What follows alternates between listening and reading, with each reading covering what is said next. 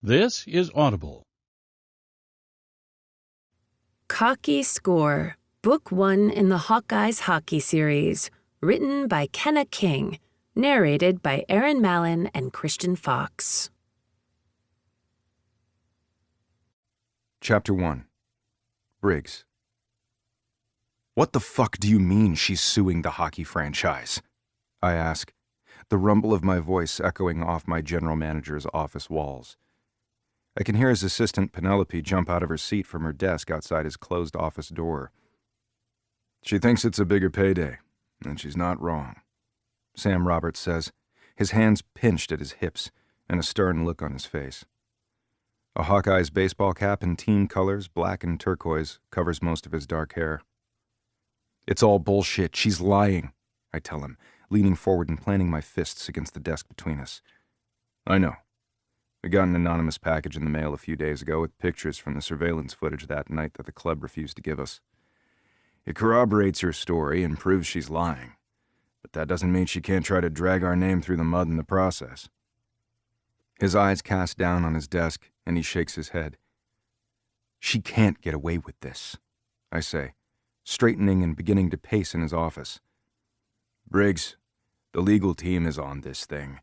With the surveillance proving that you never entered that back room with her, and Altman and Powers being nowhere near the club during the alleged attack, she doesn't have any leg to stand on. This just doesn't make any sense. I've been going to that club regularly for over a year. I thought Dixie and I had an understanding. And more than that, I thought we were friends, or at least friendly. With everything we've shared with each other, this just doesn't make sense, except I know she needs money. Could she be so desperate that she's willing to end my career for it? What exactly have you two shared? Or do I even want to know? He asks, the brim of his ball cap riding low, blocking some of his light blue eyes. The stress of being the general manager of a hockey team is beginning to show in the peppering around the sides of his sideburns and ears, hinting that his age is somewhere in his late 50s. I ignore his question. I don't want to get into it. My father's illness isn't something I want to talk about, if I can avoid it, thus the reason I'm in this mess. Let me talk to her, I offer. Don't, Sam says, his palm up to stop me. He's a few inches shorter than my 6'4", and he's gained a few pounds around his belly since I started at the Hawkeyes 5 years ago. But he still tries to keep up with us and maintain a relatively built body for a guy no longer playing sports for a living. With the deep timbre in his voice, he demands that I fall in line. Legal doesn't want you making this any worse. His expression almost dares me to challenge him under the bill of his hat, and I'm stupid enough to try. If I could find out what her motive is, Briggs, she's accusing you and 2 of our other players of some heinous acts against her. You, those players, and this hockey franchise are lucky as shit that the footage inside the club proves her allegations are fabricated. Otherwise, we'd all burn for this. Don't go fucking near her. Do you understand me? Or your hockey career with this franchise, and possibly your career playing in the NHL, will be over. He barks, leaning forward with his hands on his hips and his eyes piercing across the desk. Sam is always calm under pressure. That's what made him a killer hockey player in his heyday, and that's what makes him the best general manager in the business now. His eyes lock on mine, and silence drifts between us for a moment. He doesn't say a word, but I know he's disappointed in me. I can feel it, and my chest squeezes uncomfortably at letting down my GM and the man who took me under his wing when I first started out here as a rookie. I can't stand the silence anymore. Finally, I ask, they think I'll make this worse? How much worse could it fucking get? She accused me of sexual assault. Jail time, Briggs. That's how much worse it could get. If a jury believes her over the evidence, you could be in jail for the next 20 years. Fuck. I swallow hard. I swear to God I didn't do anything to her that night, or even with her. I know. I picked you up while you were passed out on the couch in the main part of the club, remember? Now I'm the one hanging my head. I forgot that Tyler, the bartender, had called Sam to come pick me up from the bar after I had passed out well over an hour before the sexual assault that Dixie claims happened. Sam continues, But even if a jury doesn't side with her, there's no way that if this goes to court, all of our names won't be trashed. It's too good of a story for the gossip blogs and news channels not to go apeshit over this. I can see the headlines now. 3 large pro hockey players take advantage of a defenseless dancer in a strip club during a lap dance in a private room out of view of anyone else in the club. With a groan, I fall into the leather chair behind me. Kanan Altman wasn't even there, and Lake Powers left hours before. There are too many holes in her story for anyone to believe it. Light blue eyes under the shadow of his hat look back at me. People will believe what they want to believe. People love a good witch hunt. We need to do whatever we can to make sure this story doesn't see the light of day. Legal is looking for a way to keep us out of court. I guess I never considered it would go this far. Mostly because it isn't true, and the number of contradictions in her story would leave anyone assuming that Dixie is making this entire thing up. But Sam is right. This doesn't look good. Phil Carlton and I have a meeting with legal this week. We'll see what they've come up with. For now, no more drinking, keep your nose clean and out of the press, and skate your damn ass off. You need to prove to the press that you didn't do anything wrong by keeping your head in the game. Moreover, you need to prove to Phil that you're worth keeping after all this headache is over with. Phil Carlton, the owner of the team, has been pushing for a more family-friendly image for the franchise. And this is the kind of scandal that would blow up the work he's done to get things on track to bring bright, shiny new sponsorships in the door. Sam, I'm sorry. Don't say it, Conley. Show me. Prove to the world that you didn't do anything wrong. How the hell am I going to do that? Chapter 2. Autumn. I don't get it. They look like a bunch of overstuffed teddy bears on a pair of thin-ass skates. It defies physics. But also, why in the hell are they wearing shorts? Erica, the owner of the public relations firm I work for, asks, standing across the conference table from me and opening her box of pork pot stickers she had delivered for this meeting. I chuckle while pulling up a delicious bite of yakisoba noodles with a pair of chopsticks up to my mouth. It's lunchtime in our office, but I'm overjoyed to have been asked to work through my lunch, barricaded in the conference room with Erica and my boss, Derek. She has resolved that we don't leave this office until we find a solution for the new client she got yesterday. Flutters of excitement fill my stomach at the chance for a second time to show my skill set at the PR firm that hired me right out of college 5 years ago. As a junior public affairs associate for Elite PR and Associates, it's not often someone with my limited time here is given the opportunity to brainstorm with the owner of the company. But after I came up with the last solution to link a well-known A-lister actor who had a bad boy image that was keeping him out of the roles he wanted with a squeaky clean, up-and-coming star actress who was trying to break out from her childhood star roles, it shot both of their careers into overdrive. The actor got the lead role in a high-grossing rom-com movie that he would never have gotten booked for if the director hadn't thought that his new actress girlfriend hadn't softened his edges, and she got booked in for an action hero movie that her fluffy kids' network image would have never landed her. They faked an amicable breakup after the right amount of time as a couple and are now both getting booked in huge movies. Agents started booking up with us when they saw what we could do, and we gained several big-name clients, putting Elite PR and Associates on the map, although it was doing well before that. With my big success, Erica is giving me another chance to prove that my idea wasn't a lucky fluke and that I have what it takes to be in this business. Okay, I agree. The uniforms don't make a ton of sense, but it's not as if they hired a world-renowned designer like Christian Dior to design a standardized uniform for hockey players. And for the purpose of accuracy, I think it's important to set the record straight that those aren't shorts. They're called pants, but they're actually pads, I tell her, placing my half-eaten box of noodles down on the large lacquered cherry wood stained table and reaching across Derek, who's sitting to my right, for bottled water just barely out of reach. His charming smile lights up at my failed attempt to attain the H2O, and his green eyes sparkle back at mine. His jet black hair is combed back to perfection, like always. He's always put together, and he exudes confidence that is incredibly attractive in a man. His muscular, tanned forearm peeks out from underneath his rolled-up, button-down sleeve as he reaches for one of the fancy bottles that Erica likes to keep in the conference rooms for clients. The bottle label showcases a tropical backdrop that hints to the fact that they're overpriced, and they are, but the water is quite refreshing. It's probably the placebo effect, but I swear the water does taste better than the bottled waters I buy in the coffee shop downstairs in the building's lobby.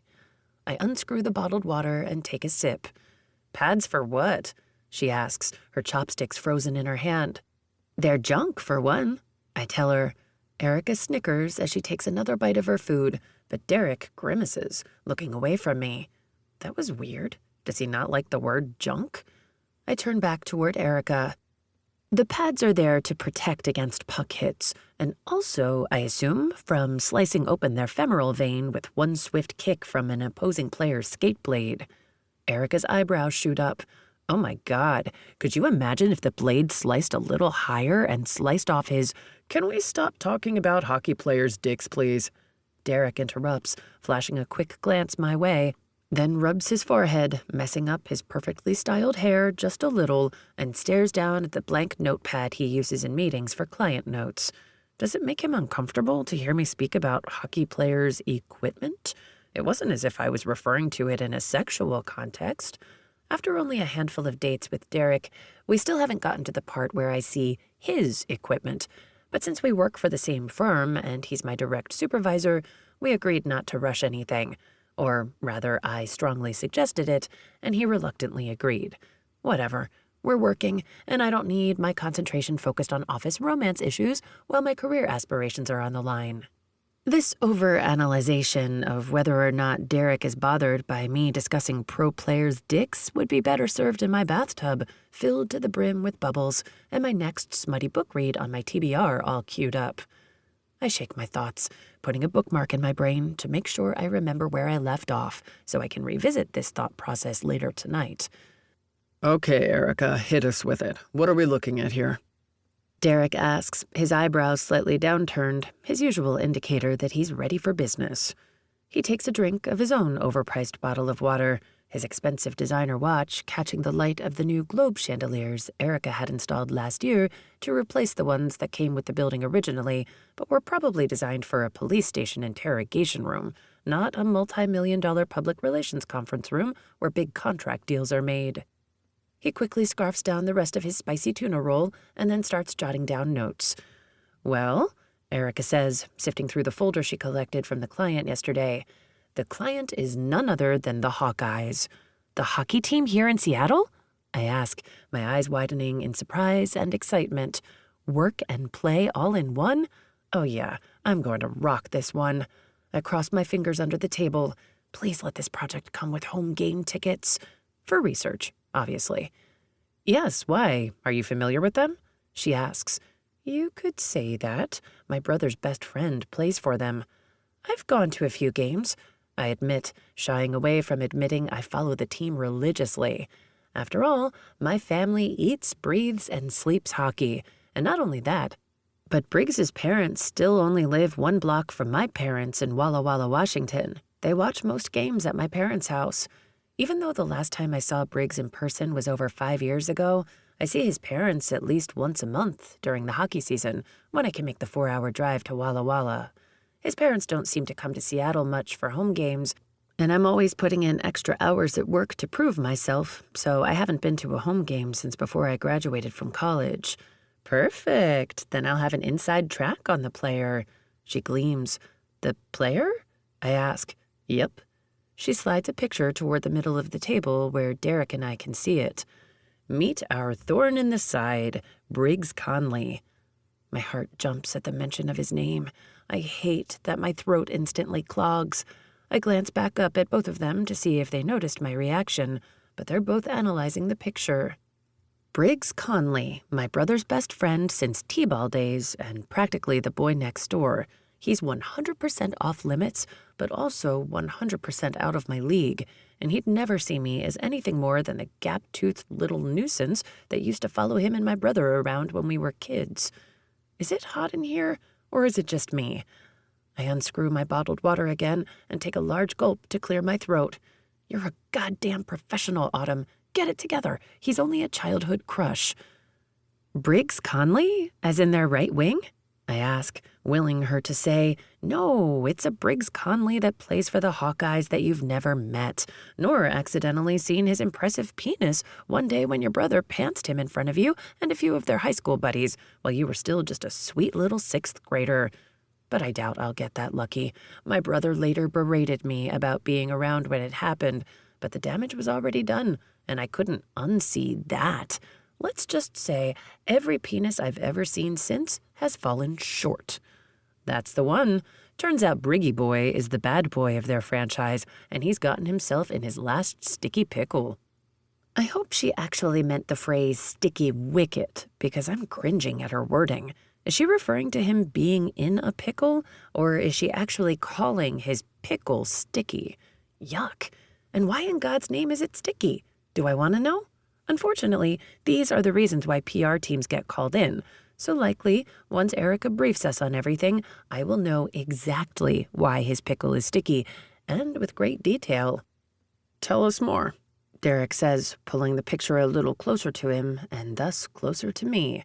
It seems he's left the grimacing behind now that we are on to real work. I look down at Briggs's team picture and see the familiar dirty blonde, blue-eyed dream with a cocky smirk. Only now, he's not a boy from my past. He's a man whose sex appeal has grown exponentially since the last time I saw him. I take in each feature from top to bottom as if I'm looking over a fine piece of art in a museum, appreciating each brushstroke and each feature. The slight wave to his blonde hair that has always made me wonder if it would be curly if he grew it out. Those mischievous eyebrows that seem as though he's about to tell me a dirty joke. Those piercingly beautiful blue eyes that have me melting with just a glance. My eyes travel down further to his sharp jawline that seems so much more pronounced in his older age. I continue down his body, taking in his broad shoulders and barrel chest. He's the boy next door that I'm not supposed to crush on, mostly because, as I said before, he'd never go for me with all the drop-dead gorgeous models likely steaming up his DMs. But also because my older brother would disassemble him limb from limb and drop his body in Puget Sound if Briggs ever so much as had a passing thought about me. As far as I'm concerned, this crush is far too old to fight at this point. And unless I'm watching a hockey game at my parents' house with Mrs. Conley covering her eyes whenever Briggs gets slammed against the plexiglass, I mostly forget about the boy I grew up with. This crush is like an old familiar ratted blanket that I've had since childhood, stashed in a box on the top shelf of my closet. If I don't see it, I don't think about it. But something about knowing it's still there, neatly folded and tucked away somewhere close, is comforting in some unexplainable way. No sense in parting with it now. And anyway, even if I were a stick-thin model, which I'm not, Briggs would still never see me as more than his best friend's little sister. I've been friend-zoned for a lifetime. No, wait, worse. I'm little sister-zoned for life. That zone is in a realm so far from this galaxy, no one comes to visit. When Erica's voice cuts through my thoughts, I abandon the image of this starting right-wing hero whose stats I could list off by heart. Okay, that sounds a little obsessive. I can actually list all of the players on the roster and their stats. I've never met any of them, but hockey runs deep in my veins. The owner of the franchise called me yesterday. They heard about our success with our last account. Erica smiles over at me. Derek gives me a little elbow nudge. I can feel myself practically blush. They want us to pull a rabbit out of a hat with this one. She sighs while pulling another picture from the folder and slides it toward us. My stomach turns, and I almost audibly gasp at the photo in front of me. I think I'm going to be sick as I stare down at a grainy photo taken in a dark club with an exotic dancer straddling Briggs's lap. A quick wave of jealousy swirls through my belly. It's been a while since I felt any type of emotion like that toward any woman in proximity to Briggs because I don't bother to search the internet for him or follow his life in any way anymore. Why keep something in my sight when it will always be too far out of my grasp? Derek places his index finger on the photo and pulls it closer as he studies it. I see a man at a strip club. I fail to see the shock factor here, Derek says, looking across the table at Erica and then back over at me sitting to the left of him. He's waiting for one of us to correct him, as if we know something he doesn't, but I have no capacity for speaking as my stomach is lodged in my throat. Erica nods. I don't follow sports that closely, but yes, I believe players have a penchant for partying. I frown at her agreement, but it's not untrue. And you're right, this isn't newsworthy. Phew, not newsworthy is a good start. I exhale the breath I was holding in with Erica's assurance. Okay, so what am I looking at here? Derek asks, pulling the picture up in his hand and holding it closer to his face as if he's looking for Where's Waldo. The dancer in that photo claims that Briggs and 2 other players took advantage of her without consent in one of the private rooms during a private dance that Mr. Conley paid for. Oh my God, please tell me that she isn't going through with this. I spit out without thinking. Erica gives a tight-lipped nod. I'm afraid that she is. I look over at the conference room door. There is an instant need to run out of the room, lock myself in the ladies' bathroom stall, dial up my brother Isaac, demand he flies home from Vegas, and slap the sanity back into his oldest friend. I feel like I might lose my lunch with how my stomach is turning with this news. Erica continues, but the accusations are the only true portion of this story. My head spins away from the conference room door and back up at her so fast I just about give myself whiplash. What? Now I'm more confused than ever. Derek shoots a look at Erica. She's claiming they gang. Erica raises her hand to stop him. We are not uttering those words and putting that into the universe. She huffs.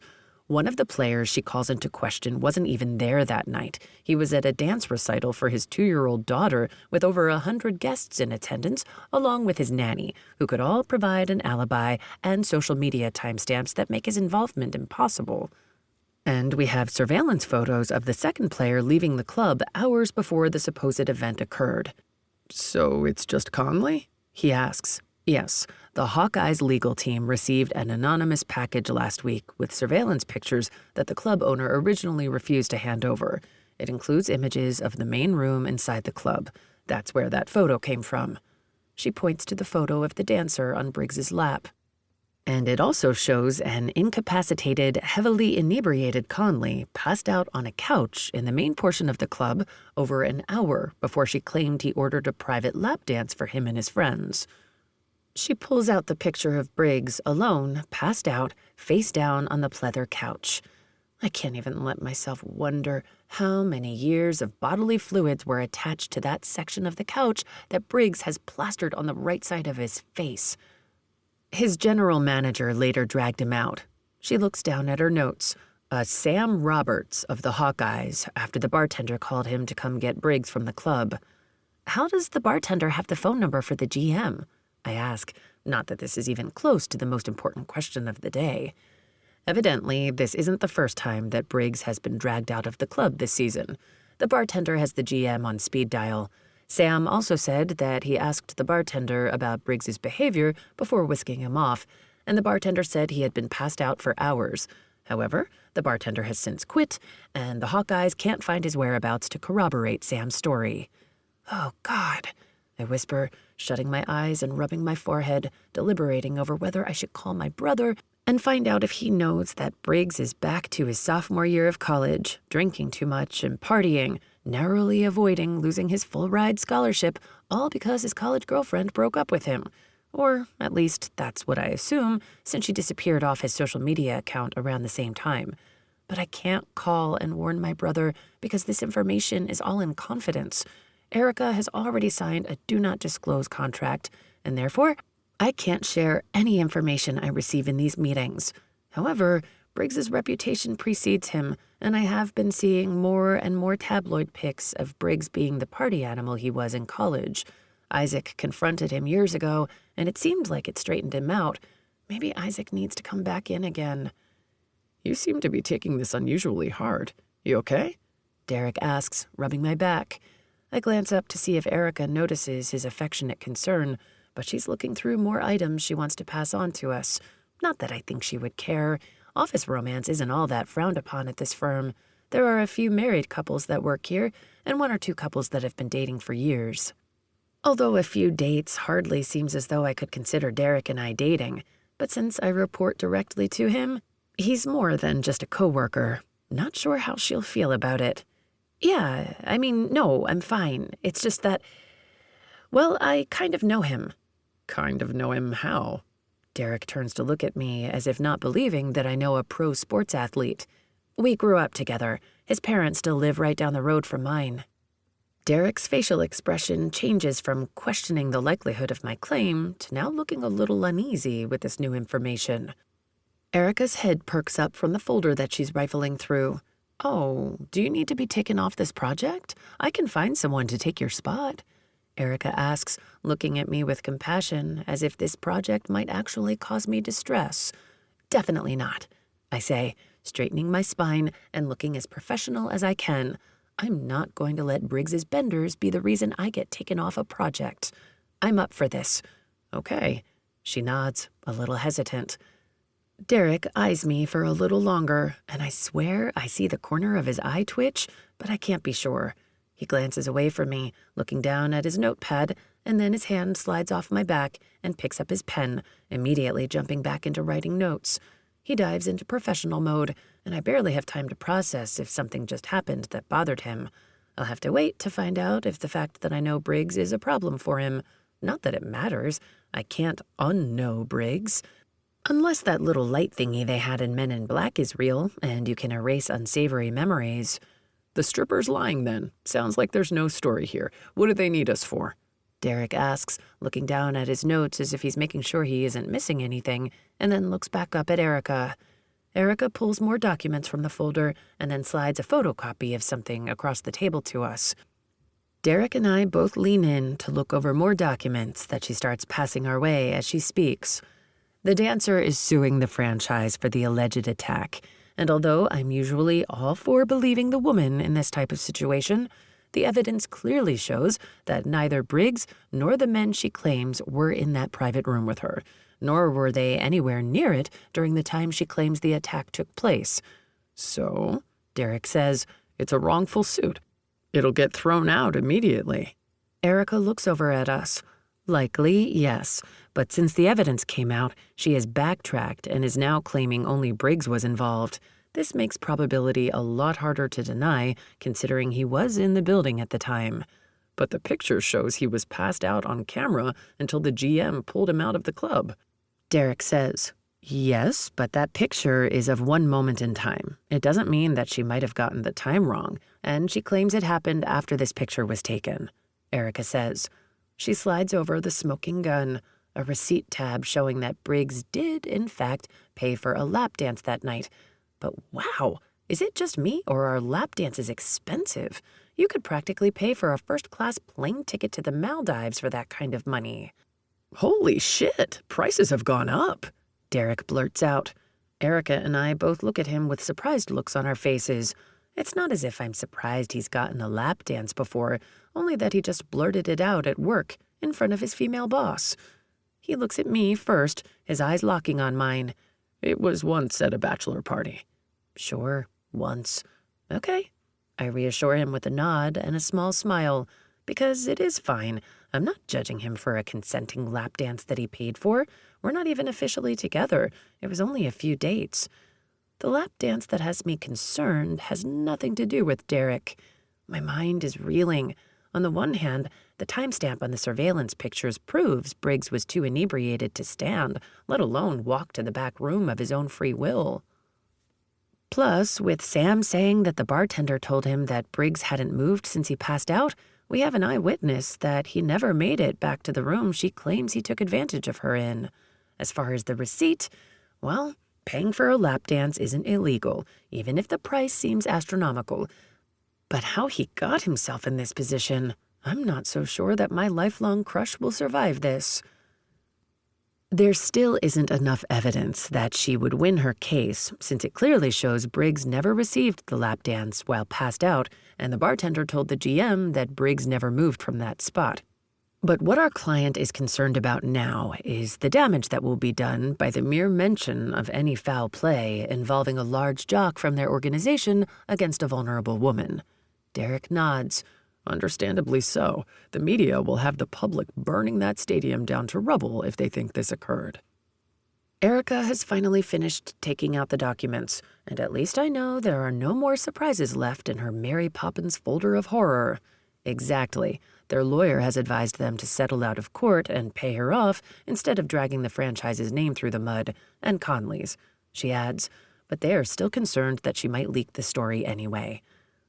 Which they could sue her for, defamation of character, I chime in, becoming more and more defensive over the team I spent my weekend screaming over in front of my parents' 80-inch TV screen and a stack of hot wings, mozzarella sticks, and Mrs. Conley's killer margaritas. If this lie comes out, the pain it will cost his parents will be immeasurable. True, but again, their image is the thing they care about more than money. A good opinion is hard to get back once it's lost, and they feel they can recover the cost if they can keep butts in the seats. Where do we come in? I ask, already chomping at the bit to protect my beloved team, and maybe Briggs. He's been reckless, though, and maybe this is the wake-up call he needs. That's the question they're paying us a lot of money to answer. Conley is one of their biggest stars and one of their best players. They want his image protected. How do we get ahead of this? She walks over to the whiteboard. Throw out whatever comes to mind. No idea is a bad idea. Let's get them all out on the board. Derek jumps in first. We could throw out several different outlandish dating rumors so that if the stripper decides to drop her own, it drowns in a sea of others. Erica writes it on the board as she's thinking through it. That's worked for other clients in the past, and it's a good suggestion. I'm not sure it works here since they are trying to save face, and more rumors could start to build a fire, but we'll keep it on the list for now. She looks over at me. What do you have for me, Autumn? I think quickly through the possibilities out loud. Protecting image, improving image, keeping the public in your favor. I drum my fingers against the table as I think. Oh, how about a charity event? Or better yet, several. Like what? Give me specifics. Erica asks, facing the whiteboard, ready to write down whatever I call out. Doggy adoption at the local pound. Okay. Erica says, jotting it down quickly. Car wash to raise funds for underprivileged kids' school supplies. Derek calls out, looking at me for confirmation. I smile and nod, but I suddenly can't stop comparing Derek to Briggs. Where Derek is tall, Briggs is taller by several inches. Where Derek is muscular, Briggs is so much bigger, his presence is demanding.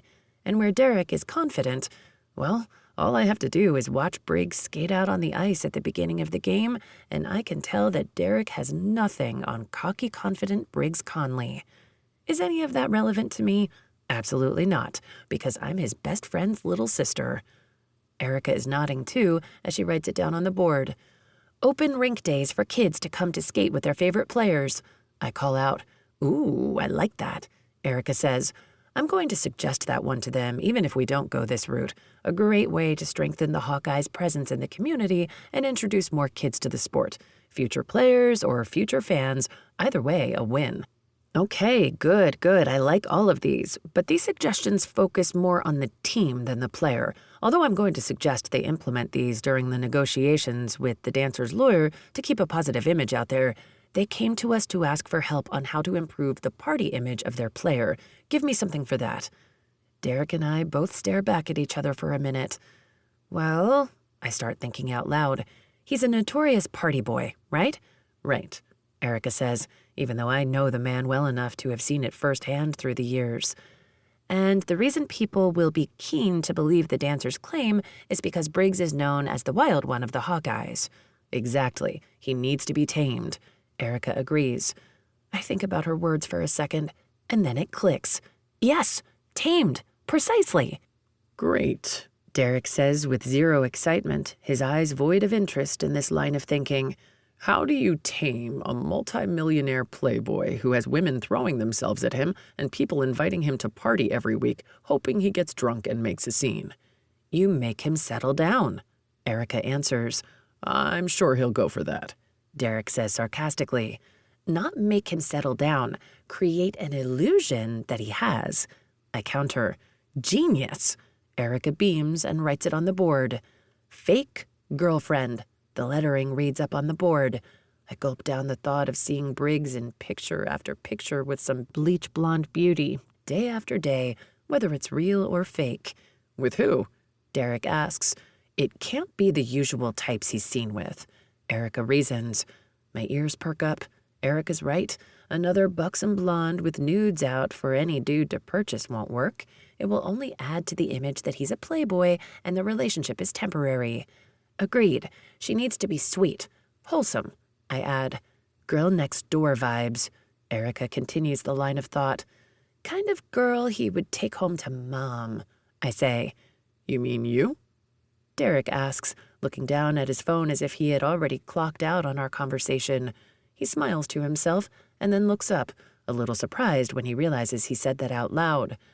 I smile at the thought that maybe he said that out loud because he's already thought I'm the kind of girl he'd take home to meet his mom, but this thing with us is still new, and I'm not sure how I feel about where this is going. Then I hear Erica practically screech with excitement. You! Of course! You're perfect! My eyes flash over to her to find the biggest smile I think I've ever seen on Erica's face. Wait, hold on, what? My eyelids flutter rapidly as I'm sure I misunderstood her. Me? Fake date Briggs? Derek stands up immediately. Now, wait a second, I didn't mean her, he says to Erica while pointing at me. No, you're absolutely right. She's the ideal candidate. Plus, she's the only one we can trust to keep quiet about it being fake. My eyes widen to the size of saucers. She can't be serious. How am I the ideal candidate? I ask, my eyebrows knitting together. This is a bad idea. My brother will kill him, assuming Briggs will even agree to fake date me, which he won't. No way. This won't work. We need to find someone else, Derek demands, still standing and leaning inward, taking the stance of someone ready to stand their ground and battle it out. Erica glances at him briefly, but then ignores his demands and looks back at me to answer my question. He already knows you. You have history to build on. You know the team and what we're trying to accomplish.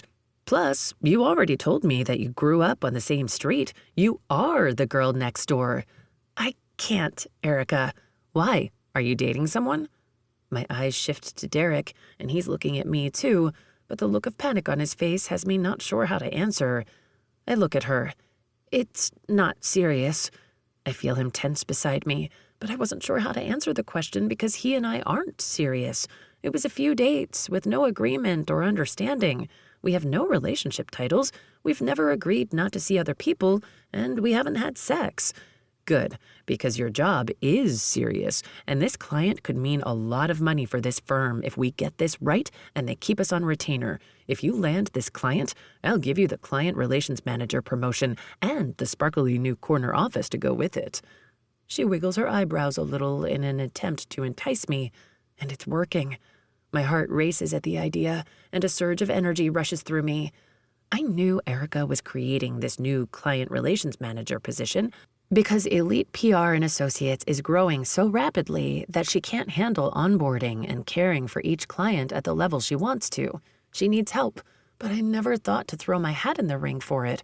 It's several years still out of my reach. I have so much yet to learn and to prove. How this is going to fly with Briggs and my brother, I don't know. But right now, that isn't my problem. I'll do it.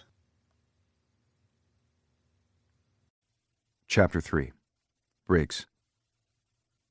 Good morning, Adele, I say to Phil Carlton's administrative assistant, stepping off the elevator that leads right into the main lobby of the Hawkeye's corporate offices on the 3rd floor. I walk up to her massive bar-height desk and grab a butterscotch candy, flashing her my signature grin, sure to get her to giggle. Adele is in her early 50s, happily married, with shoulder-length auburn hair and kind eyes. She's on the lower end of 5 foot, which is probably why she wanted this massive desk during the large remodel a few years back, and no more than 110 pounds dripping wet. But don't get on her bad side. If you don't have a scheduled meeting with Phil Carlton on the books, your ass isn't getting anywhere near him. Adele has security on speed dial, and I've heard she uses it at the drop of a hat. She's a force to be reckoned with, or so it's been said, which is why I try to keep on her good side. Plus, the woman makes some delicious homemade butterscotch candies to keep me coming back for more. I don't want her to decide to cut off my supply, and now I know how she caught her husband. The easiest way to a man's heart is through his stomach. Although, I know another way. Mr. Carlton is in conference room number 1 to the right. He's expecting you. Go on through, Mr. Conley, she says, referring to the largest of 3 conference rooms in the upstairs corporate offices, and down the long hallway past her desk. "I've told you, Adele," I say as I round her desk and head for the owner's office. "Call me Briggs." Yes, sir. She smiles back sweetly, but I know we'll have this same conversation the next time I'm up here. Nothing will change, but I like that I can look forward to something when I come up. Usually getting called up to corporate isn't a good sign, unless of course you're here to meet with legal and sign your brand new contract with extra zeros. Something that looks like I'll be doing here next season. Unofficially, of course. It's not a done deal, so I can't talk about it yet. I smile and shake my head as I head down the long hallway, passing by several corporate offices. The offices up here are the polar opposite of the feeling of the stadium. Where the stadium illuminates with the bright bluish hue of the massive ice rink and the stadium seats are painted in a light turquoise blue with black numbers to match our team colors, the offices up on the 3rd floor have an expensive, darker theme. The floors are covered in dark espresso, hand-carved, wide wood planks, while the walls are painted in turquoise black and white geometric shapes. The hallway is lined with large glass-framed jerseys of the Hawkeyes' most memorable retired players, along with old photos or memorabilia in glass memory boxes. Each and every time I come up here, I see something I didn't catch before. A detail in an old photo or a piece of memorabilia hidden in one of the box displays that I didn't see tucked in a corner or something. I wish I could take a few minutes to try to uncover yet another treasure hidden in this hallway, but Sam called yesterday saying that they need to meet with me about the plans they've made with legal about the accusations against me. I'm sure they came up with a way to tell her to kick sand for trying to blackmail me with false accusations. They probably need an official statement from me. Even though I hate coming in on my only day off this week, I can't exactly say no. They are handling this nuisance for me. It's not as if they have a choice, though. I'm one of their most valuable players. I bring in a large fan base, a significant amount of the jersey sales, and the most fan mail. Well, actually, Blake Powers, our left wing, probably has me beat on the love letters from women and men alike. But even still, I doubt I'll be here long anyway. I'm sure our legal team made her realize what a mistake it was to try to fabricate this story. I knock quickly on the 8-foot espresso-stained wooden door with a metallic 1 screwed into it. This is the room Adele told me to use, but why they picked the largest conference room in the office seems odd. We usually just meet in Phil's large office that has an entire sitting area and 6 TVs with news sports going on 24/7 and a booze cart. So why the huge conference room? "Come in," I hear Sam's voice while I'm already pushing through the door. He knew I was coming. I'm sure Adele called to tell him over the intercom. When I walk in, I'm surprised to see the big conference room holding more than the 2 people I expected to see. I quickly look around at the faces staring up at me. I notice a couple of them are from our in-house legal staff. I've had enough encounters with them to remember who they are. Head of social media and public relations, Tessa Tomlin, is here too, along with Sam's assistant and daughter, Penelope Roberts. But then there are 3 newcomers I've never seen before. One of them is a woman in her mid-40s, good-looking and dressed like she owns something important. A man sits next to her, probably a few years older than me, with dark hair and a well-fitted suit, who's looking at me like I took the last Krispy Kreme donut in the break room. But it's the young woman sitting next to him that I have a weird feeling that I know from somewhere. I can't quite make out her entire face, since it's mostly hidden from view, but I must have been staring too long, because Sam clears his throat to get my attention. "Briggs, come on in and shut the door," Sam says, sitting to the right of Phil Carlton, who is sitting at the head of the conference table at the other end in a large, high-back black leather conference chair. Neither Sam nor Phil seem too pleased, as they are sporting frowns and worry wrinkles across their foreheads. What also concerns me is that Sam isn't wearing his Hawkeyes baseball cap. I rarely see him without it on. He's also dressed in slacks and a button-down instead of his usual dark jeans and a Hawkeyes branded polo. The same polo that all the physical therapists, dietitians, and coaching staff usually wear day-to-day at work. I do as he asks, with hesitation. "Did I miss something? I thought I was just meeting with you 2, I say, gesturing to Phil and Sam. Phil is older than Sam by about 20 years, and unlike Sam's roughly 6-foot stature and mostly in-shape build, besides the last couple pounds he's put on, Phil Carlton is shorter by several inches, with a beer belly and a slight comb-over in an attempt to mask the thinning of his gray hair. "A few things have changed since the last time we talked," Sam says, standing and walking closer to me. He sees my eyes dart back to the people I'm not familiar with for a moment. When my eyes lock back on his, he starts again. "Briggs, we're all here to solve a problem, and we need your full cooperation to make this work." "Sure, boss. Whatever you need." I nod. "Good. That's the kind of attitude you'll need." What's that supposed to mean? I'll need for what? The woman making a claim against the franchise is still persistent, even with the evidence provided, but now you are the only one on the chopping block. She's now saying that Kanan, Altman, and Lake Powers weren't there, so we've offered her a deal to make this go away. "Excuse me? You did what?" I bark. "She's lying. We have proof. Why won't you just let me talk to her? Something isn't right. I can fix this. Just give me a chance." Phil looks at me. "Briggs, we believe you, and the evidence speaks for itself." He glances at everyone in the room, gaining nods from just about everyone. "We all know, but the faintest hint at this scandal could throw too much of a shadow on you and this franchise, even if the allegations are false. And I've already told you, legal doesn't want you to make a bad situation worse by speaking with her." "Even if? You saw the pictures. Altman wasn't even there. He was at his daughter's ballet recital, and Powers left early. This is horseshit, and it makes no sense why she's doing this."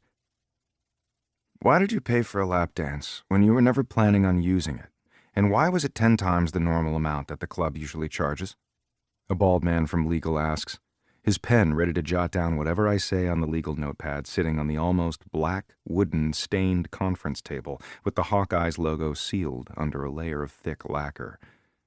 I turn to him, taking in the suit he's wearing that probably costs more than most Americans' yearly salary. "That's between her and me.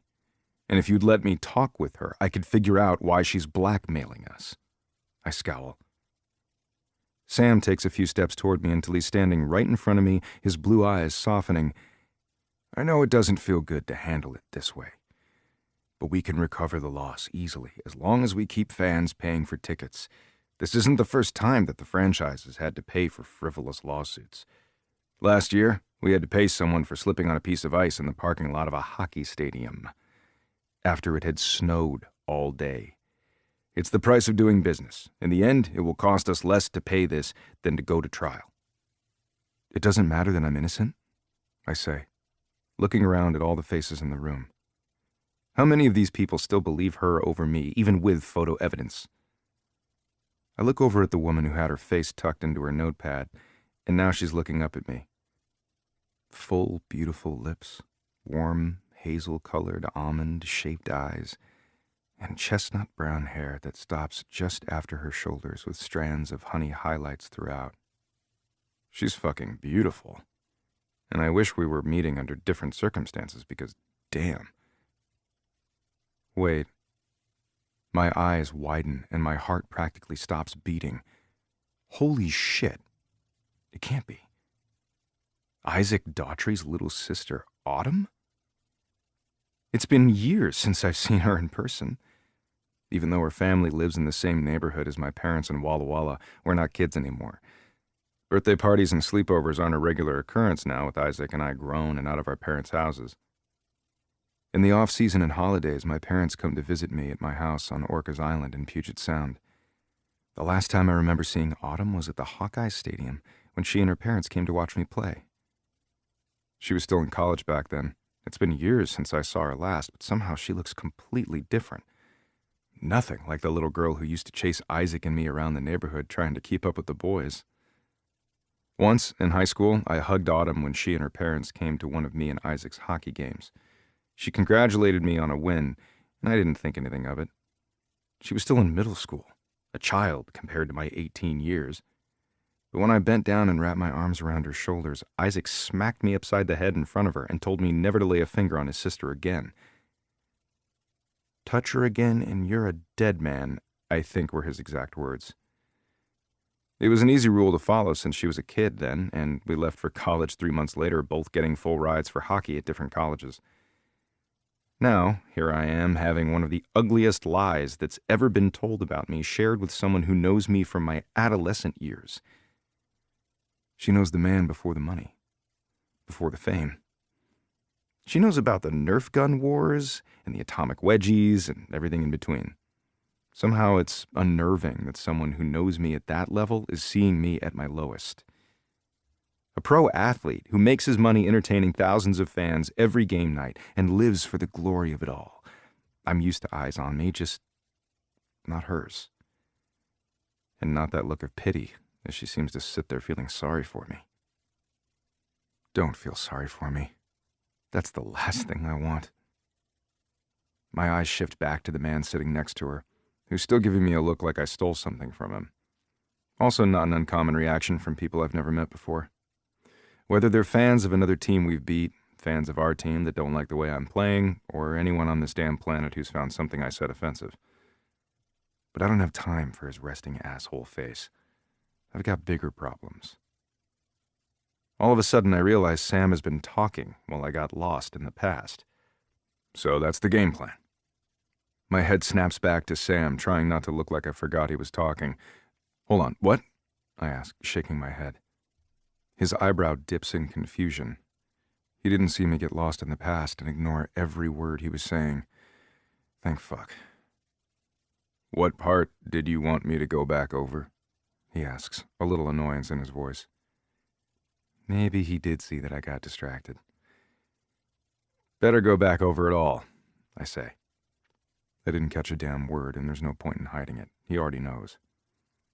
We've hired a PR team to improve your image. What's wrong with my image? That's a longer conversation. Phil pipes up from a leather chair at the head of the conference table, tapping his fingers against the table impatiently. Sam looks at Phil and then back to me. Legal is trying to make a deal with Dixie's lawyer, but in the meantime, we need to help boost your public image, just in case. In case of what? I ask, with frustration. I feel a little guilty for snapping at Sam. He's the best damn GM in the league, and he always goes out of his way to protect his players.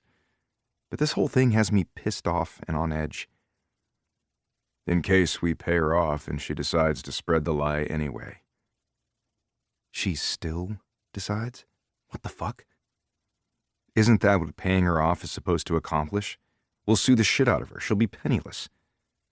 I flash a quick look at the legal team, but they aren't nodding like I feel they should be. I know that Dixie can't afford this to happen to her. What I don't understand is that if she needed this kind of money, why didn't she ask? Not exactly. The story could fetch a decent amount of money, especially if they spin that we paid her hush money.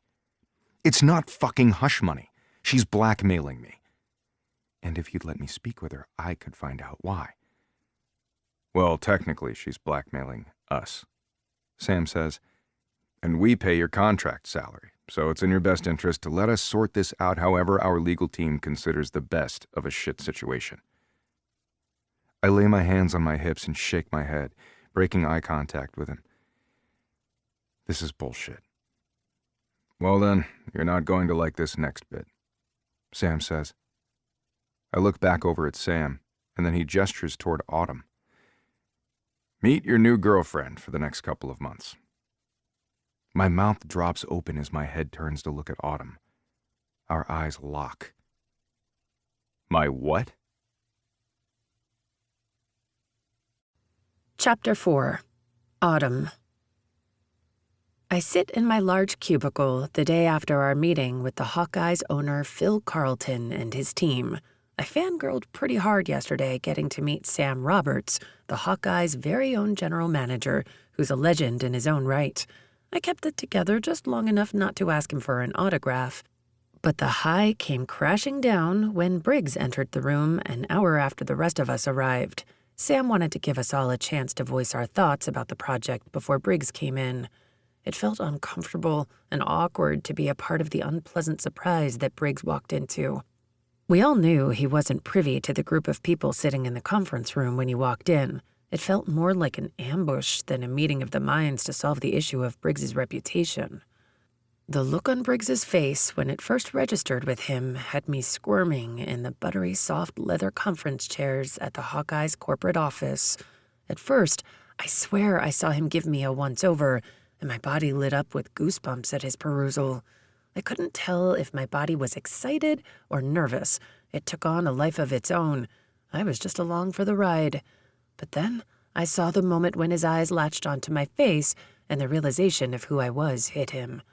The slight glint in his eyes when he thought I was a stranger quickly died, replaced with what looked like a mix of surprise and maybe a little disappointment. Then when he spun around and stared at me with heated blue eyes and a scowl when Sam announced that I was his new, fake girlfriend, well, I couldn't stop seeing the disapproval in his expression plastered on the back of my eyelids last night as I tried to fall asleep in my tiny studio apartment. I shouldn't even call it an apartment. It more closely resembles the size of a cat litter box than a place to call home. But Seattle isn't cheap, and I'm happy that my job affords me just enough to live downtown and close to work. Plus, I don't have to have a roommate to help with the cost of a place this small. Maybe with that new promotion, I can consider looking for a slightly bigger place so that I can get a dog, something I've always wanted since my parents never let me have one as a kid. Putting a nice chunk down on my student debt will also be at the top of my list. Knock, knock. I hear Derek's familiar voice radiate through my space. Our cubicles aren't the size of the offices, like Derek's or Erica's, but they're bigger than the ones I've worked in during my internship while in college. They feature a large L-shaped desk, and the best part is that the cubicle walls reach from floor to ceiling. And besides the doorless opening that allows people to enter and exit their cubicles, the space is mostly enclosed. It's the most privacy you could hope for in a corporate office like this one.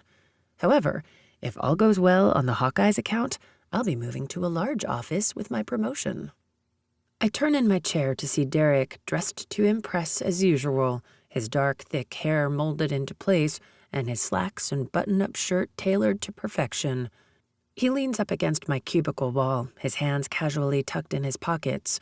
He's always had this way of looking so cool and confident in any setting, like right now. The only time I've ever seen him shook was at the meeting a few days ago in the conference room with Erica when he was trying to backtrack on his suggestion that I date Briggs. "Hey," he greets. His usual grin is back, and I internally sigh with relief. "Hi." I smile up at him. "Want to grab some lunch?" he asks, one dark brow lifting in question. "Yeah," I say, looking at the email correspondence between me and Penelope Roberts, Sam Roberts' daughter and administrative assistant. She's been keeping me apprised of how everything is progressing regarding an apartment that I'll share with Briggs to substantiate the lie that we're a serious couple that's been hiding from view. She slipped in a few questions about how Briggs and I know each other. She heard that we grew up together and was curious, but didn't want to pry if I wanted to keep that private. Honestly, I'm relieved she asked about me and Briggs and our past. There haven't been any opportunities in my adult life to bring up Briggs Conley and our history. Or, at least, I've never had a captivated audience before that I could hash out all this history with until Penelope. Briggs has never come up while talking with new girlfriends because most of them don't give a crap about hockey. And when men I've dated found out that I know Briggs, they ask two questions. One, did you sleep with him? To which I reply, no. Then that leads to question number two. Can you get me and my buddies season tickets? To which I reply again with the same answer, no. After that, the Briggs-Conley conversation ceases to exist. I can't bring it up with my parents because they were there for most of it, so it would seem weird and forced to them if I brought him up out of the blue. And Isaac will go Rambo the second the name Briggs even leaves my lips. There is absolutely no reason in my brother's head why I would utter his best friend's name, unless, of course, we're sleeping together.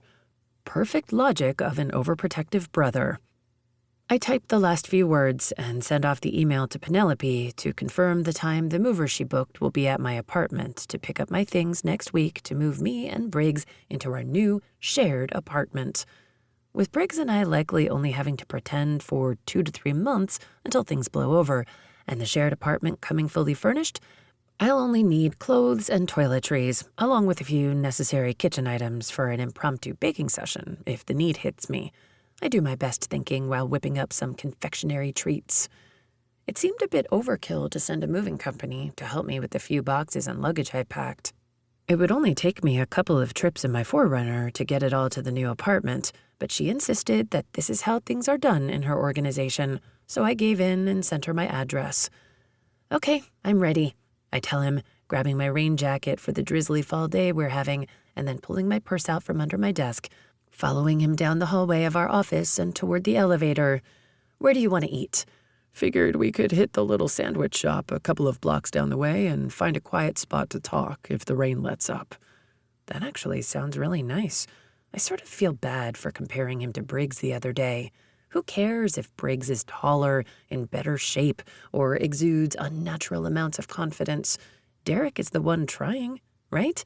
He's the one interested and not storming out of doors to get away from me.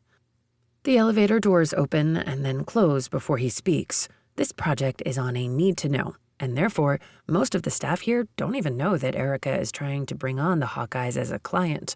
Their company is listed under a different name in our system, and everything is password protected, so that only Erica, Derek, and myself have access to it. How are you feeling about everything? With the new client? I ask to clarify. We're alone in the lift, but it's better to be safe than sorry. Security monitors the cameras in the elevator, so it's not as if we're completely alone.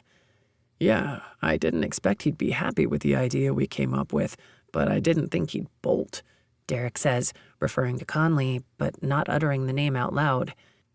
He wasn't expecting it to be me. I take a stab at guessing Conley's reasoning. I shift uncomfortably, the memory again of the cold yet beautiful face of the man I've known since I was in diapers storming out of a meeting once he heard that he was going to be stuck pretending to date me. Was it a hit to my pride for everyone in that room to witness it? Yes. Will it stop me from doing my job and earning this promotion? Not in the least. Yeah, actually, that's what I wanted to get lunch to discuss. The elevator doors open, and the instant smell of coffee and chocolate croissants from the coffee shop downstairs fills the elevator immediately. We both walk out of the elevator and into the lobby of our high-rise office building downtown, the loud whistle of milk being steamed by the barista as a large line forms from employees taking their lunch breaks, and the clacking of shoes against the bright white glossy marble tiles of the lobby from other employees working in the building fills the air around us.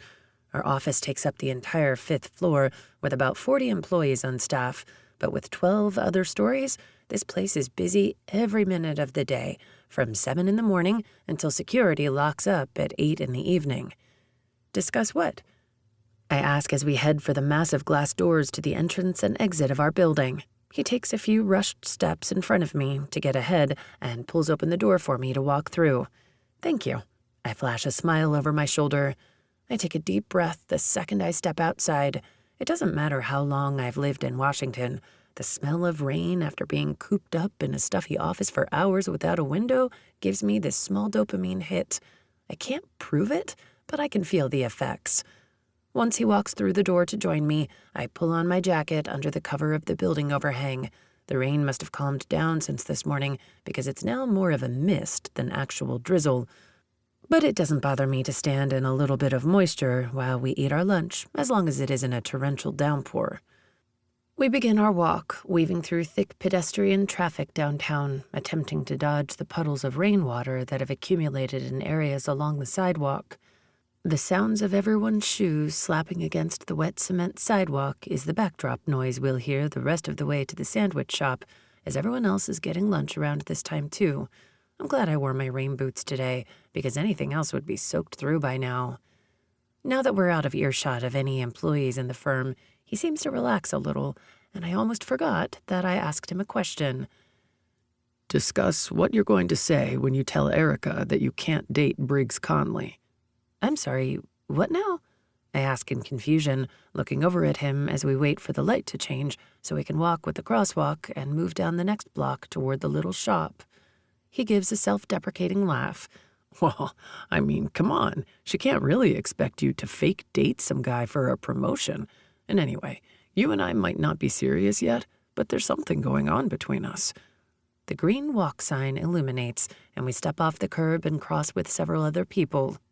We went on a few dates, and they were really nice. I liked getting to know you, but he isn't going to ask me to turn down career advancement just so he and I can try to see if this thing between us has longevity, is he?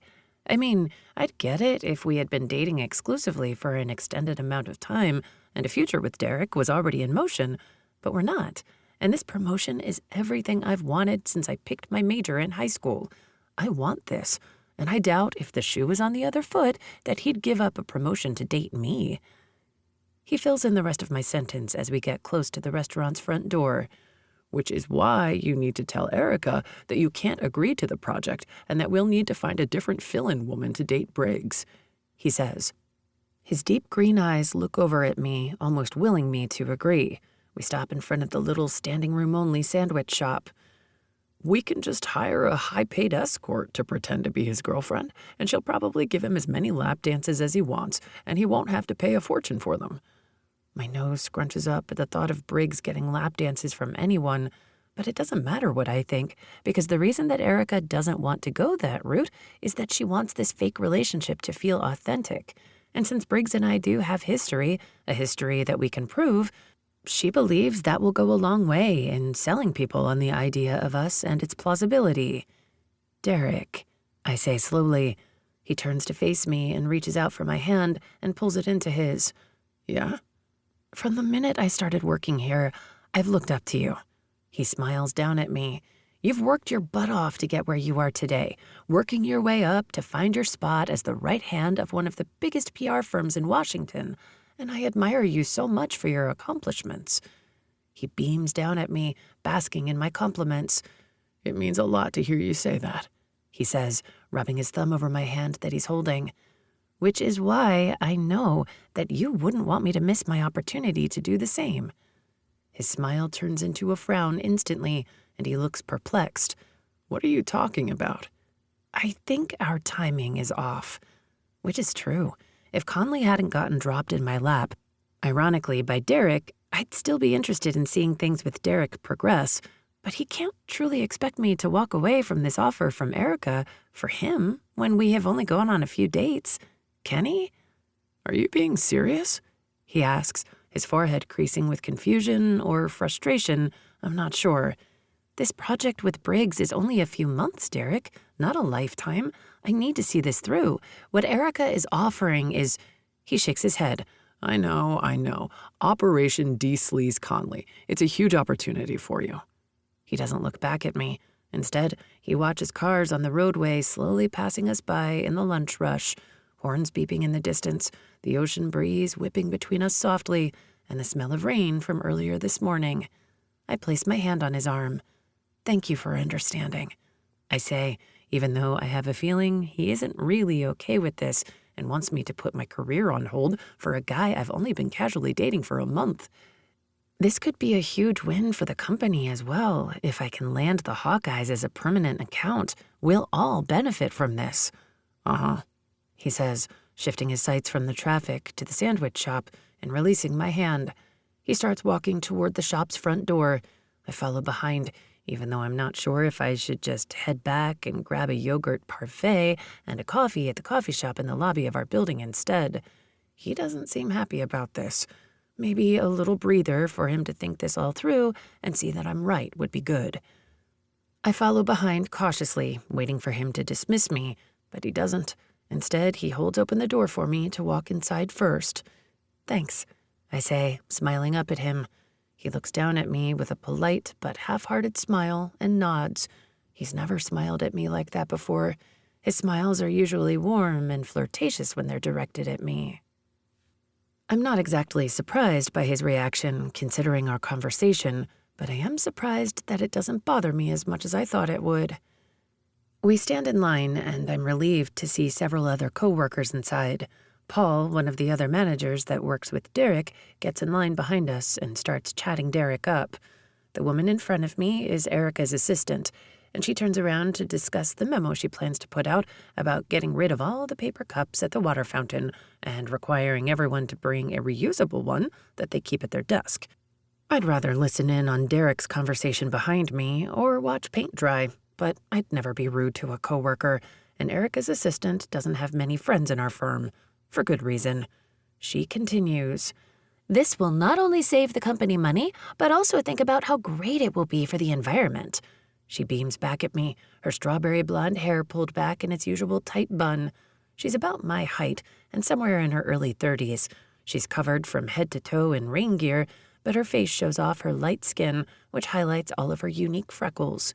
She takes a step forward as the line moves. I take a step as well to keep up. That's true, but there will be a lot more dishwashing going on now that people will need to wash out their cups regularly. And that could cut into the efficiency of the staff if they're spending time washing out their cups once a day. People tend to get chatty in the break room, not to mention more water waste for washing cups.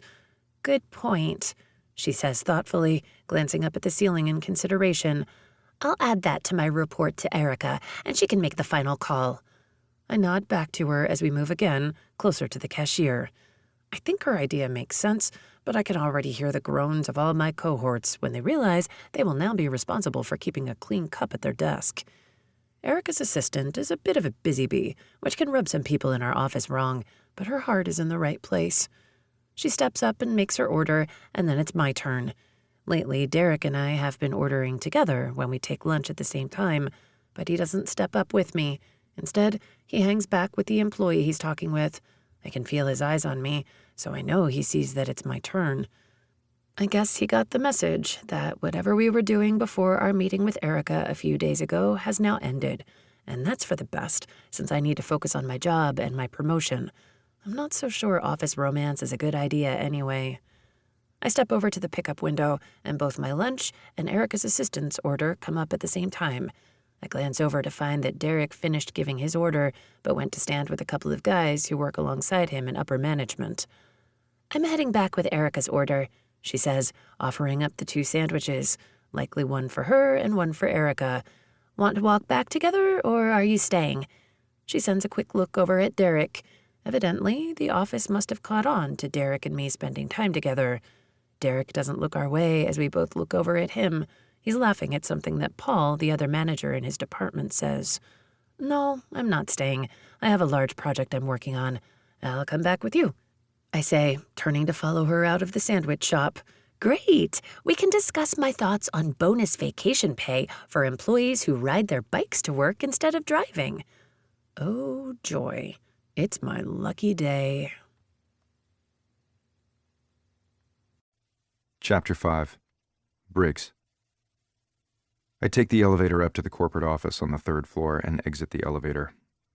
Adele isn't at her desk, which is a bummer, but it's around lunchtime, so she's probably taking a well-deserved break. The homemade butterscotch candies sit perched on her tall desk, but it doesn't taste nearly as good without Adele's sweet greeting, so I walk past without grabbing one. If she's back at her reception desk by the time I walk back out of Sam's office, I'll take one then. Walking down the long hallway, my sneakers clapping against the espresso wood floors is the only sound I hear. I know the walls here are soundproof on purpose so that private conversations can remain private. But now I realize why Sam asked me to come in at lunchtime. A heavy feeling tugs at my chest. Is this going to be more bad news? I glance at the glass shadow boxes of Hawkeye's gear lining the hallways again, buying myself a few seconds longer as I walk past and head for Sam's office. I glance at a shadow box of the first Stanley Cup that was won under Phil Carlton's ownership. A photo of Bex Townsend, before he was our coach, and the team that played 15 years ago celebrating on the ice, champagne spray going everywhere. The players still looking drenched in sweat from a hard playoff game. Bex in the center of the photo holding up the Stanley Cup in his hands, smiling from ear to ear. Inside the shadow box, along with the picture blown up and printed in black and white for dramatics, is the puck from the winning shot that Bex made and the pair of his gloves that he wore when he won that day. The gloves look worn and beaten from the stress of a long season, the winning puck covered in silver marker from all of the players on the winning team signing it.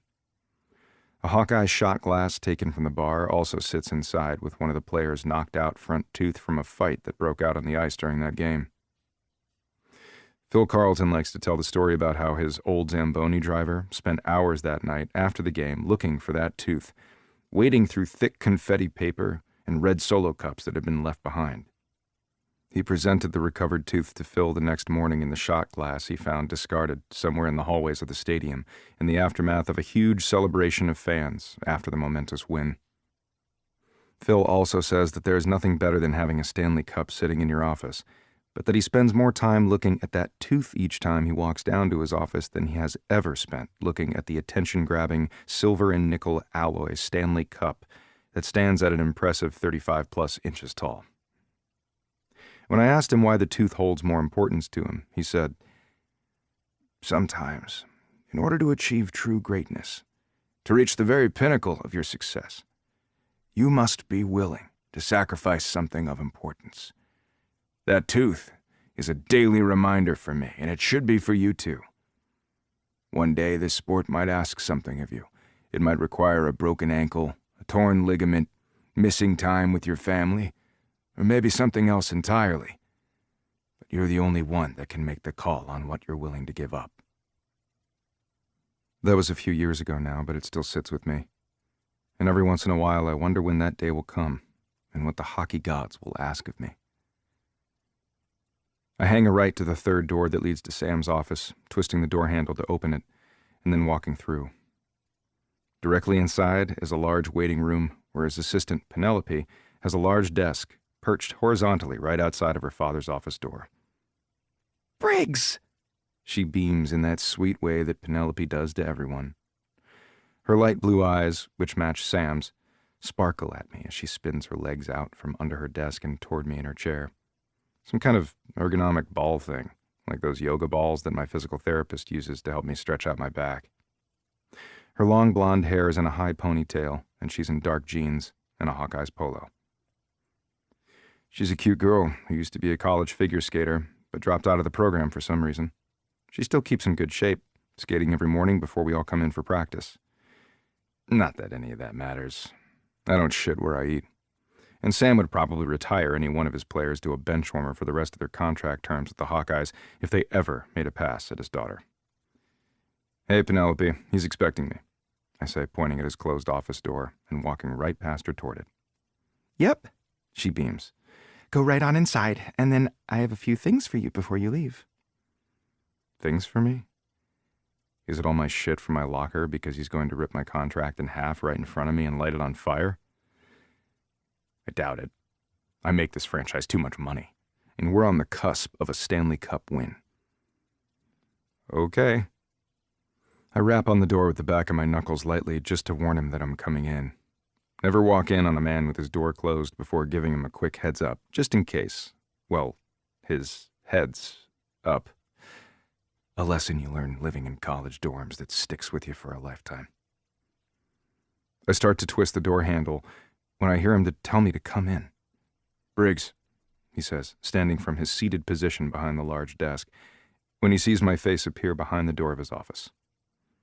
I glance behind him at the wall full of bookshelves filled to the brim with books, memorabilia, and photos out on display. "Boss?" I walk up to his desk, but he doesn't sit back down, so I don't take a seat either. I don't think that bodes well for me. "I brought you in. Before you say anything," I stop him before he can jump my shit about the way I conducted myself yesterday after they told me that not only are they going to reward fucked behavior by paying off the woman who's blackmailing me, but they are also punishing me with this fake girlfriend shit. They're forcing me to date a total stranger in order to keep my job. Okay, maybe we're only faking it, and maybe she isn't an actual stranger. Still, he didn't know that, so I feel as though my reaction was reasonable. However, I shouldn't have walked out on Sam or Phil. Especially since Phil pays my paychecks, and Sam could trade me in a heartbeat and rid himself of the headache of this whole blackmail debacle. Possible Stanley Cup win or not. I know that the Hawkeyes are trying to do what they think is best. That's right, we are. He holds my eye contact, challenging me to give a but. He knows me too well. But there has to be another way than making me date a woman that I haven't talked to since I was 18 years old. She can't be thrilled about this idea either. Not to mention that her brother's about the only friend I have left from my youth, and he won't take this well. They'd better start looking for a replacement offensive player when Isaac breaks both my kneecaps. I still have enough pride left in me that I'm not going to openly admit to my general manager and a man I have a lot of respect for that Autumn's brother could easily beat my ass.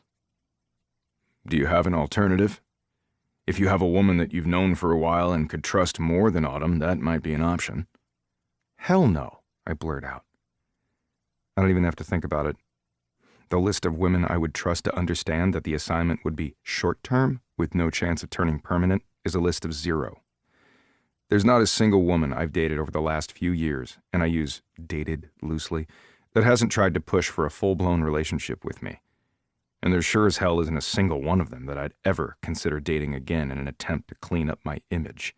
I'd take early retirement over that mess. We could hire an escort or an actress. We'd have to pay someone to date me? That's too fucking depressing. He sighs. Just as well. If we did that, we would need a non-disclosure agreement and contract. All it would take is the wrong person to see the paperwork, and this story would hit the news for a whole new reason. Autumn is the best fit for the job because she won't require any of that. He shifts his weight and takes a seat back in his chair as if the decision has been made. Wow, hold on, I say, taking a step closer to his desk. But he doesn't hold on. You know her. You have pictures together when you were kids, which Tessa Tomlin told me is social media liquid gold. He places his elbow on his desk from his seated position and holds up his index finger. Autumn knows the deal. He holds up a second finger. She's not asking for additional compensation because she wants to help, which is evidently a pro on the pro-cons list for you and your fragile ego. He lifts a third finger. And she's the goddamn girl next door, which I am told is exactly the kind of image change you need. He throws up his hands. There isn't a better fit. He stops and waits for me to object, but I don't, because there is nothing I can say. He backed me into a corner with only one way out. Autumn has everyone else's vote, except yours. Who's everyone else? I ask. The PR company, Tessa, Penelope, mine, and most importantly, the man fronting the bill for all of this, Phil Carlton, he says, reclining back in his chair. And Phil liked her when he met her, said she's a real peach, and asked Penelope to send Autumn a stadium pass to the owner's box so she can watch the games with the rest of us instead of alone in your seats. My seats? She's coming to the games now? As your girlfriend, yes, the media needs to see her. They need to see you two together as often as possible, ideally looking like a real couple. I don't care about the seats. The only people I've ever given them to are my parents or the Daughtries. I've never had a long enough relationship to warrant giving them to a girlfriend, and I've tried giving them out to friends in the past, but the type of friends I meet these days tend to get a little entitled or drunk and mistreat other fans around them. I don't need that kind of publicity. I have a good enough time creating it for myself, if you ask my boss. Not to mention that all of the players' seats are usually filled with the wives and family members of my teammates. People I have to see and deal with regularly. So we all try to be respectful of one another and not put assholes in those seats. Giving her your seats shouldn't be anything compared to living with her. Hold the fuck on. What? I say, stepping up and pressing my fists against his desk as I lean in with adrenaline coursing through my veins. I could not have heard him right. You're moving in together, he clarifies, turning away and shaking his computer mouse to wake up his hibernating computer screen, as if this conversation is coming to a close and he'll be back to checking his emails soon. I shake my head, and my eyebrows furrow with his words. I take a deep breath and try to calm my breathing as he goes on. Penelope found a large, fully furnished apartment available in the Commons across the street. I know the Commons. It's the apartment building that all of the rookies and most of the players who don't live here year-round live at during the season. It's only a couple blocks from the stadium, and Penelope negotiated a good rate for our players to rent. I'm there every week during the season for poker at Lake Power's penthouse at the top of the building. It's a nice place. It's a newer build with much larger apartment sizes than you usually find downtown, along with expensive finishes. It has a doorman, 24/7 security on duty, secure underground parking, And every apartment has a large balcony. I lived in the building the first year as a rookie, but once I got signed on for several seasons, I bought a condo a little further away. My accountant thought it would be a good investment to own, and the Commons only lets you rent. My mind flashes to all the mornings when I leave for practice and catch women sneaking out of the Commons with smudged makeup and an oversized shirt after a one-night stand with one of the players on the team. I shake my head, trying not to imagine Autumn in an oversized t-shirt slipping out of my bed. I'm supposed to sleep with her now? I think you all are taking this a little over the damn top. This isn't method fucking acting. Sam pushes out of his chair and slams his fists on the desk. Now I've done it. Jesus Christ, Briggs, I didn't say sleep with the woman. It's a 2-bedroom apartment with separate en-suites. I don't give a shit what you two do or don't do in the privacy of that apartment, as long as it's consensual and isn't going to end up in the news. I glare into Sam's eyes under the bill of that hat he always wears. You think I did it, don't you? You think I took advantage of the stripper during a fucking lap dance? I say, fuming. Holy hell, Briggs, no. Of course I don't. I picked your drunk ass up off the fucking couch that night. With how plastered you were, there's no way you would have gotten your cock to do shit that night. But I'm getting goddamn tired of chasing your ass around town, getting calls from bartenders so often asking me to come to pick you up that I just received a wedding invitation from one of them last week.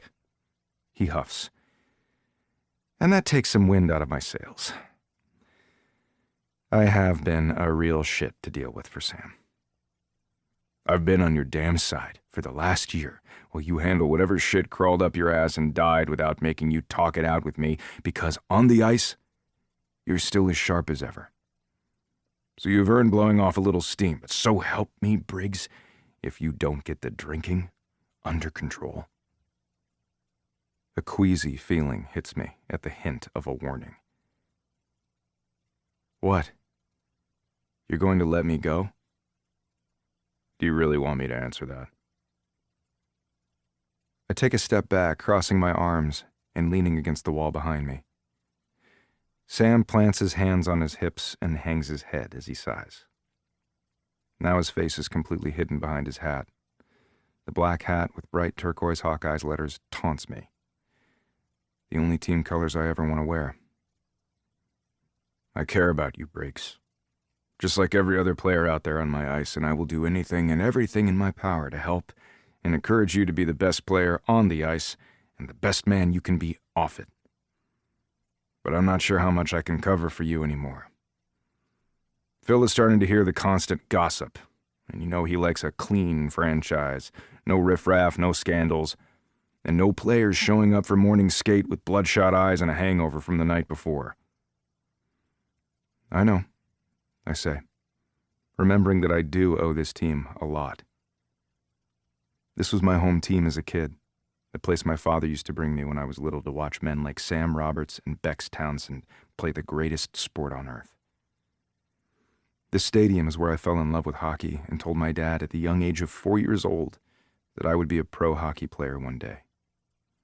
Then, 18 years later, Phil signed me as a rookie, and I've gotten to play my entire career in my home state with my home team.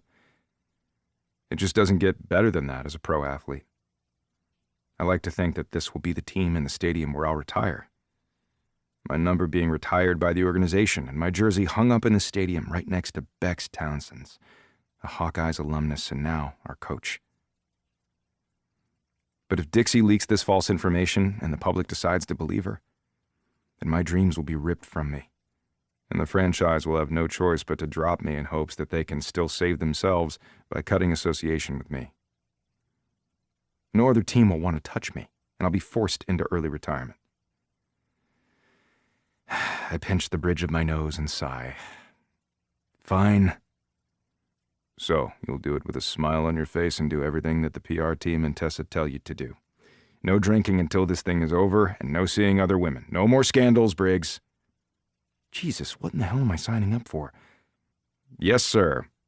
And you'll treat Autumn with the respect she deserves, since she's saving all of our asses and giving up her life for months to pretend to be your girlfriend. Seems like she's giving up more than her fair share, but why? What's in it for her? Does she pity me? Does she feel obliged since our parents are close and I'm her brother's best friend? Or, fuck, does she believe Dixie and thinks that our fake relationship is the only way to protect me? I will, sir, I say. All right. Get out of here, he says, giving a flick of his wrist, and stop off at Penelope's desk. She has those apartment keys for you. Yes, sir, I groan, turning and walking out of his office. Penelope stops typing as she sees me walk out of her dad's office. I close his door behind me and then turn to my left and walk over to her desk. He lives, Penelope jokes. Barely, I mumble. Here you go. She hands me a large envelope. I look inside to find a packet of information that looks to be the instructions for entering the building, contact information for the on-site maintenance department, things like that, and a lanyard to scan in for the private gated underground parking lot and a key to the apartment. Where's Autumn's key? Penelope smiles and looks over at the envelope sitting at the end of her desk in an outbound mail basket and gives it a little pat. The courier service should be here any time to pick it up and take it to her office today. Oh. Why did I care that Penelope was having it delivered to Autumn instead of me making arrangements to meet up with Autumn to get her things? I have no idea. But it was a fleeting thought, and now my concern moved on to how in the hell Autumn and I are going to pull this off when we don't know the adult versions of each other. And damn, did I ever really know the kid version of her anyway?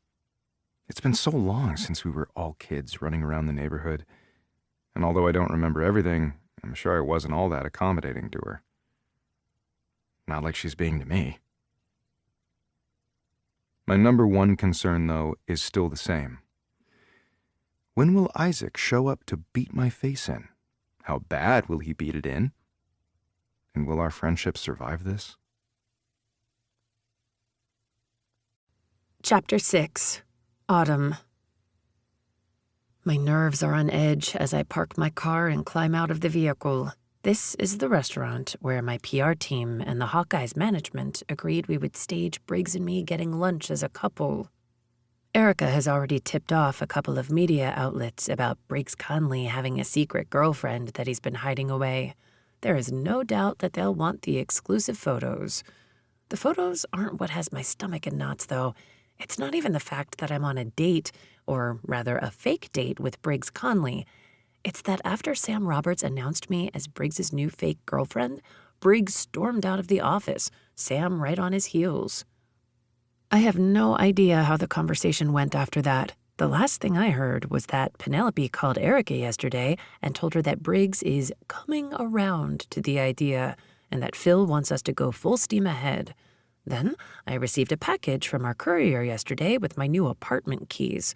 Erica suggested that we go public immediately, or I guess public in the social media sense, once the paparazzi taking these photos go viral with them.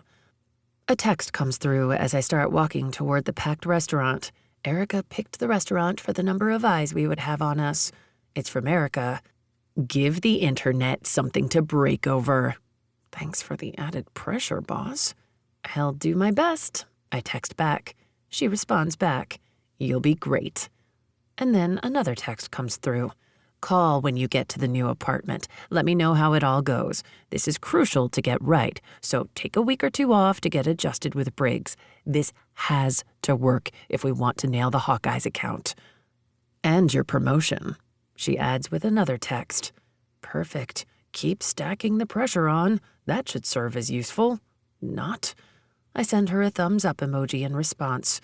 I take a deep, cleansing inhale, but the second I round the corner, I see Briggs standing by the front entrance in a pair of jeans and a jacket with a bouquet of flowers hanging lazily by his side.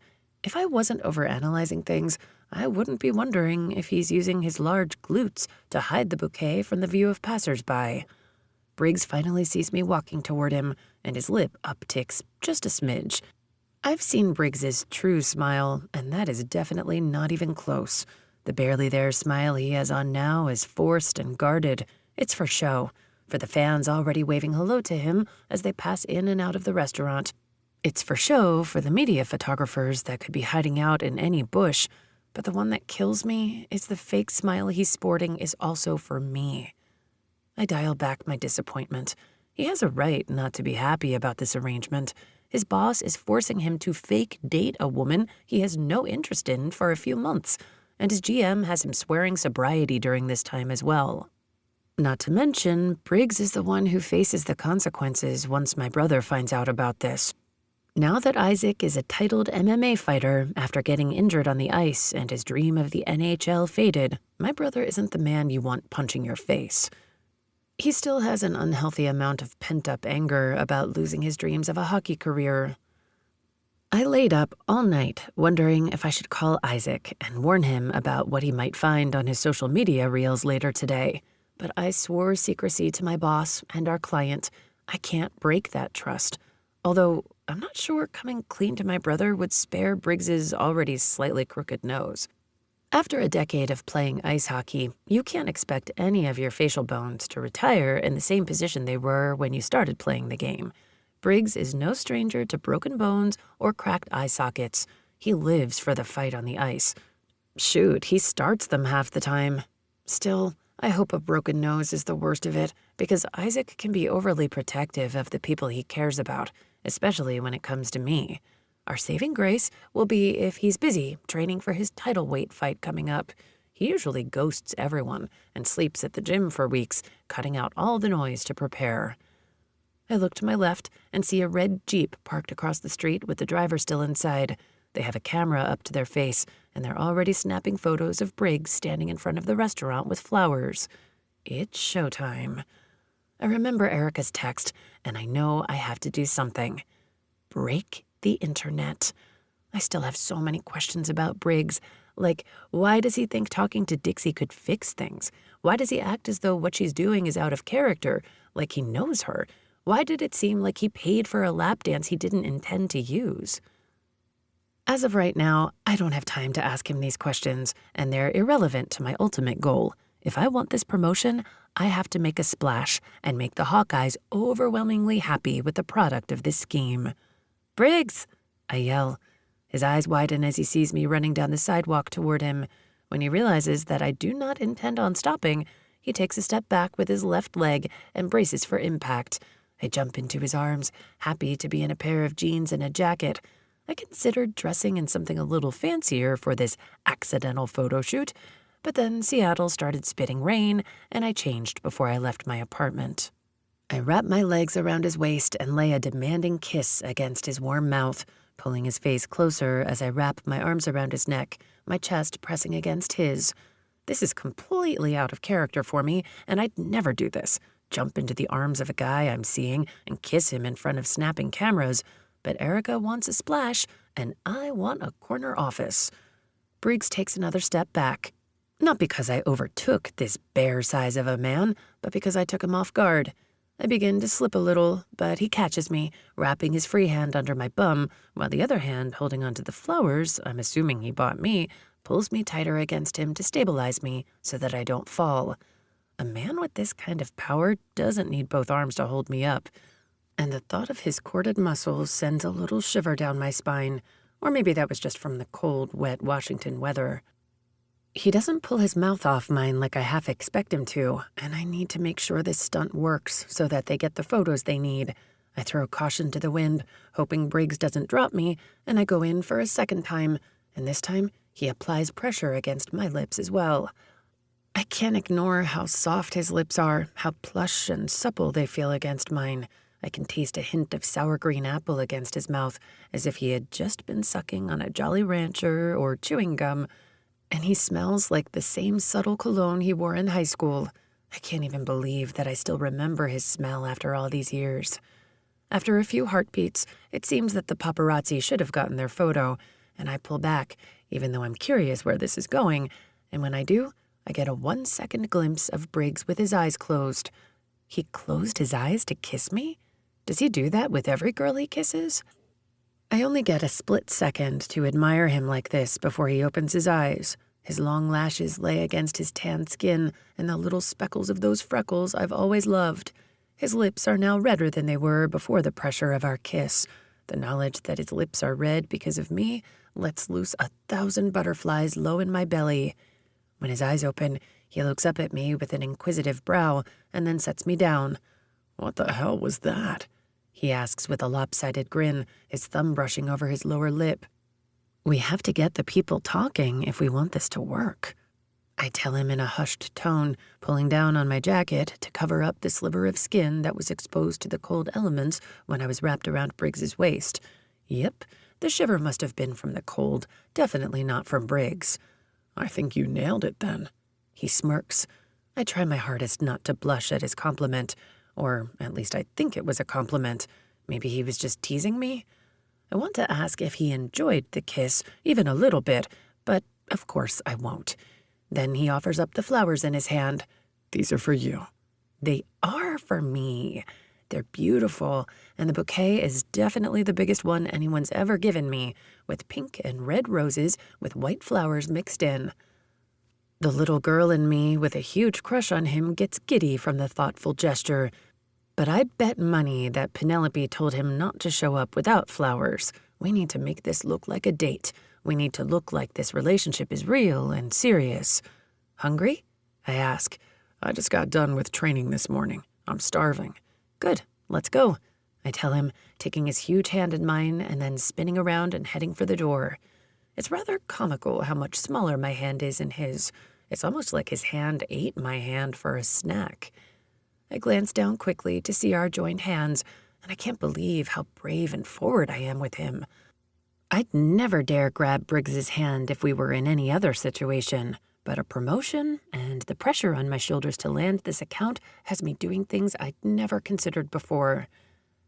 At first, his hand doesn't want to meld together with mine, shaking the little confidence I have in trying to be the dominant one in our twosome to make sure the paparazzi get their photos.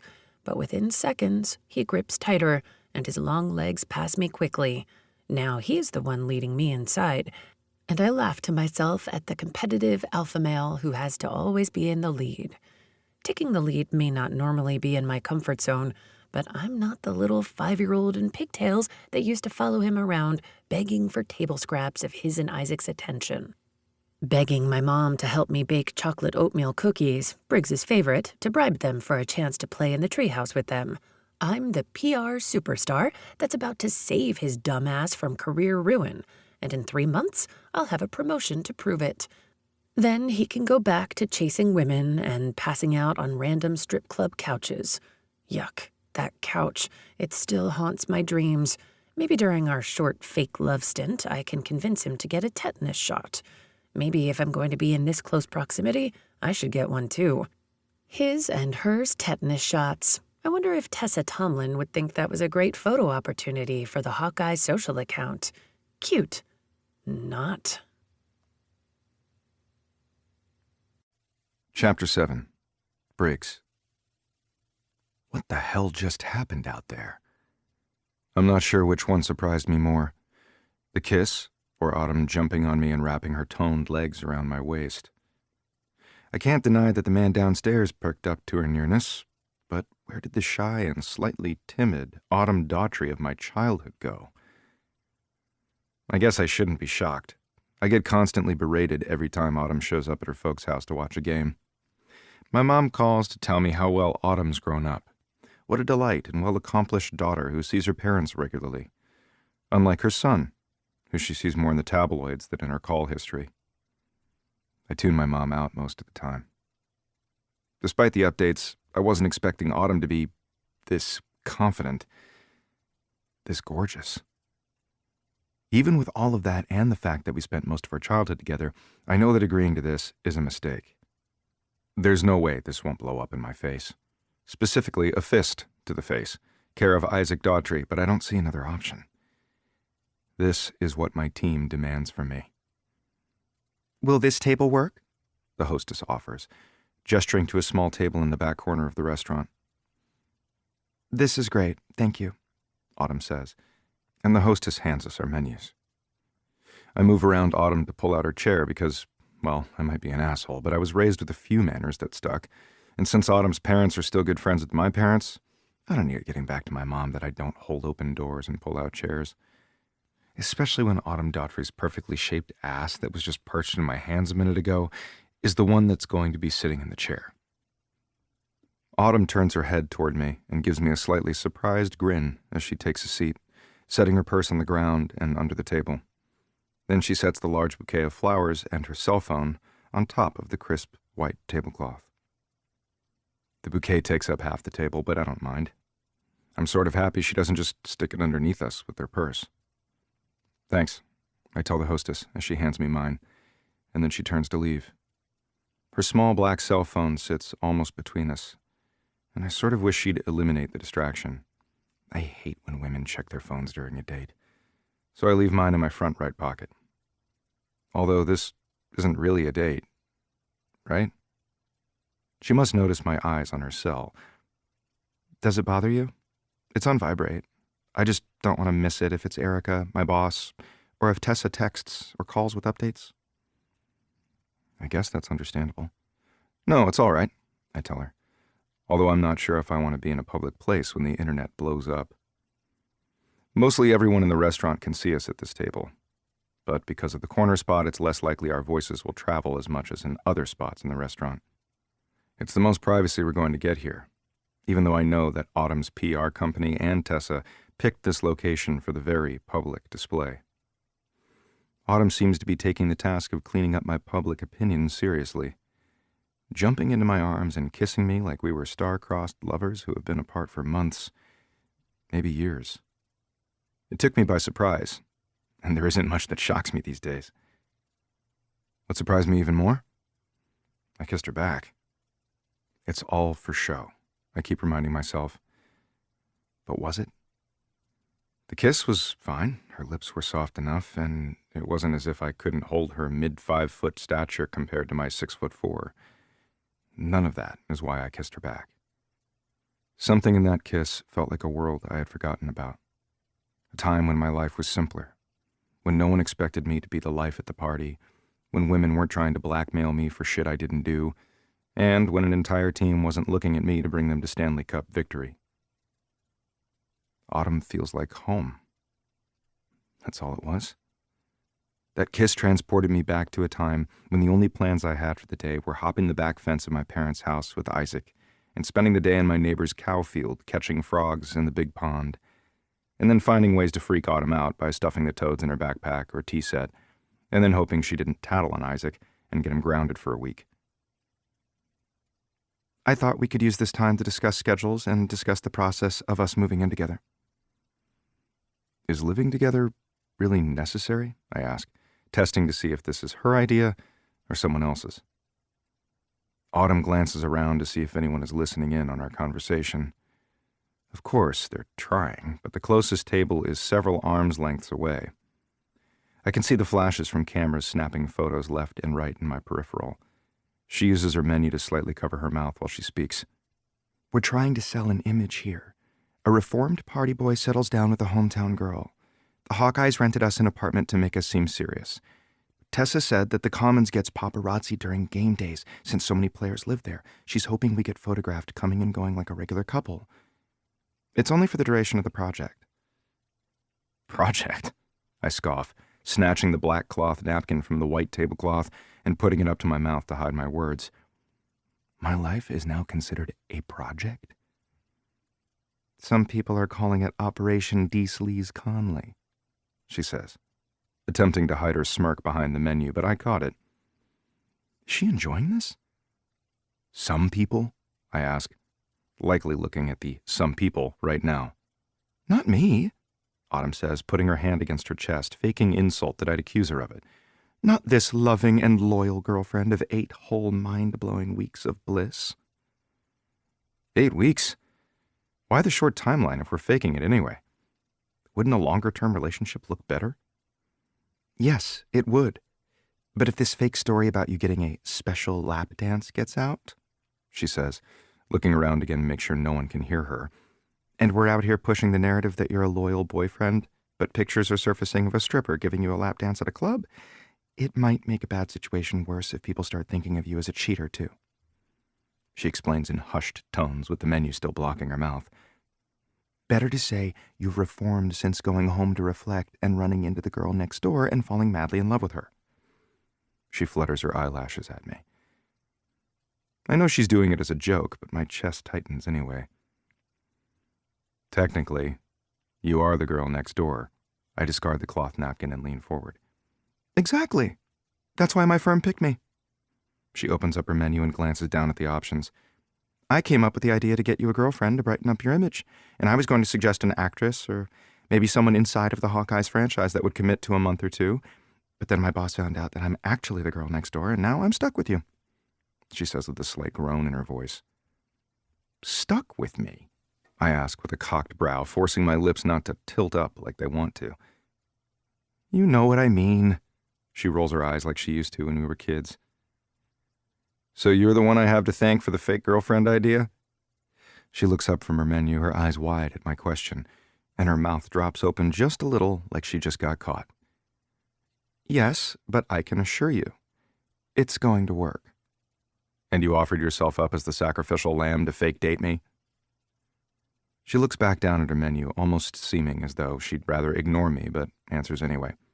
God, no, that was Derek's idea. Is Derek the guy who was sitting next to you during the meeting in the Hawkeyes conference room? Yeah, how did you know? She asks, her eyes flashing back up at me. So, the asshole has a name. Derek. I shake off her question. A dude fucking knows when another man already wants to kill him for taking his girl. Not that I'm taking her in the typical sense. So then, if Derek came up with the idea, and she didn't have some ulterior motive to date me, what's in it for her? That seems like a lot of pressure for your firm to ask you to do that. Put your life on hold to fake date a client.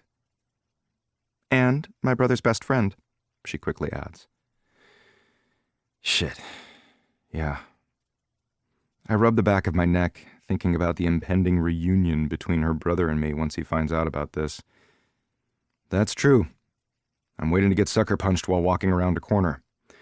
Isaac's going to be waiting in some dark alley to pummel me into the ground when this comes out. It's going to be fine. We'll think of something. And we should probably break this news to him before he finds out from someone else. I nod in agreement. But that's going to be tough, since we're not allowed to tell a single soul outside of the franchise.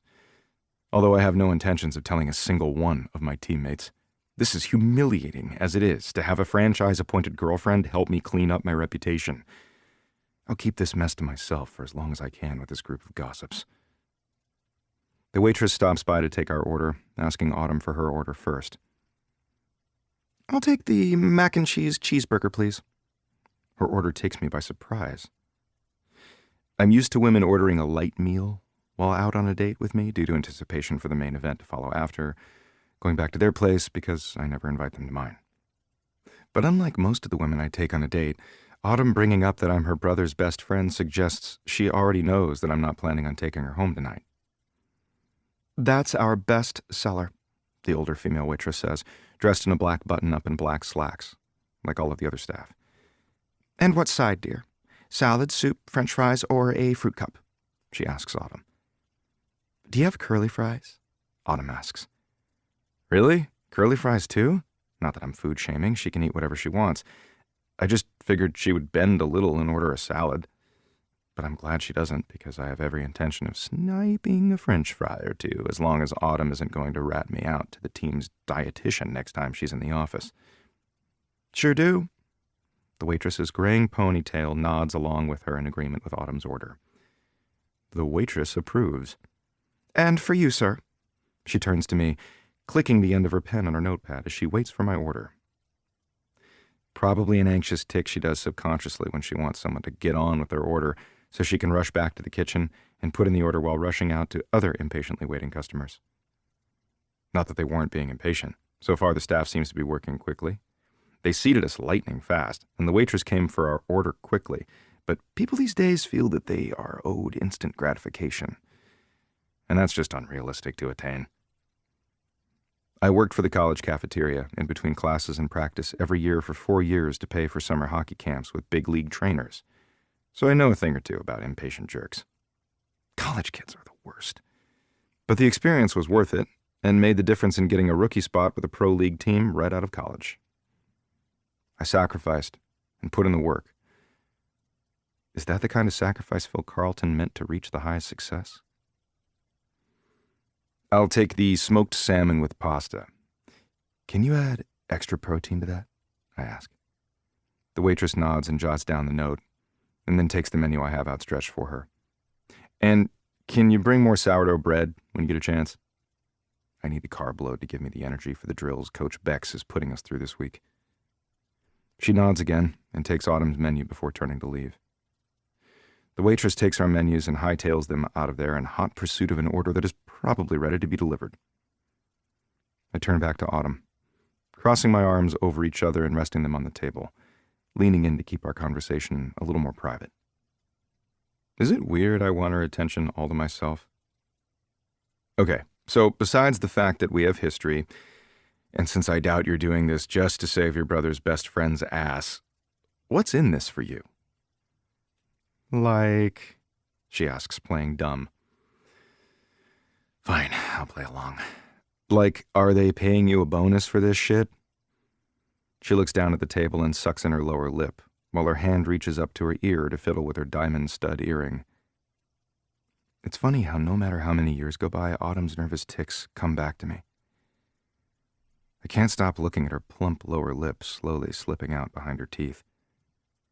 The contrast between her pink lips and her bright white teeth is hard to ignore.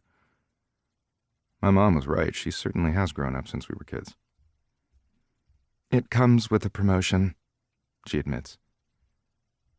Is that a look of guilt I catch across her face? It changes so quickly that I'm not sure.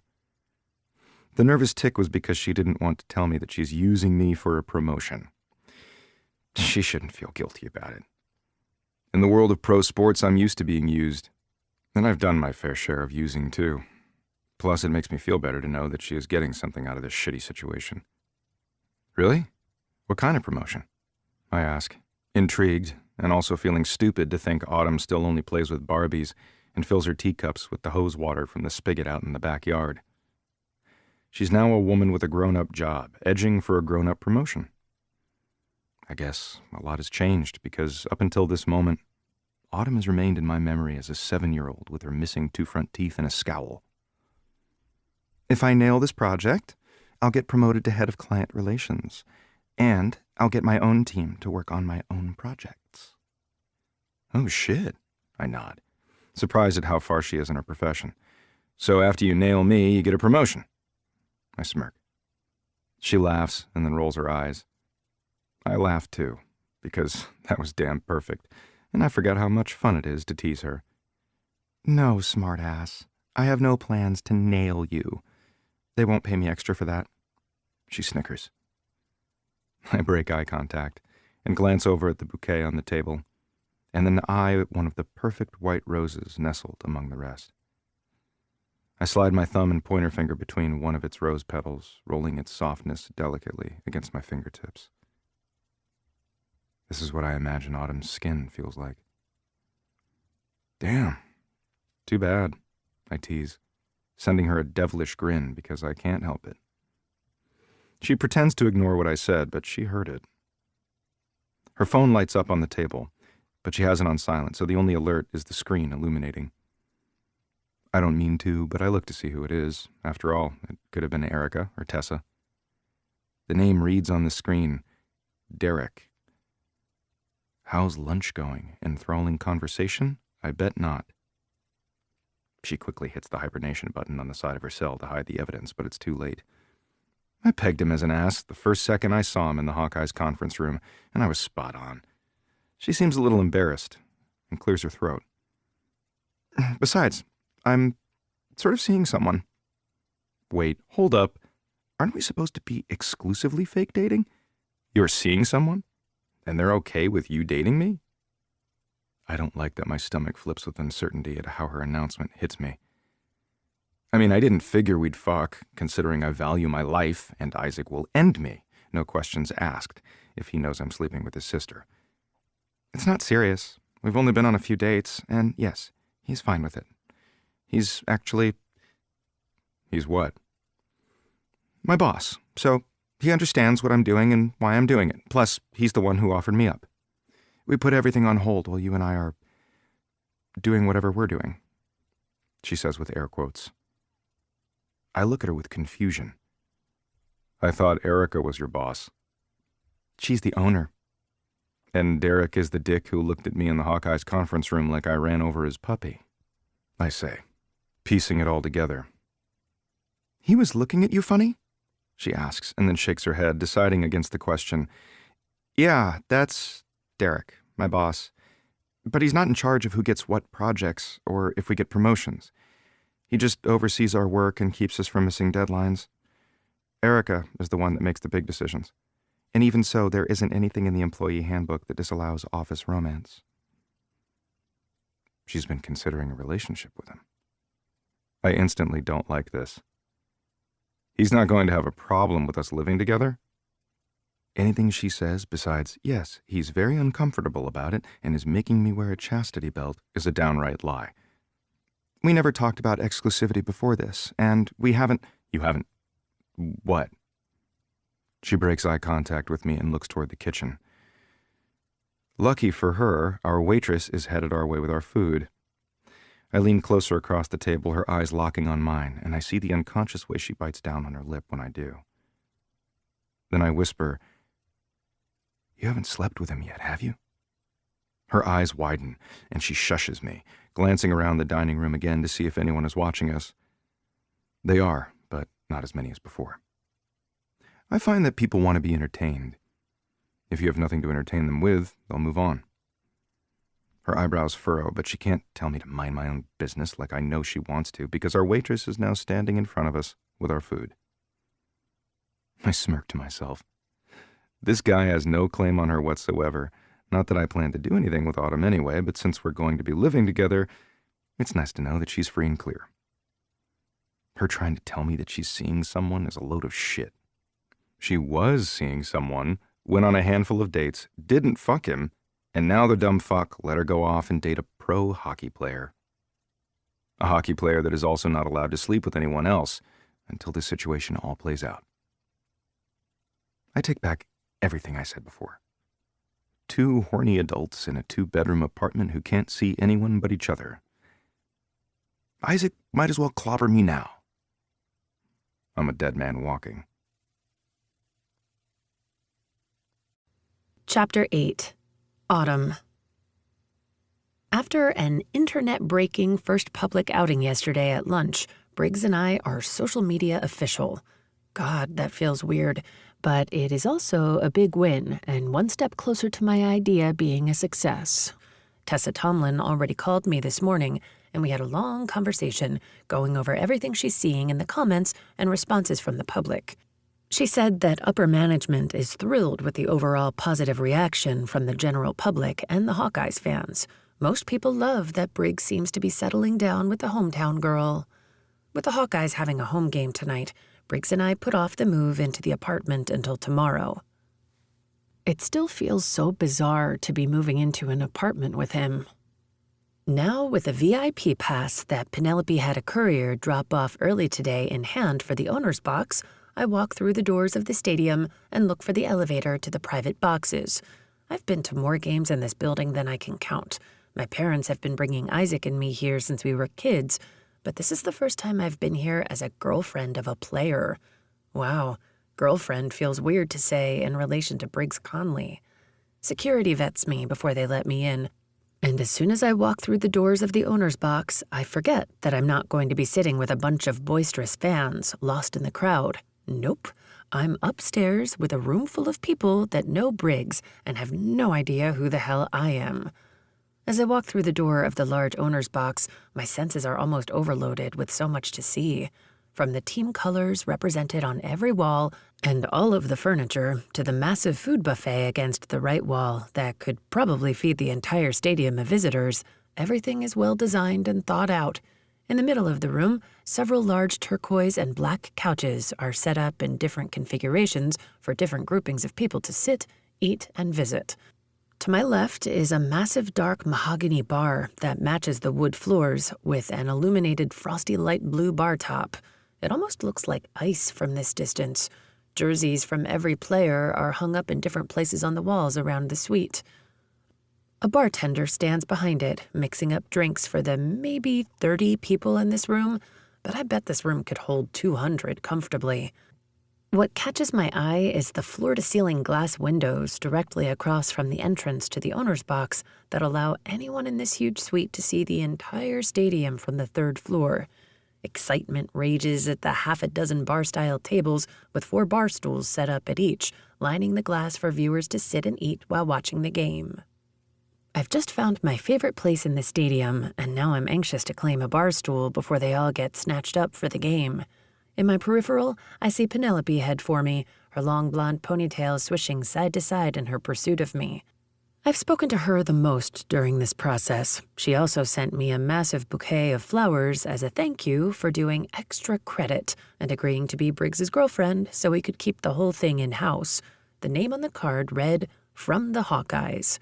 I'm sure the team credit card paid for it, but I know it was her idea. "Autumn!" Penelope beams when she finally reaches me and links her arm through mine as we meet in the middle of the room. A bunch of other eyes are on me too, some that know me, like Phil Carlton, who sends me a nod, Sam Roberts, who smiles warmly, and Tessa Tomlin, the in-house PR guru they hired last year to keep an eye on the guys' social media, to make sure they're keeping it all franchise-friendly. She's grabbing food from the craft table, but sees me and heads our way. Phew, I'm glad to already have allies in this group. Not that I've ever heard of the Hawkeyes being a difficult group to get along with, and since starting to work with them, they've all been accommodating. "How was getting in here? Did anyone give you problems?" Penelope asks. "Nope, I sailed right in. No issues." I shake my head. "Good," Tessa says, snacking down on something that looks like a pear and brie tart as she walks up. The food looks high-end and delicious. "I bet security was looking to the sky for flying pigs when you said you are Briggs Conley's girlfriend." Penelope snickers. "Same thing would have happened if your brother had a woman stopping in claiming to be his monogamous girlfriend." I look over to Tessa. "Who's your brother?" I ask, trying to think through people in corporate that I've met. Maybe he works in legal? Penelope jumps in with the answer first. "Brent Tomlin." "Oh, yeah, I obviously know who Brent Tomlin is. He plays for the Hawkeyes as their left defenseman." "You're right, though. Long-term relationships aren't on the horizon for my brother." Tessa nods. "Or Powers, or Renly, or Altman," Tessa says, listing off more players on the team. "No," Penelope interjects. "Not Altman. He has a sweet little girl. He needs to find a nice woman to marry." "Yeah, you're right," Tessa says with a sigh. "Is she here?" I ask. "Altman's daughter?" "She's standing over at the glass," Penelope says, pointing toward the wall of windows. I remember now hearing in the news how Altman's daughter was the product of a short fling he had years ago, but the mother never told Altman she existed until the accident. I feel bad about how much the news hounded him at the beginning of this year about the whole ordeal. I quickly scan the room, looking to spot the tiny little Kanan Altman mini-me, and sure enough, tucked in the right corner of the room is a sweet little 2-year-old girl with the same curling brown hair, wrapped in the arms of a woman around my age, with her tiny little toddler hands plastered on the glass, screaming at the crowd below. "Who's that?" I ask, and nod over to the woman holding baby Altman. "Oh, that's Isla. She's Berkeley's nanny. She's really nice, but a little shy." "Ah, that makes sense."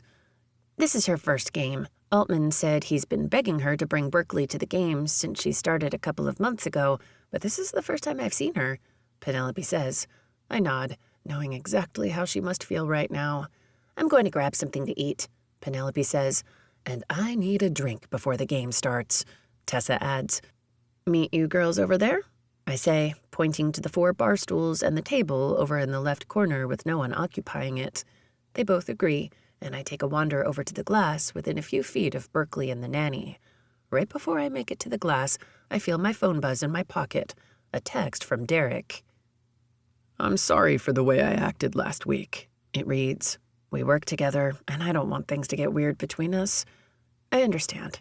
I text back. It's mature of him to apologize. He responds quickly, "I don't like that you're living with him." Some apology this is turning out to be. My fingers quickly type up a response. I haven't moved in yet, and it's not what you think. Briggs probably forgot that I even existed until the minute he saw me in the Hawkeyes conference room. I'm not completely sure why I'm reassuring him. It's not as if we're dating right now, and the fact that he told me to pick him over my career has me questioning if I'd consider going out with him after everything with Briggs blows over. My phone buzzes in my hand with his reply. You're not the kind of woman a man forgets about so easily. Aw, that was sweet. Maybe I was too hard on him. Before I can type back, he sends another text. It's obvious by the way he ate your face in that picture that the paparazzi took of you two outside of the restaurant that he hasn't forgotten about you in the least. Dang it. And you were so close, Derek. So close. I draft up one last text and send it off.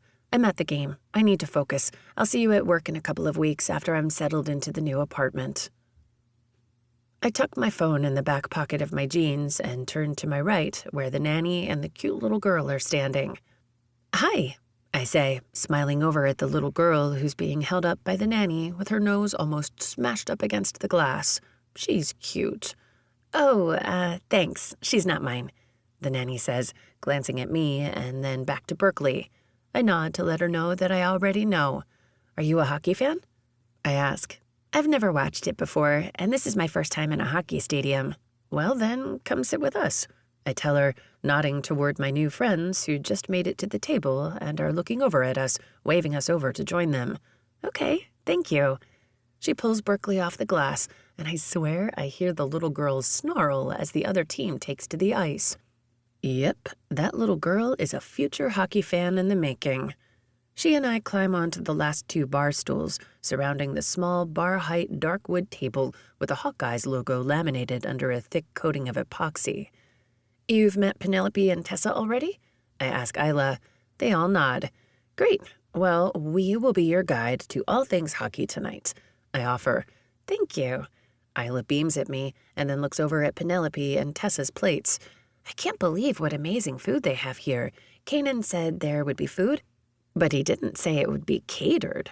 She practically salivates. I thought it would be dry hot dogs and stale pretzels. Absolutely not. The Carltons are the best hosts. Once, one of the players' wives said how much she loves kombucha, and Mrs. Carlton now has a different flavor on tap every home game, and Mrs. Carlton doesn't even come to the games. Today, it's lavender strawberry, Penelope says as she swishes her kombucha in her cup and takes a sip and then hums her approval. I see Isla's eyes flash toward the craft table. Are you hungry, Berkeley? The little girl nods. I'll be right back after I get her a plate. After Isla and Berkeley head for the buffet, Penelope and Tessa turn to me. Okay, this might be our only chance to ask. Tessa looks over at Penelope as if they rehearsed that they were going to jump me with questions as soon as I got here. I can see it in their eyes. How's it going? Is Briggs being a total tool? Yeah, tell us everything. My dad is the GM. I can make his ass do ice burpees for a week. Penelope leans in with an aggressive whisper as though she might enjoy wielding power to cause a player some pain. It's the first time I'm not seeing the sweet, sunny side of Penelope. But her facial expression has me laughing. She can't do mean. Her face just refuses to look mad or something. Instead, she looks slightly deranged, but mostly still smiley. Nothing really to report yet. He was a gentleman at lunch and did everything right. Move-in day is tomorrow, so we'll see how that goes, I say, shrugging a single shoulder. But the minute he screws up, I know where to turn. I wink at Penelope. Game's about to start, Sam announces to everyone in the owner's box. The 30 or so people find a bar stool next to the glass or stand nearby. The puck hits the ground, and even though we're on the third level, you can see absolutely everything as the ice rink's illuminating blue ice highlights each player. They take off at lightning speed, skating from one side to the other, defending and shooting, ref calls and penalty box time. I can't keep my eyes off the game as Penelope, Tessa, and I take Isla under our wing, teaching her everything she needs to know. But through the entire game, there's not a single second when I can't account for Briggs's whereabouts. My eyes are trained on him, constantly looking for his turquoise blue jersey, the same color as his eyes, Conley, number 48. There's one moment in the game when he scores a point and he looks up at the owner's box. Maybe he was looking for Sam's approval or the thumbs up that Phil lifts high for Briggs to see.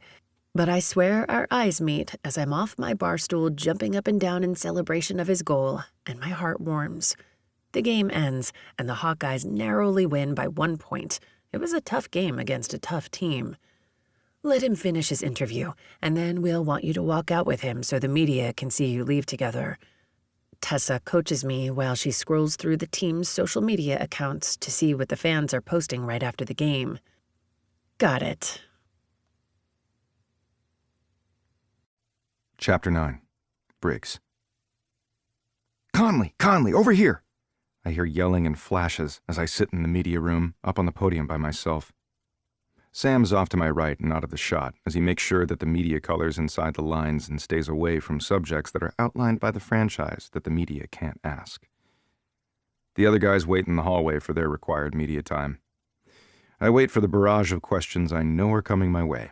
Hands are lifted, hoping I'll pick them to ask the same question they ask every game. I pick one of the media outlets I see every week sitting right in front of me. He smirks, happy to be the first. Conley, this was a tough game for your team this week. With such a close game, how did you feel about the way your team performed? Although I typically hate these questions, I could kiss the man for not asking what I know most of these assholes want to ask. Who the hell was the woman you were kissing earlier this week in front of the restaurant? We knew coming into this game that we were playing against a great team, and they played like a great team. We expected this game to be a challenge to pull out the win, and that's what it was, a challenge. It's funny how easy it's become after all these years of doing after-game interviews to say something, but not say anything at all. Conley! The media room erupts again. I point to someone further back. He looks like a no-nonsense kind of guy. Conley, you were spotted yesterday with a mystery woman. Damn it, I read that guy wrong. The reports are claiming you've been hiding her away for some time.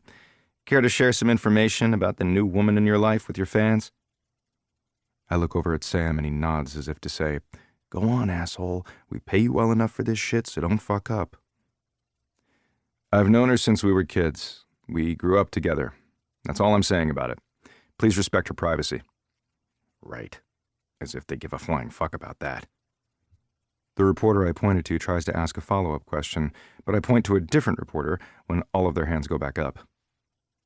Is it true that she's the sister of your best friend since childhood? A hockey player that got injured his freshman year in college? Isaac Daughtry— That's enough, I bark, standing out of my chair immediately, the chair falling backward to the ground with the force of my movement, but I got what I wanted. The media room goes stark quiet for a second besides the sound of flashing cameras. Bringing up Isaac is a good reminder of exactly why Isaac's going to be furious about this whole situation. His sister is now a public target, and I let it happen. He won't give a shit that she's angling for a promotion. He'll only care that I didn't protect her the way he thinks I should. He'll think I should be protecting her from being harassed at the supermarket by fans, followed home by paparazzi trying to get a photo of us together, or protecting her from dating a guy like me. Sounds like you have all the information you need anyway. You don't need me. This interview is over, I say, stomping off the podium. I want to tell them to mind their own fucking business, but this is what Sam and Phil want. This is what Autumn is counting on.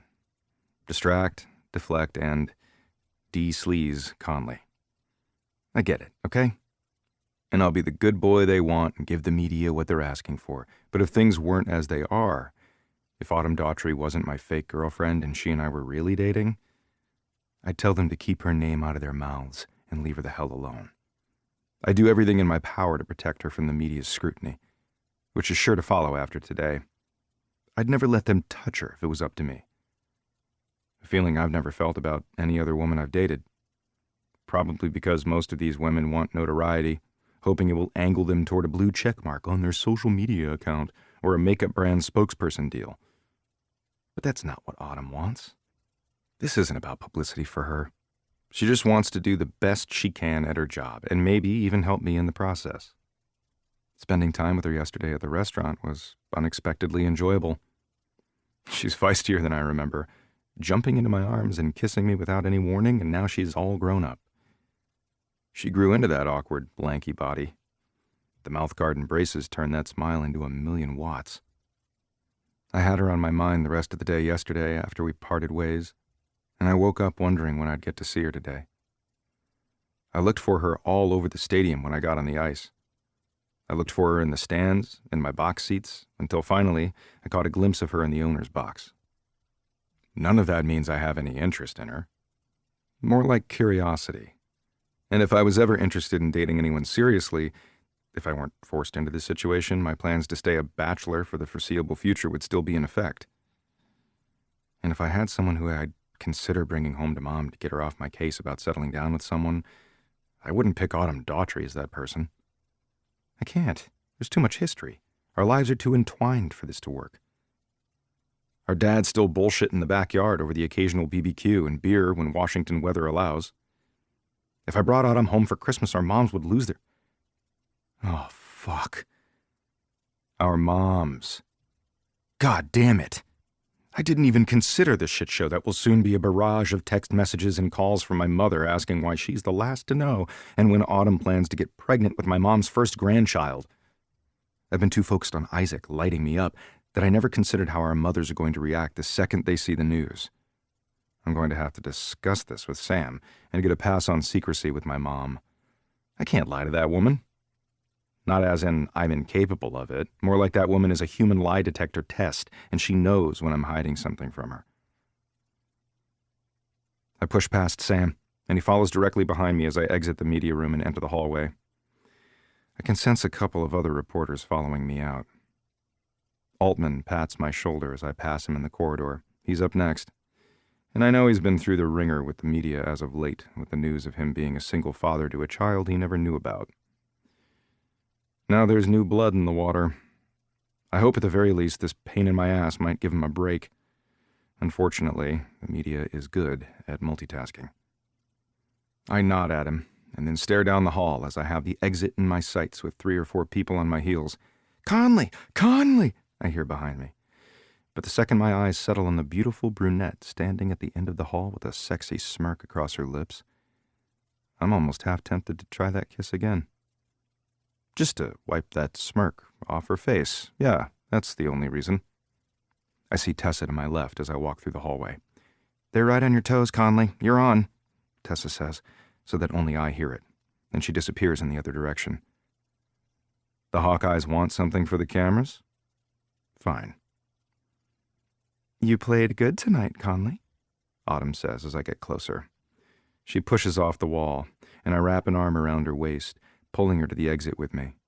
I take her by surprise, and it takes her a second to adjust to the large length of my steps and the fact that she has to keep up while I keep her side plastered to mine. Once we're moving in sync, she gets up on her tiptoes and kisses my cheek as we walk. I can feel the flashes of cameras as she kisses me from the handful of media still following us out. "Autumn! Autumn!" the media yells at her. She chuckles and then wraps her arm under mine and around my waist. She has to take 2 steps for every one I take, but she does a good job at keeping up. "Looks like they didn't rip you to shreds. You're still in one piece," she says while patting over both of my pecs and then my stomach as if to make sure I'm still in one piece. I don't like the way my body lights up to her touch. Narrowly escaped with my life. She laughs and squeezes my side, pulling her further into me as I pull us closer to the exit. I love her laugh. It's the adult version of the easy-to-laugh girl from my past. "Don't worry, I would have gone in after you. No man left behind. We're in the trenches together, Conley," she teases, gripping slightly on my jacket. I know she's kidding, but damn, does it feel good to hear someone say that. To no longer be on my own.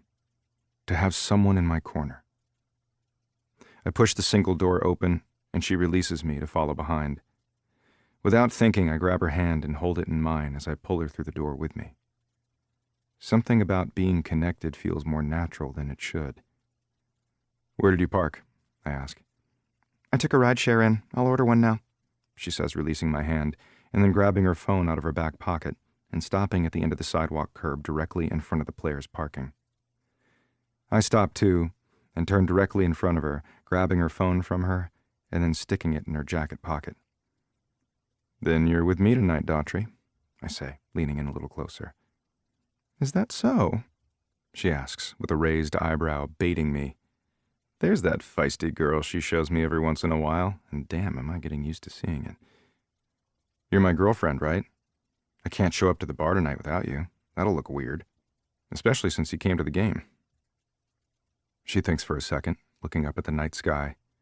It's too overcast to see the stars tonight. True. I guess you're right. We could use some more public exposure. Exposure, yeah, that's what I was thinking too. I can meet you there, she offers. Not a chance, I say, pulling her hand back into mine and then tugging her toward the players' parking lot and off the curb with me. You're riding with me. Are you kidnapping me? Of course I am, if you won't come willingly. I look back at her, giving her an eyebrow raise.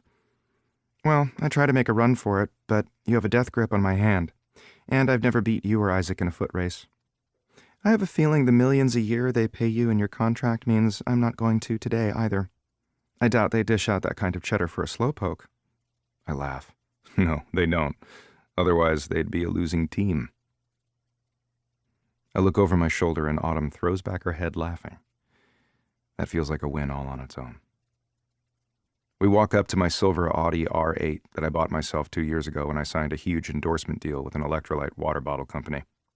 I open her door, and in my peripheral, I see the flashes of cameras. Fuck, I forgot about them. Why the hell did they follow us out here? They never do that shit. Autumn takes a seat in the black leather passenger seat, and I close her door when I know all of her limbs are safely stowed inside. I round the car and climb inside, ignoring the media's questions as they call out from the cement sidewalk of the Hawkeyes' property about half an ice rink away from us. The Hawkeyes' rules state that the media aren't allowed in the players' parking lot. It's sort of like our safe zone in a game of tag. They can't touch us here. I start up my car, pull out of my parking spot, and head for Oakley's bar, a low-key hole-in-the-wall sports bar that Seven Renly found before I got signed with the team almost 10 years ago.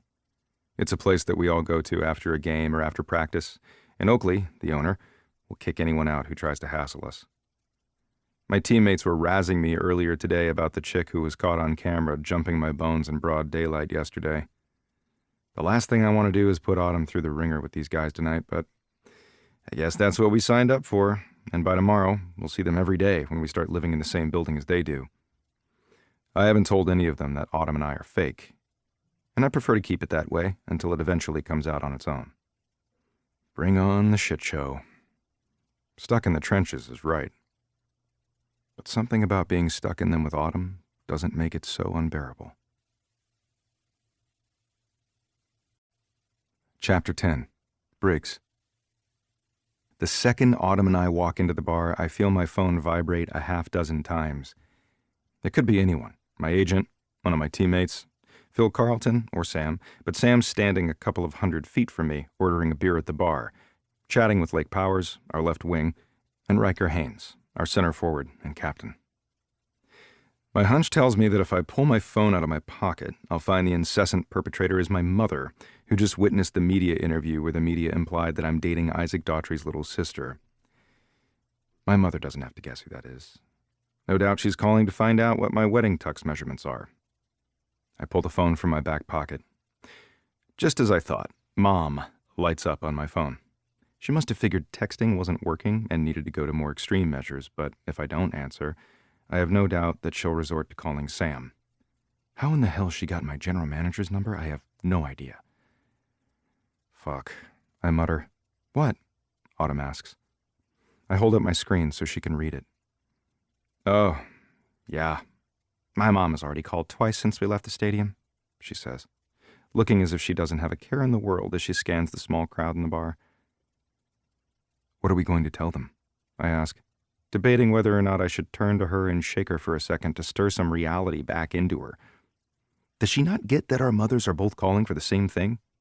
They're undoubtedly going to ask about our relationship status. If I knew the answer, I would have already answered her call, she says playfully, nudging me with her shoulder. My phone stops ringing and then starts back up again. Finally, I stop and turn to her as we're halfway through the bar. If I don't take this call, she'll get in her car and drive down here. Oh, damn. I meant it as a joke, but I can already see my mom and Mrs. Daughtry queuing up the Celine Dion Best Hits CD in my mom's Ford crossover and headed straight for us.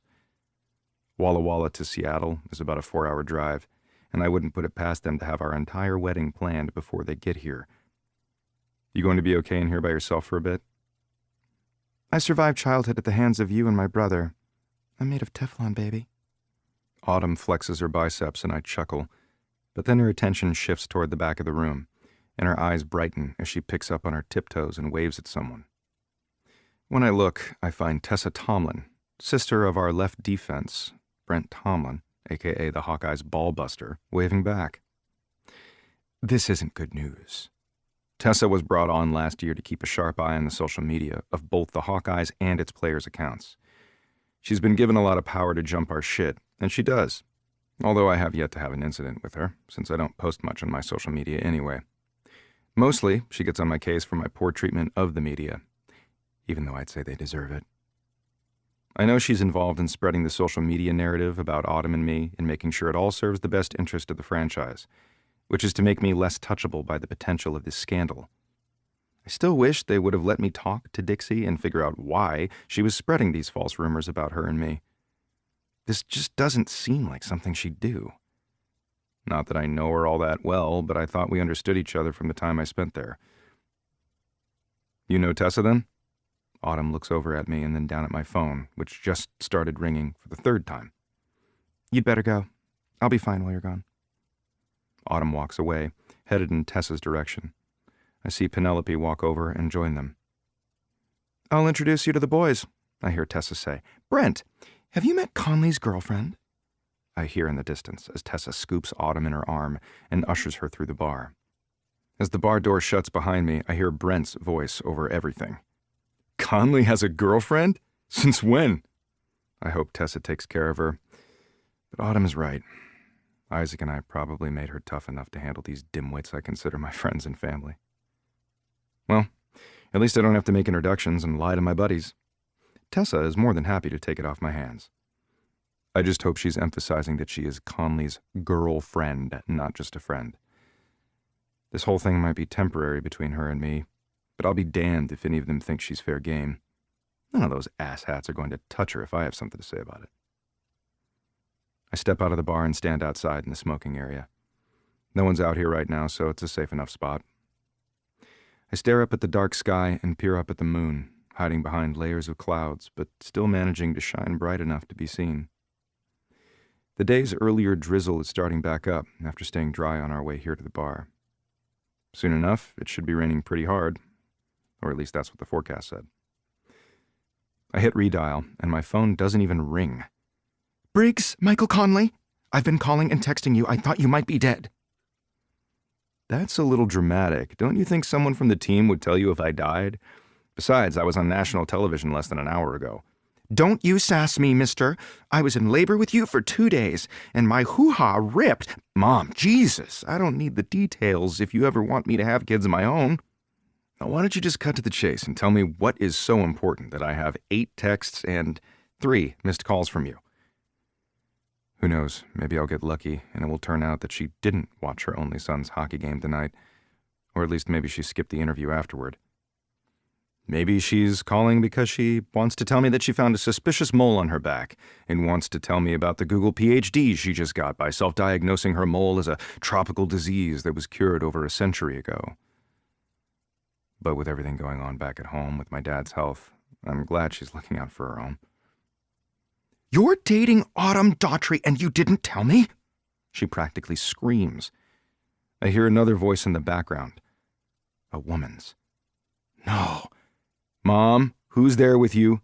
I ask, but it's a moot point. I already know. Sandy. Obviously. Of course, Autumn's mom would be at my parents' house right now.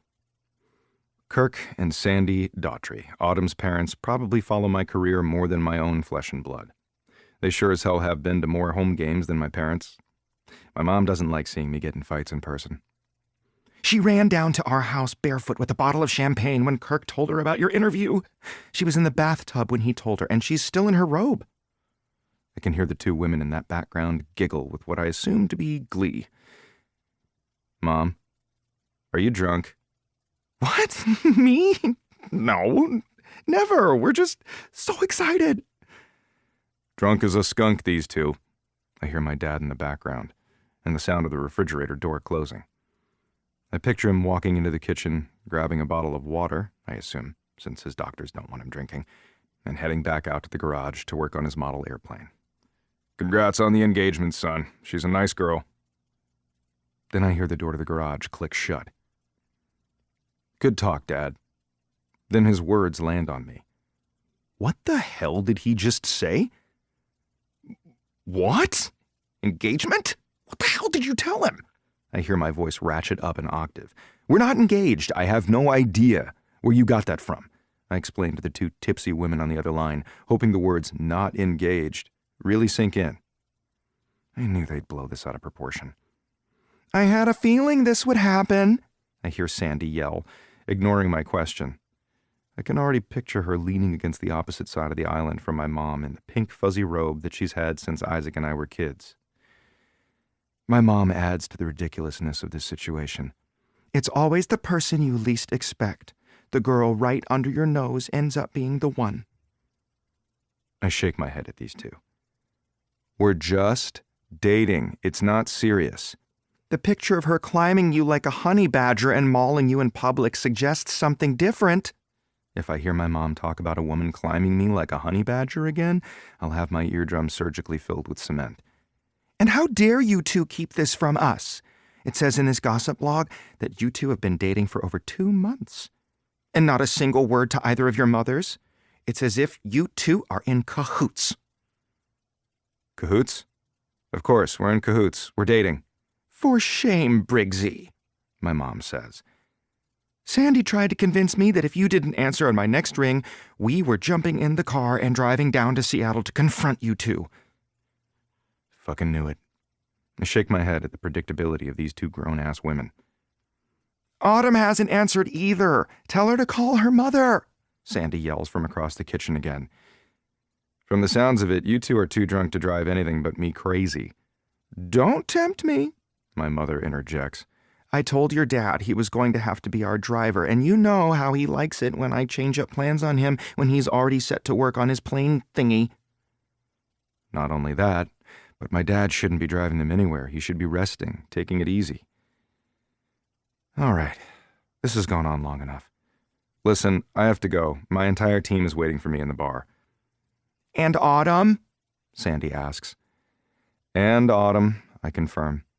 She's not answering her phone. Please tell her to call her mother, Sandy says. All right, I gotta go. You two, be careful and tell Dad to take your keys. Autumn and I don't need any impromptu visits from either of you.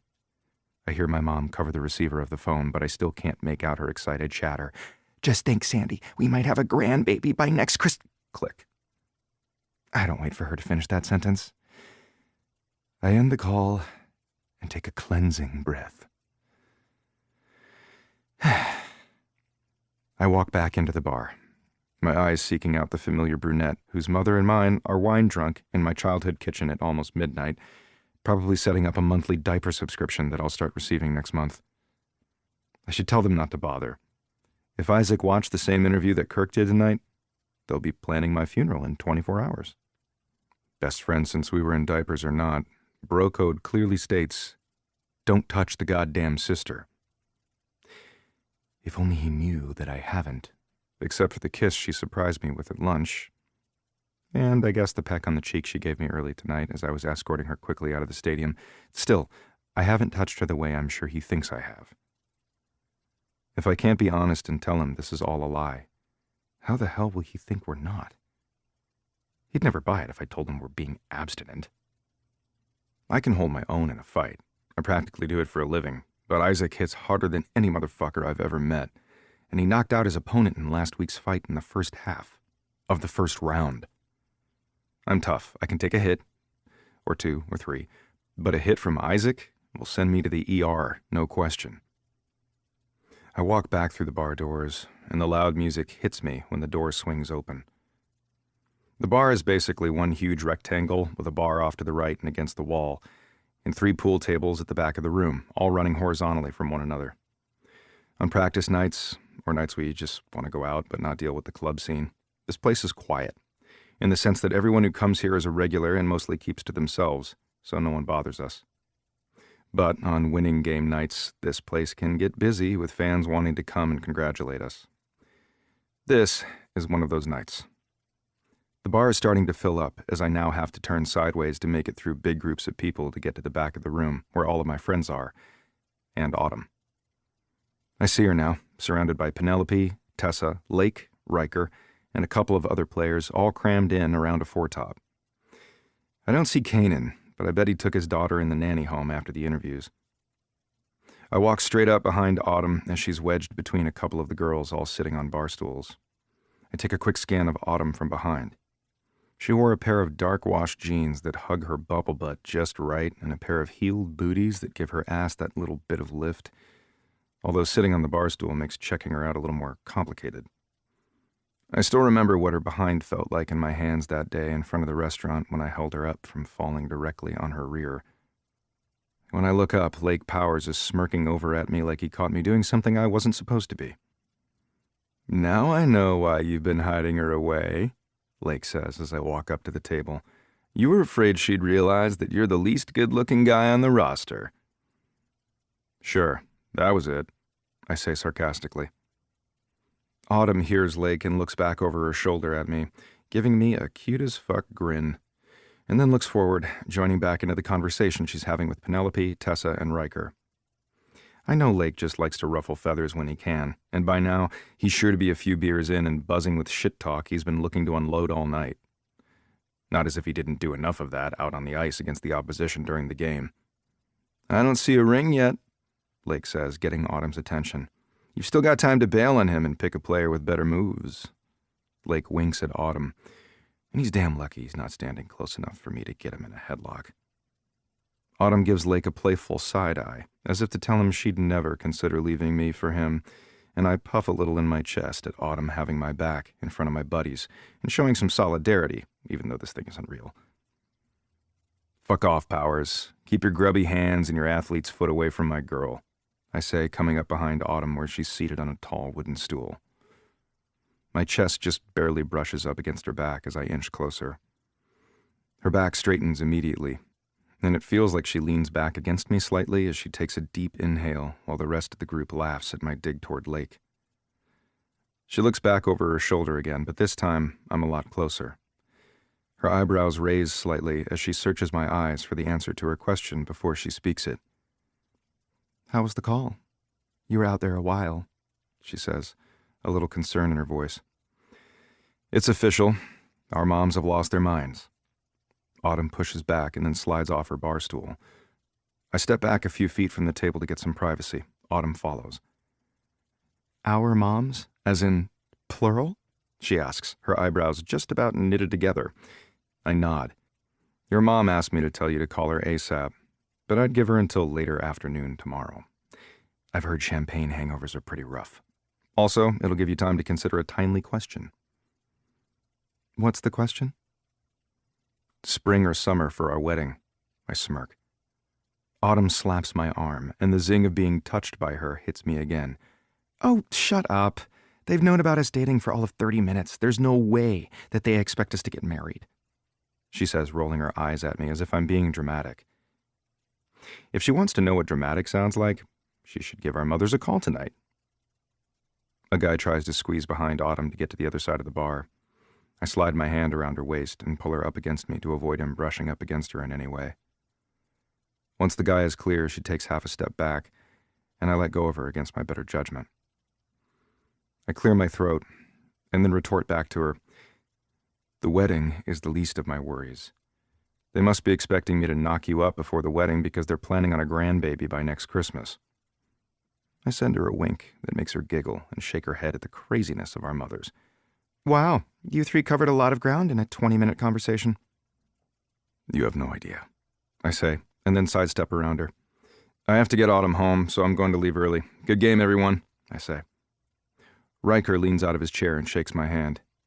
"Good game, man. See you tomorrow for practice." Lake gives a lazy salute while Penelope and Tessa walk over and hug Autumn goodbye. I send a quick wave to the rest of my teammates and the coaches, and then lead Autumn out of the bar with her hand in mine. "You need to be prepared for your brother to find out," I say, over my shoulder as I weave us through the crowd. Many people pat me on the shoulder and congratulate me on a good game. I smile back in response, but I keep her and I moving forward. "What? Why? He has a fight in 2 weeks. He's going to be off-grid, focusing until then." Thank God. That might buy us enough time to get our shit together and come up with a way to explain this whole thing to him in a way that won't piss him the fuck off. I hope you're right, because we could use some time, but it's still going to happen sooner or later. We finally make it to the bar doors, and I push through them back into the cold, keeping her close as we race through the deep puddles of the mostly dark parking lot. Our parking spot is a couple of rows away from the entrance of the bar as the rain pours down on us. It must have finally started coming down after my call with my mom, and I went back inside. I get her settled in her seat quickly and close the door before we both drown in the downpour. I run to my side and climb in, starting my sports car. "What do we do?" she asks. I lean my head against my headrest and look over at her. She's soaked, droplets of water dripping off her glossy hair onto her jacket. Her chest is pumping from the mad dash we made to my car. Her eyelashes are clumping together, and her deep green hazel eyes peer back at me. She's beautiful in a way I've never appreciated in the past. Or maybe I've never seen her kind of beauty before. The way I see it, we have two options. One, tell him the truth, which we can't. I nod. "So, option 2 is?" she asks. "We move in together tomorrow as we've already planned, and we make him believe this is serious, that I have no plans to hurt you, that this isn't a fling." "And you think he'll buy it?" she asks, water droplets still dripping off strands of her hair and a doe-eyed look to her like she wants to believe that my idea will work. We both know deep down. It's a long shot, but it's the only shot we have. I have no idea, but I'm about to bet a lifelong friendship on it. She turns and stares out the front window for a minute. "I guess we don't have an option." "Nope," I say simply. "Then I guess you'd better take me home. I have a few more things to pack before the movers come in the morning." She sighs and rubs her hands down her wet jeans. "Tomorrow, we start creating an entire life. Hopefully by the time he gets wind of this, we'll make it look believable." I pull out of the parking spot and head for her apartment after she gives me the address to input into my GPS. I've been down this direction before, but it's not my usual stomping grounds, and I like that GPS reroutes me if there is an accident or slower traffic on a specific route. Since it's a home game night, there will still be more traffic out than usual until the bars downtown close for the evening. When I pull up to drop her off, I see the apartment complex is only 2 stories, with the apartments having access to their doors from the outside, not the kind of secure apartment building with a doorman and secure parking that we're moving into tomorrow. This is the first time that I'm happy she's moving into this building with me. She'll be safer in this new building. I'm not exactly sure where this need to protect her is coming from, but I can't stop it. And it only seems to strengthen the more time we spend together. Chapter 11. Autumn. "Where would you like the box labeled cookie sheets?" The mover asks. I look up mid-text in response to my mom. I avoided her calls last night, since Briggs spoke to both of them last night while we were at the bar. Now that we're a couple, he can speak for both of us, right? I guess not, because by 6 a.m. this morning, she was blowing up my phone again, asking how this whole dating thing came to be, if he makes me happy, and what our plans are for Thanksgiving. Turns out nagging moms are immune to champagne hangovers when it comes to prying the truth from their offspring. I love the woman dearly, and I hate to lie to her. Hopefully she won't be too mad when the truth comes out that Briggs and I have no real plans to unify our families through wedded bliss. I can already hear my father's firm voice when I finally tell them, "Autumn, you're making your mother cry. Would it kill you to just marry Briggs to make her happy?" Sorry, Dad. Briggs can have his pick of any woman, and he'd never pick me. But his plea wouldn't be completely selfless for my mother's benefit. My dad would also be angling for Briggs's season tickets. You can leave that on the kitchen island, I tell him, and then head toward the hall to figure out which bedroom is mine. The first door I see is wide open, with 2 large duffel bags labeled the Hawkeyes on the side, and Briggs's number 48 stitched above it. I guess I know which room Briggs is taking. It's a decent-sized room with an ensuite. I continue walking down the hallway and find the other door at the end of the hall and to the left. I nudge the door open in surprise to find this room is bigger, with a walk-in closet and ensuite. I can see the freestanding white soaking tub in the back corner from here. Why would he leave this one for me? Did he assume they were both the same size? I hear footsteps headed toward the hall from the living room. I look over to find Briggs with another bag in his hands, heading into his room. Everything okay? He asks from down the hall, peering past the door jamb of the second bedroom. I think you put your stuff in the wrong room. This one is the master. I'm only here 2/3 of the week since we travel for games, and women have more shit than men usually. I figured you could use the space. He shrugs.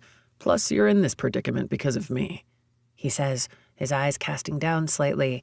It's not because of you, I say in an attempt to reassure him. Even so, I thought you'd be more comfortable. He shrugs as if it's no big deal, but it is a big deal. He's practically twice my size. He could use the extra space, too. Well, thank you. My heart flickers at the sweet gesture. I watch as he smiles quickly, drops his bag inside the door, and then heads back toward the movers. The apartment the Hawkeyes rented us isn't far from the stadium. I'll be able to walk to Briggs's games, and since keeping up the girlfriend facade is crucial, I'll be expected to attend all home games. They didn't have to twist my arm. I'm beyond excited to get to sit in Briggs's box seats and watch my favorite sport and my favorite player, my favorite team. I walk inside and head for the closet. It's large, the size of a tiny bedroom, but my heart jumps at the sight of something already hanging up inside. It's a jersey, a Conley jersey, in my size. I push my rolling luggage upright, pull the jersey off the hanger quickly, and run my fingers over the fabric. Did Briggs do this? I head out of my bedroom to find Briggs. When I find him talking to the movers, I start walking toward him, and he turns when he senses someone headed his way. He sees the jersey in my hand and smiles. I figured you already have a weathered old jersey that you sleep in every night with my name on the back. I thought you could use a new one for the games. A devilish grin stretches across his face. You would assume that, wouldn't you? You're right about me sleeping in a jersey, but it's Kanan Altman's jersey that's all tattered up in my top drawer. It's a lie, but he laughs anyway, and I finally see a piece of the old Briggs I haven't seen since we were kids. I can't believe you think I'd wear your jersey. Cocky much? It's any wonder how you get that jersey over your massive head. I tease. You're right. It is massive. Want me to prove it? He grins, directing my vision down to his crotch by staring down at it. I shake my head and try to hold back the laughter trying to bubble out of me. No thanks, I've already seen it, I say, quickly spinning and heading back toward my room. I hear Briggs's heavy steps jogging to catch back up to me. Hold on. When was this? He asks, jumping in front of me and blocking my progression toward the hallway. Remember that summer, your junior year, when Isaac pantsed you at the pond behind your house? You'll have to be more specific. Isaac and I pantsed each other regularly to embarrass the shit out of each other, particularly when we had an audience. True, those two were also hazing each other. Okay, well, I was there for one of those times then, I say, trying to turn to his left and get around him, but he counters, blocking me with a grin. So you already know how impressive it is.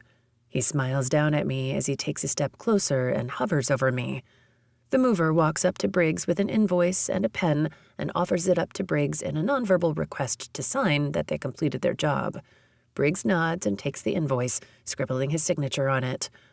Oh, I say, locking my eyes on Briggs and giving him a look of fake empathy. Is that what you're still working with? I figured once you hit puberty, it would all, fill in for you. The mover's eyebrows practically hit the ceiling, and he turns swiftly to head back out of the door with the signed invoice from Briggs in hand. He's heard enough, and he knows when it's time to leave. Although I bet he's heard worse while moving people from house to house. Moving can be a stressful business. I can't hold back my grin from ear to ear. Besides, Briggs Conley has one of the nicest members I've ever seen in real life, even if I was all the way on the other side of the pond with a few of Briggs and Isaac's friends. It doesn't matter what I say, though. Briggs knows he won the genetic lottery with that thing. Whether or not he's gifted with using it remains a mystery I never planned to solve, unfortunately. I pick up where I left off and swerve around him, heading for my room. Very cute, he says, following me down the hallway. I take a left into my doorway. but you already know how filled out it is. However, if you'd like, I can show you how nicely it fills in, too. He says, stopping at the door jamb and leaning his shoulder against it as I continue further into my bedroom. He's just teasing me, trying to make me blush, and maybe it's working, but I won't give him the benefit of knowing. Why don't you clear the idea with my brother first, then let me know what you two settle on. In the meantime, I need to shower. Moving is a sweaty business, I say, headed for the huge bathroom. You know he'll kill me if I bring up you and my cock in the same sentence. I laugh as I unzip my hoodie and toss it onto the dresser that stands beside the bathroom door against the wall. So give a man his last dying wish and let me join you. He teases, or at least I think he's teasing. I turn around while standing inside my bathroom, taking the bathroom handle in my hand and smile at him.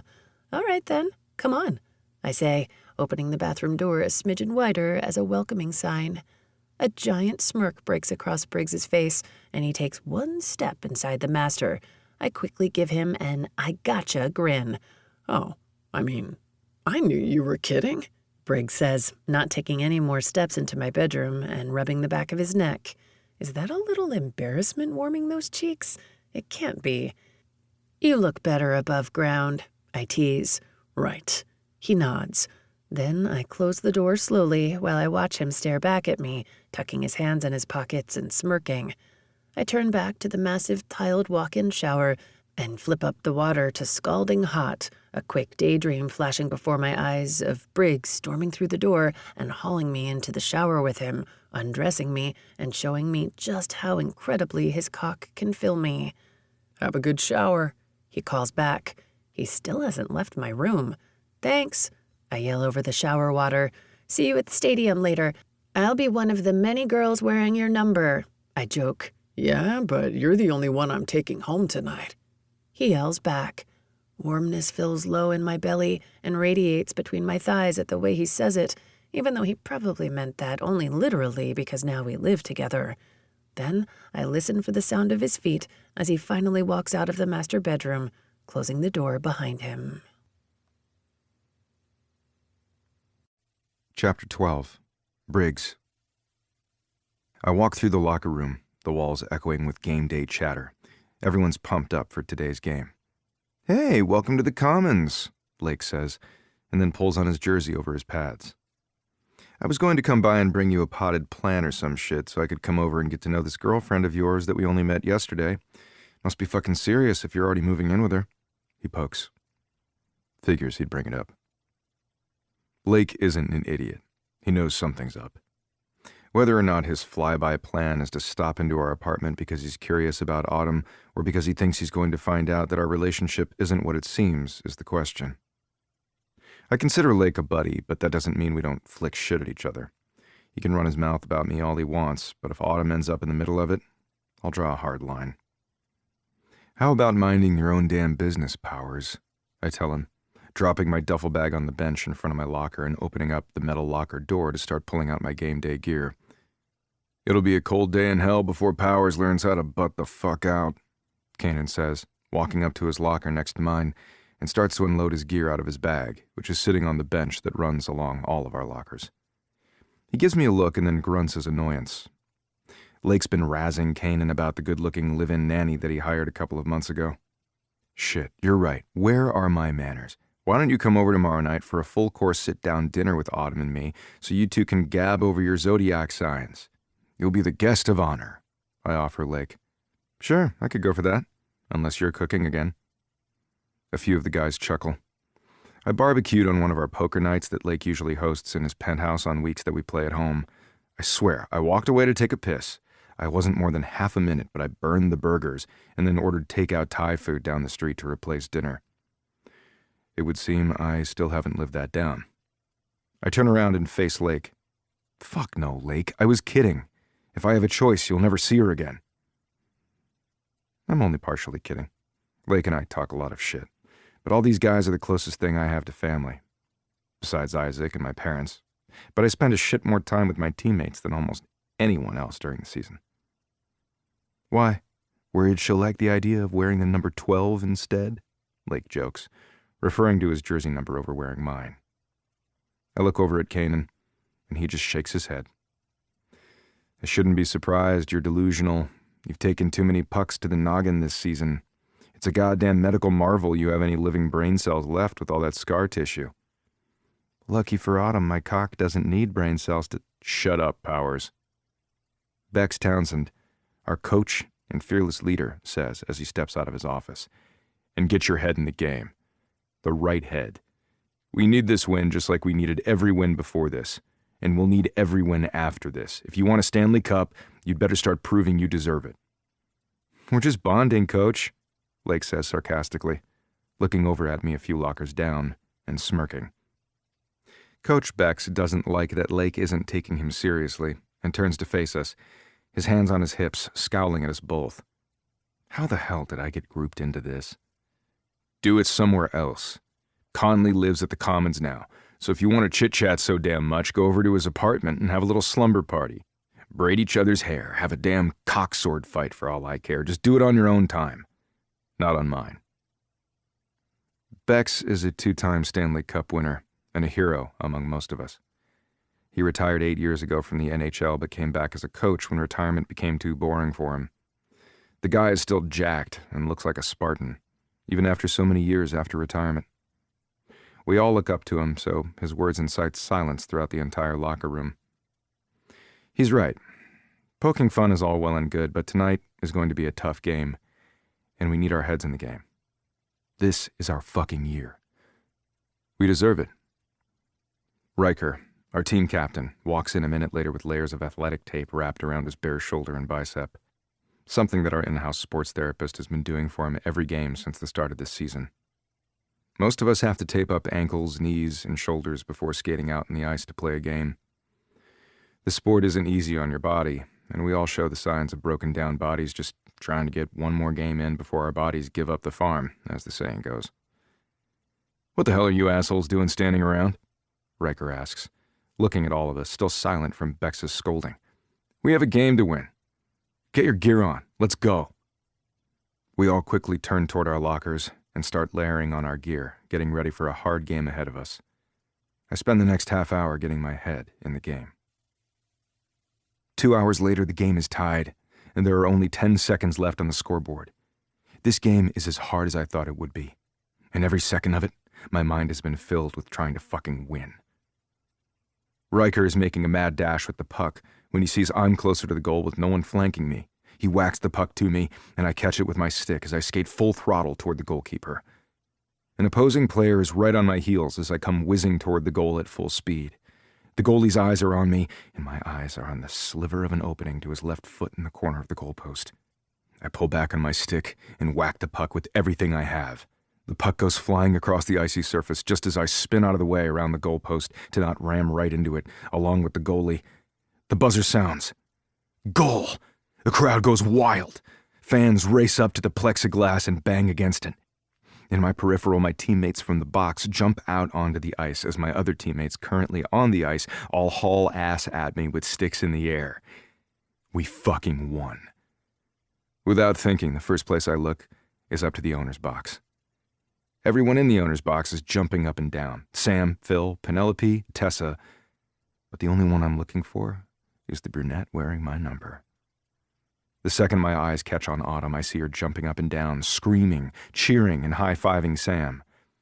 Her loose waves of soft brown hair bounce with her, along with the jersey she's wearing, as she celebrates with everyone else in the owner's box. I point my hockey stick up at her, and I can see her pound her hands against the glass in response. My teammates ram me into the plexiglass as they all pile against each other in celebration. I love you, you motherfucker, Riker yells over the crowd, his arm wrapped around my neck in a tight vise. He's the first one slammed up against me. We break into laughter as the mob of players creates a pileup of turquoise, white, and black jerseys. Our team colors. We won! I yell back to him. I look up again to see Autumn, and she must know I'm looking for her again because she spins around and shows me my jersey number on her back. She pulls her soft brown hair off her back so that I can see Conley, number 48, spelled out across her shoulders. Fuck, that looks good on her, and I can't wait to see it close up. After enough celebration, we skate off the ice and head for the locker room. Now that we've won, the memory of what I get to go home to tonight floods back in. I'm not used to being impatient to get through media so that I can get to see someone waiting on the other side of the stadium doors. I'm usually just racing to get to the bar for a celebratory drink or looking forward to an ice bath after this is all over. But tonight, showing off my fake relationship with Autumn to the media might not be so much work anymore. I sail through media. Luckily, they got the hint from the last time, and they kept the questions off Autumn and only on the game. Once I answer enough questions, Sam excuses me and brings in another player. I exit the media room as quickly as I can, and my smile widens as I see Autumn standing where she was last time, at the end of the hall, this time in my jersey. I stop in front of her and give her body a full scan, using the jersey as my excuse for my inspection of her body. You like it? She asks, stretching out her arms like she's modeling it for me. Looks good on you. Now you'd better throw away your Altman jersey, I tease. She has my jersey? I hear Kanan ask behind me, slapping his hand on my shoulder and then squeezing as he settles beside me. I look over to find Berkeley fast asleep against his chest as he holds her with his right arm and Isla standing next to him on his left. Not anymore, she doesn't. I growl at Autumn more than him. He laughs. Are you coming out with us? I ask. Kanan bends his head down a little and kisses Berkeley's head softly, trying not to wake her. Nah, I'm going to take the girls home, he says, giving a quick side look to Isla and then looks back at me. Good game, Conley. See you tomorrow at morning skate. I see Autumn smile at Isla as the three of them turn and then head for the exit. Ready to head to the bar? I ask Autumn. Sure. I pull her hand into mine, and we leave before the media gets out of interviews, and we head for my car. I'm looking forward to getting to spend a little time tonight getting to know the adult version of Autumn Daughtry. Chapter 13. Briggs. Last night, I spent the entire evening at Oakley's watching Autumn.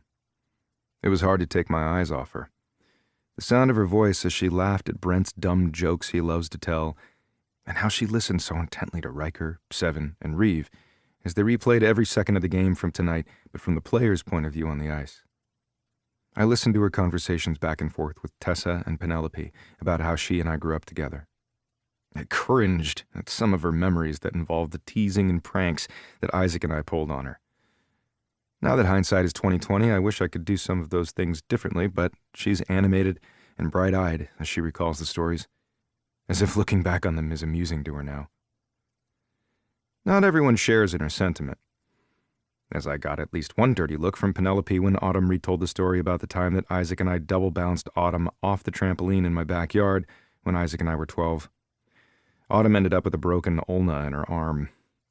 The image of her tiny purple cast with flowers all over it and little doodles of things Isaac and I wrote on it come to mind. She had to wear it all summer. I remember that day vividly. I remember seeing a 7-year-old Autumn hit the ground, panic for her safety hitting me instantly as Isaac and I both dove off the trampoline for a crying Autumn.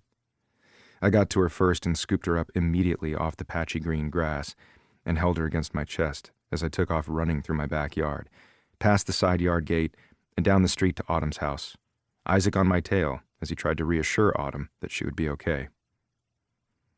I still remember my heart racing and the overwhelming need to get her somewhere safe and get her help. Maybe there has always been a part of me that, when it counted, would protect the little girl that lived down the street from me. Waking up this morning, and walking out to the large kitchen to find Autumn in a pair of tiny pajama shorts and camisole making breakfast in front of the range gives this new arrangement its first perk. I take a seat at one of the bar stools, sitting under the large white quartz island. I scan the perfect backside of my new roommate as she works on the other countertop that butts up against the wall, a large wooden hood vent that matches the light-stained cabinets hanging just above her. She faces the white subway tile backsplash, unaware of my eyes locked on her heart-shaped ass. Yeah, I shouldn't have these thoughts about Isaac's little sister, but they can't be helped. There's something about Autumn that has me curious about what I've missed over our years apart. I want to know what she's been up to since I last saw her. I want to know what about her is still the same and what has changed. Does she still eat her French fries with mustard?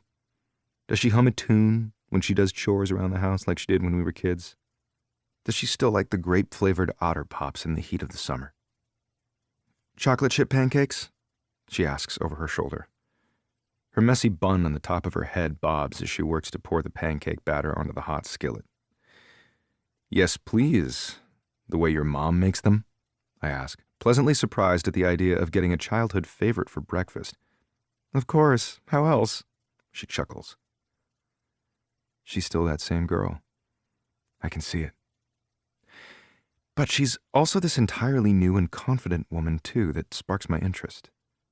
As much as I'd like to deny that, it's becoming harder and harder to do, but I'll do everything in my power not to cross that line concerning her brother and our long-standing friendship. And also because I'm not sure if she is as curious about me as I am about her. Is she buying her time until she can go back to dating that fucker Derek? "Smells good," I say, taking a deep inhale through my nose. Damn, I'm starving now. "Do you want bacon and eggs too?" she asks.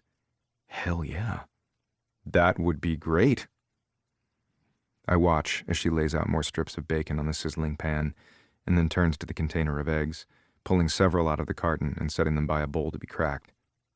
I stand up and walk around the island of the range where she's diligently working in a silky lavender camisole with black lacy detailing and matching shorts. I walk up next to her and lean my hip against the countertop facing her. "Want some help?" "I'd love some," she says, beaming up at me. She passes me the bowl along with milk and cheese to add to the mixture once I've cracked the eggs. I start immediately on my task, quickly cracking the rest of the eggs left in the carton and then whisking all of the ingredients together. "I'll be leaving in 2 days to head for Denver," I tell her, still combining the ingredients quickly. "Oh, I thought your first game out of town wasn't until Friday." Her eyes roam over the pancakes and bacon to make sure nothing burns. She starts flipping the bacon over with her fork on the pan as it starts to get golden brown on one side, the sound of popping, sizzling, and the hood vent making us both have to raise our voices slightly to hear one another. "It is, but I have to leave a couple of days early." "Oh yeah? Phil Carlton wants a few of us to rub elbows with a large company that's interested in becoming a huge endorsement for the franchise." Usually this sort of thing doesn't bother me. I don't mind schmoozing it up with bigwig companies to entice them to spend money with the Hawkeyes, but with just moving in with Autumn, it's the first time I've ever cared about having to leave. "That's exciting," she says, flashing a quick smile over at me, and then setting her sights on flipping the pancakes with her spatula. I hand her my bowl of egg mixture, and she takes it, pouring the contents into a prepped pan. "It is, but it means I'll be gone longer than usual. I just wanted to let you know." She points to the salt and pepper shakers on my side of the range cooktop, indicating she wants me to use them to season up the eggs as I see fit. I add a nice amount of dusting, using both seasonings. "Okay, thanks for telling me." She lays out a set of paper towels for the bacon to rest on for the grease to get absorbed. "Don't worry, I'll clean up the rager I plan to throw while you're gone. You'll never even know." I chuckle at the thought of Autumn throwing a party. We didn't go to high school at the same time, but from the limited information I gathered from what Isaac told me over the years, Autumn is more of a low-key homebody. "A rager? You?" She looks at me with a faint look of offense. "What? You don't think I can throw a big party?" "Could you throw a party? Yes. Would it be any good?" I don't answer before she smacks my arm with the back of her hand. I laugh. I'll have you know, your parents' 30th wedding anniversary went off without a hitch, she says, a playful scowl across her face. You're making my point, I say under my breath. She turns to me abruptly, her pancake spatula raised in one hand. Thanks for not showing up, by the way, only son, she says, flicking me shit. Well, if someone hadn't planned the party the same day that their only son was playing in his first ever championship game, I would have been there. She smirks, but doesn't say anything. Instead, she grabs the plate of bacon and the plate of pancakes that she just took off the stove and moves them to the island for us to sit down to eat. Yeah, the big screen TV that our dad set up in front of the beautiful ice sculpture I had ordered added to the ambiance of the party, she says, giving me side-eye while reaching back to grab the butter plate and set it with the plates of food on the island. I guess my parents hadn't guessed 30 years prior that they might have a son playing in the NHL, headed for a career all-time high, and should have picked a different day to get married, I joke. Yeah, you're right. What terrible foresight your parents had, she agrees, laced with sarcasm. I fronted the entire bill, at least. She rolls her eyes as she walks around the island and steps up into one of the bar stools, sitting down and staring back at me. Okay, Big Pockets. You ready to eat yet? I grab the plate of eggs and the orange juice she already has sitting out and head for the other bar stool. Thought you'd never ask. Autumn. Briggs left yesterday morning for his 5-day trip. He texted me when he arrived at his hotel, per my request. I'm overjoyed to feel like a friendship is blooming between us, which is a great relief, since the first meeting in the Hawkeye's office with Briggs storming out made me feel certain that this whole thing would be awkward and uncomfortable. With Briggs gone, I've already made huge headway with a couple of our clients' files that I had been working on before I started working on the Hawkeye's account. Erica told me to leave any accounts not related to Briggs for other staff to take care of. She wants my full attention on landing this project. But with him gone, I have tons of free time. And frankly, I'm bored. I shoot a text to Erica. Thanks for sending those client files over. No problem. I love your tenacity. Just remember that the Hawkeye's account is your priority. She texts back. Of course, I won't forget. I tell her, I still haven't heard a single word from my brother, so he must still be in his training bubble, and I'd be delighted if his coach decided to keep him there until this thing with Briggs comes to a complete end. But with Isaac's fight scheduled for Tuesday of next week, I have a feeling that by Wednesday afternoon, once his hangover from the night before has gone, win or lose, the news will hit. And I have no idea what to expect. I mean, after all, we're adults now, right? My mother and Mrs. Conley are in my inbox more than they ever have been. I'm getting daily texts from both of them asking how things are going, wondering if Briggs and I would like to get in on their cruise to Alaska that the 4 of them are planning next year. This lying to our parents thing is so much harder than I thought. I'm just glad they don't live close enough to pop over whenever they want and see that we're lying. A text notification chimes on my phone, and I look down to see who it is. It's from Briggs. Blake's having a party upstairs in his penthouse on Tuesday. The guys usually play poker on Tuesday, but he's ordering Isaac's pay-per-view fight this week. Are you going home for the fights? Does he want me to come, or is he just being nice? I actually haven't thought about it. I've been a little busy as of recently. I add a wink face emoji at the end and send it. I know we need to make it seem real to the public, but does it matter what his teammates think? I'd almost think he'd try to avoid us commingling whenever possible. I get it. Me too. You're invited if you want. He replies. He quickly sends another text as if attempting to entice me. Penelope and Tessa will be there for sure. Probably some other wives and girlfriends of players. Kanan said he's trying to get Isla to come. Could be fun. Okay, sure, I'll come. Thanks. I try to sound even-keeled with my text response, but deep inside, I'm mush. Briggs sends a thumbs-up emoji back in response. He doesn't text me that night before he goes to bed, or even the next day, but on day 3 of his trip, when he should be flying out of Denver to meet up with the rest of the team in Texas, he sends off a quick text around 10 in the morning. Just landed in Dallas. I shoot off a quick response. Thanks for letting me know. Kick butt tonight. You going to watch? Is he hoping I will? Does he even care? I guess he must if he's asking.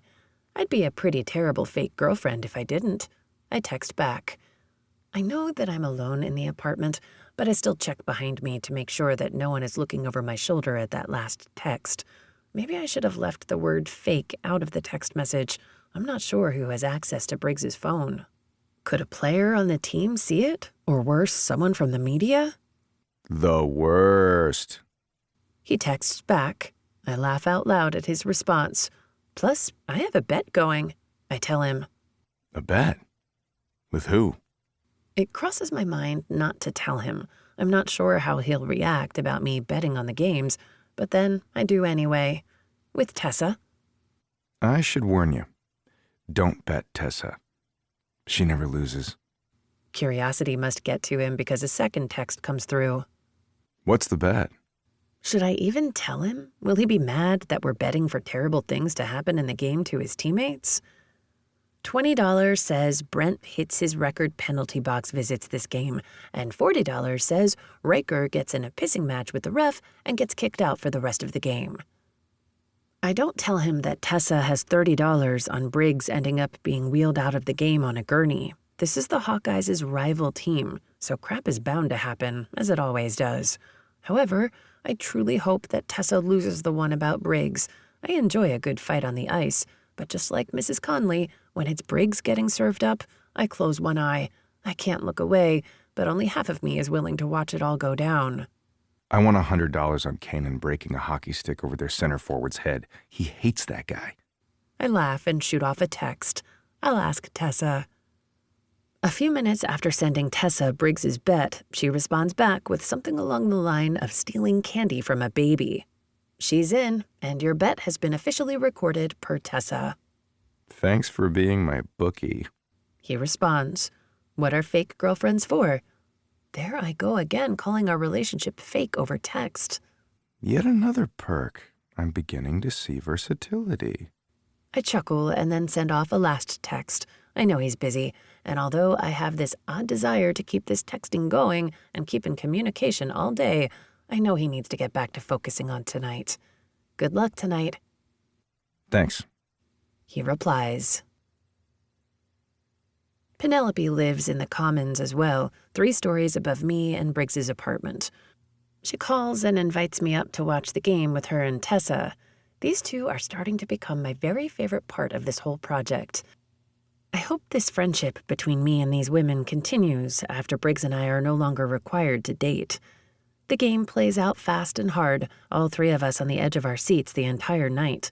Riker ended up getting taken back to the locker rooms by the medical staff after an opposing player hit him from behind after the buzzer, and Kanan ended up spending a good chunk of time in the penalty box for breaking a hockey stick over another player's head, just like Briggs had predicted in his bet with Tessa. They had to stop the game to clear the ice of broken fiberglass and wood from the splintered hockey stick, and to break up the fight that ensued right after the hockey stick cracked over the player's helmet. If you ask me, the referees were being a bit dramatic. It's not like the player Kanan hit wasn't wearing a helmet. Then again, I might be biased. After it ends, I send off a text to Briggs. I know he won't see it since he still has media, and then they have to get back on a bus and head for the next city they will be playing in tomorrow, but at least it will be there waiting for him when he gets a chance to read it. Great game. Tessa is pissed that you won your bet. She thinks you cheated and cracked Kanan's hockey stick ahead of time. I sent off a quick second text, too. So much happened in the game tonight. Also, I hope that Riker is okay. That hit after the buzzer by the other team was a cheap shot. I jolt awake to the sound of my phone chiming for an incoming text message and the blue cell phone light glaring up on my pitch-dark bedroom ceiling. I'm grateful that this apartment came with blackout curtains because the city lights would be too bright to sleep. I scramble to reach over to my nightstand where my phone is currently charging and a small fan is blowing, making white noise to drown out the loud downtown city noises and sirens. It's from Briggs. My heart flutters seeing his name on my phone. You're probably asleep, but I'm texting you anyway, because none of us can sleep. Least of all me. We're all on a high from that win. Then a second text. Riker's okay. He'll rally like he always does. Tell Tessa it's not a bet if it's a sure thing. But I didn't cheat. I just know my teammate and how much he hates that asshole on the opposing team. She wants to go double or nothing. I text back. Tell her to offer up a bet. Ask her yourself. This game is a little too rich for my blood. Tessa wiped me out of my latte money for this month. It's a joke. I'd never give up my latte money for anything, but it sounds better than I'm not a gracious loser. I guess he did warn me not to bet against Tessa, but it still made the game even more fun to watch, having a little money on the harebrained antics of the players. Did you see me point to the camera after that goal I made at the end of first period? Yeah, I did. Nice score. That was for you. I think my heart just stopped. I reread that text over and over again. My stomach doesn't flutter any less the more I read it. For me? I ask. Yeah, I'm going to score another one for you tomorrow. Watch for it. My pulse picks up. Why is he being so cute? Before I can say anything back, he sends another text. Now go to sleep. It's after 1 a.m. Talk to you later today. Okay, night. Try to get some rest on the bus. I will. I fall asleep with a smile on my lips. I don't know what all of that was, but I swear Briggs Conley, my fake boyfriend, was flirting with me. The next night, Penelope invites me up again for the game. This time she invites Isla and Berkeley. With Kanan being gone, Penelope thought it would be a good idea to bring her into our new girls group, and I couldn't agree more.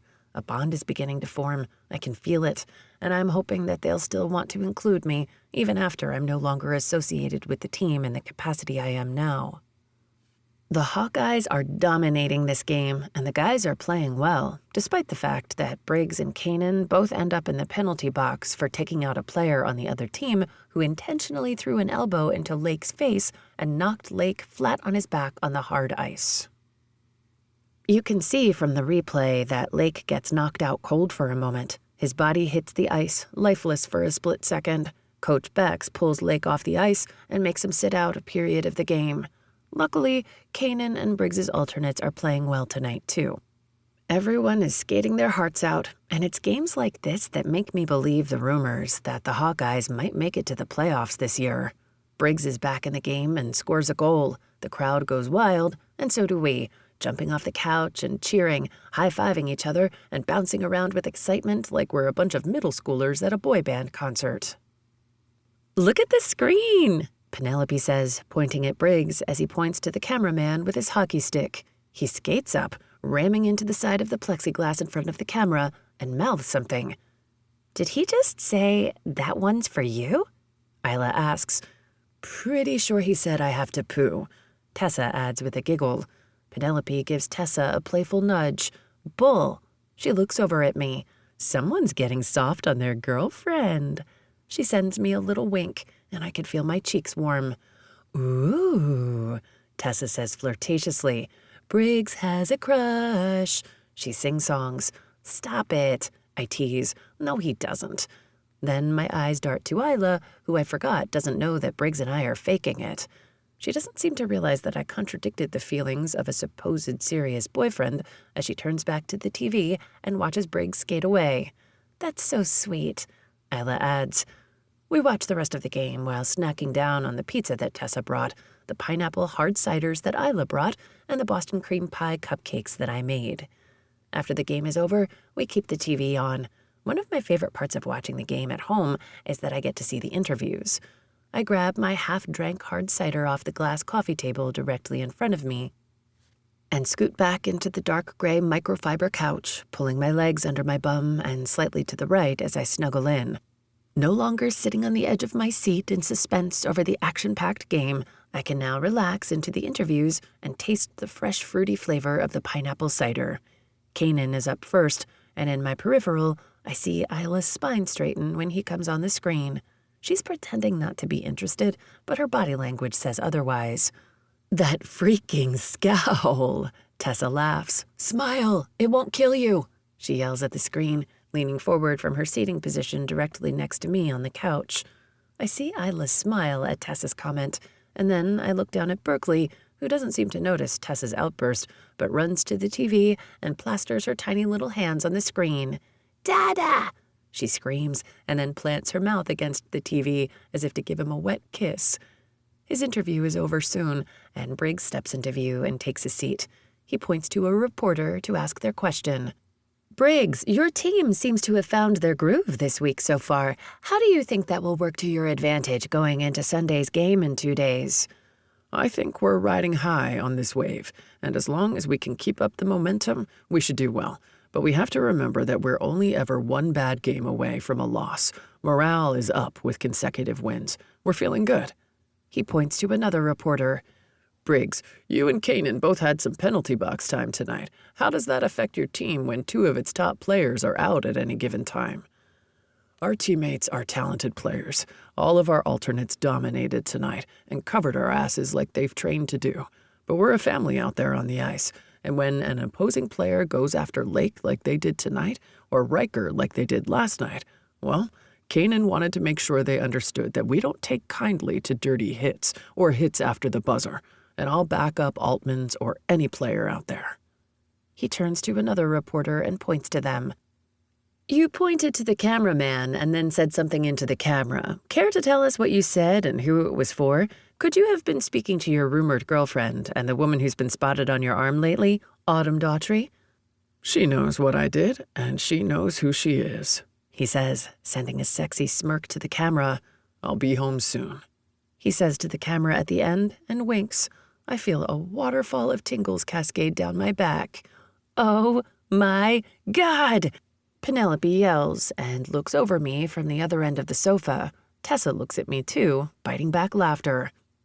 With Isla here, I'm saved from having to dive into a conversation about what is or isn't happening between Briggs and me, because honestly, I have no idea. The flirting seems to be escalating, but Briggs is a flirt by nature. Maybe this is how he is with every woman he's in close proximity with. After so many years apart, I don't know the adult version of Briggs, and I'm excited that he'll be home in a couple more days, and I'll make the most of that time to pretend this is all real. Chapter 14. Briggs. I didn't get home on a Monday like I planned. A last-minute meet and greet kept me back another day. Instead, I get home around 2 a.m. on Tuesday, the same day as Isaac's flight. Autumn was asleep when I got in, and I didn't want to wake her up. I knew she had an early meeting with Erica, and I had to go to my weekly appointment with my physical therapist and a meeting with my agent in the afternoon. Fitting everything in and getting to Lakes on time was cutting it tight. I hurry through therapy and my meeting with my agent so that I can get back in time for the fights, but my agent was running late, and now, so am I. I shoot Autumn a text. I'm running late, head up to Lakes, and I'll meet you there. I can wait, she texts back.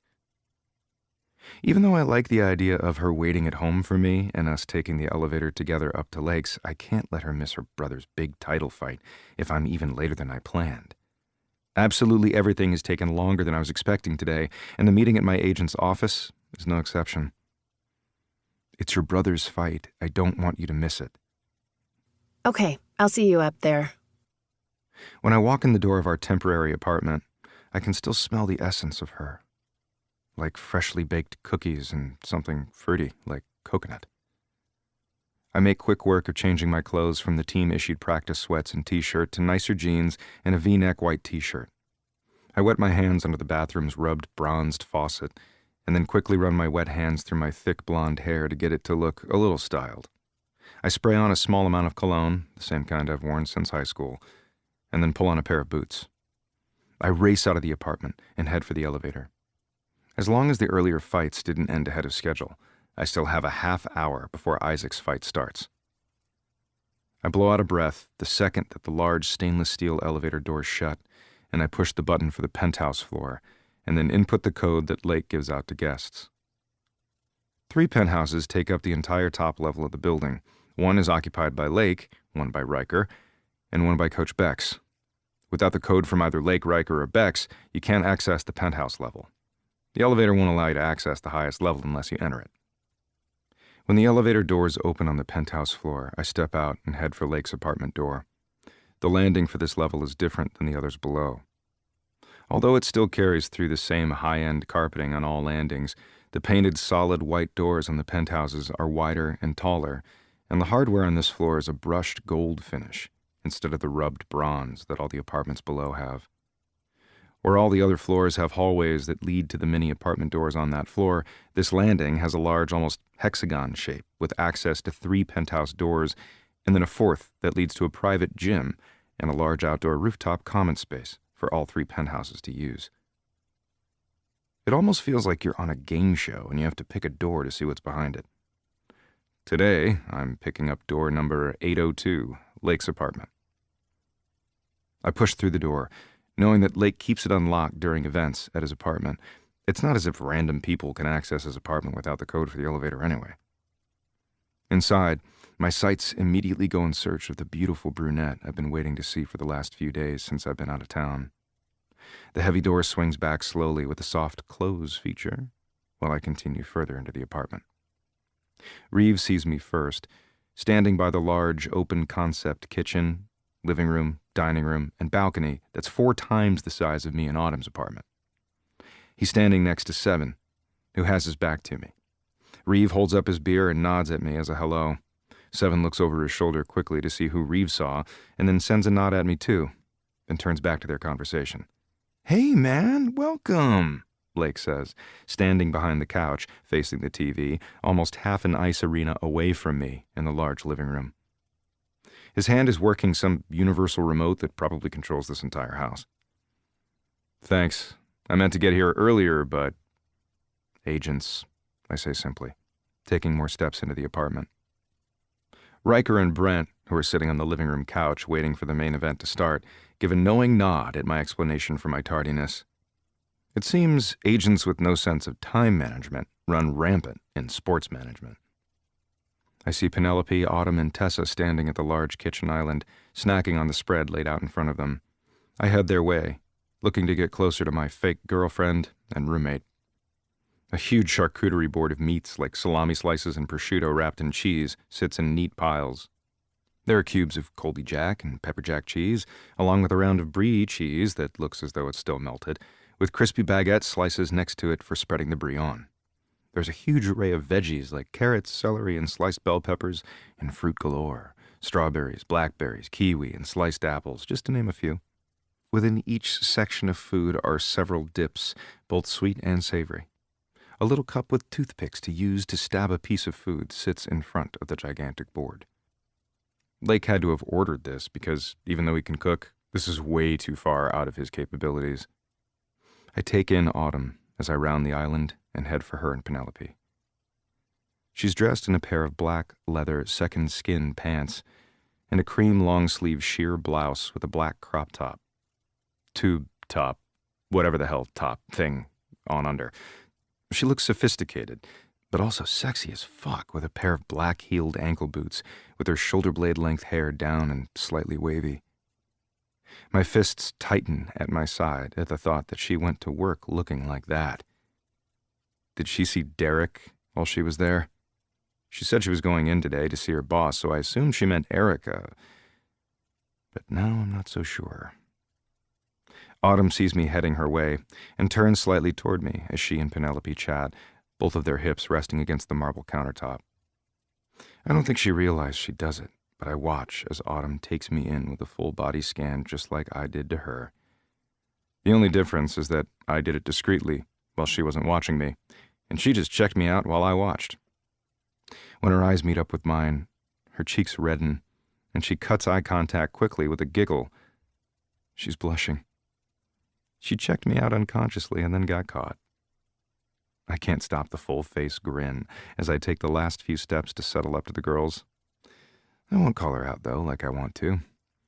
Her reaction is cute, and I don't want to ruin it by potentially embarrassing her. Blake outdid himself tonight. We usually only have pizza and chips and dip. This is impressive, I say, reaching for a toothpick and then looking around for the exact thing I want. "Blake didn't do this," Penelope says, pointing to the charcuterie board. "Your beautiful girlfriend did." "Penelope," Autumn whispers, stepping forward to nudge Penelope with her elbow lightly. Penelope gives Autumn a devilish grin. I don't think I've ever seen Penelope make that facial expression. She's usually too damn sweet, so what was that for? "You did?" I ask, I'm not exactly surprised. This seems like the kind of thing Autumn would do. The food is organized by grouping and colors. From a bird's eye view, with colorful foods being laid out in swirls and snaking its way through in a well-thought-out design, it looks a little like the Candyland game board. Autumn nods, almost a little shyly. I pierce a piece of strawberry and dip it into a little white ceramic bowl that's labeled cheesecake dip and bring it up to my mouth, pulling the strawberry and cheesecake dip off with my teeth. Damn, that's delicious. I nod as I chew. This looks awesome. Nice work. Hey, the fight is about to start, Brent calls out from the large, sunken living room. Let's go grab a seat, Tessa says, grabbing her apple hard cider off the drink coaster sitting on the countertop, and starts leading the way towards the room with the TV. A large TV sits inside custom-built exotic wood-grain cabinetry that matches the kitchen's cabinets. A huge navy blue U-shape couch fills half of the room and faces the TV. Behind the couch on the opposite side of the wall are big floor-to-ceiling windows with double doors out to the balcony that runs the same length as the large rectangular living room. The city skyline of Seattle is framed perfectly from this view.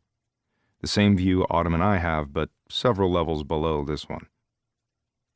The girls and I head for the living room, following Reeve and Seven, who are also in the kitchen on the other side of the 12-foot island, discussing next week's opposition and how they might change up their goalkeeping position. I look over our group and realize that we're still missing Kanan and Isla, but maybe they'll show up later. Even with the couch having ample room for a big crowd, there isn't enough room for everyone. Usually, I just stand behind the couch. I don't like being anchored to one spot anyway. But I want to be close to Autumn, and that's where she's heading. The couch is starting to fill up, but I see one open spot and I plop down into it.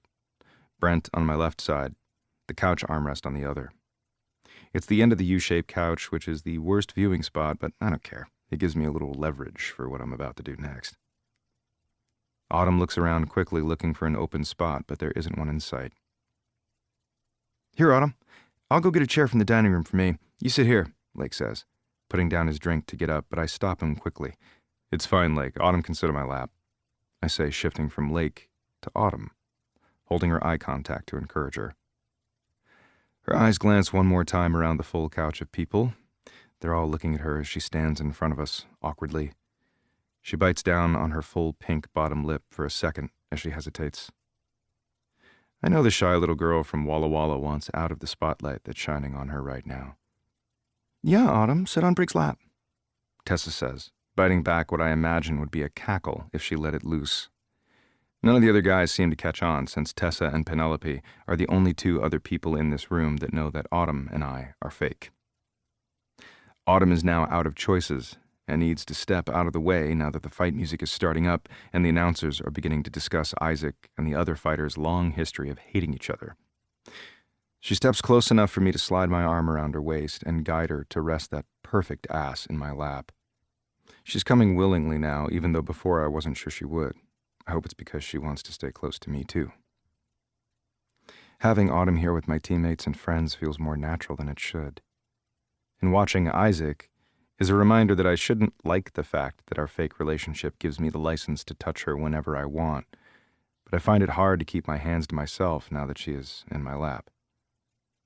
What I failed to consider is the amount of torture that Autumn can inflict in this position without meaning to. Every shift of her hips, every cough or laugh, every time she tenses to her brother taking a hit, it all zings through our connected bodies straight to my dick. Poor guy is confused as hell down there about what should be going on between Autumn and me. I do everything I can not to poke Autumn in the ass with my ever-growing cock for the entire fight. Watching Isaac and realizing that those are the same fists he'll send my way if I ever touch Autumn. His opponent's bloodied face only helps slightly to lessen my growing erection and the tightening of my balls as this torment continues. Maybe this is karma, punishing me for having dirty thoughts about my best friend's sister. After the fight ends with Isaac knocking the guy out cold in the last round, we all leave the couch and wander to different places in the penthouse. None of us ready to go home. A couple of guys end up smoking cigars out on the balcony, while I spend my night around the island with Autumn and a few others discussing what all of our plans for our bye-week break in the season look like. The week we all get in the middle of the season for rest. Most of us use it for vacation. I spend the rest of the night finding excuses for my hand to graze over her hand when passing her a drink, or press my thigh against hers as we sit on the bar stools around the island. Not being able to drink means I have the entire night of sober thoughts about the woman I'm not supposed to be interested in. How much longer can I keep my distance? I'm not sure. The next morning I wake up and head for morning skate with the determination that tonight I'll call Isaac and find a way to let him know that I'm dating his sister. I kill it in practice. We're in the best shape that this team has been in years. Great practice today, Conley. If you keep skating like that, we're bound for a championship win this season. No doubt. This is our year, I say back to Kanan, who's headed in the opposite direction toward Coach Bex's office, with his team-issued duffel bag hung over his shoulder. I push through the side exit that leads right to the players' parking lot. The heavy metal door slams behind me like it does every time anyone exits. It's so goddamn loud. Someone should install a soft close on it like the doors in our apartments. It's a nice feature. I reach down into my own team-issued duffel bag and grab my keys as I step off the cement sidewalk and onto the black top of the parking lot, anxious to get back to see if Autumn decided to work from home in those tiny little... Boom! My vision goes dark, and everything goes black for a second as I stumble back. Did I just get hit by a car? I just about have an out-of-body experience, the confusion slowing down my body's ability to register pain. But wait. Yep, here it comes. Searing pain to the left side of my jaw is beginning to radiate quickly. What the fuck? I say, grabbing my jaw and finally getting my bearings enough to see the perpetrator. You had it coming, Conley, Isaac says, still in his fighter stance, his darkening eyes pinned on me. In a pair of jeans and a hoodie, Isaac looks too ordinary to look as mean as he was in the ring last night. His buzz cut and bruising on his knuckles that are still up, ready to strike again, make him look like the badass MMA fighter that I already know he is. He's trimmer right now than he usually is when he isn't getting ready for a fight. He cut weight to make the weight class for this title fight, but he still looks just as deadly and lethal at any size. I put up my arms in defense. Wow. Hold on. I look around quickly and notice that none of my other teammates are out here. They're inside talking with Coach, or they've already left after practice. I'm relieved I don't have to stop them from trying to jump Isaac, but I also wish I had at least someone close enough in case this fucker decides to try to kill me. However, if he wanted to kill me, he should have just run me over with his car. It might have been a quicker resolution to his problem. What are you talking about? I ask, my jaw already feeling tight and tingling as I try to speak with it. The adrenaline is still running thick through my body, but soon it will settle down and I'll start feeling the effects of that hit in full force. You know exactly, asshole. I watched the replay of your interview from last week's game. I told you not to touch my sister, he growls, giving me a good shove with his hands against my chest. I stumble back another step. His shoulders now easing down. He's not going to hit me again. I don't think. Shit, Isaac, we were kids when you said that. Autumn and I are grown-ass adults now. I didn't think you'd feel the same way this many years later. Liar. Isaac drops his hands down by his sides, although his fists are still clenched, and he takes a step toward me. I don't flinch, but I prepare for the possibility he might hit me again, and this time, I plan to block it. You thought I wouldn't want to protect my baby sister from a player like you? His voice is raised. Come on, man. I'm not a player, I tell him, looking around to make sure no one else is watching this go down. He shakes his head rapidly in disagreement. Your reputation precedes you, and you forget we went to high school together. I know how many women you've gone through, and I know what you're capable of. You're going to hurt her, he says, pointing a finger at me. I'm not that way with her. I love her. Wait, what the fuck did I just say? He must have hit me harder than I thought because that was straight up word vomit. I love her? Love her like my best friend's little sister, sure. But I've never uttered the words I love you to another soul besides my parents. Not even the girl I dated for a year in my sophomore year at college. There's no way I'm in love with Autumn. We're not even really dating. Even Isaac looks skeptical, and I don't blame him. But I'm pretty sure he'll kill me if he finds out that we moved in together and I don't pretend to be in love with her. Nope, I've got to sell the whole lie. The only way I walk out of this with my nose in the same place it was before he showed up is to make him believe that Autumn and I are in love, and that we're building a future together, and that I plan on never hurting his sister. His eyes squint, and I can tell he's trying to determine whether I'm being genuine or just trying to keep him from kicking my ass further. Prove it, he says finally. Prove it how? I don't know. It's your ass on the line, so I guess you'll think of something. Fuck, thanks, I say sarcastically. Then, because I can't come up with anything worse than this, I blurt out, "Come stay with us." Stay with you? He asks in surprise, his eyebrows shooting up. That makes two of us. Yeah, we just moved in together. We have a spare room. Oh, for fuck's sake, Briggs, you're a dumbass. You're living with my baby sister? Isaac asks, taking another step forward, his fists balling at his sides.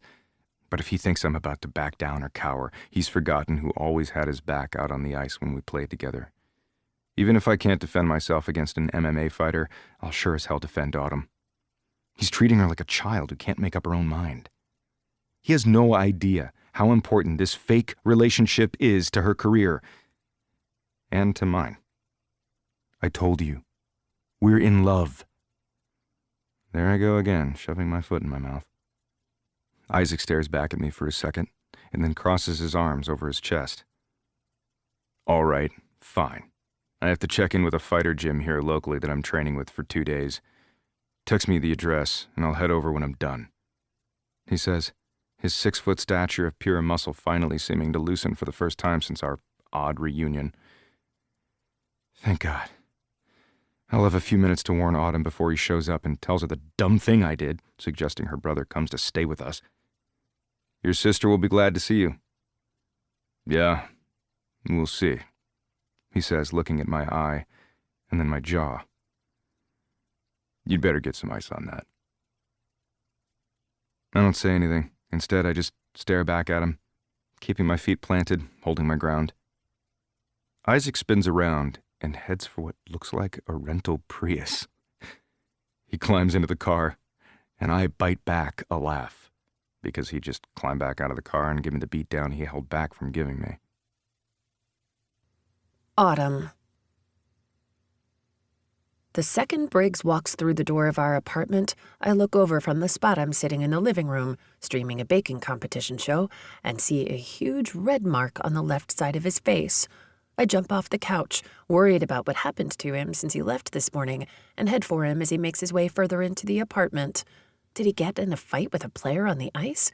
Road rage dispute? What in the actual hell happened today? What happened to your face? I ask, coming up to him quickly. He drops his black duffel bag on the ground and looks down at me as I inch closer, trying to get a better look at his face. His arms hang down by his sides, so he's not trying to stop me from seeing the evidence. He's watching my reaction to him getting hurt, or at least that's how it feels. Your brother showed up to the stadium today and waited for me to come out. He gives a humorless chuckle, and it almost seems like Briggs thinks he deserves this, but he doesn't. He did what? Are you kidding me? I ask, my voice heated. I reach out and softly grip his jaw to turn it more to the side so I can see the bruising better. It's fine. Could have gotten it from yesterday's game. No one will know the difference. He attempts to reassure me.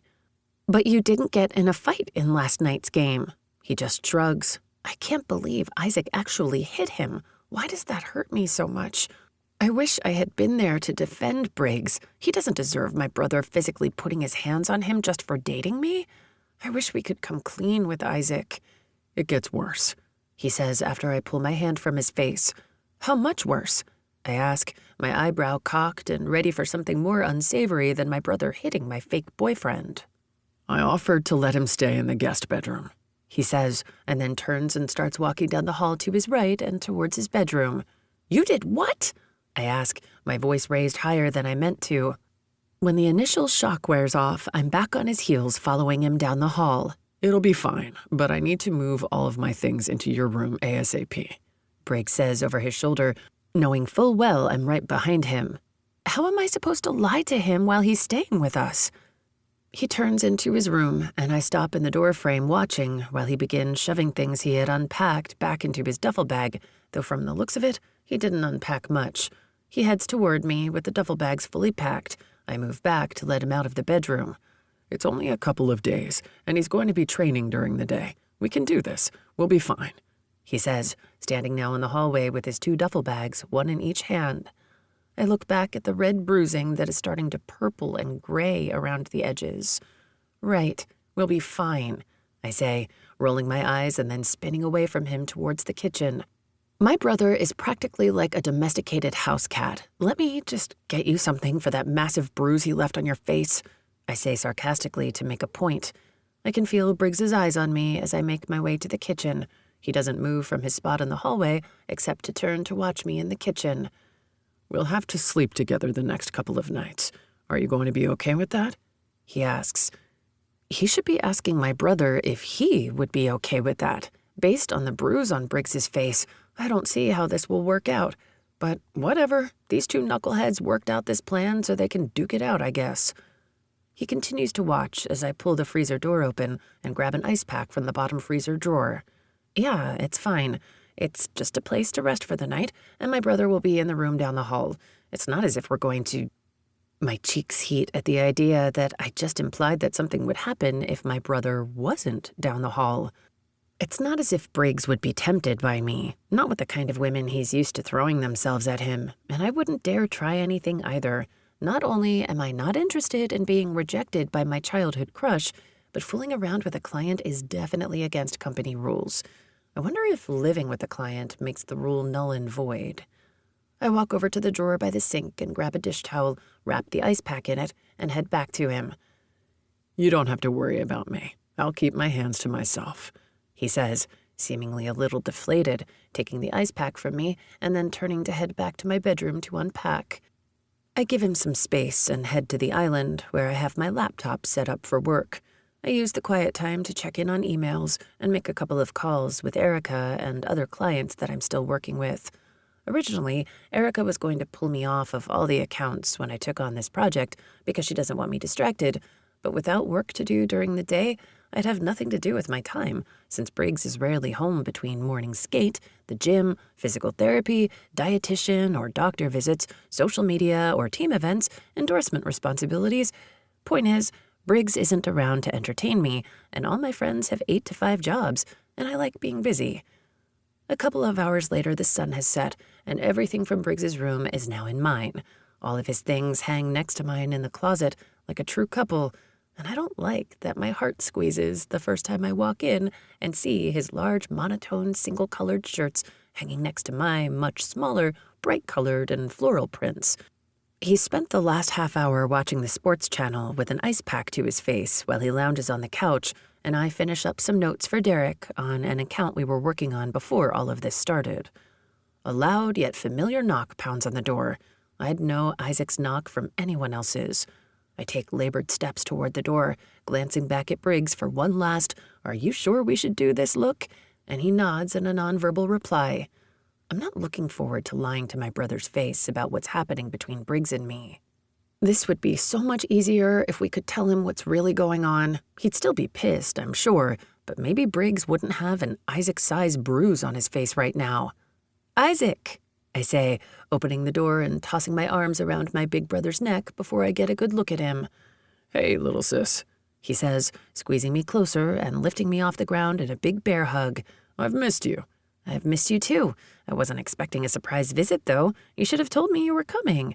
He sets me back down and stares over at the living room where Briggs is sitting on the large L-shaped sofa, his arm laid over the low back of the couch and his long right leg stretched out on the sofa, pointing toward us, his other foot still on the ground and an ice pack held against his face.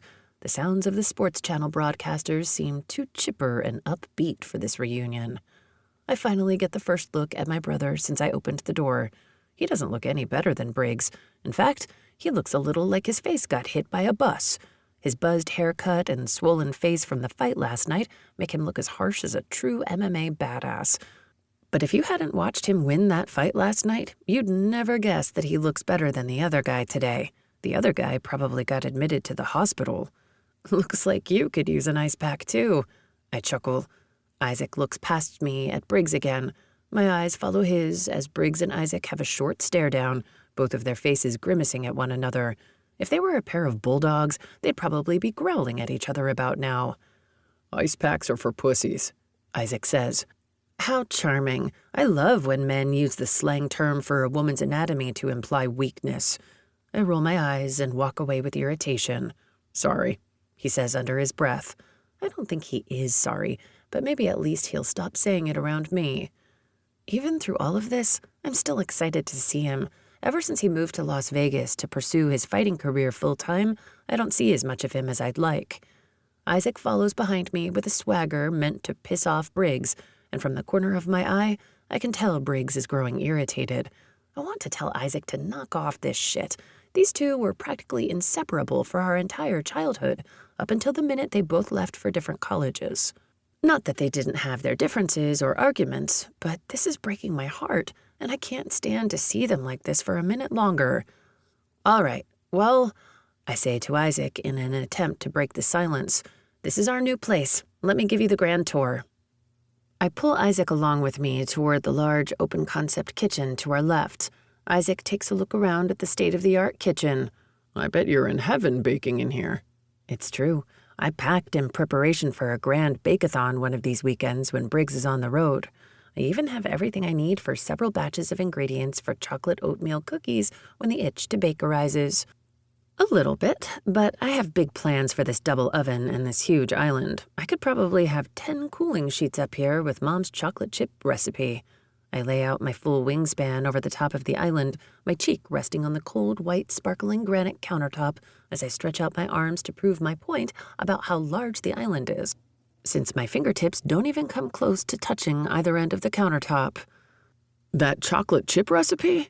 I hear Briggs perk his head up a little higher over the couch in the distant living room and look over at me in the kitchen, ignoring Isaac's existence. Are you going to make cookies tonight? Damn, I could use one right about now. Isaac looks down at me too, hope flickering in his eyes, or maybe that's just the look of a man who had to starve himself for the last month to make weight for his fight. Mom's cookie would hit the spot after such a long trip coming to see you. The pressure is beginning to stack up against me. I guess it's good to see they can agree on one thing. Not in your dreams. I tell them both. I'm not baking tonight. It's late and I'm tired. I'm ready for a good book and a long bath. Isaac looks over at Briggs. You'd better be planning on keeping your pants on for the entire 2 days I'm here. Briggs just throws up his free hand in frustration, the other holding the ice pack to his face again. I roll my eyes and shake my head at my brother's demands, not because that was what Briggs and I were planning on doing, but because that was the right reaction if I was truly dating Briggs. Damn, I hate this. Come on, you, I say gruffly. Let's get you settled in the spare bedroom. Briggs stands up as Isaac and I head toward the hallway, but he beats us to it, heading down in front of us. I'm tired too. I'm heading to our room. Are you coming in soon? I'll run your bath water. Briggs stops and turns around, glaring at Isaac, and then smiles down at me. Perfect. Poke the bear, why don't you? Watch it, Conley. My brother all but snarls. There's still plenty of real estate on that pretty boy face of yours for a matching black eye. Briggs breaks our eye contact and glances at Isaac. Gone is my brother, and in his place is a furious MMA fighter.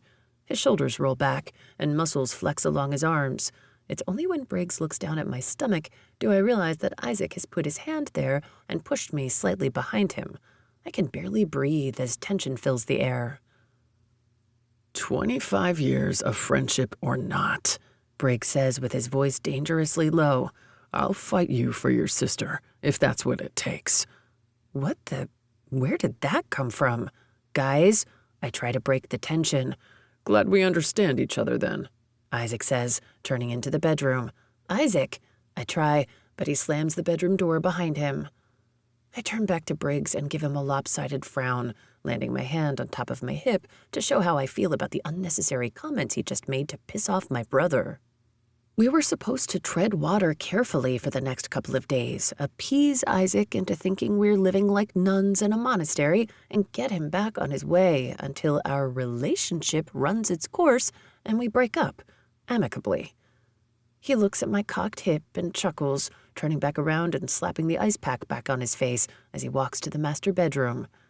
That tub is built for two. Convenient. I want to yell at him, not in your dreams, but I don't need Isaac hearing a dispute arising out in the hall and deciding to come out to investigate. Instead, I ignore it and head to the kitchen, where I left my phone plugged in, and I snatch my tablet from my purse with the new romance thriller I've been dying to read. Tonight, I need a distraction and something that I can count on that ends with a happily ever after. Chapter 15. Autumn. Feel like explaining what happened back there? I ask as I push through the master bedroom door and close it behind me. Even with an ice pack to his face, he still looks beyond sexy and cool, with his long legs stretched out and crossed at the ankles, leaning up against the large upholstered headboard, his phone in one hand, as he seems to be reading something, probably reading up on how well the team he's up against next week played, or something a sports newscaster said about his team's chances of making it to the playoffs this year. His blue eyes glance up from his phone and settle on me. Explaining what?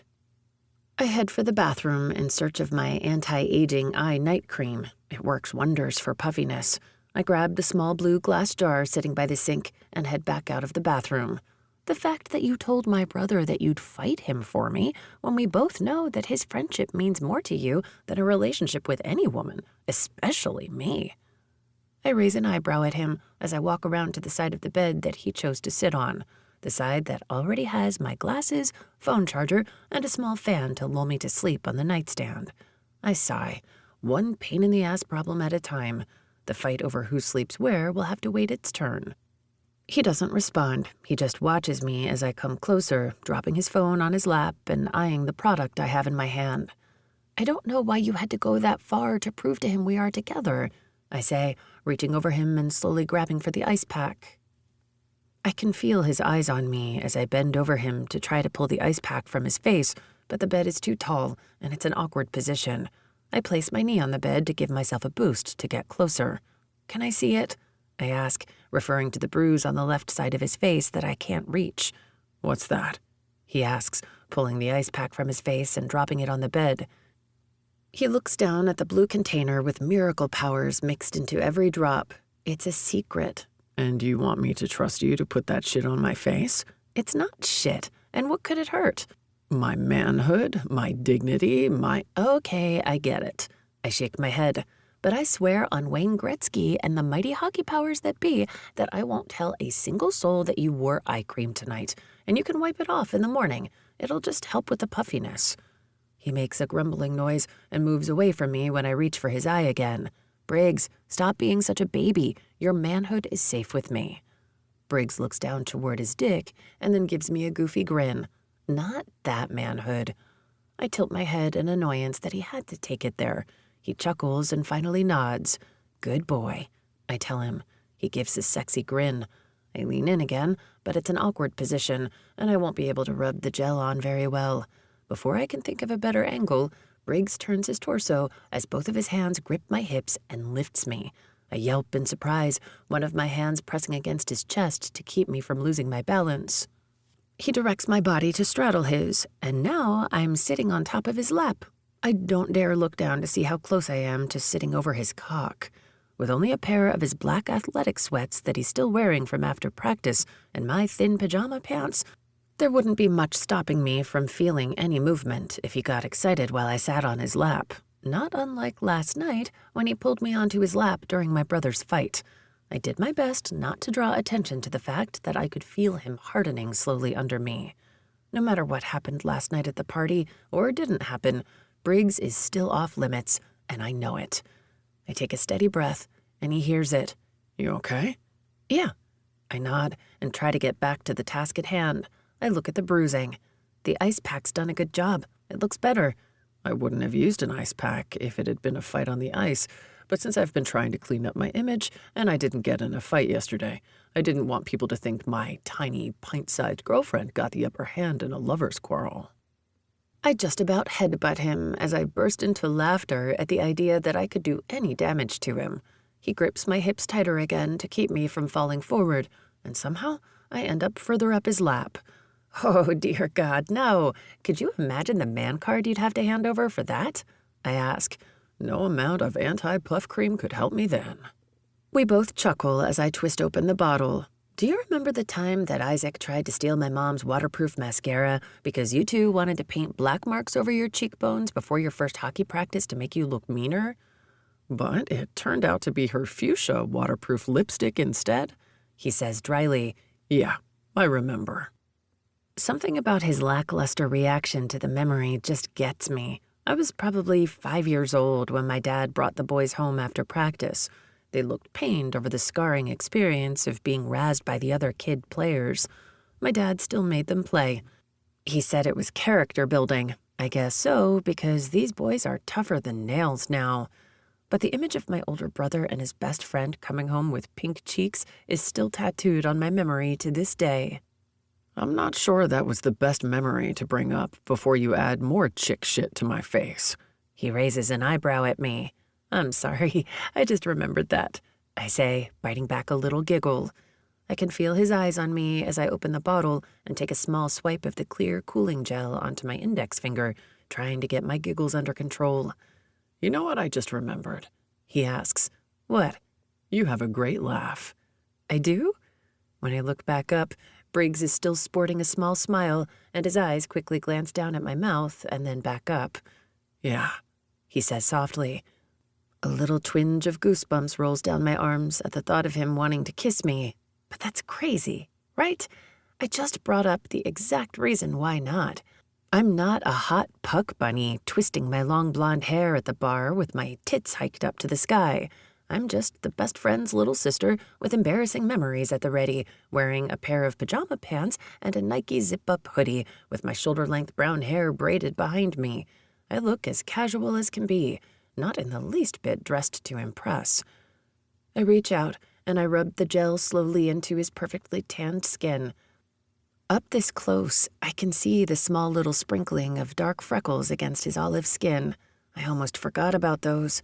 In the summers, even with all the overcast weather of Washington, the beautiful Italian skin that Briggs's mom gave him would somehow absorb the tiniest amount of UV rays, and his skin would bronze while the rest of us stayed stark white. His freckles somehow contrasted with the deepening color, and I would stare at those freckles whenever Briggs didn't notice me. I always dreamed that someday he'd give me the freedom to map every freckle and smooth my finger over each sweet speckle. This is the closest I've ever been, and the desperate little girl in me from years past is begging me not to let this moment go to waste. I lay my thumb softly against the mostly straight bridge of his nose and sweep my thumb across his cheekbone, using the gel as an excuse for my touch. He watches every expression I make as I try to laminate every freckle to memory, knowing that this might be the last time I have an unobstructed view of them. What are you doing? He asks in a whisper, his fingers slowly tightening around my hips. Putting cooling gel... No, you're not. He whispers again. I desert my quest to find any two freckles the same and settle my sights on his crystal blue eyes that look like crushed ice up this close. I forgot how jealous I used to be of your freckles. You noticed my freckles? I don't think anyone else realizes I have them. A soft, lopsided smile stretches on one side of his ruggedly beautiful face. Even I forget most of the time. I swallow hard. Now isn't the time to catch on, Briggs. What else did you notice? He asks quietly. Everything. Nothing. Just the freckles. I have to do something. We're headed for a dangerous place called the past and my die-hard crush. I mean, and the fact that you hadn't hit puberty at the advanced age of 17. I fake a grimace and glance down at his crotch. He lets out that contagious laugh I've always loved, and I can't help but enjoy the fact that sitting on his lap allows me to feel his laugh, too, as his body shakes underneath me. He even throws back his head as if I took him off guard, and I can't help the rise of pride to be able to make Briggs Conley laugh that big. When he comes back around to face me, there's a flirtatious smile stretched across his face, and it might as well be Niagara Falls in my panties.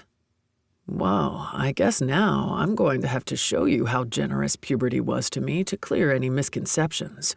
Wait, what? Briggs? I squeal as he grips both of his burly hands around my waist and hoists me up off his lap, disposing me flat on my back on my new side of the bed. He begins to tickle my waist as he's still sitting up right next to me. I try to push his hands away, but his arms are so much longer and stronger than mine that I'm at a huge disadvantage. Admit it's anaconda big. What? I laugh from the continued tickling. Admit it's the biggest thing you've ever seen. I can't stop laughing, and I barely choke out the words. I had to use a telescope to see it across the pond.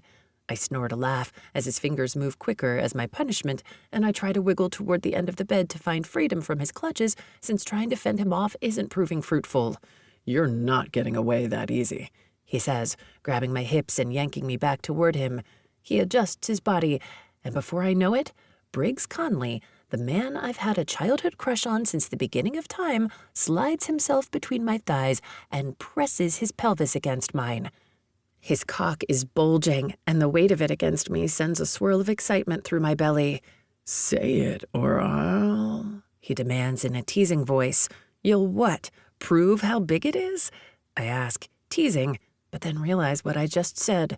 Briggs's grin wipes clean off his face as he stares back at me. My smile freezes too, and then slowly dies because something in the air between us just changed. He glances down at our connected bodies, and then so do I. My chest is still heaving from laughing so hard, and so is his.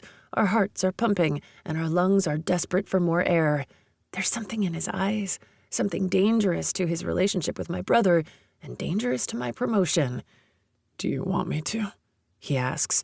My stomach flips, and I swallow hard. Briggs, I don't think this is a good idea. No, it's not.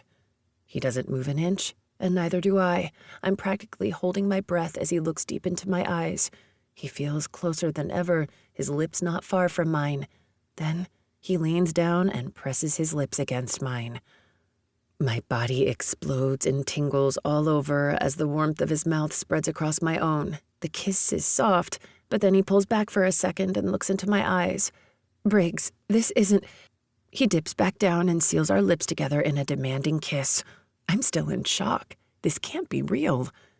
His right hand snakes up the side of my body, just briefly skating over my breast before his hand wraps around my neck, his fingers plunging into the thick of my hair.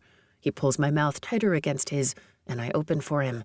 His tongue dips in, and it's the first real taste of Briggs I've ever had. I moan at the sensation, the taste, the heat. My verbal approval eggs him on as his hips begin to move, and his hardening cock grinds into part of me that needs connection even more than our mouths. I moan again as the pressure between my thighs increases. The probability that he might get me off before he's taken off a single article of clothing is a mortifying and an equally delicious thought. His hand releases the side of my neck and begins to trail down my body. His fingers dip under my shirt and glide back up my rib cage until his index finger and thumb sneak past the elastic of my sports bra. He's almost there, his fingers almost secured about my breast, and then there won't be any turning back. I'll beg him to race past third base and go for a home run. I know it's the wrong sport, but Briggs was one hell of a baseball player, too, and a girl can't deny a thick ass and a pair of baseball pants. Briggs used to wear them well. Yes, I mutter as his hand almost seems to stall. Autumn, are you sure? Knock, knock. Shit! I shriek, trying to cover my mouth. I try to pull out from under Briggs, but he grips me tighter and slides me further under him like he's going to protect me if my brother busts through the door. I'd tell him that the only person needing protection is him, but it's a moot point. He's well aware of the dynamic here. Autumn! I hear Isaac's voice on the other side. I try to clear the sex from my voice before answering. Yeah? Do you have a spare toothbrush? I forgot to pack mine. I exhale the breath I had trapped in my lungs since the minute he pounded on the door. What? Too busy cock-blocking me to remember your damn toothbrush? Briggs whispers against my ear. My stomach flips. Cock-block? Did he just confirm that we were on the same page only a few moments ago? The heat of his mouth against my ear reminds me that I'm not far from that moment, even still. Yeah. I look up at Briggs, and he looks down at me, still nestled between my thighs. Hold on, I'll get it for you, I say, attempting to push Briggs off me. He finally moves off me, but not from my weakling efforts. He flops to the side with a groan and lays the crook of his elbow over his eyes in defeat. I want to ask Briggs what would have happened if Isaac hadn't interrupted us. But I have a pissed-off brother standing on the other side of my bedroom door, and he isn't the patient kind, especially when he thinks his little sister is tucked back in a bedroom with the big bad hockey wolf. I walk out of the room, glancing over my shoulder as I go. Briggs is still lying there on the bed, in the same place and position he was in when he flipped himself off of me. My eyes slide down his body. The view of a decent-sized bulge in Briggs's pants has me about ready to punch my brother in the throat for making me miss out. I've always known it was big, but to feel the evidence as he rubbed it against me was pretty phenomenal. I bite down on my lower lip unconsciously until I walk out into the hall, closing the door behind me, and my brother gives me a disgusted look. Oh, shut up, I tell him, and power walk down the corridor. This rental apartment has everything, and I'll bet they stocked a spare toothbrush in the hallway closet. Isaac follows behind me closely. I rip open the closet door, and sure enough, a stack of toothbrushes is sitting on the shelf at eye level. Barbie or Paw Patrol? I ask, showing him the kids' toothbrush options. He reaches over me and grabs a blue adult toothbrush. I'll take this, thanks. You sure you don't need one better designed for a child? Because that's how you acted, flying here unannounced and sucker-punching Briggs in the face at his place of employment just because you're mad that we're adults having an adult— Don't finish that. He points at me, a scowl on his face. I'm your brother, and it's my job to protect you. Correction. It's Dad's job to protect me. Your job is to issue me constant flattery and be a complete failure by comparison to my awesomeness. Which, by the way, you suck at your job. I roll my eyes. Congrats on your big title win. Mom and Dad are disgustingly proud of you, pummeling that guy's face into the mat. Isaac wraps an arm around my shoulder. I'm sorry I made you mad, but in all fairness, I've warned Briggs about touching you. He knows better. We're not kids anymore. Even more reason for him to leave you alone and not waste the years where you should be finding a good dude, getting married, and having the grandkids Mom keeps nagging me for. Speaking of, are you done with the ring girls? Anyone serious these days? I ask. Hell no. He laughs. Come hang out with me for a few minutes. I haven't seen you in over 6 months. I look longingly at the master bedroom door, wanting to get back in there and climb back under Briggs, even though I shouldn't. One night could cost me a promotion. Don't worry, Briggs can entertain himself, he says, pulling me toward his room. Yeah, that's what I'm worried about. He should be entertaining himself with me. Okay, fine, a few minutes. I walk in and sit on the spare bedroom bed. The room still smells like Briggs, the sour apple gum he chews occasionally, and a spicy deodorant. What's new? He asks, walking into the bathroom and wetting a toothbrush from his overnight bag. Freaking liar! I should have known. Nice toothbrush, loser, I call out. He turns to look at me with that stupid grin I want to smack off his smug face. He adds toothpaste and then walks back out of the bathroom. I wanted time alone with my little sister. I gave up a celebration party to be here, he says, and then starts brushing as if I want to watch him brush his teeth. Whatever. Annoying brothers stay annoying brothers, I guess. And if you would have called first, I would have told you not to bother. He pulls the toothbrush out of his mouth. Well, I'm here now, so tell me what's new. How's work? Good. I'm up for a promotion. He keeps brushing, but lifts his eyebrows as if to say he's intrigued. I have this new campaign I'm running, and if I save this guy's career, the company he works for will become a massive client for our firm. My boss is going to give me a promotion to head of client relations. My brother stops brushing for a second and stares at me, his mouth now full of foam. Autumn, that's amazing. They must believe in you. He mumbles with a full mouth. I nod and stare down at my feet. What's wrong? He asks and then begins to brush again. I have to do something a little unorthodox and not something I would usually agree to do. My brother's eyes widen to cartoon size. Hold on. He puts up a finger and heads for the bathroom. He spits, rinses, and then puts the toothbrush away and walks with determination back out to where I'm sitting. What are they making you do? And who do I have to kill? Aw, that's kind of sweet.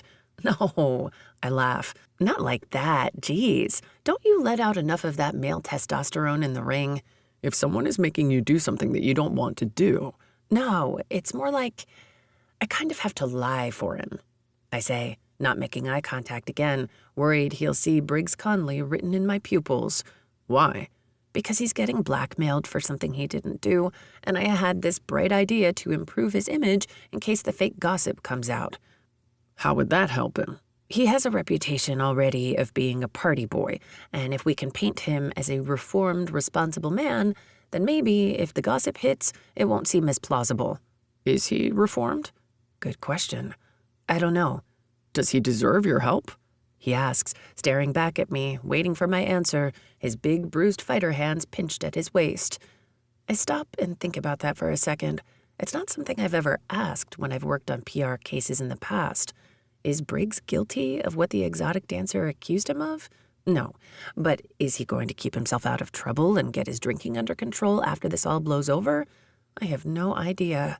What I do know is the real Briggs, the one before all the fame and money, and he is worth my help.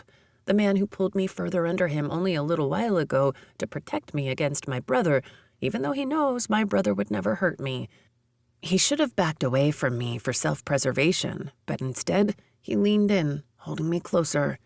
Somehow it feels like he lost his way, but over the last 24 hours, I feel a little bit of him is coming back. Yes, he deserves my help. My brother sighs and then thinks for a second.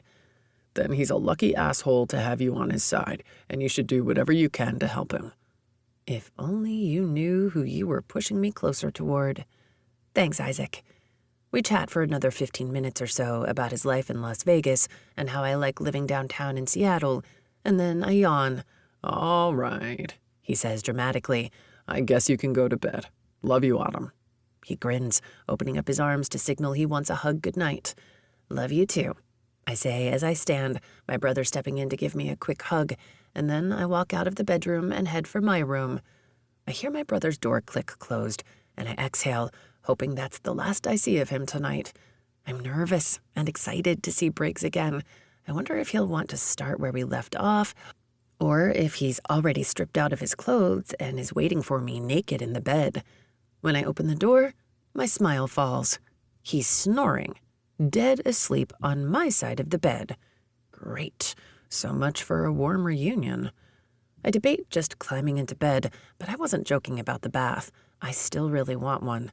I grab my tablet off the dresser where I left it earlier and head for the bath, flip on the water, and dump enough bubbles in to build a reasonable-sized replica of the Eiffel Tower, which I do right before I start my book. An hour later, I can't keep my eyes open, and it's time for bed. I drain the water and pull on a cute pair of pajamas that I just bought before I moved in here, because, duh, I maybe didn't expect anything to happen with Briggs, but I'm not 100 years old. I still had plans to flutter around the apartment in cute jammies in front of my old crush. When would I ever get another chance like this? I walk out and find that in the last hour while I was in the bath, Briggs discarded his pants and shirt as they are currently laid over the dresser. I find a now shirtless mound of hot muscle asleep in my spot. If I thought I could move the mountain of a man currently sleeping on my side, I'd attempt to transfer him to the other side, but I'm too damn tired. Tomorrow, I'll beat him to bed and get my spot back. I roll my eyes and slide onto the wrong side of the bed and pull the covers over me, facing away from the tasty man laying only an arm's length away. I lay down and begin to fall asleep. I'm not quite into full REM when a strong arm and a warm body scoop me up and yank me back against a wall of muscle. "Briggs," I whisper. No talking. He mutters, half asleep. But, Shh. Go to sleep, Autumn. that's it. No kiss goodnight, no telling me to have sweet dreams. I'm not sure what happens next for us, but whatever it is, I hope every night ends in spooning with Briggs Conley. Chapter 16. Briggs. Out on the ice is the place where my mind is the clearest. The world can be going to shit, but my laser focus on my job pulls me out of it. Today is a different story because the only thing I can think about is Autumn, And what happened last night? I kissed her, and maybe I shouldn't have, but I couldn't stop myself. Autumn isn't like the women I've met over the years. This morning we had an early skate, so I left before she got up, and when I was getting dressed, a text pinged on the phone. I walked out of the bathroom to see who it was, but it wasn't my phone. It was Autumn's. We have the same sound for notifications. I didn't open up her phone, but I didn't have to. The notification was short enough that I could read his text that flashed over her screen. It was from Derek. I miss you. Then a quick second text. Can I see you soon? I'm not her real boyfriend, and she already told me that she was seeing someone else. Still, I want to text him back and tell him to stay the fuck away from Autumn, but that's not my call. Instead, I finished brushing my teeth with a little extra vigor than usual and left the apartment heading to the stadium. Isaac had already left for the gym. I was glad not to have to see his not-so-happy ass this morning after I came out of the bedroom from sleeping next to his sister all night. The fucking cockblocker. Autumn's Miracle Cream did a pretty damn good job of taking away the swelling. Icing it half the day helped it along as well, although I usually sport my battle wounds from a game or bar fight as a badge of honor. Even so, the discoloration was still enough that everyone asked about the shiner since all my teammates already knew I didn't take a shot to the face last game. I skate out onto the ice, lining up for drills. I take a deep breath in, loving the feeling of the cold snap against my lungs. Being on the ice is my favorite place. It's a place where I can get away from the world, where I can block out the noise and do what I do best. Play hockey. What the fuck happened to your face? Reeve Asia, one of our two goalies, asks, skating up to me and getting in line. Seven Renly, our other goalie, skates up too, taking a quick look, although he tries not to make it obvious. He pretends he's too old for gossip, but he's never too far from listening in on it. Lake Powers skates over directly after, undoubtedly not to mind his own damn business. He eyeballs my cheek and whistles. Damn, did you get in a fight with a fucking semi-truck? By the look of it, the Freightliner won. Shut up, asshole, I mutter, watching the other guys head over. Lake laughs. Hey, everyone, check out Briggs' face, Lake yells to the guys at the far end of the ice headed our way. Turns out his new girlfriend is a little feistier than he can handle. Fuck off, Powers, and start skating your damn drills, Riker Haynes, our captain and center, says, skating up to us and spraying ice at Lake. Mill your damn gossip on your own time. I don't want to be here all damn day, and Coach said we can go home early. I got a little girl begging to go to the park, Kanan says, skating up and parking himself on the left side of me. More like a nanny that wants to try out your teeter-totter, Lake jabs. His tiny otter? Brent Tomlin asks, skating up to the line with a furrowed brow as if he should take offense. Who has a tiny otter? I'd believe it if someone told me that Brent had taken too many hits to the head, which caused severe hearing loss. The guys can never hear worth shit. Don't worry, it's not your otter, I say. Damn straight it's not my otter, Brent retorts. My otter is huge. Jesus, can we fucking skate already? Kanan hollers. We've seen your otter, Tomlin. It must have been the runt of the litter, Lake retorts. Fuck you, Powers. It's never had a problem cracking open clams, Brent yells. If you assholes don't shut up, I'm making you do burpees till you puke. Coach Bex threatens from the side of the home team bench, his stopwatch in one hand, clipboard in the other. We hear Coach Bex's whistle, and we all push off the line. Drills have begun, and there's no more room for bullshitting. We'll have to save the rest for the locker room. An hour and a half later, Coach Bex lets us go for the day. Kanan is out like a flash, and the rest of us head for our cars as well. I'm looking forward to getting home before Isaac to get in a little one-on-one time with Autumn. Then the walking on eggshells will begin again. She mentioned yesterday that she has a coffee meeting with Tessa and Penelope this morning to go over logistics and to touch base on how our media campaign is unfolding, but I'm hoping she'll be home by the time I get back. Not that she's expecting me home this early. I need some clarification on what's going on with her and Derek before anything between us continues. Some people might accuse me of being a player, but I don't fuck women with boyfriends or husbands. I step off the elevator, and the aroma of freshly baked cookies hits me immediately. I know that smell, and it smells like my childhood, like sleepovers in Isaac's treehouse and cold winters in Walla Walla with warm cookies and hot chocolate. I input the key code to our apartment and push through the door as soon as the light turns green. Walking through the door of our temporary apartment, I find a scantily dressed Autumn standing in the kitchen in only a pair of light pink boy shorts and a gray crop top, standing in front of what looks like 3 batches of cookies laid out on cooling racks and parchment paper, covering every inch of the granite countertop. She yips in surprise, just barely losing the baking sheet filled with freshly baked cookies and spatula out of her hand when the apartment door finally closes, and she realizes she's no longer alone. She spins around to find me standing in the entryway watching her. "Oh my gosh, you scared me." "You're home," she says, spinning back away from me to where several cooling racks are lined up full of chocolate chip oatmeal cookies. She tries to quickly get the last cookies off the baking sheet. "I was about to take a shower after I got back from the gym, but after I started undressing, I decided I wanted to have cookies done and cooled before you and Isaac got home. I thought you two could come to a treaty deal over milk and cookies." "So you decided to bake naked?"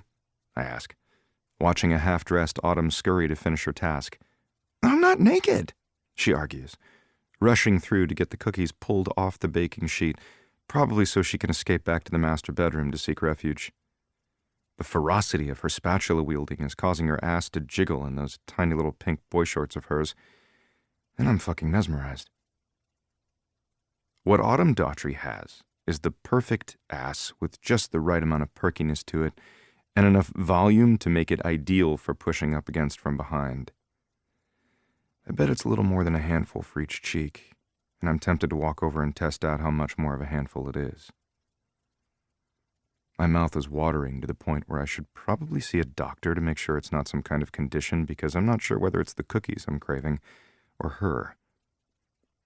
If I was a smart man, I'd make sure never to touch Autumn Daughtry again to avoid imploding my friendship with my oldest friend. This relationship is fake and temporary, so even more reason to make sure we don't fuck anything up in our real lives for when we have to go back. Too bad I'm not a smart man. Autumn. Briggs is home? I thought practice was much longer. If I had known to expect him, I wouldn't be standing half naked in this kitchen. I thought you were at practice, I say as I feel Briggs start to cut the space between us. I thought you had a breakfast meeting with Tessa and Penelope. He fires back, still coming closer and rounding the kitchen counter and heading toward me. I do, but Tessa had to postpone, something about reaming out Lake Powers for some inappropriate post. I tell him, fidgeting under his watchful eye as he's now right behind me. We're meeting in an hour instead, so I had time to go to the gym and make cookies. I can feel Briggs inch closer as he settles directly behind me, dressed in a pair of dark wash jeans that he wore to the fights and a tight-fitting t-shirt from a company that he endorses. His dark blonde hair is damp, likely from showering after practice. If I took a step back, my bum would push up against his crotch. I can feel little goosebumps along my arms. Even the baby hairs around my face tremble with need for the heat of his mouth. They smell amazing. Chocolate chip oatmeal? I can hear the deep tone of his voice right behind me, and I'm all too aware of how little clothing I have on. My belly flips as I feel his eyes on me. "Yeah, those are my favorite," he says, another step closer and peering over my shoulder, watching me work. He's wearing jeans today, and the bulge of the denim that covers the zipper slides against my bum ever so gently that I barely feel it, but it sends a shiver down my spine. "I know," I say softly, almost in a whisper, but he catches it. "Shut up, Autumn." "You made these for me." He matches my whisper, the heat of his mouth radiating against my neck. "I made them for you and my brother. They're his favorite, too." I fake a defensive tone. Not true. He's never been fond of the oatmeal portion. That's all Briggs. But that won't stop Isaac from demolishing a whole baker's dozen in one sitting, along with a half-gallon of milk. Savages, both of them. Well, I'm starving, so thanks. I smack his hand with the spatula I'm holding as he reaches for a cookie over my shoulder. "Ouch," he says, shaking his hand out and smiling when I look over my shoulder. They haven't cooled yet. You'll have to wait. Bullshit, he says, grabbing the spatula out of my hand and smacking my bum with it. Hey, ouch, I yell back, rubbing the spot where Briggs spanked me with the extra-wide spatula I bought specifically for pulling large cookies off baking sheets. Be a good girl and let me eat your cookies, or I'll spank you again. Can you say that entire sentence again so I can commit it to memory? What? No, you'll have to... Before I can finish my thought, Briggs wraps his left arm around my middle and hoists me up against him, my back to his front. He shifts me to the left side of his body, and I try to squirm out of his hold while he grabs 2 cookies with his other hand and sandwiches them together, taking a giant bite. I can't ignore the fact that Briggs can hold up my entire weight with only one arm and doesn't flinch when I try to wiggle loose. He groans, and a zing rolls through my already warming center. Put me down this instant. Please don't put me down. And he doesn't. Instead, he takes another bite. Damn, these are good, he says, stuffing the last of his cookie sandwich in his mouth. I almost forgot how good. He finally sets me back down, and I spin around and punch him in the arm. Whoa, little tiger. It's just a couple of cookies, he says, putting his hands up in defense. You have enough here to feed the entire Hawkeyes team. I knew I shouldn't have made you any cookies. I huff. Hey now, he says, taking a step closer. I'm grateful for the cookies and the view. His eyes brush over my body. The view isn't part of the deal, I say. He takes another step so that my breasts just barely graze against the bottom of his rib cage. Speaking of, how would Derek like it if you were walking around half naked with me in the house? I'm sure he would find that inappropriate of me to do while with a client, but his opinion is irrelevant. Because we're living together? He asks, seemingly fishing, and after what happened last night, I guess I get why he would ask. Because he and I put everything on hold until this project is complete, and you and I get back to our old lives. The old life where Briggs has hundreds of women throwing themselves at him. There's a little bit of melted chocolate from the cookie in the corner of his mouth. You've got something. I lift my hand, and Briggs leans in closer. My index finger glides over the sugar confection and wipes it off his lip, while his right hand reaches around my back, and his left hand slides along my left butt cheek that's only covered in underwear and pulls me flush against him. I pull my hand back and suck my finger into my mouth, licking the chocolate off my finger that used to be melted against his skin. Fuck, Briggs growls, and then before I can register his movement, he squeezes my bum, plastering me tighter against his hard erection. His warm lips descend against mine with a heated pressure as he backs me up against the island, his lips on mine, one hand in my hair pulling my mouth closer to his, one hand gripping my butt tighter as he pins me in place. He picks me up and sets my bum on the island. My brother... He stops and pulls his lips off mine. Really? You want to bring him up right now? I giggle. I'm sorry. It's just that he could walk in at any minute. Then he's going to get an eyeful, because I'm still hungry. You're what? I hear my voice shake at the question.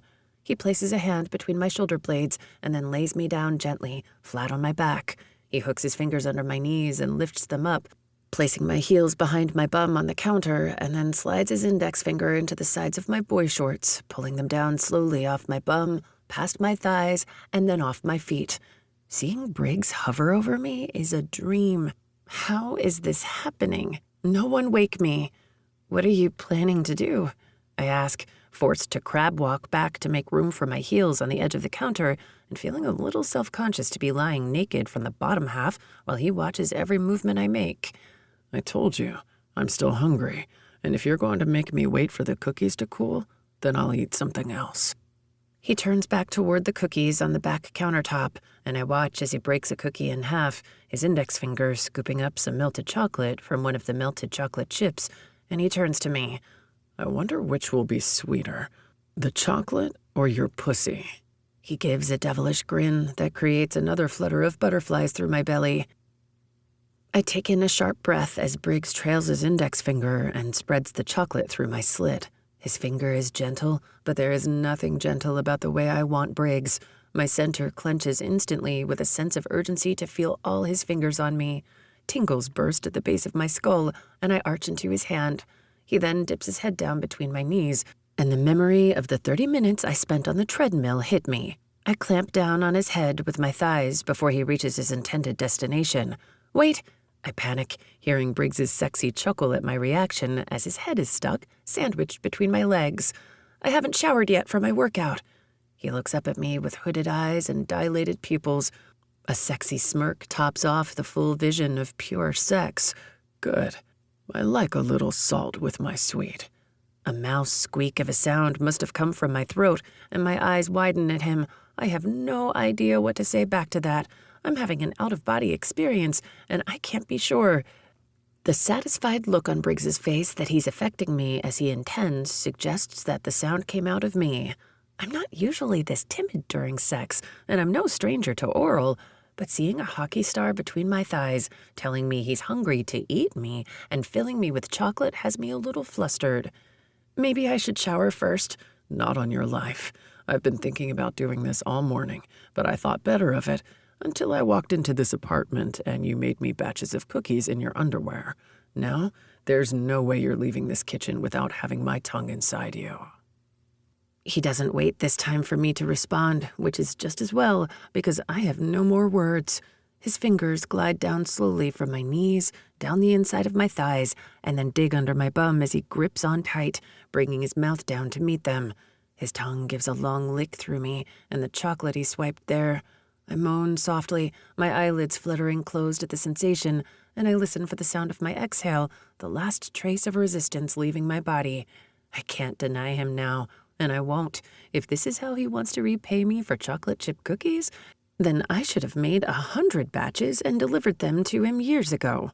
I've always heard the saying that the way to a man's heart is through his stomach. I always thought that was a load of crap, but now I know it's the way to his tongue.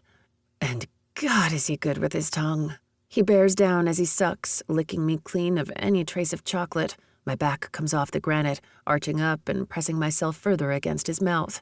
He hums, and the vibrations just about set me off, pressure building low in my belly, my clit beginning to pulsate, and I can hear my breathing laboring. Just as he's about to pull his mouth off me, his sharp teeth skate across the top of my clit. Oh, I moan out, my fingers desperate to grip the counter's rounded edge down by my heels, my back arching even more dramatically, inadvertently pressing my center closer to the countertop, making it harder for Briggs to get his mouth on me. His mouth pulls off me because of the angle I caused. I didn't realize how much I needed that short reprieve, because I was a second away from coming, and even though I want to, there's something still holding me back. But Briggs isn't on the same page. You're not going to shy away from me now. We're too far gone for that, he says, bringing his index finger to my warm, wet center and slowly twisting inside me.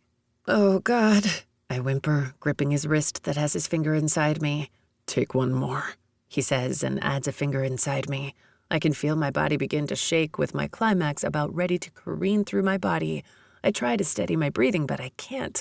I'm at his mercy as he stands between my thighs, watching me, his eyes fixed on seeing me come.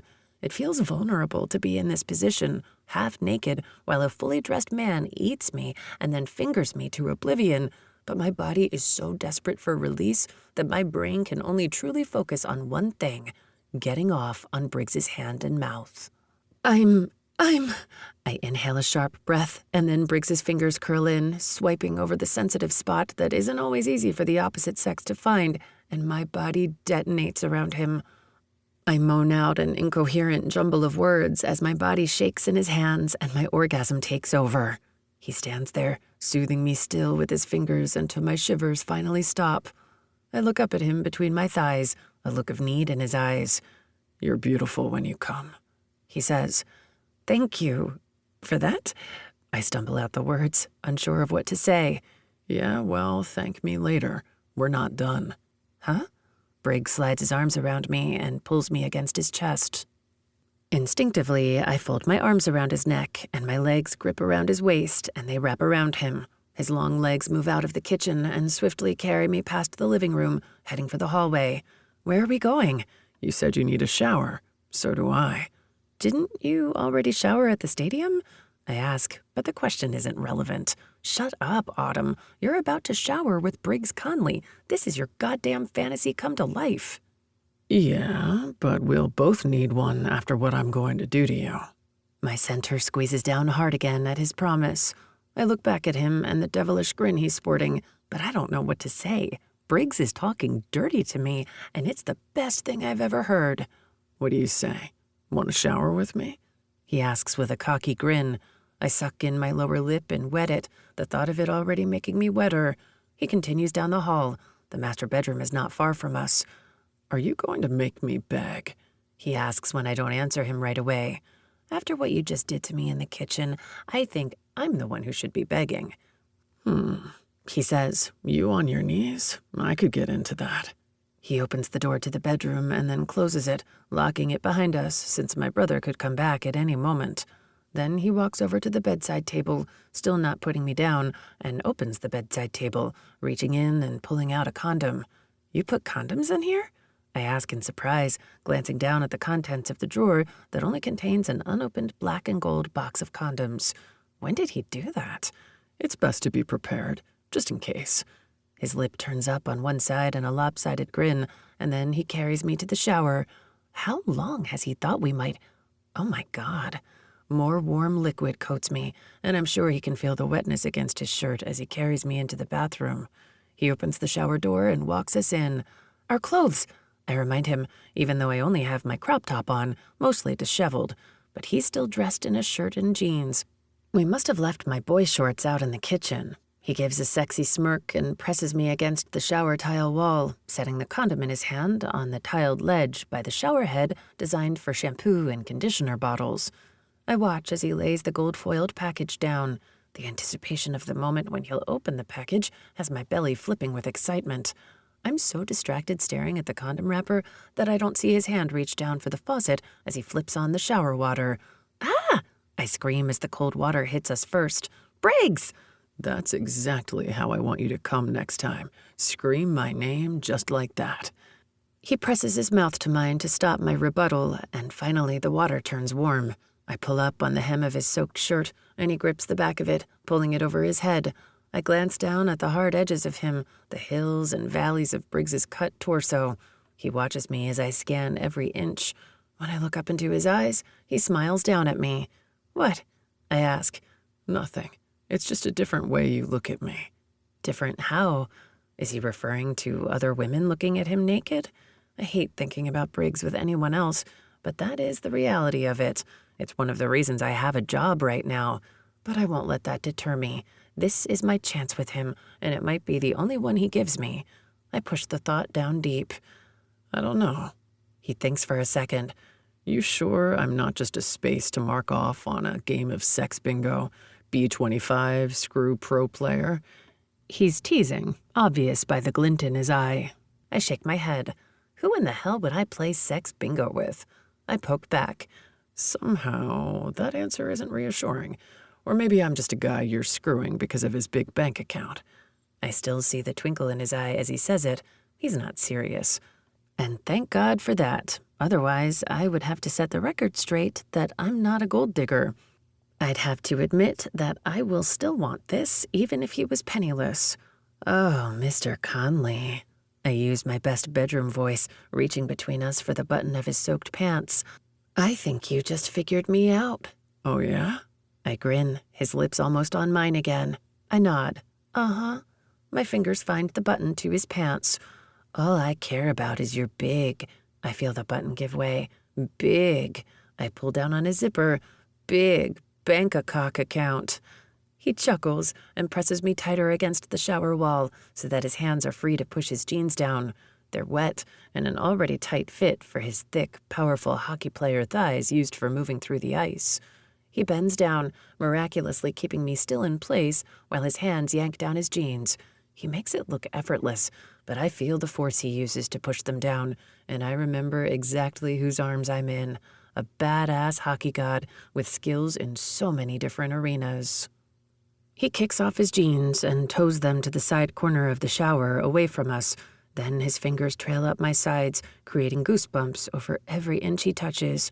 He hooks his finger into my sports bra and crop top, pulling it up over my head. Now I'm fully undressed, and Briggs only has on a pair of boxers. Any last words before we do this? Make it worth the ass beating my brother will give you. Briggs's mouth crashes over mine and kisses me so passionately, I'm not sure if my mouth has ever been taken the way Briggs is right now. He pushes down his boxer briefs until I hear the loud thud of his wet boxers on the tiled shower floor, and then he pulls his large cock between us, the tip pressing against my belly button as the shaft slides between my cleft every time one of us moves. I break away from his kiss to look down. I've waited too many years to be this up close and personal with this man's erection to not be impatient. He looks down quickly, and then I can feel his eyes on me again. What do you think? He's beautiful. Briggs chuckles at my response. I don't know if he's beautiful. My eyes dart up to his. I do. I watch as water drips down his dark blonde hair and then over his jaw. It's not just his cock that's beautiful. There's something about this man. He stares down at me, his eyes searching mine. It almost feels like he can see that I'm different, that my intentions with him are true, not like the other women he has been with. This feels like the moment. This feels like the first time he truly sees me, understands me. Put that inside me, I beg softly. I'm no longer the girl out in the kitchen wondering if this is a dream. I know what I do to him. And I know what he does to me, and we both know the potential consequences for no longer resisting this pull. And I don't care.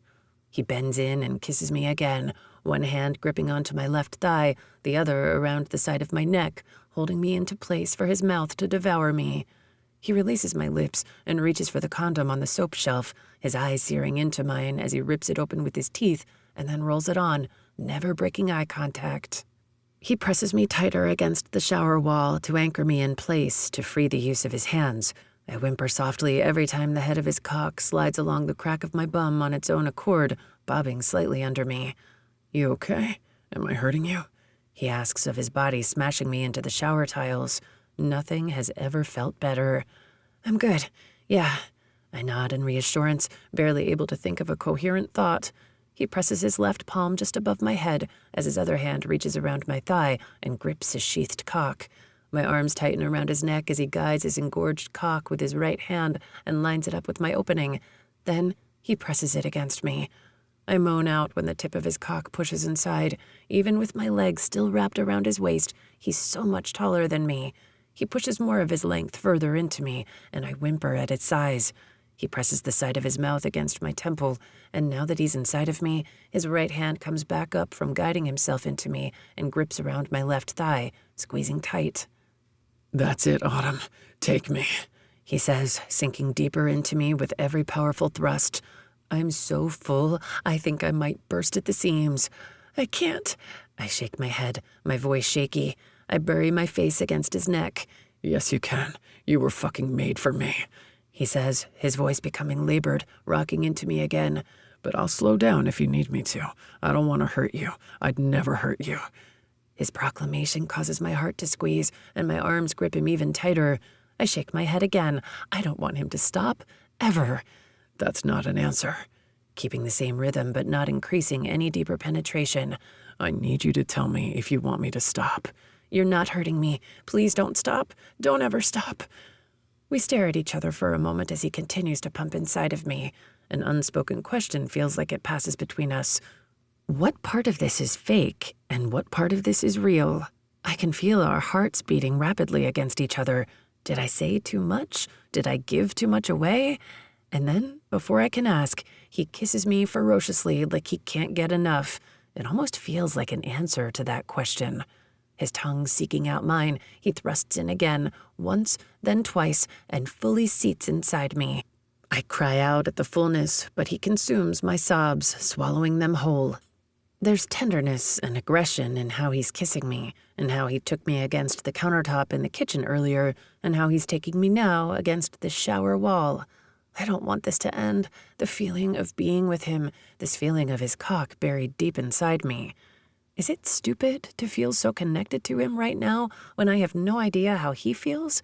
Maybe, but I can't stop myself from sending a prayer that we stay like this forever, slipping and sliding over each other's naked bodies as he owns me. I'm out of time to overthink it all because my brain is turning to mush.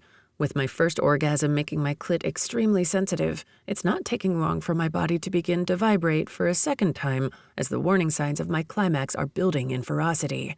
I want to hold out for longer. I want to keep going like this for as long as Briggs is willing to hold me against this shower wall, but I can't stop how my body is reacting to him. It's too many years of pining in secret for this man. There's no manual off switch to turn down the chemical reaction I'm having to finally being taken by Briggs Conley. Briggs, I whimper, Come, I want to feel you pulsate on my cock the way you did on my fingers. my eyelashes flutter closed as I concentrate, and then I feel Briggs's warm mouth on my breast. He swirls his tongue over the hard nub of my nipple and then sucks down hard, and just as I get a grip on what he's doing to my body, his teeth bite down on my nipple, and my body clenches down on his cock as I ride him as hard as I can from this position, egging him on to give me more, to give me faster. I want everything he has to give me, and he answers my wordless, desperate plea. His hand comes off the wall and snakes between us. My legs have to squeeze around him tighter to accommodate his large forearm between us, pushing me away from him slightly, but the work is worth it when his index finger presses against my clit. His finger circles over the sensitive nub as his lips clamp down on my nipple. His finger applies even more pressure on my clit, and my body starts to shake as it starts racing towards release. That's all it takes. My climax bursts from its confines, and I cry out Briggs's name as my center clamps down on his cock. Jesus, Briggs growls. fuck. His thrusts increase in pace and penetration, chasing his orgasm after mine. I grip my arms tighter around his neck, trying to hold on as Briggs uses me for his own pleasure. He presses into me, his hand bracing against the shower wall again after he releases my clit. His other hand grips firmly around my right thigh, and just before he comes, he lays his forehead down on my shoulder and groans out in pleasure, spilling his warmth inside of me. I feel the pulsation of his tip lodged deep, and I wish he wouldn't pull out.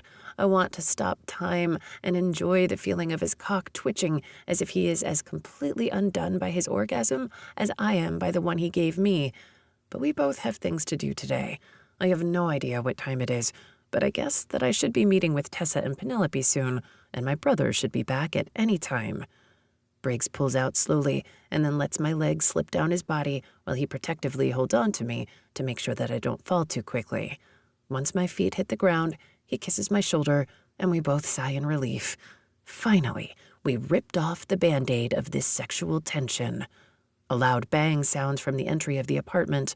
Briggs and I look at each other, both breathing quietly, trying to listen for more sound. Hello? Anyone home? I hear the faint echo of my brother's voice in the kitchen.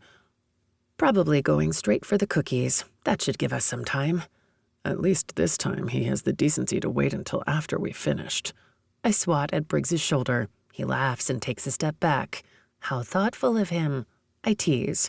Briggs takes a full scan of my naked body, the first time he's seen me fully naked and not smothered under his. If he hadn't just walked in, I'd suggest we go again. You do have a death wish. I can handle your brother. The point is that you shouldn't have to, and if you and I hadn't gotten pushed together by our jobs, what's the likelihood that this would have happened? Slim to none. I would have avoided touching you at all costs. Right. My stomach drops at his statement. I knew it. I knew Briggs would never have gone for me if it wasn't because of this arrangement and the fact he couldn't touch anyone else without looking like he was cheating on his fake girlfriend. But now that I know how you taste... He takes a step forward toward me, his eyes searing into mine, the look of a hungry man. It would have been a damn shame to have missed out. I hate the flutters that erupt from the look in his eyes, especially since he seems to be telling me that he wouldn't have done this if it wasn't because we're required to live together during this fake relationship. I react in defense to make myself seem less affected by his admission. You're Shakespeare incarnate with that speech, I say, rolling my eyes playfully and walking around him and out of the large walk-in shower, grabbing a towel off the shelf on the wall to the left. He's only talking about sex, that's all. I walk out of the bathroom in search of clothes, and it hits me. The underwear Briggs took off me. Ah, damn, but I can't storm out there now in a towel. I have to get dressed, and quickly. I glance over at the clock sitting on the nightstand on the side I slept on last night. Crap! On top of everything, I'm about to be late for my coffee meeting with Penelope and Tessa about how our fake relationship is working toward improving public opinion. I quickly make it over to the walk-in closet and grab a thong, a pair of jeans, a long-sleeve black thermal, and a blue down Columbia vest. Next, I grab a pair of socks, my Hunter rain boots, and a Patagonia hat to cover up my dripping wet hair. I don't have time to dry it, so I'll have to tie into a bun on the elevator trip down to complete my wet rat just got railed by a hockey god look. Now I'm all set. I throw on my outfit choices quickly. Briggs finally walks into the closet, one towel hung low on his hips, one towel he's using to shake out his wet hair, and my anti-aging night gel slathered under his eyes. Minus the eye cream, Briggs is a walking wet dream. Hoping to stay youthful? I ask, adjusting my jacket. I like the cooling sensation, and yes, it might have worked yesterday. No harm in a little self-care. I smirk and shake my head as I try to make a quick exit. Briggs throws out an arm and wraps it around my waist to stop me, pulling me back against his hard chest. Where are you going? He asks, his mouth pressing against the back of my ear. I told you, I have a meeting with Tessa and Penelope this afternoon. Plus, I have to find my underwear we left out there. Briggs releases me quickly. His eyes flare wider for a second, his tongue darting out to lick his lips quickly. The realization that my brother might find them first just dawned on him. Where did you leave them? I ask. On the island, he says, tight-lipped. You left my dirty underwear on the island where we prepare food? I ask, my eyes flashing at him. Hey, first of all, there is nothing dirty about you, except for the way you like to be fucked. He smirks. My cheeks must turn bright red because Briggs chuckles a little. Still, my brother is out there. He looks past me towards the bedroom door. True. I'll get dressed quickly and meet you out there. Okay, I say, leaving him in the closet and taking steps toward the bedroom door, smoothing my drenched hair back and pulling it behind me, twisting it up, and then twirling it into a bun low against my neck. I set off to find my boy shorts, then find my brother. In that order. Chapter 17. Briggs. I can't wrap my mind around what just happened between me and Autumn. The sex on several surfaces of this apartment was fan-fucking-tastic, and I want to ask her when we can do that again. I know later tonight I'll find myself alone in bed with her, and the question will have to wait, or maybe I'll get an after-hours showing. I'd be down for that. As of right now, I'm picking up anything that looks clean off the floor and throwing it on over my bare body so that I can help Autumn cover up the scene that transpired. I think I remember leaving the underwear on the countertop before I wrapped her sexy body around mine and hauled her to our bedroom, but I was mesmerized by her, so they could be anywhere. Boxers, a t-shirt, and jeans are all I need, and I'm back on the chase to find Autumn somewhere in the apartment. I'm preparing to be met with a fight. Since Isaac thinks we're dating, he can't be all that surprised if he suspects that we got down and nasty in the kitchen. And fuck, we did. Now, offering Isaac a place to crash to see that Autumn and I are a happy couple is screwing with the plans I have for her. Mostly keeping her under me for as long as possible. I'm becoming addicted the more we're together, and it's not just the sex. I could feel the need to be with her growing a little more each day, even before I took her on the countertop. We should have gone straight from the shower to the king-sized bed in the master. I wasn't done with her, and I'm still not. I hear Autumn's voice and her laugh. Then I hear Isaac's voice, and he seems to be in a good mood too. Good. Maybe she found the underwear before he did. Hey, I say, walking into the kitchen and seeing Isaac leaning against the island with his forearms holding him up. A plate of cookies and a gallon of milk sitting out in front of him. Hey, Isaac says, flatly, taking a bite of cookie and washing it down with a glass of ice-cold milk, the way he always did when we were kids. He's still not happy to see me, and I'm becoming tired of this disapproval. At first, I understood his position, almost accepting of it, but now I glance around the kitchen island, but no panties. I check over the countertop on the face side where all the cookies are lined out of baking sheets. And again, no panties. I look over at Autumn, and she shrugs at me when her brother isn't looking, as if to say she has no idea where they went. Oh well, No panties, no problem. Works for me. Maybe I brought them back with us to the bedroom and forgot. My hands were very busy at that moment. Who knows what I grabbed in a frenzy to get Autumn back to the bedroom. I walk over to the cabinets above the cooling cookies and grab a glass. I set it on the island, and the gallon of milk is still sitting out. Isaac eyeballs me for a second.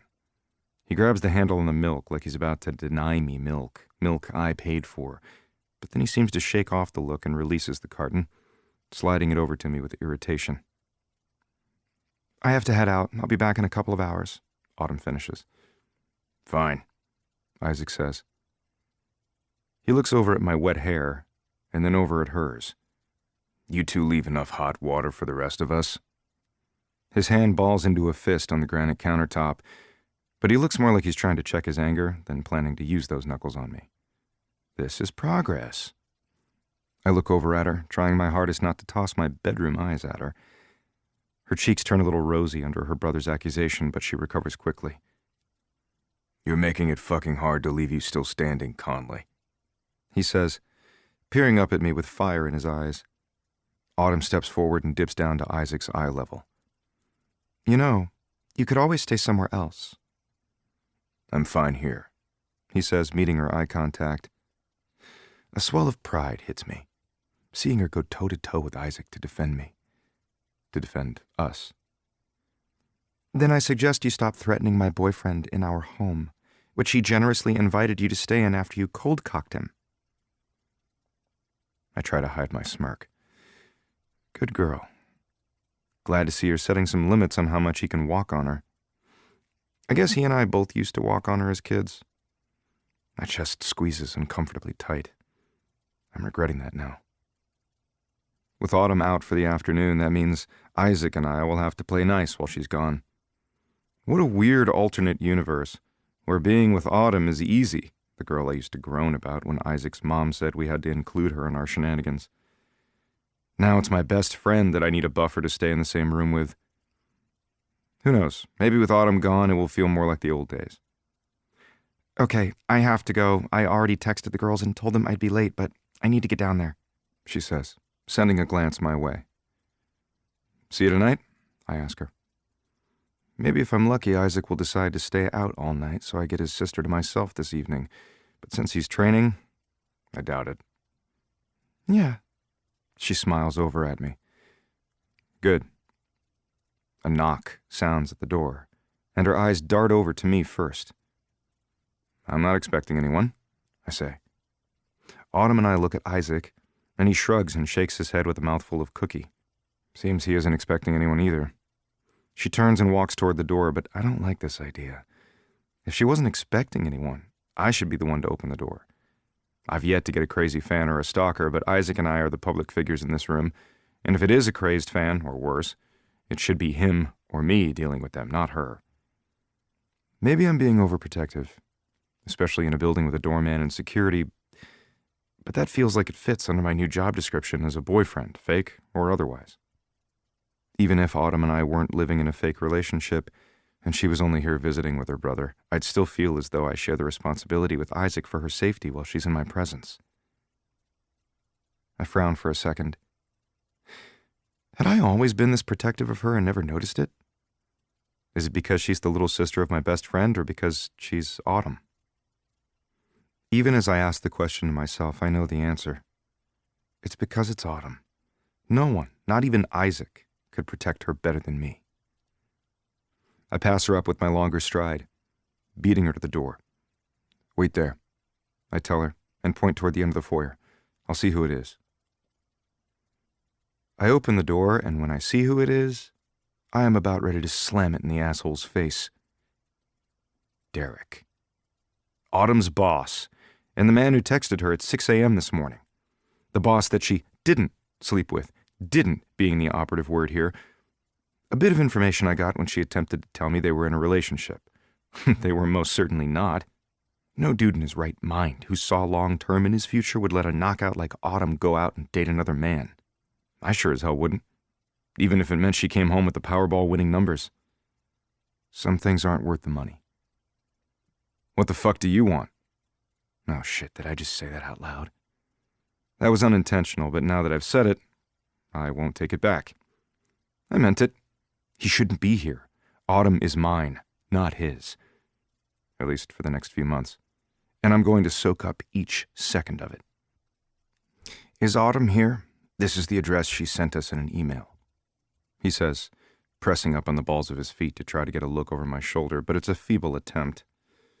My 6'4" has at least 4 to 5 inches on him. What do you need her for? I ask, not opening the door any wider. Derek?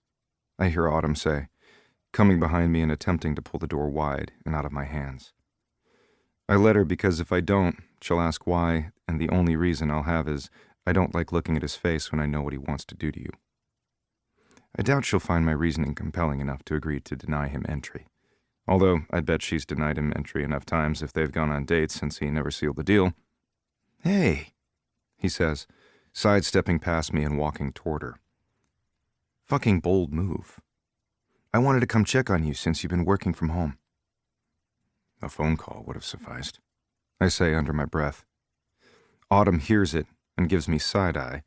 Then she turns and heads for the kitchen quickly, bringing Derek with her, probably hoping to let him know that the three of us are not alone and not to spill the beans.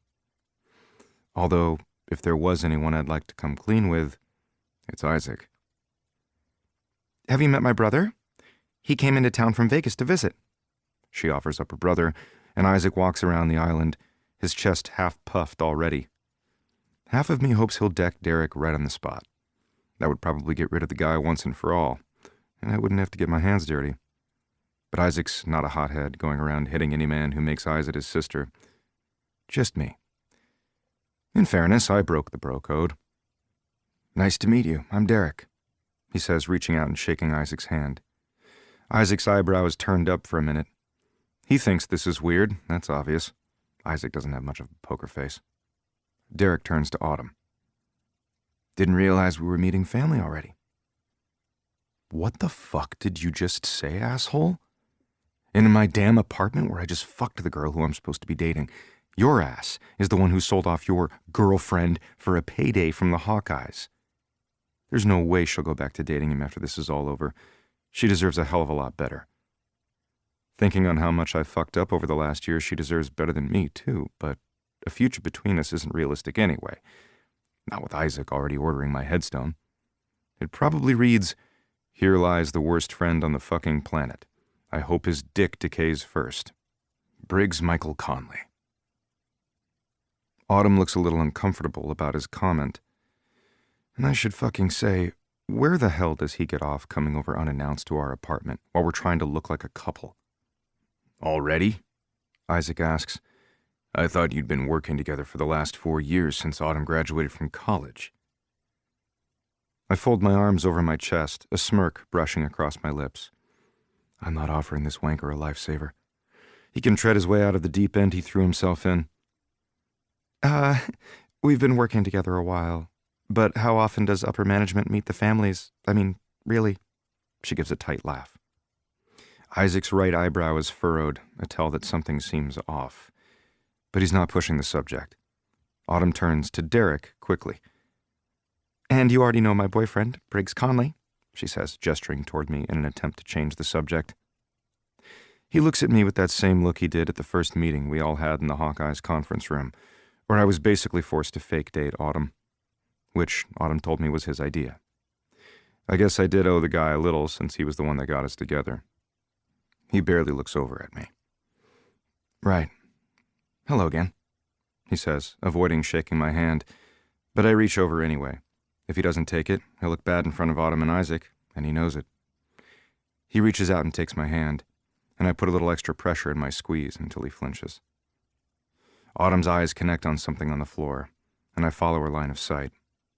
Her boy shorts lying on the ground, under the island. They must have fallen off the island during the encounter. I see Derek follow both of our attention, and he clears his voice the second he realizes what they are. I'm closer than Autumn, so I quickly pick them up and slide them into my back pocket when Isaac turns to put his milk glass in the dishwasher. Derek clears his voice even louder that time.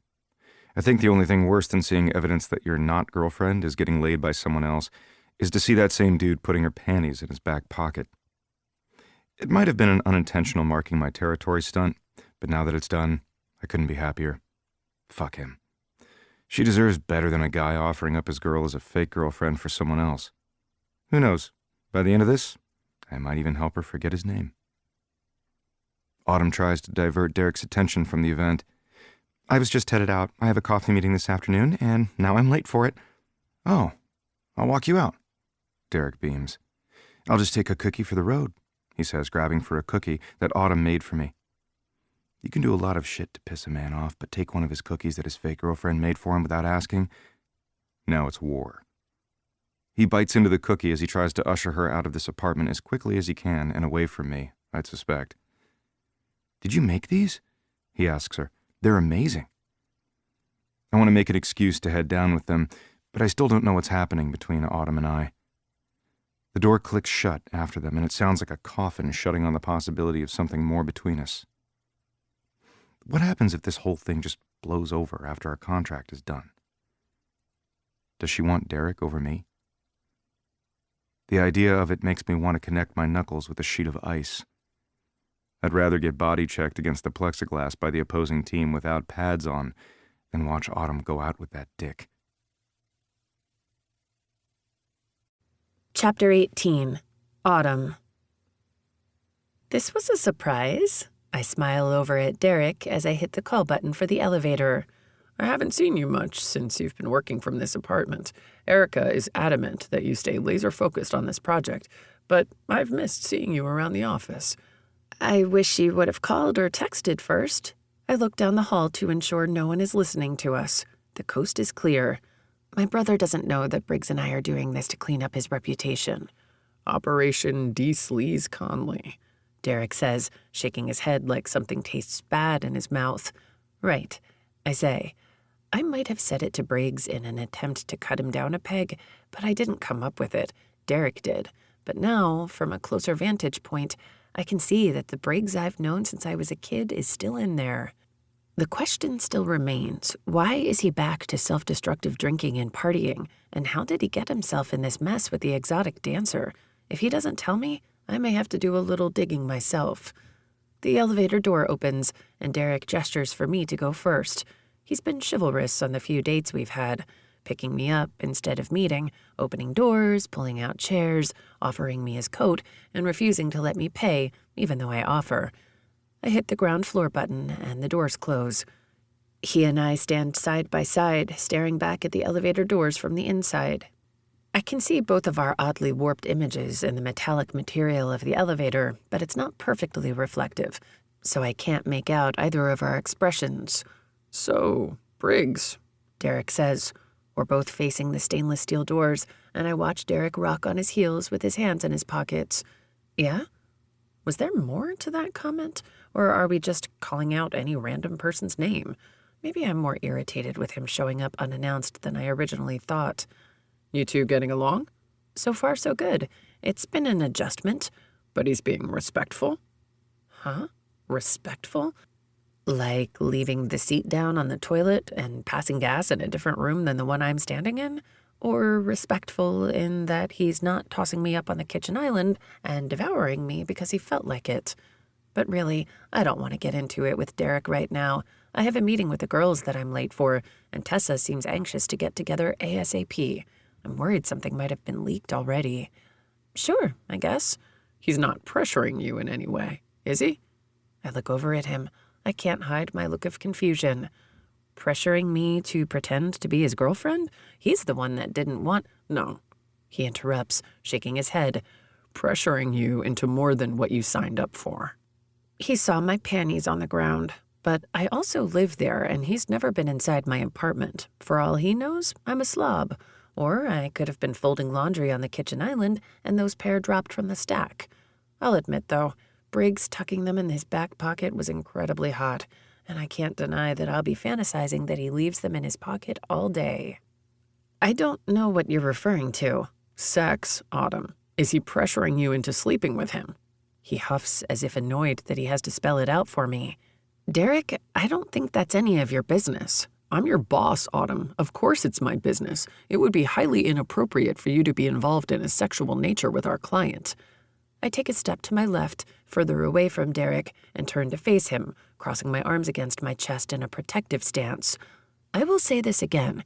What Briggs and I do in that apartment is none of your business. This whole idea was yours, and Erica loved it. We've been on several dates over the course of a month, and I never so much as got to second base, but you let some man-whore hockey player that you've been fake dating for 3 days screw you? My hands tighten around my biceps. I want to reach out and smack him, but we're in an enclosed elevator still, and even though I don't think Derek would physically retaliate, I'm not willing to roll the dice for instant gratification. I'm not a tiny little thing. Although Briggs's arms have a way of swallowing me whole and making me feel Tinkerbell-sized, but Derek is still bigger than me and pound for pound stronger than me. You have no right to speak to me that way. Angels must exist because the elevator doors open right then, and I lunge out of that elevator car and speed walk for the door. I hear Derek as I increase the distance between us. He isn't following after me. I came here to ask you out on a date, he yells. I guess you know where you can shove your invitation. I yell over my shoulder, pushing through the glass doors and out onto the public sidewalk. Free at last. I know I could call my brother or Briggs, and they'd come down to give Derek a good talking to, but I'd prefer they both stay out of jail.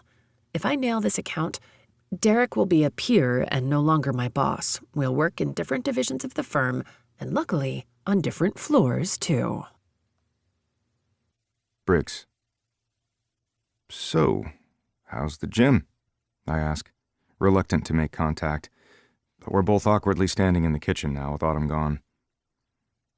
Good, he says, without looking up, his arms folded over each other and leaning against the island as he stares down at his phone. A plate of cookie crumbs is all that's left of the mountain of cookies he devoured. Good, I say back. How's the team playing? He asks again, not looking up as he types a text. Good, I tell him. Good.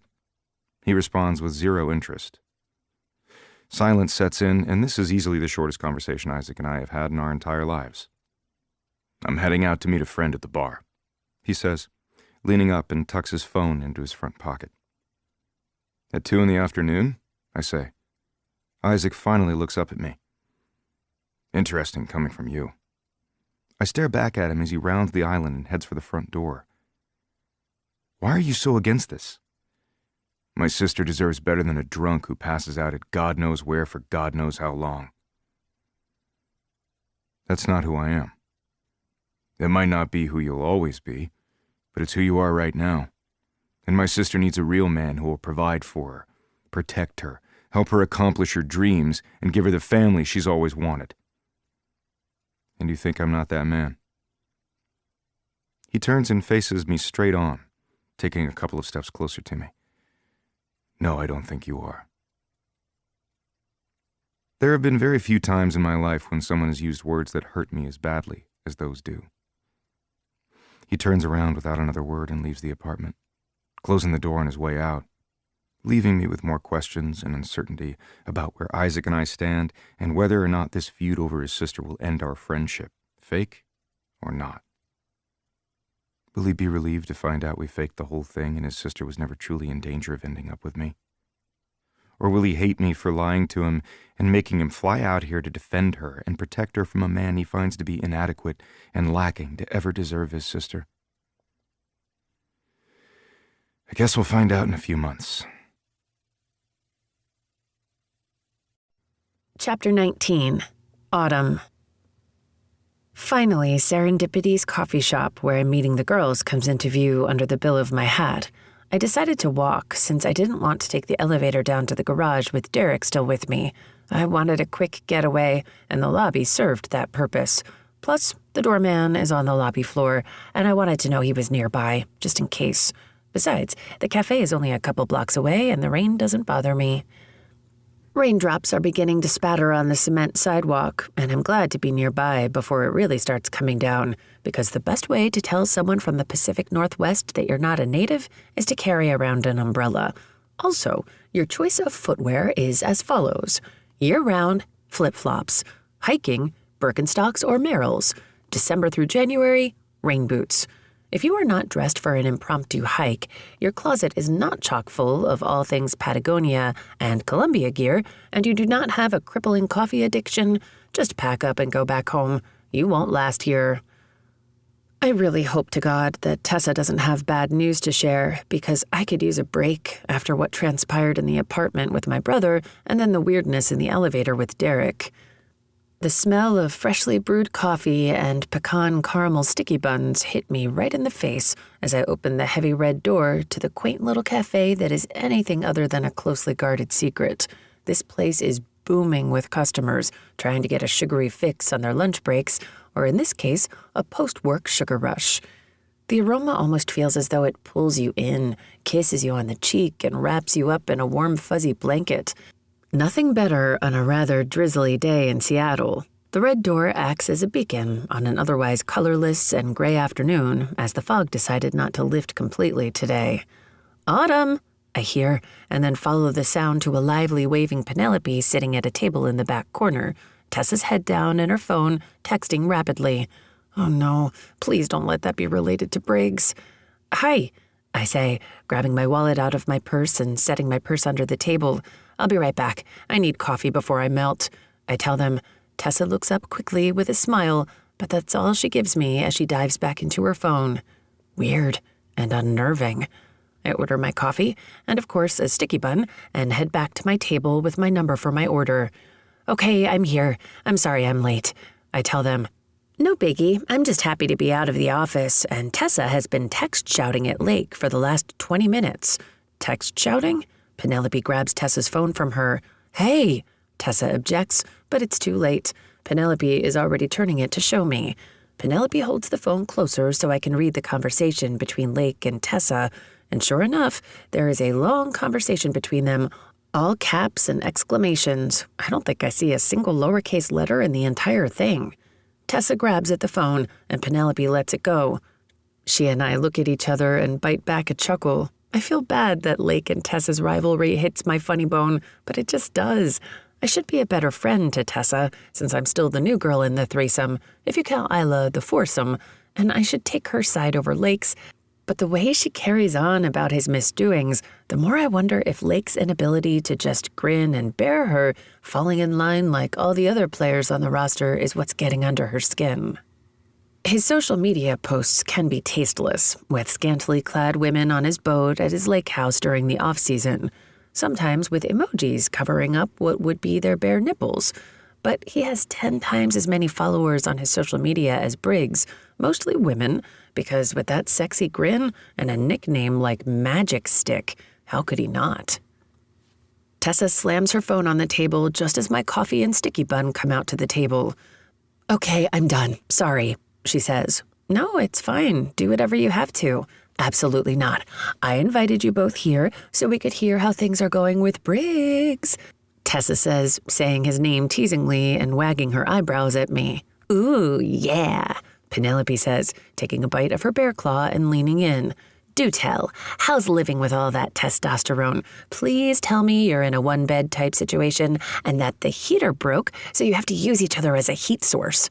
You need to stop reading so many romance books, Penelope. You think everything is a trope. It is. Give me any relationship, and I will name their trope. I think I'm going to like this game.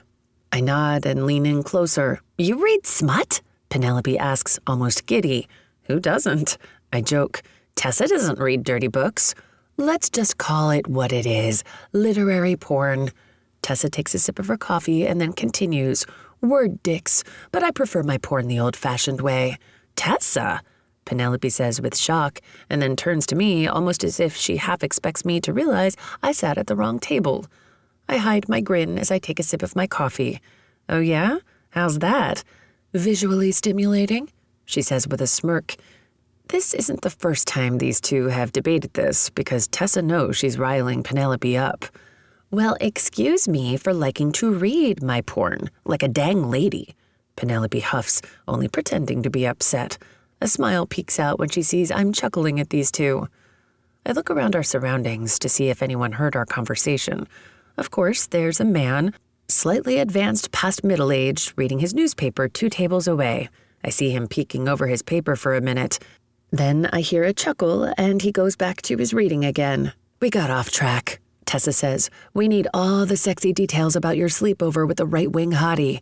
Hold on, I thought we were meeting about work-related things. We are, but I believe in an even-keeled work-play balance. She totally does. Penelope nods vigorously and points a thumb at Tessa using her other hand to take another sip of her drink.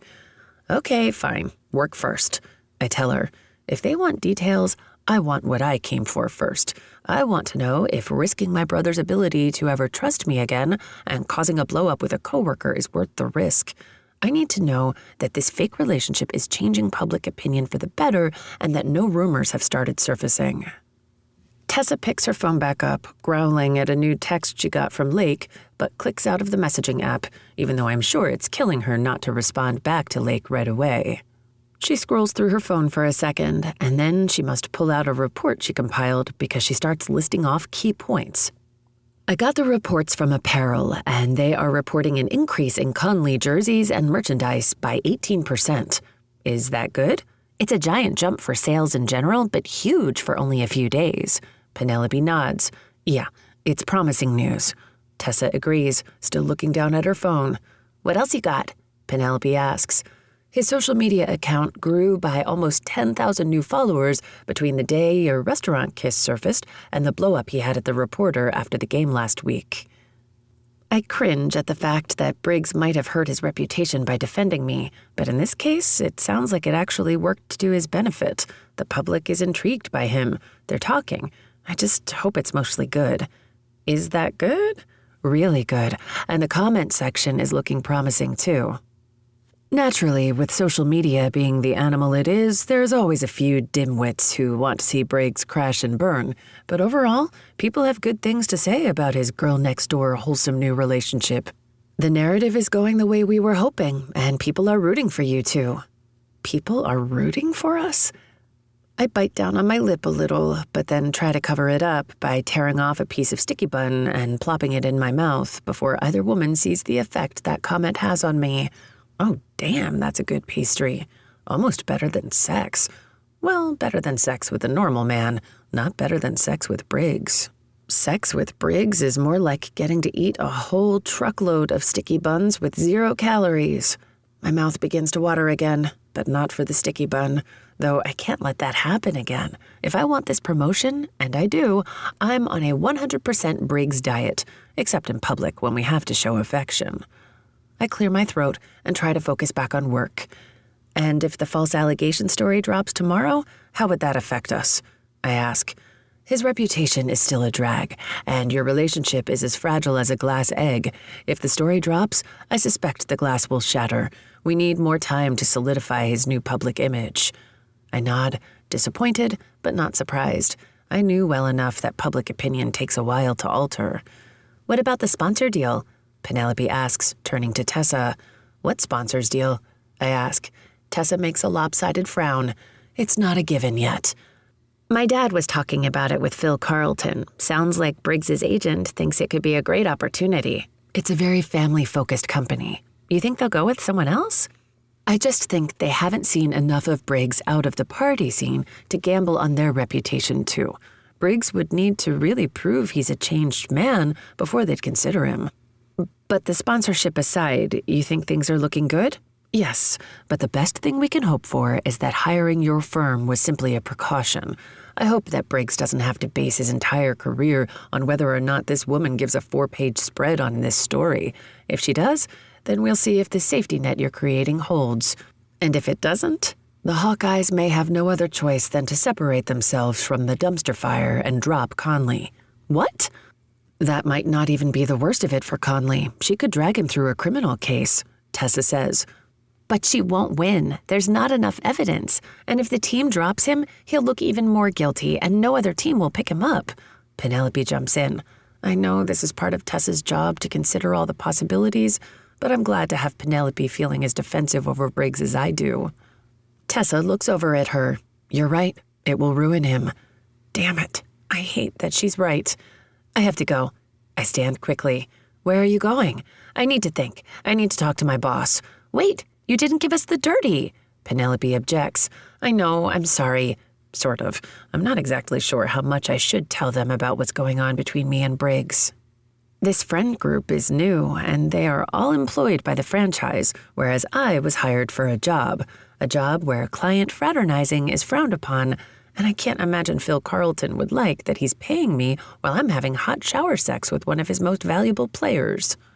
He'll want my head in the game, not under the sheets. Rain check? It's already raining. Penelope pouts, then all of a sudden gasps out of nowhere like some thought just came to her. Enemies to lovers. That's your trope, she says and looks at Tessa. What are you talking about? Tessa says with a scrunched nose. You and Lake. Lake and I hate each other. That would never happen. Like a scene from a movie, Penelope and I slowly look over at each other and both grin huge. I'd buy that book, I say with a smirk. Me too. Penelope beams. Over my dead body. Tessa huffs. Drinks, tomorrow night. Tessa demands like she's not asking. Okay, I say, grabbing my purse from under the table and grabbing my to-go coffee cup off the table. I pick up my empty plate where the heavenly pastry confection once sat and look over at the self-busing station. Text me, I say over my shoulder as I head for the red door and set my plate in the dirty plates bin by the trash and recycle cans for the staff to get later. I head for the door, pull out my phone and dial Erica. When she picks up, I jump straight to it. Are you in the office? Yeah. Good. I'm coming in. I hang up and pull up the rideshare app since I didn't bring my car to the cafe because of Derek.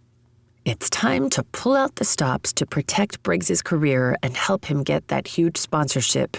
Briggs is one of the hardest working pro hockey players in the league, and I'll be damned if some woman thinks she's going to use Briggs for a payday and ruin him while she's at it. I can't do anything about the franchise wanting to pay off her entitled ass, but I can do the one thing I'm good at, protect Briggs's pro hockey dreams. Chapter 20. Autumn. Autumn? Erica smiles as I walk through the open door to her office. I close it as I walk through. This case I'm working on is on a need-to-know basis. Just the woman I wanted to see. She smiles. Really? Since you've been working from your joint apartment with Briggs, I haven't seen you over the last few weeks. How are things going? She smiles and gestures for me to sit in the chair on the other side of her desk. She sits in her tall white leather office chair. I just left a meeting with Tessa Tomlin about what she's seeing on social media. It seems as though we're getting traction. Ooh, you know I love traction. She gleams. I do. And he could be up for a large sponsorship with a company that could help turn his image around, but they want a certain type of athlete that mirrors their brand. Ah, I see. And you're concerned he doesn't have the right image for the brand? Right. So I wanted to talk to you about what we could do to attempt to push him toward winning them over. I'd love to discuss this. Getting a household name brand to vouch for him could go a long way in changing his image. I agree. I nod. Okay. Take the day and get me a list of your ideas. I will go through them and see if I can build even further on your list. Maybe I can pull out a favor or two to get big exposure on him. That would be great. I'll go back home right now and jump on it, I say, standing out of my seat, amped to get to work on ideas. I make it out of the office without running into Derek. It was almost the end of the day, and he probably already went home. I head for my apartment, the one I still have on lease, since Briggs and I won't be dating and living in a team-paid-for apartment forever. I can't go back to the apartment where Briggs and Isaac are currently. For all I know, World War III might have broken loose, and it could be a bloodbath. Briggs put himself in this position, inviting my brother to stay with us, so he'll have to be the one to get himself out of it. I have bigger fish to fry, mainly ideas on how to fast-track turning Briggs into America's sweetheart and how to resist him for the next few months to keep my promotion. No matter how great Briggs is in bed, this is all temporary, and I don't want to throw away everything I've worked for to get me here. I have to try to keep things professional with Briggs. Briggs. It's been over an hour since Isaac got back from the bar around midnight and headed to his room to turn in for the night. I sit on the bed debating whether or not to call Autumn. I don't like that I haven't heard from her since she left this afternoon. Now it's almost 1 o'clock in the morning, and she hasn't even sent a single text to let me know she'd be home late. I can't take the silence anymore, and I'll only stress more if my text goes unanswered. I pick up my phone and dial her number. Hello? I hear her groggy voice, relief hitting me that she's not in some car accident on Highway 99 or something. Hi. I try to think of something else to say, but I run the danger of sounding like a real boyfriend, asking where she is or where she's been. I'm not sure that any of that is technically my business. Hi, she echoes. Everything okay? Yeah, it's late, I say. It is? I hear her voice further away, probably pulling her phone from her ear to check the time. Oh, shoot, it is. A bit of indication that I'm not overreacting hits me. Are you coming home? Nerves prickle at the back of my neck at the thought that she might be at Derek's and isn't coming home tonight to sleep next to me. Yes, I am. I hear her yawn. I lost track of time. Where are you? Please don't say Derek's. At my apartment. Alone? But I can't ask that, can I? Your apartment?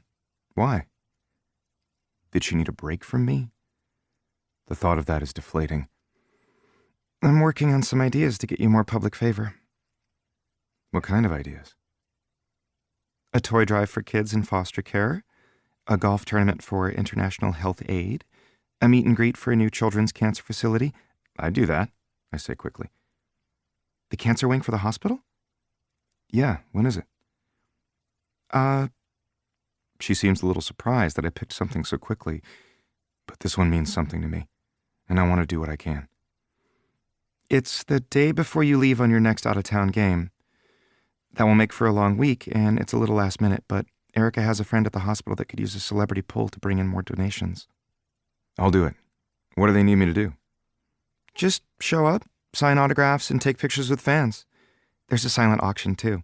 If you could sign a hat or something, that would go a long way. Tell Erica I'll be there. You'll come with, too? If you want me there. It will be a good chance for us to be seen out together. Of course I want you there, I tell her. I can practically hear her smile over the phone. Well, the hospital will be elated. I'll let Erica know. You just made my job easy. Haven't I made your job easier since day one? I tease. True. Just an absolute delight since the second you stormed out of our first meeting. She gives back. I rub my jaw. A light stubble is starting to form. I'm still sorry about that. And I am. It's fine. I'm just playing. I have to ask the question because she still hasn't given me any reason to understand why she couldn't have done this brainstorming here in this apartment where I wouldn't have wandered all afternoon if she had ended up hanging out with Derek. You could have done your work here and bounced these ideas off me in real time. It probably would have saved you some energy. I could have, but it's quieter here. No distractions. She thinks I'd bother her? I'm a distraction? If you recall, you stopped me from finishing a project earlier today, and I ended up on the kitchen island and then in the shower. She snickers. I can't stop the smile spreading across my face.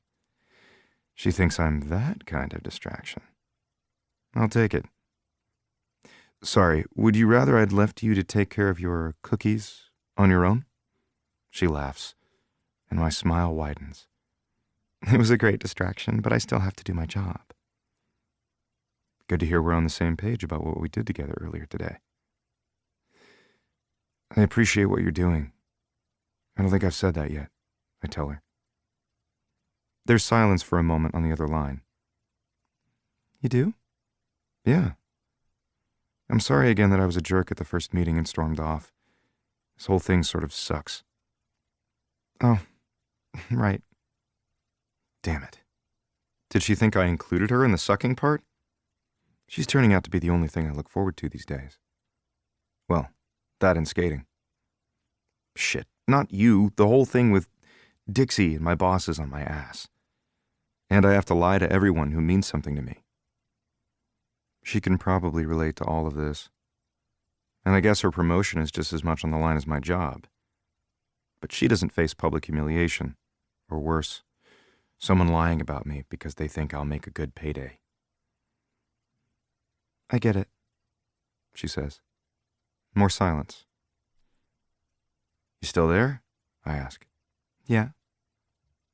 Are you coming home? Yes, I'm grabbing my things and walking out the door. Okay, I'll stay on the line until you get to your car. You don't need to do that. I'm going to. Now leave your apartment, I demand, anxious to have her inside this apartment. She huffs. You're bossy. Yep. I hear her grab a set of keys off some counter or desk, and some rustling around that sounds like a backpack or a laptop bag in the background.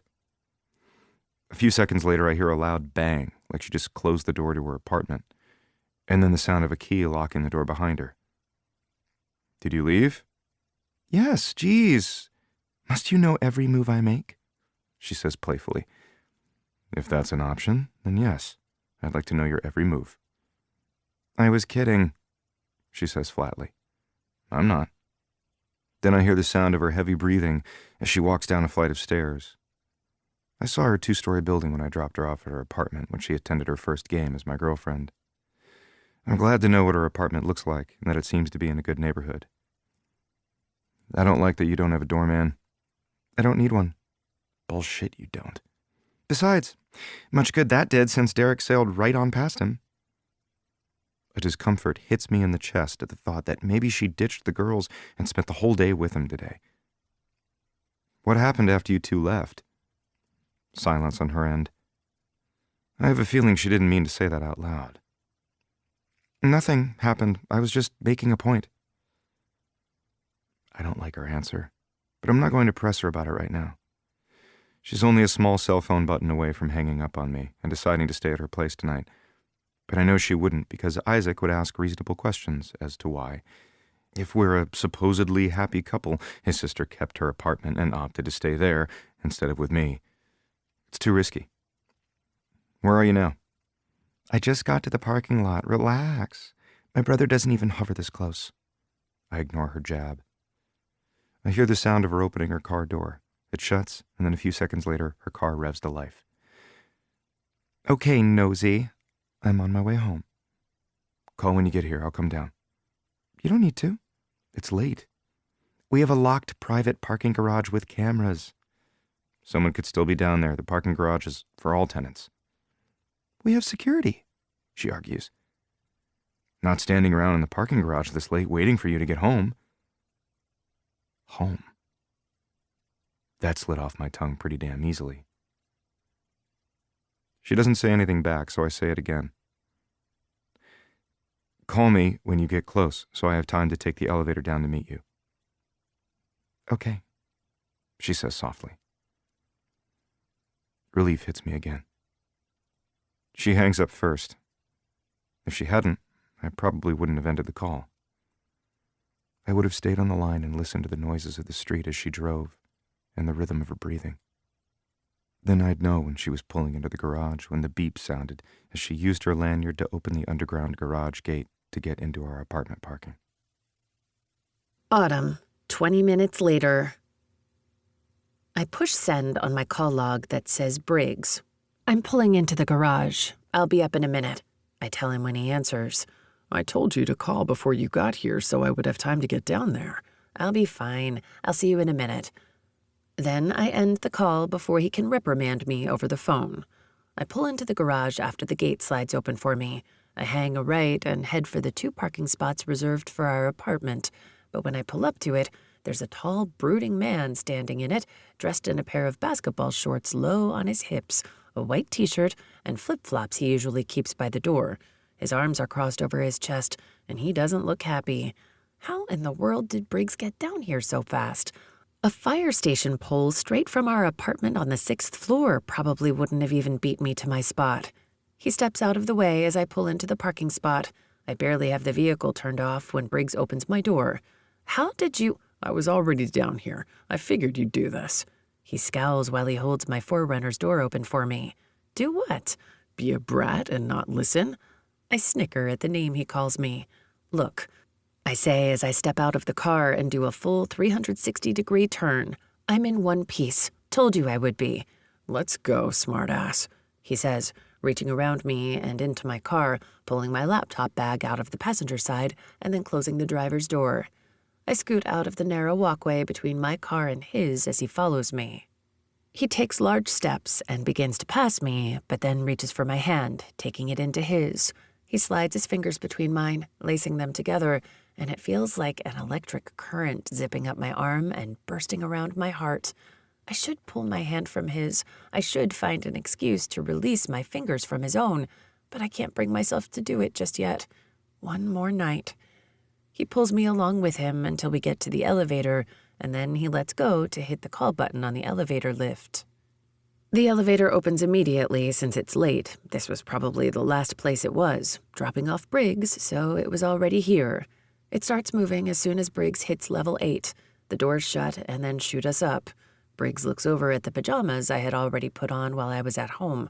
My face is cleaned of all my makeup, and my hair is braided for bed. Were you planning on sleeping there until I called? He's frowning. Does he not like the idea of me sleeping at my apartment for one night? No. I needed a brain break around 9 p.m. and decided to do my nighttime routine. I wouldn't have stayed there. My brother would have asked questions in the morning. Okay. He nods and then stares back at the elevator doors. Speaking of, you look no worse for wear than when I left you. Did everything go okay? Yeah, we had a great heart-to-heart. He smirks to himself. I'm guessing that's his way of telling me that they didn't talk. The second the elevator stops and the doors open, Briggs wraps his fingers around mine again. He leads me out of the elevator and down the hall to the apartment we're living in temporarily. He opens the apartment door and pushes it open for me, leading me through the door jamb. He still doesn't release my hand. He walks over to the kitchen counter and lays my laptop bag on the island. I look over and notice that none of the cookies are lying on cooling racks and that the entire kitchen has been wiped clean. He cleaned the kitchen? Where are the cookies? I ask, partially expecting him to say that he and Isaac ate their feelings this afternoon after I left instead of talking them out with each other. I put them away, he says, and points to the tower of Tupperware that was furnished with the apartment, all stacked nicely beside the fridge before he turns toward the hallway, bringing me along with him like the caboose to his steam engine, following his path exactly, only one step behind. A man who uses Tupperware. Why is that a total turn-on? He leads me down the hallway and toward the master bedroom. He pushes through the door that was left cracked open and pulls me through with him. You said you're ready for bed? Yeah, I say, staring at the bed that he leads me to, teeth brushed and everything. Do you need to pee? He asks. I laugh. No, I went right before you called. Okay then, get in, he says, pulling back the sheets on the side I slept on last night. It seems like an odd request, but I'm exhausted. I yawned the whole drive over and was excited to get to climb onto this expensive memory foam mattress, so I go along with it. I climb in and pull the sheets over me, but then Briggs yanks them back. When I look back toward him, he's pushing into my personal space. Scoot over, he instructs. Why? What are you doing? I say as I start scooting. More, he says, following me on his knees further into the bed. Before I know it, I'm settling into my usual side of the bed, and Briggs slides in under the sheets, pulling me back against him, sliding his arm into the gap between my neck and my pillow, and then his other arm wraps around my middle.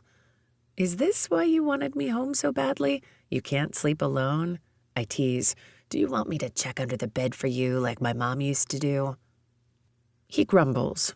It's almost 1 a.m. Go to sleep. This feels like déjà vu. He leans in and kisses the back of my head. Go to sleep. We'll talk tomorrow. When I don't say anything more, he hums his approval. The kind of sound I make when I'm so incredibly comfortable under a warm blanket with a pint of mint chocolate chip ice cream. My heart squeezes at his reaction to being snuggled up with me. This feels just as decadent, but I can't get used to this if I want my corner office. Not that Briggs is even offering a reason for me to turn down the promotion. As far as I know, this is all temporary, and I'm guessing so is the sex. A few moments later, he speaks against the back of my head, his mouth pressed against my hair. You're right. I can't sleep alone. Where would I put my hands? He says, and then squeezes me against him tighter. I bite down on my lip to stop myself from squealing with glee. But he's right. We do have to talk, mostly about how after tonight, sex is off the table. Erica was clear. It's Briggs or the promotion. And I already know which one makes the most sense. Chapter 21. Briggs. Today the team has the day off. We leave town in 2 days, and tomorrow Autumn and I are going to the hospital's fundraiser and grand opening of the new Children's Cancer Hospital wing. Isaac leaves today, and I almost want to ask him to stay to look after Autumn for the 3 days I'll be gone on the road, but he has a life back in Vegas, and Autumn doesn't need a babysitter.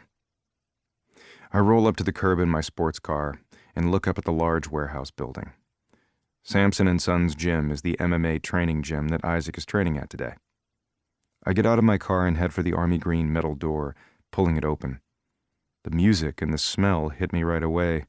The music is blaring, and the smell of sweat and old musty warehouse permeates the space. If I thought the hockey locker room smelled of 20 sweaty-ass players after one of Coach Bex's notorious sweat drills, I had no damn idea. There's light streaming in from the small windows at the top of the vaulted ceilings, and one large, stadium-sized light hovering over 3 practice rings, laid out in a V shape, 1 ring directly in front of me and 2 in the back. All 3 are currently in use. The one directly in front and the one in the back left currently have a fighter and a trainer working on combinations and jabs, but the ring in the back right has 2 men sparring. I see Isaac is one of the 2 men, and I head in his direction. An assistant coach, or someone who works for the gym, makes a beeline for me. I figured someone would ask me who the hell I am and what I'm doing here. These gyms are invitation only, and with very few people working out inside at any given time, they can spot an outsider immediately. "Can I help you, man?" a guy about my age says, walking up to me, flipping a gym towel to lay over his shoulder. "Here to see Isaac. I'm a..." "What are you now, bud?" "A friend. He's staying with me," I tell him. The guy looks over at Isaac and then back at me. Seeing me for a second time must have refreshed his visual because recognition flashes in his eyes. His demeanor changes. He eases slightly and then smiles. "Hey, you're Briggs Conley, the hockey player, right?" "Yeah," I say, looking past him at Isaac as he puts a combo on his sparring partner, and the older man standing down on the ground is yelling more directions at Isaac with his erratic hand gestures. That must be the world-renowned gym owner and coach that Isaac came here to train with. "A lot of people are saying this is going to be the Hawkeyes' year." "I hope they're right." "Well, good luck. Isaac's in the back corner," he says, and then turns and heads for the front ring. I head for the back right ring. The second I put my hands on the ring's ropes, the coach notices my presence, but he does the same as the coach before. His eyes flash over at me once, but he ignores me until it registers who I am. "Conley?" he asks, and turns to me, putting out his hand to shake mine. "I'm Tim Sampson, owner of the gym." The guy can't be taller than 5'7", likely bald, but I can't tell under his ball cap with the gym's logo on it. He looks like a dude who could have been pretty lethal back in his day. For his age, probably in his 60s, the dude is still jacked.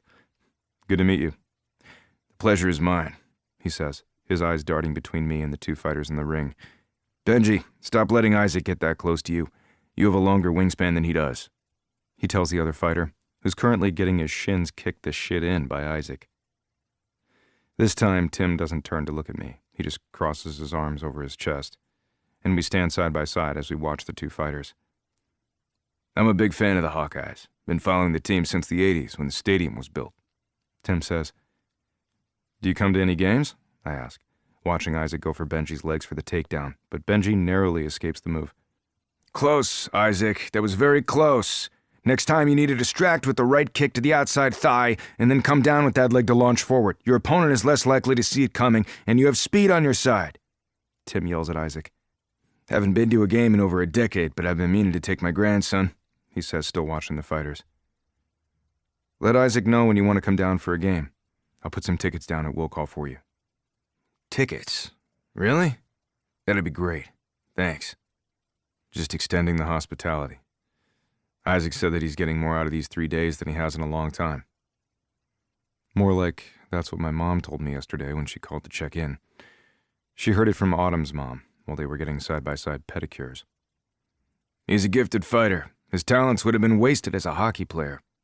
He glances over at me, quickly realizing he might have offended me, although I doubt this guy cares much about offending people. No offense, he adds. Yeah, well, my left jaw would have to agree with you, I say under my breath. He glances over at me and smirks. I heard some grumblings about his sister.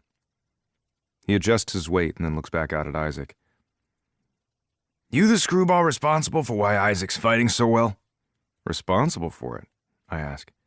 Every fighter needs motivation. Someone to visualize when they're putting the hurting down on their opponent. Fuck, I hope that's not me.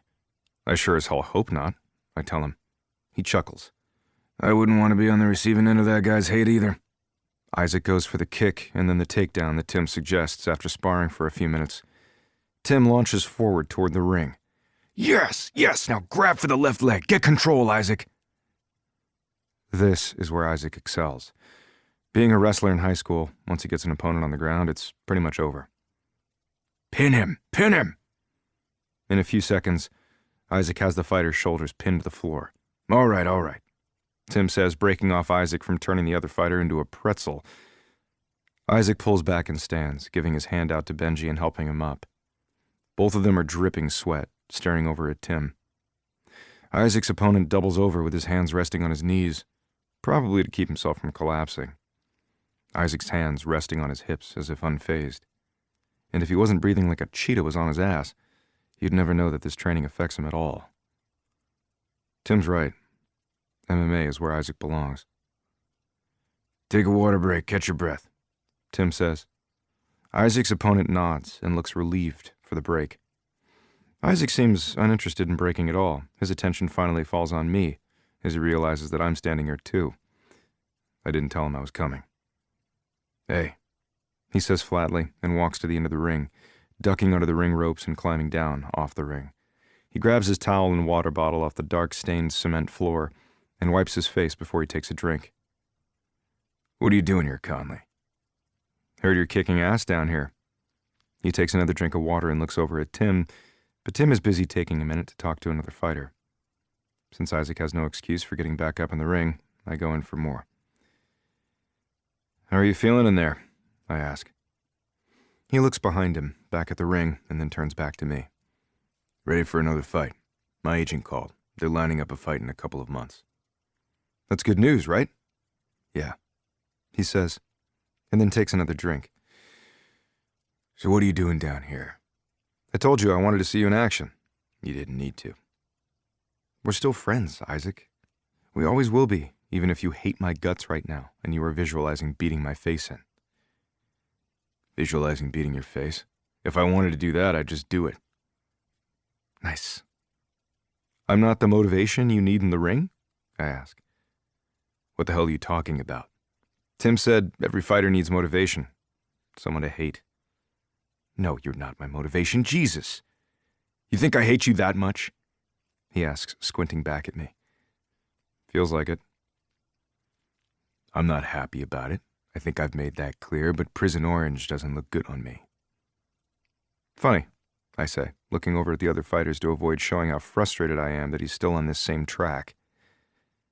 I have to be patient if I want to keep our friendship. If I show any real fight in me, Isaac will push back harder. Your face looks better. My sister must be taking care of you. She is, I say, burying my hands in my pockets. Make sure you do the same. I plan on it. Just be careful, Briggs, he warns, but it feels more like a plea. With what? She's had a thing for you since we were kids. It's one of the reasons that I always warned you off her. She has? I hide the smile at the thought of Autumn liking me. It gives me more motivation to tell her that I think something is happening between us. Why would you do that? You know the fuck why. No, I don't. He gives an irritable sigh. You've never been ready for a girl like Autumn. Are you saying that I don't deserve Autumn? That's not what I said. I just said you've never been in a place to care for my sister the way that she deserves. Does he still feel that way? I care about her. I want to make her happy. Do you trust me now? He thinks for a second. Jury's still out, but our mothers seem hell-bent on the idea. I chuckle. Yeah, I've heard. He laughs. Better they're on your ass than mine. Just wait, your day is coming too. He nods. Then Tim and Isaac's sparring partner walk back over. I'd better get back to work. Want to do dinner at the apartment? I want to use that expensive grill out on the balcony before Autumn and I move out of the place. Isaac gives me a confused look. Didn't you guys just move? Oh, shit. Yeah, but it's a short lease and we might look for a place with more room. Liar. Your sister wants a dog. What the actual fuck? Why am I lying more than absolutely necessary? She's always wanted a dog, but my parents wouldn't let her. Now you're going to cave? You're getting soft in your old age, Briggs. It's not my age, it's your sister. That came out without even thinking, but it's true. He looks at me, but I can't read what he's thinking. I'll see you later tonight for dinner. I'll be here late, since this is my last day of training before I leave in the morning. Okay, a few of my teammates would like to meet you if you don't mind them coming down. They all live in the building. Autumn's going out for drinks with the girls. The girls? A couple of women that work for the Hawkeyes. She's become friends with them while coming to my games. She's making friends with people at your work? Fuck, you two are getting serious, aren't you? I hope so, but we haven't talked about it. There's still the conversation of Derek and the need to get Isaac's blessing. Yeah, we are. I pull my hands back out of my pockets, my right hand gripping my keys. Isaac sees the keys in my hand. You can stay and watch for a bit if you want. Really? Sure. Isaac climbs back up in the ring and ducks under the ropes. I stay for another hour and talk with Tim while we watch Isaac put into motion everything he's been learning over the last couple of days. He looks even sharper than he did in his fight last week. He's improving with the help of Tim Sampson, but I hope he doesn't make coming to Seattle and staying with us a recurring habit.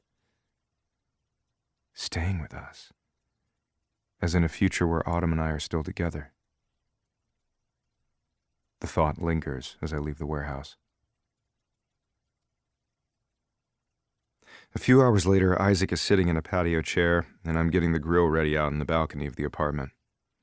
I hear the door open to the apartment and peer through the glass door of the balcony to see Autumn coming through. I watch her walk into the kitchen and drop her purse on the kitchen island. Autumn! I yell, to get her attention. Her head whips over to find me looking at her with a plate of 7 raw steaks in one hand and a pair of tongues in the other. She smiles over at me and then heads toward us. She peeks out the door before walking through and sees her brother sitting in the chair. I can sense her tense up slightly. Hey, sis, Isaac says, lounging in the chair with his feet up on the table and a beer in his hand. Hi, are you boys getting along? She asks. I look over at him, and he looks at me. Look, no new bruises on your boyfriend's pretty face. Happy? Autumn looks over at me and takes a few steps toward me, softly putting her hands on my jaw and twisting it slowly side to side to ensure he isn't lying. When she confirms that I'm no worse for wear, she hums in approval. He is pretty, isn't he? I wish my hands weren't full and her brother wasn't here. I'd wrap my arm around her back and pull her to me, laying a kiss that I've been thinking about giving her all day. She looks up at me and I give my best. I want to lay you out on our bed and lick every inch of you smile. She bites down on her lip and rubs her right earlobe with her perfectly painted pink fingernails. Her tell. I should go get ready. I have drinks with the girls. Yeah, I remember. Okay, she says, her eyes not leaving mine for a second. Abandoning me on my last night, Isaac pokes. Next time, give me some notice that you're dropping in to harass us, and I'll be sure to move my whole life around yours. She fires back with sass that I love. What fun would that be? He asks. She turns to look back at me and rolls her eyes. Do you need a lift home? I could come get you, I tell her, praying she takes me up on my offer. But before she can offer, Isaac pipes up. Don't you take drinks from strangers or leave your drink unattended? Isaac chips in. In fact, just don't drink at all. Why don't you just lock me up in a tall tower? she asks. Don't tempt me, he says back. He's right, though, I agree. I've been a female for the last 26 years of my life. Thank you for your unsolicited advice, but I'm more in tune with the dangers I face every time I step out of this apartment than either of you knuckleheads could fathom. Just be careful. That's all, Isaac says back with pleading eyes. We will. I'm going to get ready, she tells him, and then looks at me. Don't have too much fun without me. Not a chance if you're not here. I smile down at her. We won't. Lake, Reeve, Seven, and Riker are coming down to level 6 tonight, I say, referring to our apartment. Everyone else's apartments are above us by a story or two. She walks back into the apartment. I follow her movement down the hallway through the glass windows. Once she's out of sight, I remember why the hell I'm out here. I slab the steaks on the grill, along with slices of pineapples and halved peaches that I'll sprinkle with brown sugar and cinnamon once they have a nice grilled flavor. Want a beer? Isaac says, getting up out of his chair and heading for the kitchen. No, I'm not drinking, I say, hoisting up my long neck root beer. My sister has done a number on you, hasn't she? You have no damn idea. Something like that, I say, taking a sip of my cold drink. A few seconds later, I hear, "The hell you're going out like that?" I look up from the grill and see Autumn and Isaac in the foyer of the apartment. I can't see well enough through the glare of skyscrapers against the balcony windows. I head inside to find Autumn standing with annoyance, her hip popped to one side with her hand planted on top. Isaac stands with a scowl looking at her. There's nothing wrong with it, she argues. Your shirt practically shows your belly button, he argues. Can you find something else to do with your time? Get a hobby, Isaac. What's going on? I say, stomping through the kitchen and heading toward them. Isaac points at Autumn's top. She's wearing that. He grimaces. I look over to see Autumn in a pair of jeans as tight as a second skin, a pair of high-heeled boots, and a top that's... Oh, shit.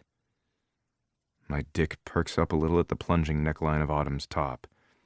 It's not down to her belly button like Isaac is squawking about, but it's down past her perky tits, and fuck, she looks good.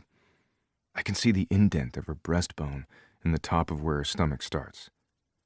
I want to fucking pull her to me and lick a line from where the fabric dips down her perfect body to the top of her collarbone, and then bite down on that beautiful neck while I strip her naked from head to toe. She looks good, I smirk, taking another full scan of the gorgeous woman who will be in my bed later tonight, the ideas of what I plan to do to her already forming. She smiles back at me. You're going to let her go out like that when you're not around? I hope you're cool with every dick in that bar staring at your girlfriend, Isaac says. Oh, fuck. He's right. I didn't think about that. I was too busy thinking of taking off every article of her clothing when she got home, hoping for her to be a little tipsy and handsy. He's right. You should change. Screw you both. I'm leaving, she says, and then turns and heads for the door. Isaac throws up his hands and stomps off in the opposite direction, back out to the balcony. I jog behind her to catch up. Wait, hold on. She puts her hand on the apartment door and then turns to look at me, an annoyed look in her eyes. What? You're just going out with the girls? I ask. Yes. Are you meeting anyone else out there? Like whom? Her eyebrows furrow in question. Like... I'm going to be in trouble for asking, aren't I? Like Derek. Her eyes turn into slits like she's trying to see through me. You should be careful. You're starting to sound like a jealous boyfriend. I take a step forward. What if I am? Her eyes widen, and we stare at each other for a beat. Briggs, Isaac calls out from the balcony. I'm flipping the steaks. And do you have A1 sauce? Yeah, I yell over my shoulder. Just then, a knock echoes through the foyer. The guys. Autumn opens the door, and sure enough, a handful of my buddies walk through the open door, all of them unable to keep from looking down at Autumn's shirt as they pass by. Shit, the dicks at the bar are going to be all over her. A notification flashes on her phone that her Uber is downstairs. I have to go. They're starting the meter. I'll see you tonight, though. We can talk? I check back at the balcony and see that all the guys are far enough away and distracted with introductions, meeting Isaac the MMA fighter we all just watched a couple of days ago on pay-per-view. Yeah, I'll be the dude in your bed, I say, taking another step and bending down to kiss her. She melts into me and drops her hand off the door handle. I press her back up against the door and deepen our kiss, slipping my tongue into her mouth. She moans and grips my shirt and my chest tight and pulls me closer. My hands slide behind her and grip her ass with both hands. Then they travel up her backside and sneak under her shirt, my fingertips gliding over the bare small of her back. I can feel the small dimples that sit just above her ass, the curvature of her spine, and the warmth of her skin against mine. "Briggs, steaks are done and we're starving. Let's eat," I hear Isaac say. She pulls her mouth off mine and giggles. "You'd better deal with the grown toddlers on our balcony." Our balcony. I like the sound of that. I pull back just enough to lock my eyes with hers. Isaac's words from today echo in my head. "She's had a thing for you since we were kids." If the blackmail hadn't happened, would I have missed out on this woman? I think I would have. I want to ask her if Isaac's words are true, but she's right. Now isn't the time. "Don't you want to take him with you?" I practically beg. "Nice try," she says, putting her hand back on the door handle and twists it. "He's a buzzkill and all yours." The door creaks open, and now I have to step back and let her leave, but I don't want to. I watch her dip out through the door, smiling over her shoulder at me, and then closing the door behind her. She's gone, but it still smells like her, and I take a long inhale. I walk back to the balcony as Isaac and the guys are all sitting down to eat at the long outdoor patio table that seats 8, but 5 big dudes make this table look like it was built for children. We barely all fit. A couple of hours later, my buddies take off back upstairs. We have an early skate in the morning, and everyone wants a good night's rest. Isaac is standing at the balcony railing with a beer in his hand as he looks out over Seattle. "I'm leaving tomorrow, and I need to let you know that I know," he says. That was cryptic. "You know what, that you're a dumbass?" I say as I step up to the balcony and mimic his forearms resting on the balcony railing. "Funny asshole," he says, sending a glare my way. "No, that you're not dating Autumn." "What are you talking about?" "Of course I am," I say. "Hold on to that denial. I'm getting to that next. That's not what I want to talk to you about. There's another reason why I came here besides you fake dating my sister and lying to me about it." "You already knew about Autumn and me?" "Not until the first night when she told me." "She told him?" "And that pencil dick Derek stopped me on the way back up this afternoon to confirm my suspicions." "What the fuck? How? When? What the hell did he say?" I tense up and grab for my phone to text Autumn and ask where that asshole lives. "Just chill for a second. I want to talk to you about your dad." He takes a pull off his beer and then looks up at me. "It's back, isn't it?" he asks softly. I look down at the street 6 stories below us. "It's sophomore year of college all over again. You're drinking." I stopped, so leave it the fuck alone. "Autumn told me about the partying." "Did he tell her what he suspects is going on?" "She did?" I ask. "Not in so many words. I've seen the gossip column and social media about you partying, and Autumn said that she's helping repair someone's career and has to lie to people she cares about. It wasn't hard to piece it together after that." I don't respond. The idea that Autumn is feeling guilty for lying to people we both care about and love is a punch to the gut. It's not as if I don't know that she and I are both lying, but it hits harder when hearing that she's not happy about being put in this predicament because of the way I've been handling the news. "How bad is it?" he asks. I hang my head. "Stage 3. How's he coping?" "Fuck, man. I say, shaking my head and trying to hold back the wetness in my eyes, trying to break through. He's the strongest man I know. How can this be happening? I thought he won last time. Why is it coming back? I stare out at the skyline. I can't look at Isaac, my oldest friend and the only person I've ever confided in about how hard my dad's cancer struggle has been on me. I don't know. And I know I'm not the asshole who should be saying this, but burying yourself in booze and women isn't going to take the hurt away. What do you mean? You still bury yourself in booze and women? Fuck yeah, I do, but for the fun of it. I give a half-hearted chuckle, and then so does he. He's trying to lighten the mood. But you're doing it because you feel out of control and want to forget for a few minutes about what's happening in your life. The problem with that is, you're just wasting time because he's still here. You're grieving the loss of a living man. You need to wake up and look around you at the things you still have, like your dad, he says. It's hard to see him like this. He's sick, and every day there's more bad news, and he keeps this bright outlook. It's just not fucking fair. It doesn't seem like Autumn knows. I haven't told her, I admit. She thinks the drinking is because I'm a hockey player who likes to party. It's easy enough to let her believe that than to tell her the truth. Don't do that, he says, shaking his head. Do what? Push my sister away. That's fucking confusing, I say, giving him a lifted brow. I just mean that she can help you through this. But don't touch her, I clarify, or I'll kill you, he says, finishing my thought. Listen, I'm not happy that you're using my sister to improve your image, but she needs this to get her promotion, so fuck it.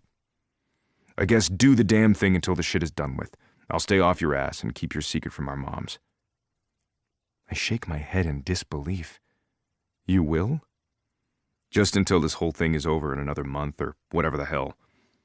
She gets you out of the situation and you get her the job she wants, but that's it. I'm only agreeing to this because Autumn deserves that job. I don't give a fuck about your career in the NHL, you get me? He says, looking over at me. Then you two break up and find a way to tell our moms in a way that doesn't crush their souls, and we never talk ever again about how you fake dated my sister. And what if I don't agree to your terms? What if I don't want to break it off after? He straightens his posture. Don't push your damn luck with me. And Conley? Yeah? Go the fuck home and see your dad, he says, pushing off the railing and heading back inside the apartment. I guess the heart-to-heart is over. This wasn't how I saw this conversation going tonight. I hoped I was going to convince him to see that I was making her happy. That all his misconceptions about me not being boyfriend material for Autumn would be obvious over the last couple of days. Isaac was clear. He'll let us get what we need out of this arrangement, and then it ends. Otherwise, he'll be back, and our friendship will be over. Chapter 22. Autumn. I think he could be my soulmate, Penelope says about the email pen pal that she's had since college, who is now slipping back into her inbox out of nowhere. I hope he is, Penelope. You deserve love. But soulmates are too far-fetched an idea for me. There are too many damn people in this universe for only one person to be your soulmate, Tessa says, taking a sip of her raspberry lemon drop. Although I would tend to side with Tessa on this, I think Penelope truly believes in it, and honestly, I could use a little happily ever after discussion right now. If he's your soulmate, then you need to force him to meet you once and for all. I encourage. Things with Briggs seem to be coloring outside of the lines, and even though I've enjoyed every second of it, Erica's warning has me knowing that this thing with Briggs and I can't keep going on if I want the promotion. I should have told him last night when I got home from my apartment. But being locked up in his arms while I slept was too good to let go of, and then this morning, I still wasn't ready. Then he kissed me before I walked out the door to head to the bar, and I just about texted the girls to cancel so that I could get one more shower sex session in before we have to call it quits. But with my brother in the apartment and Briggs's teammates showing up, I lost my chance. I have to tell him tonight that we have to stop the physical portion of this because it could cost me everything I'm working for. I'm glad to be getting a few hours with these girls to blow off a little stress before heading back to my apartment with Briggs. Penelope invited Isla to come out with us, and since Kanan is leaving for a few days with the team, he told her to take the night off. I'm glad she's here too, but with her here, we can't discuss what's happening between Briggs and me. I could have used Penelope and Tessa's input on what I should do and what they think Briggs wants. I agree, Isla says. Demand the things that you want and don't be scared if stating your true feelings might ruin everything because one day your ex might drag you back to Colorado. Isla clinks her glass with all of ours and then downs her drink like a shot. You okay over there? Tessa says to Isla with concern. That was oddly specific. I say, do you have something on your chest? Penelope says, spill, that's what girls' night is for. I don't think I should talk about this out loud. He's my boss. Isla's eyes go so big as saucers that she just let the cat out of the bag. The three of us gasp, but smile at each other. Tessa called this. Isla and Kanan have a thing for each other, but they're trying to hide it from each other because pretty much anyone in proximity to these two can see it. We've got all night, I tell her, grabbing her empty drink and heading for the bar to get her a refill.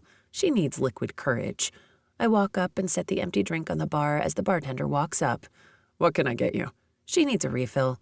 I toss a thumb over my shoulder. Liquid courage, please. Something fruity that goes down easy. The bartender gives me a weird look. Tessa walks up behind me with 2 more empty glasses, probably reordering too. She leans in to see what the bartender and I are discussing. She's about to tell us about a secret love affair with her boss, but she needs a little push. That doesn't lessen his scowl. We already know who it is. We just want her to finally admit it and free herself. He still seems displeased. Tessa decides to chime in. Please, for the love of God and all that is holy in this world, our dear friend needs help, and we need you to wave your magic fairy tequila wand to assist us in unburdening her on girls' night. He takes the empty drink glasses and then looks back over at our table. Fine, but I'm watching you two. It's good to know the bartender is looking out for his customers. Can't be mad at that. Great. Now make it around for the whole table. Thanks. Tessa beams and does her innocent girl head tilt, sliding a black metal card toward him. The name on the card reads Lake E. Powers. Lake E. Powers? I ask. I know, right? What could the E stand for? Elmer? Enrique? She says, debating the possibilities. Penelope won't tell me. She says it's against confidentiality policy for her to tell me anything inside Lake's file.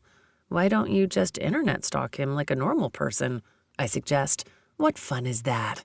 No fun, I guess. I laugh. So why do you have it? Because I bet him that I could pickpocket him without him knowing. Did you win? Well, we're here and I'm buying us all drinks with it. She smirks. Does he know? I ask of my crazy friend. He'll know soon enough. She gleams.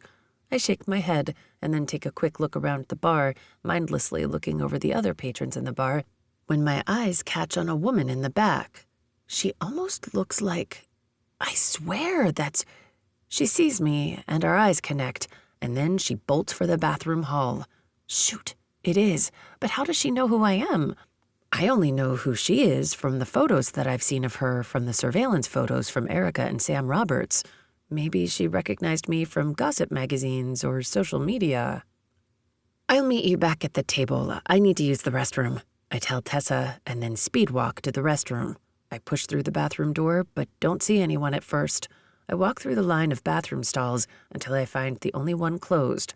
I consider it a strike of luck that no one else is in here. Dixie? I say softly. I'll be embarrassed if it's not her, and I came in with guns blazing. Dixie, I know you're in here. Still no response. I just want to talk to you. Are you going to hit me? She asks, her voice echoing in the metal stall. She thinks I'll hit her? Well, yes, actually, I'd like to, but I won't. I don't want to spend the night in jail for assault, and I still don't even know the real story because Briggs is tight-lipped about it all. No, I'm not going to hit you. Still no movement. Okay, how about if I just ask questions and you answer them? I just want to know what's going on. Briggs seems to think this whole thing is out of character for you. I just want to know your motivation for doing this to him. He said that? She asks. Said what? That he thinks this is out of character for me?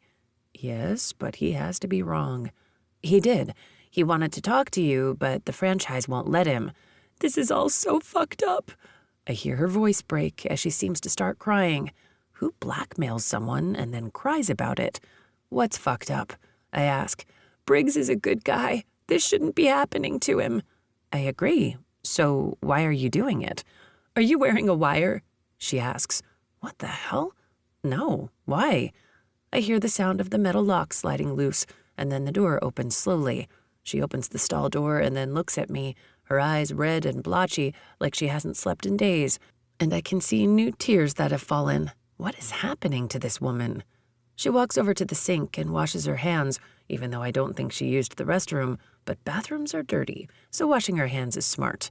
I watch her meticulously wash them, and the silence is killing me. Dixie? My name isn't Dixie. That's just my stage name. Okay? It's Samantha. I'm Autumn. I know. I've seen pictures of you and Briggs online, she says. That's what I figured. As his girlfriend, I just want to know why you're blackmailing Briggs but crying over the injustice of it. I don't understand. It's not me. What do you mean it's not you?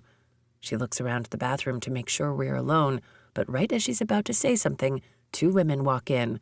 They both smile at us, and now it's my turn to pretend that I'm washing my hands.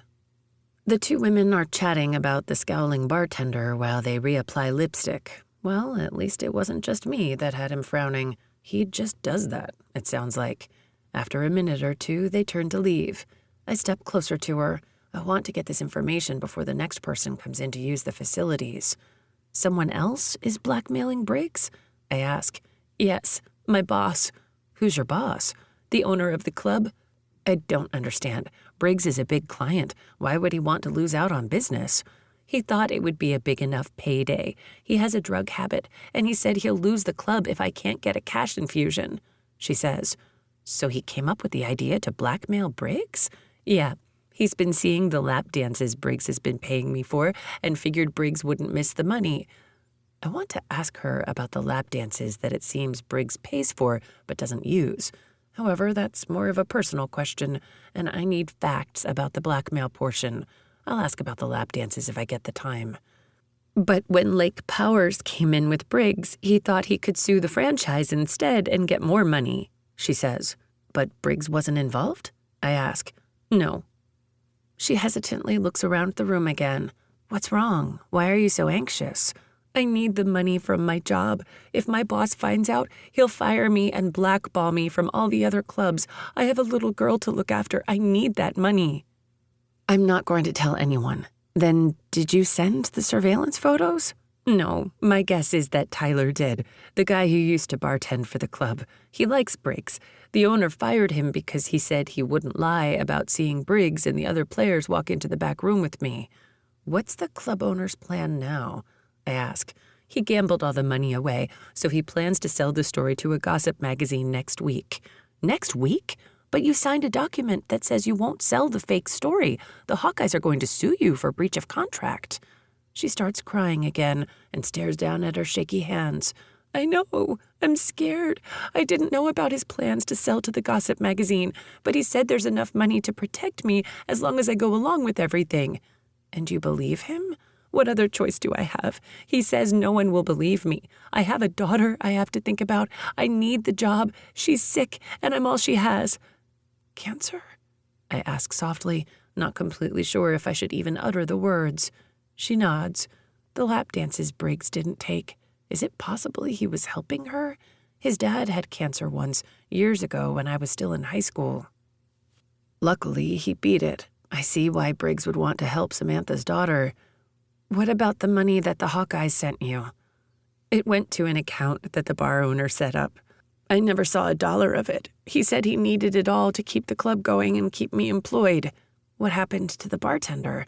He quit when this was all happening. I think he moved to Portland, Oregon. I think for a second. Samantha, are you willing to help Briggs if I can find a way for you to do that? Yeah, I'll do whatever I can, she says adamantly. Give me your number and I'll text you mine. We'll stay close. I know a new charity that could help you with expenses for your daughter. Really? You think they'd help me with everything I've done in my past? I know the president, and I think you're the perfect family for this. She smiles at me, wiping her tears.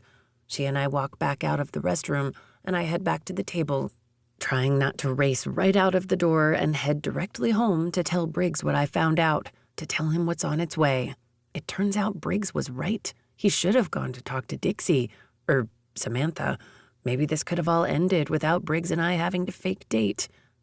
That thought hits me. Suppose the owner hadn't decided to blackmail Briggs. In that case, my PR company might never have been called, Briggs wouldn't have needed a fake girlfriend, and I would probably still be dating Derek instead of heading home to Briggs. What an odd turn of events. Okay, I'm back. What did I miss? I say, sliding in next to Isla on the bench. We thought maybe you got a job in the back. Tessa jokes. You were gone forever. I'm sorry, I ran into a friend. I say, looking over to find that Samantha isn't here anymore. She must have gone home. Recap! Penelope declares. Tessa wants to find a way to get rid of Lake's body without anyone tracing it back to her. Isla wants to rip Kanan's clothes off with her teeth. Wow, I didn't say that, Isla interjects. And I have met the man of my dreams, but I've never met him. The only one we're missing is yourself, so now stop holding back and give us all the juicy details. I glance over at Isla and then at him. Penelope told her. Tessa smirks and takes a sip of her drink.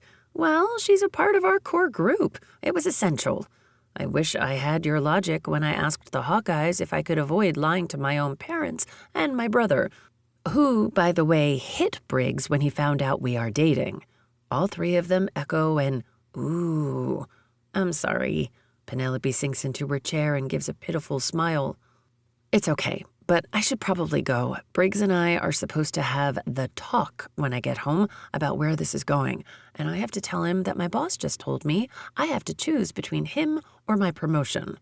They all gasp, and Penelope reaches out to stop me from standing up. You can't drop that on us and then leave, she says. I'm sorry, but I have to. I look toward the door as I make plans for an escape through the crowd when the door opens and a familiar man walks through it. Uh-oh, I say as I watch Lake scouring the bar. I've got an idea of who he's looking for. What? Penelope perks up, looking around. Someone is in trouble, I say, glancing away from Lake and looking at Tessa. Who, me? She says with confusion. She follows my eyes and sees Lake. His eyes latch onto hers, and his face turns dark. Welp, that's my cue to go, I tell them, grabbing my purse and slipping back out of the bench seat. This was fun. Another night next week? They all nod, and I pass by Lake. Go easy on her, I whisper to him. Like she does to me? Okay, good point. I look back just as I exit the bar to see Lake hovering over Tessa, his hand outstretched as if telling her to give him his card back. He must have had a notification that told him someone used his card at the bar. Dang, I wish I could stay to hear this. Oh well, they'll have to give me the details at our next girls' night. Chapter 23, Autumn. I text Briggs when I leave the bar in the rideshare I ordered. Coming home, just leaving. His text comes through quickly after. Then I send a text to Penelope because I can't resist. How did Lake know? A ping sounds a few minutes later. Had an alert on his phone that there was a charge at Club Ground Zero? Knew it. The car drops me off at the front door of our building, and I see Briggs standing outside in a pair of gray athletic sweats, a dark blue zip-up hoodie, and a pair of flip-flops. My heart picks up speed. We have a doorman, but he came downstairs to be here when I got to our building. He steps forward when we pull up, opens my door, and takes my hand to help me out of the car. Briggs dips down and makes eye contact with the driver. Thanks for bringing her home safely. and then gives the driver a wave before shutting the door. Briggs slides his hand into mine and then leads me through the front door as the doorman holds it open for us. Did you have fun with the girls tonight? He asks, glancing over his shoulder at me as he leads me through the large entrance of the apartment building. Yeah, Lake showed up as I was leaving, though. I think I missed all the juicy drama. I playfully huff. What drama? Lake and Tessa. What was it this time? He asks with a sigh. I guess their history is longer than I realize. She pickpocketed his credit card and bought us all drinks. He got a fraud alert text and came down to the club. He just shakes his head at the shenanigans of those two. How did things go with my brother tonight? Fine, He says. Just fine? We stop in front of the elevator and he stalls for a second. He told me I need to tell you why I've been drinking. Is it because of a breakup like sophomore year? What? He looks back at me with confusion. No. Oh, I thought that girl from college broke up with you for partying too much.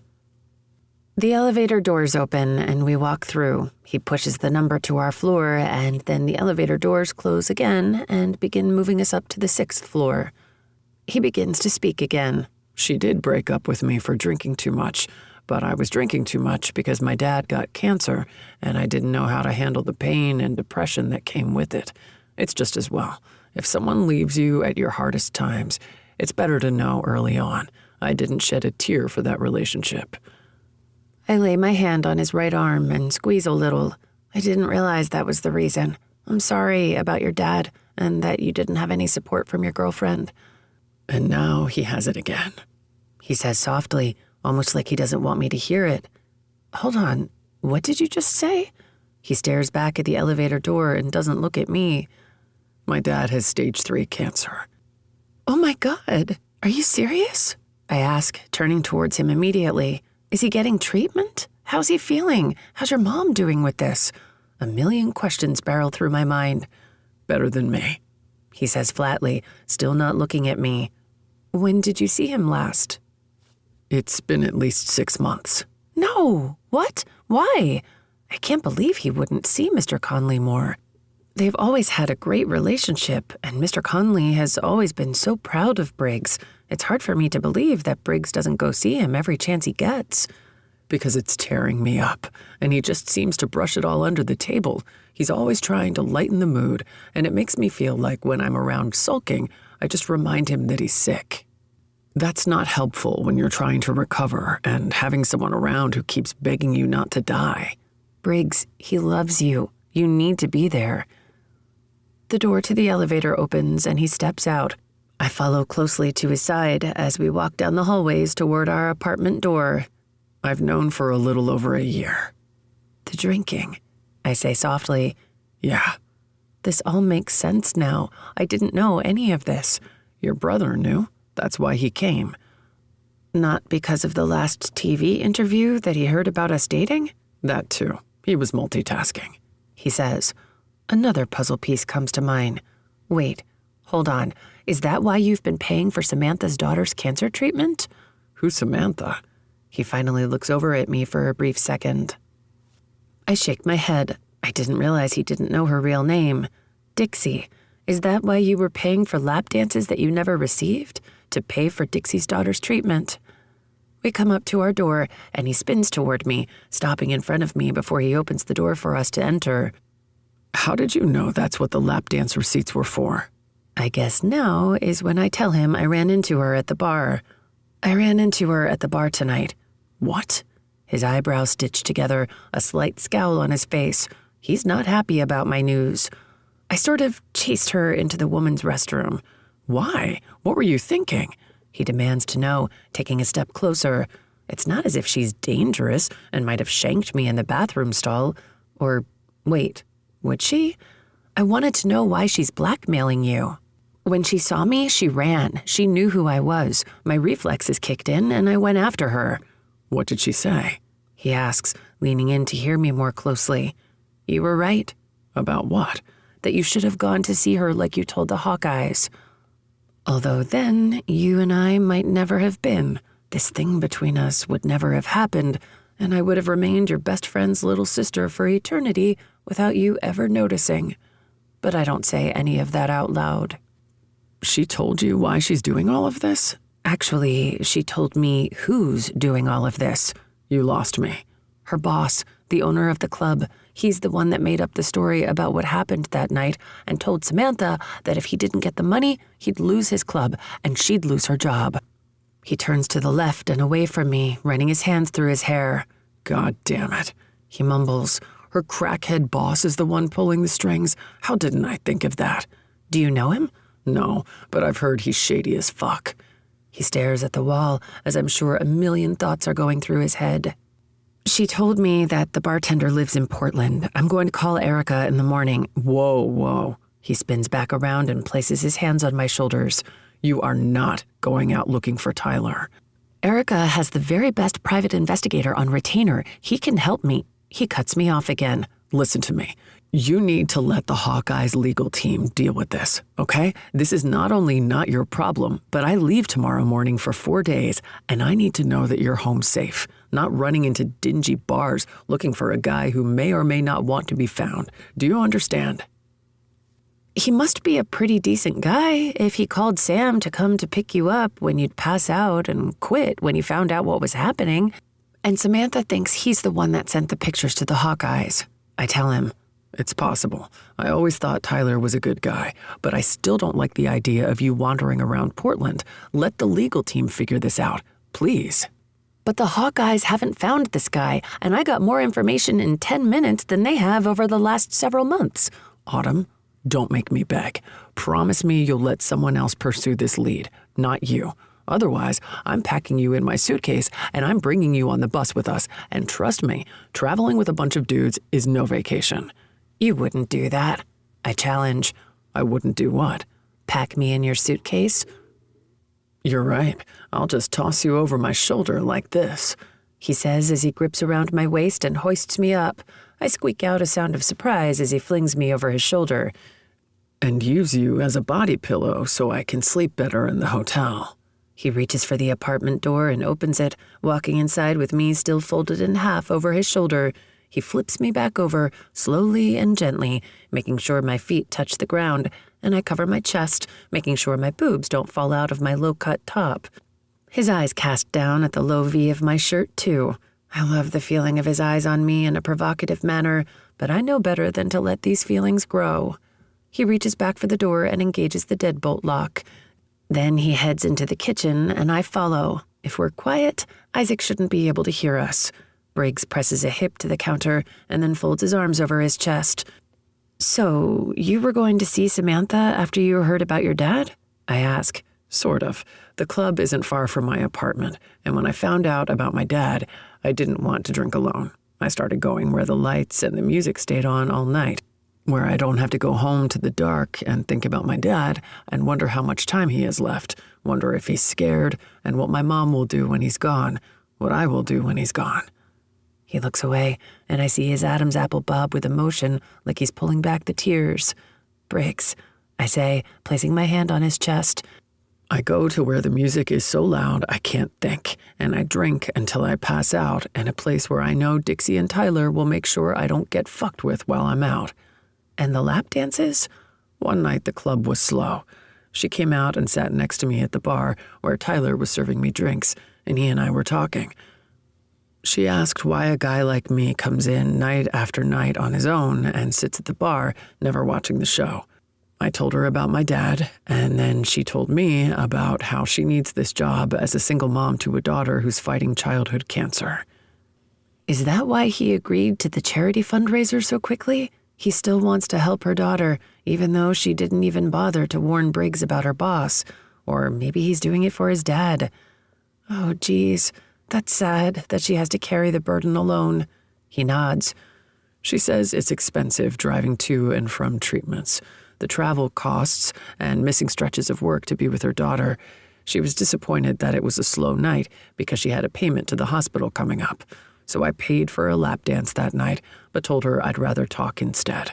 I started doing that once a week when I'd go in, even if she was too busy to sit and talk with me. Tyler would ring it up on my tab and make sure she got the money before the end of her shift. How thoughtful of you, I say sarcastically, as if paying for the lap dance was the best he could do. She needs out of there and away from her slimy boss, but still make money to support her daughter. That's what she really needs. But I can't be too upset with him. At least he was doing something to help her. I've never gotten a lap dance from her, I swear, and I'd never lie to you. I hope you believe me. I do. This is so different than what I'd thought. I would have never guessed that this is why he paid for lap dances that he never used. I'm sorry to ask this. I'm not trying to be heartless, but... Is she telling the truth? He asks. Yeah. He thinks for a second. I asked Tyler one night about the story she told me. He confirmed it was true. So you pay for lap dances that you never get? I have probably over 100 saved up. He shrugs. Cute. I roll my eyes. I have no intentions of ever cashing them in. He says, pulling me against him. I'd rather get a lap dance from you. Why am I the one giving the lap dance? What if I want one? Autumn, he says, running his fingers up the side of my neck. Anytime you want me to dance half naked on you, I'd be more than happy to oblige you with my best moves. Wait, why aren't you fully naked? I want my money's worth. Fuck, I'll get naked and grind on you anytime you want, he says with hooded eyes. I'm sorry I put you in a position to believe the worst in me.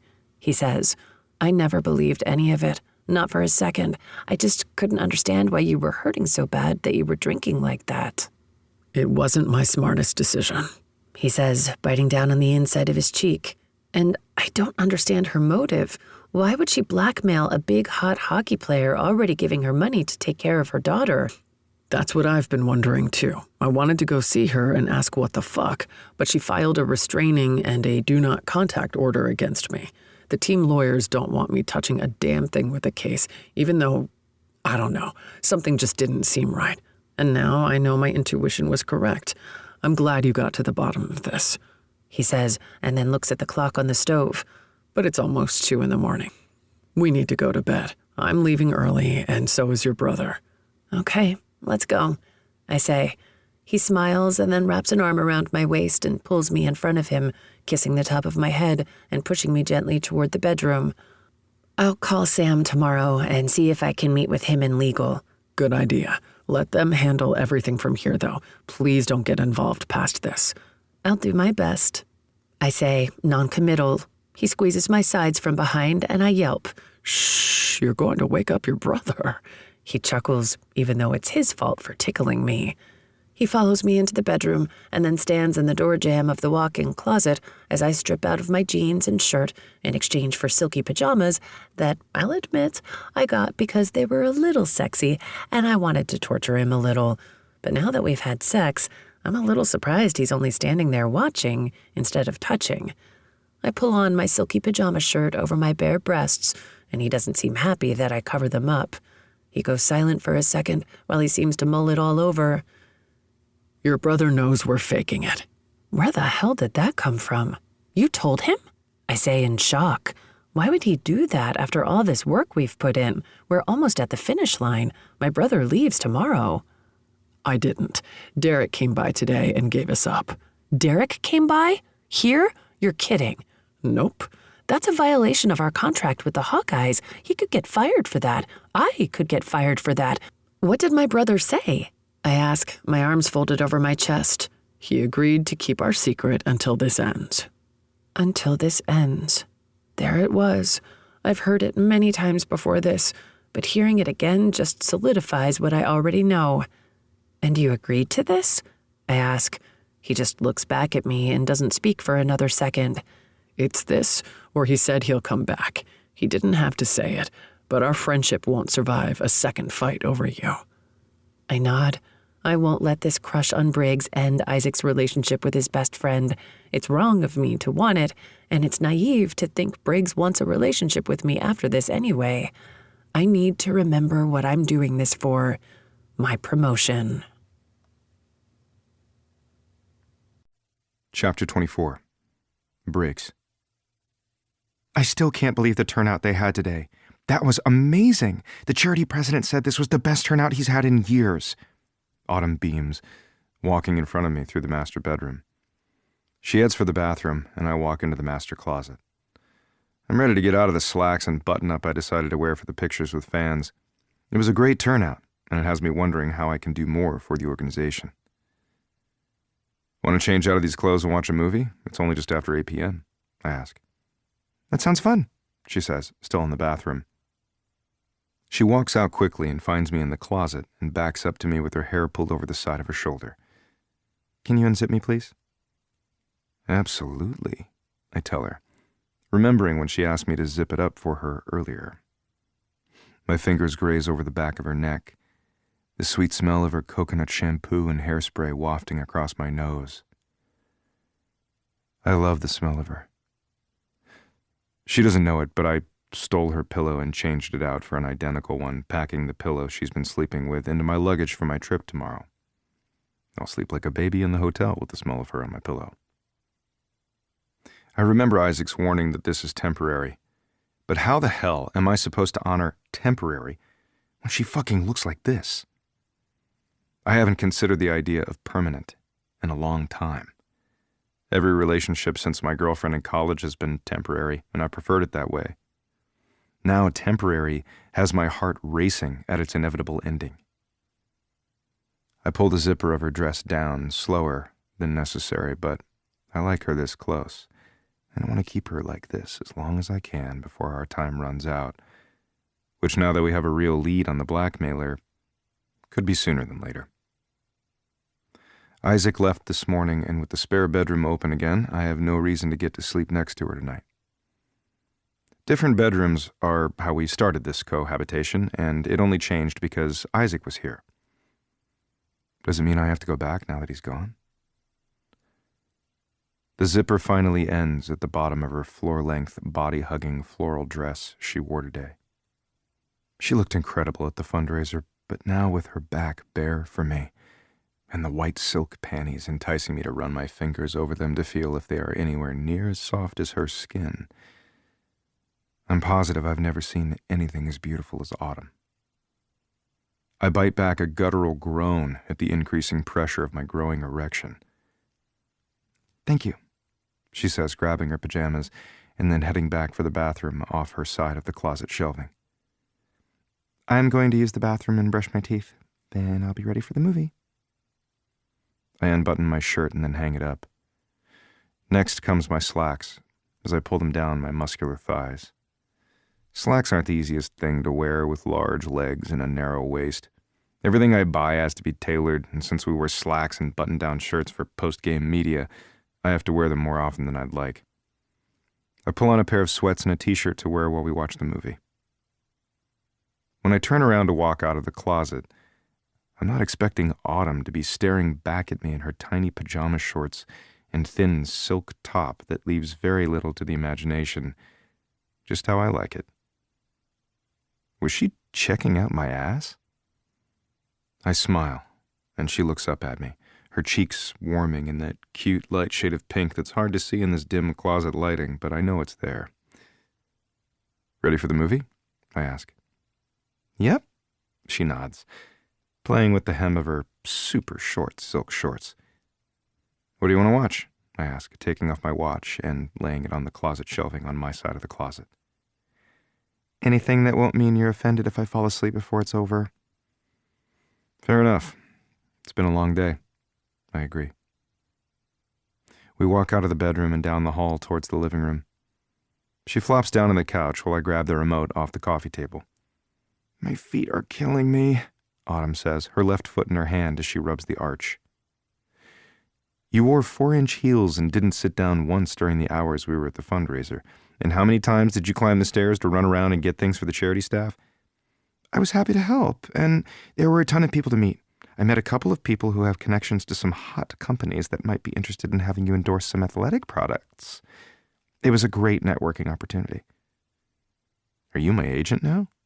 I smirk, walking over to the couch and plopping down next to her feet lying on the sofa, and she analyzes them. I find a movie that I think we could go either way on watching or not. Truth is, I'm beat too, and I have to get up at the ass crack of dawn to leave town on the team bus. No, but you need all the help you can get. She gives me a challenging look, as if there's no way I can object to the truth. Ouch, I say in response. Here, give me that foot, I say, reaching over and taking her delicate right foot into my hand and pulling it to rest on my thigh. You want to give me a foot massage? She asks, her nose scrunching a little. Sure, you deserve it. You spent the whole day taking care of other people when you didn't have to be there. You came because I asked you. She readjusts her seated position and tries to relax. Okay, if you're offering, thank you. I turn a little sideways on the sofa and start to slowly rotate my thumb on the balls of her feet. She watches my hands as they work. How's that? Good. Really good, she says. I move my thumb to the spot between the middle of the pad of her feet and press firmly. Her eyes roll to the back of her head, and she lets out a moan that has blood rushing to my cock again. Oh, she says. She moans again and then tosses back her head and hums in approval. If she keeps up with that, she'll be getting a hell of a lot more than a foot massage. Harder, she whispers. Fuck me. This woman is hot when she's getting a massage. Note to self, give Autumn as many foot massages as she wants. How about this? I ask for more instruction. I want to know how to make it good for her. Her head comes forward now, and her chin almost rests against her chest as she's reclined back, her eyes still closed as she enjoys my fingers. How about your calf? I ask. Yes, please, she says, and I start to work my fingers up her leg. I massage and the moans get more frequent, so I inch higher, not realizing it. I look down a few moments later to find my hands halfway up her thigh. She looks down too and then looks back up at me, our eyes locking. I continue to inch up, our eyes not flinching away from each other, not even to blink. She's still leaning back against the armrest, her eyes now in my hands. She's watching, waiting. My hands slowly make it to the top of her thigh. How much farther are you going to let me go? I ask her. How much further do you want to go? If it was up to me, I wouldn't stop until I was 3 fingers deep inside you. She lets out a labored breath. Would you like that, Autumn? She nods. Yes. I sit up and kneel on the couch, giving me a better position by hovering over her. I reach down and adjust my ever-growing hard-on, and she watches, her tongue darting out to wet her perfect lips. My fingers finally graze her pajama bottoms, and I push past them until my fingers find the wetness of her panties. Her eyes roll back again at the small touch from the pads of my fingers. A small moan escapes her lips again when my index finger pushes her panties out of the way, and I run my finger up the full length of her from bottom to top. Goddamn, I want to take all of her. I look into her eyes as they open slowly, and she looks into mine. My index finger runs again along her clit, preparing her for my touch before I sink my index finger completely inside.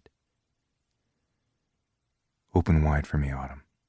I want to watch my fingers disappear inside of you. She gives a small gasp as my finger slips inside her soaking center.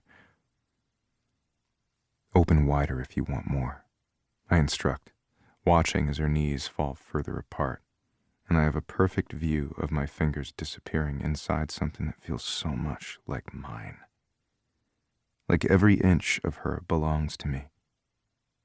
It's a feeling I'm struggling to fight.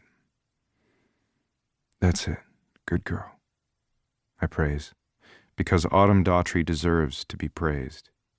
She deserves to be worshipped, and I'll be damned if I let our short time pass without me showing her what she deserves in the bedroom. Complete and utter adoration, because any man who holds Autumn and doesn't fall to his knees has no fucking clue what he has in his hands. Since you did what I asked, I'll give you another one. Would you like that? I ask her.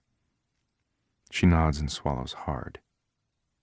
I sink another finger inside of her, bottoming out to the knuckles slowly as I massage the insides of her. Her sounds become louder and more desperate. Briggs, oh God. Her eyes are fluttering closed again. One more? You want another one? I ask. She nods as she squirms in my hands.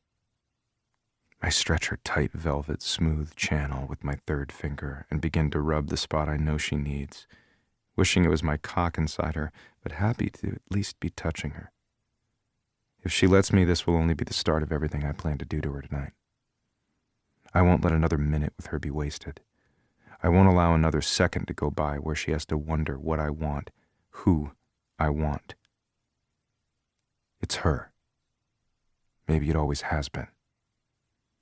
You're fucking gorgeous laid out for me, I tell her.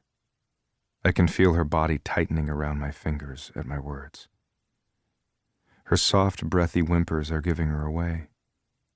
She's not far from coming on my fingers, and I want it too. Pull up your shirt, Autumn. Let me see all of you, I demand, knowing she's not wearing a bra under that silk pajama shirt. I can see her hardening nipples. I'm convinced she's been purposely going braless in her pajama shirts ever since we moved in together.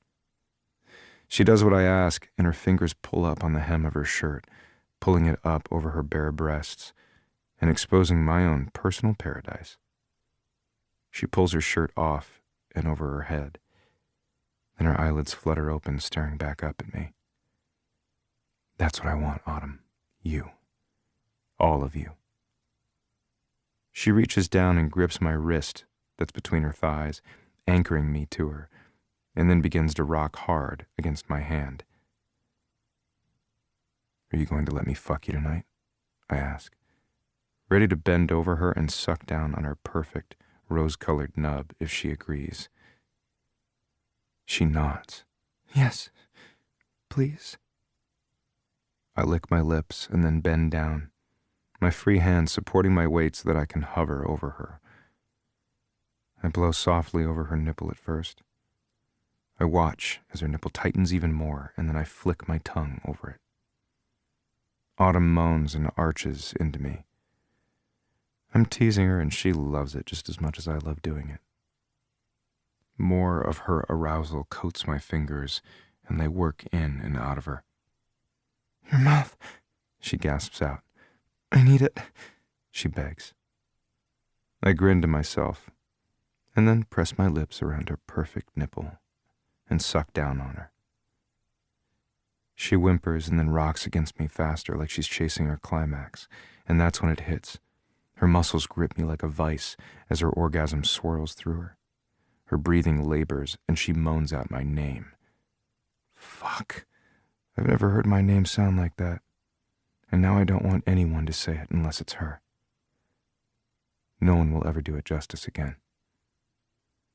She's holding on to me as if to keep herself from falling. I got you, I tell her. Let it roll. After a few more moments, those stunning hazel eyes open again. I think you're trying to ruin me for anyone else, she teases. You're damn right I am, I say matter-of-factly. She looks up at me to gauge if I'm joking, but it only takes her a second to realize that I'm not. Not even a little. Are you ready for bed? She looks over at the TV, noticing that neither of us has bothered to watch a second of it. Yes? Good. Me too. That night, I spent the rest of the evening inside Autumn, giving her 2 more orgasms and 1 for myself, until we passed out at some time well after midnight. Chapter 25. Briggs. I didn't like leaving Autumn at dusk this morning in the warm bed that we both ended up sleeping in together last night. But getting the first win under our belt for the 3 games was a great start. I'm fucking tired. And after going through media tonight, the smelly bus with its cramped legroom and slightly worn-down chairs is a welcome sight. The only thing I want to do right now is get on board and get settled for the long drive ahead with my noise-canceling headphones. But first, I want to call Autumn and see how her day went. I pull out my phone to dial her, but when I see it's almost 1 a.m, I think better of it. I don't want to wake her up. I reach back to slip my phone back into the pocket of my athletic sweats when my phone starts to vibrate in my hand. Autumn calling. Relief hits first at the sight of her name displayed on my phone. Hello? Hi. Sorry, is it too late to be calling? She asks. No, not at all. We're just loading onto the bus, I tell her, as I get in line behind a couple of other guys. The driver starts grabbing our duffel bags from us to load them underneath the bus. Thanks, I tell him, as he takes my bag from me. You guys played a good game? She says. Did you see that slap shot I made? Yes. I can practically hear her smiling. Did you see me point at the camera? Yes. She chuckles. That was for you. Really? Because I think the cameraman thought that the kiss you blew to the camera was for him. He probably fainted with desire. Probably, I laugh. Autumn breaks out and giggles at my simple agreement. But he was about as wide as he was tall and hairier than my Uncle Fred, who looked half chimp. Not exactly my type. Oh, really? What's your type? Who's asking? I ask, flirting back with the girl I'm falling for. Every puck bunny on the planet? Well, I don't care about puck bunnies, but I'll tell you what my type is if you're interested. Reeves, who's sitting 1 row ahead of me on the other side of the aisle, looks over at me with furrowed eyebrows. I give him a get lost, asshole, I'm talking to my girlfriend look, and he shakes his head, puts his noise-canceling headphones on, and then pats his pillow into place so he can try to fall asleep. I might be interested. For research, of course. Right, for research, I say, watching as the bus finally pulls out of the parking lot of the stadium we're leaving. Turns out I have a thing for strong-willed brunettes who make killer chocolate chip cookies. Oh, that is noteworthy information, she says. Could you find some use with that insight? I ask. I'll see what I can do. Good. Now that question I've been waiting all day to ask. How did your meeting with the Hawkeyes legal team go today? I hear her sigh. All in all, it was a good meeting. They felt that the lead was promising.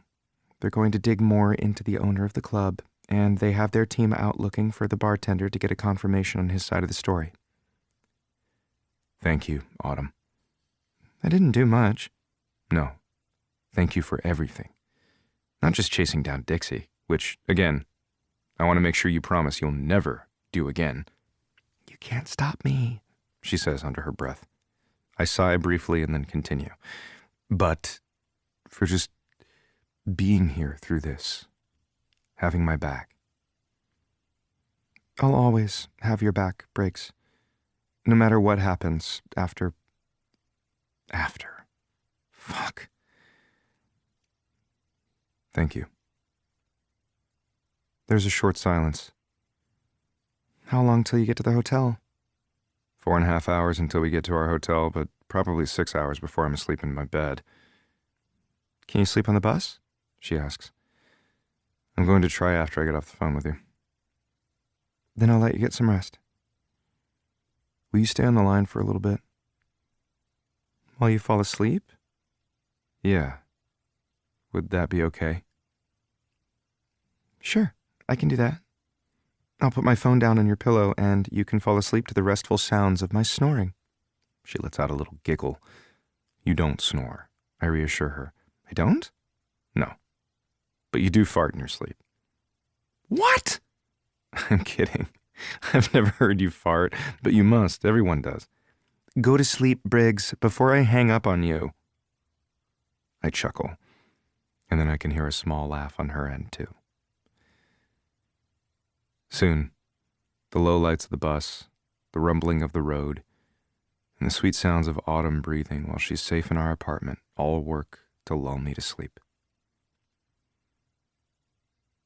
4 hours later, I'm abruptly woken up as the bus hits part of the curb on its way into the hotel parking lot, swaying the bus enough to jostle me awake. My phone drops from my ear where it was nestled between me and my pillow for the last 4 hours, The call is still running. She never hung up.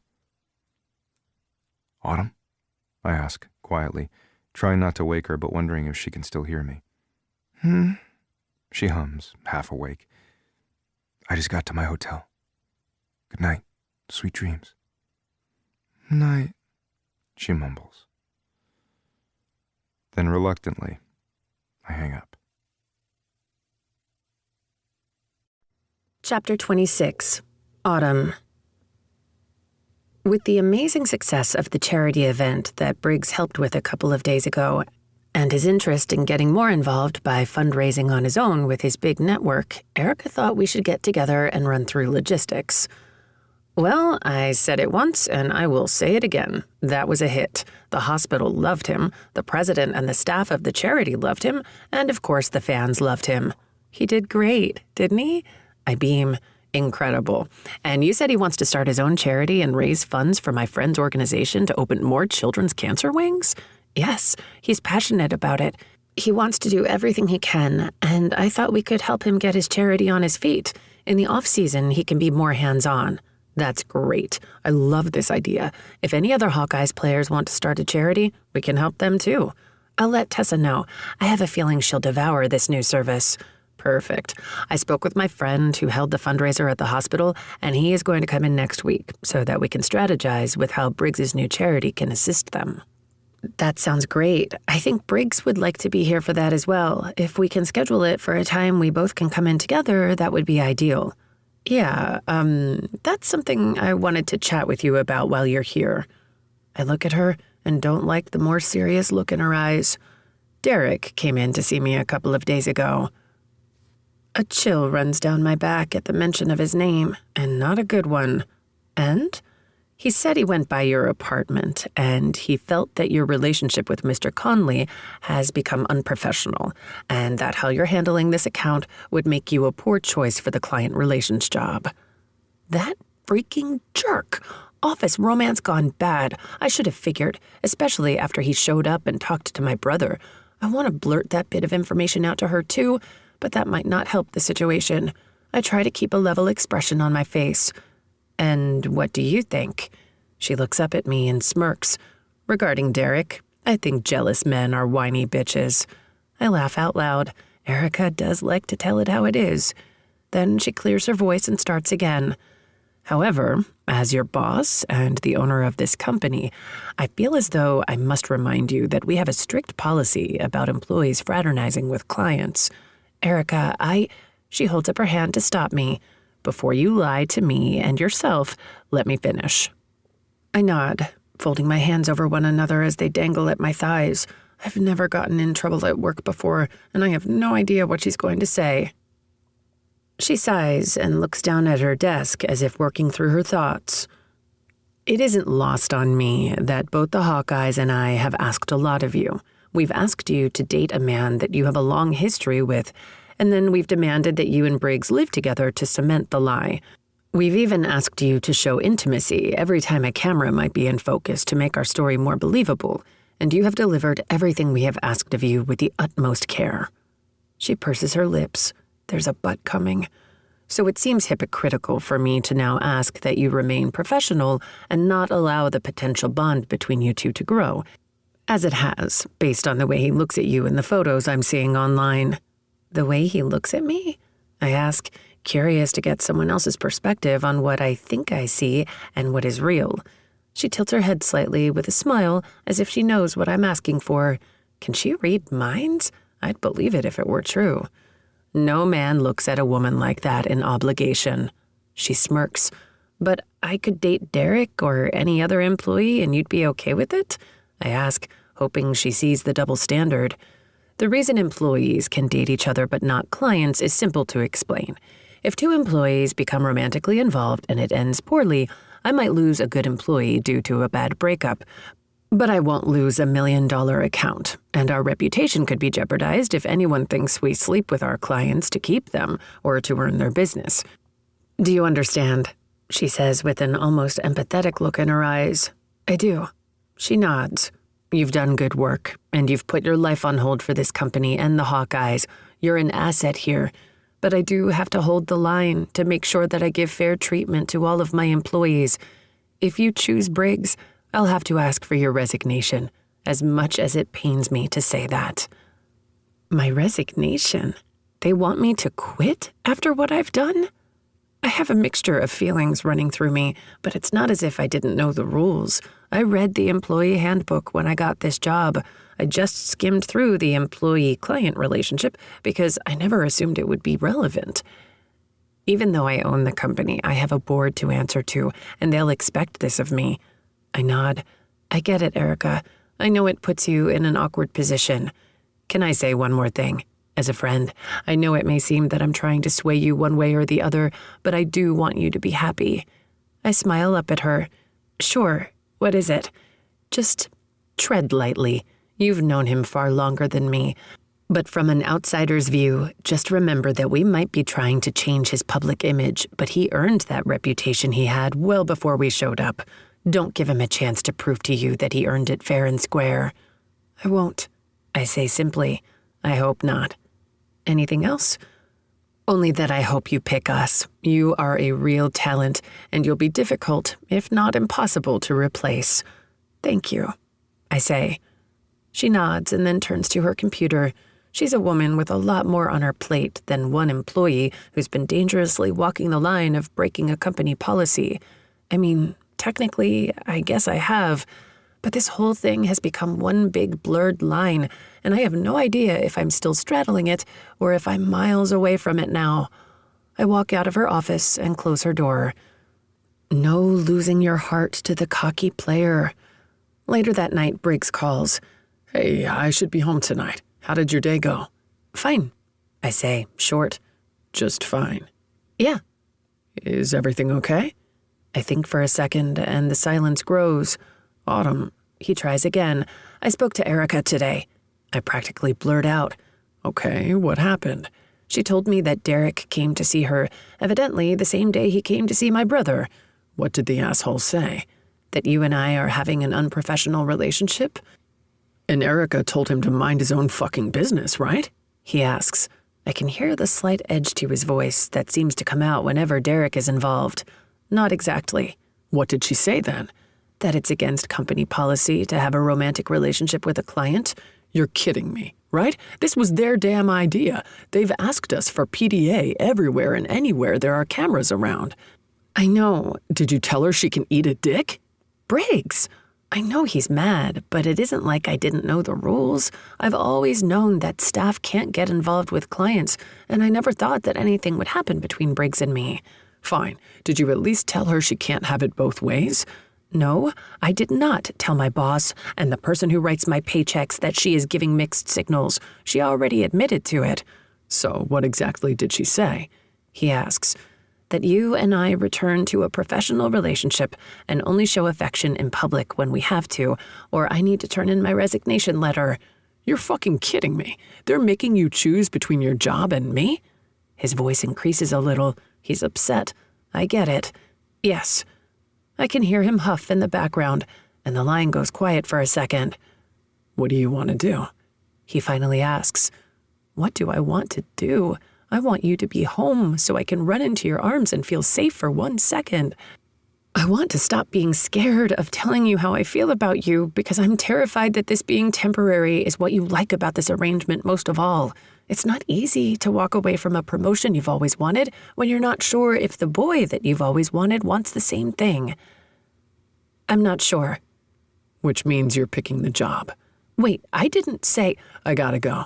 We're getting on the bus to come home. I'll see you in the morning. Hold on, Briggs. But it's too late. He hung up.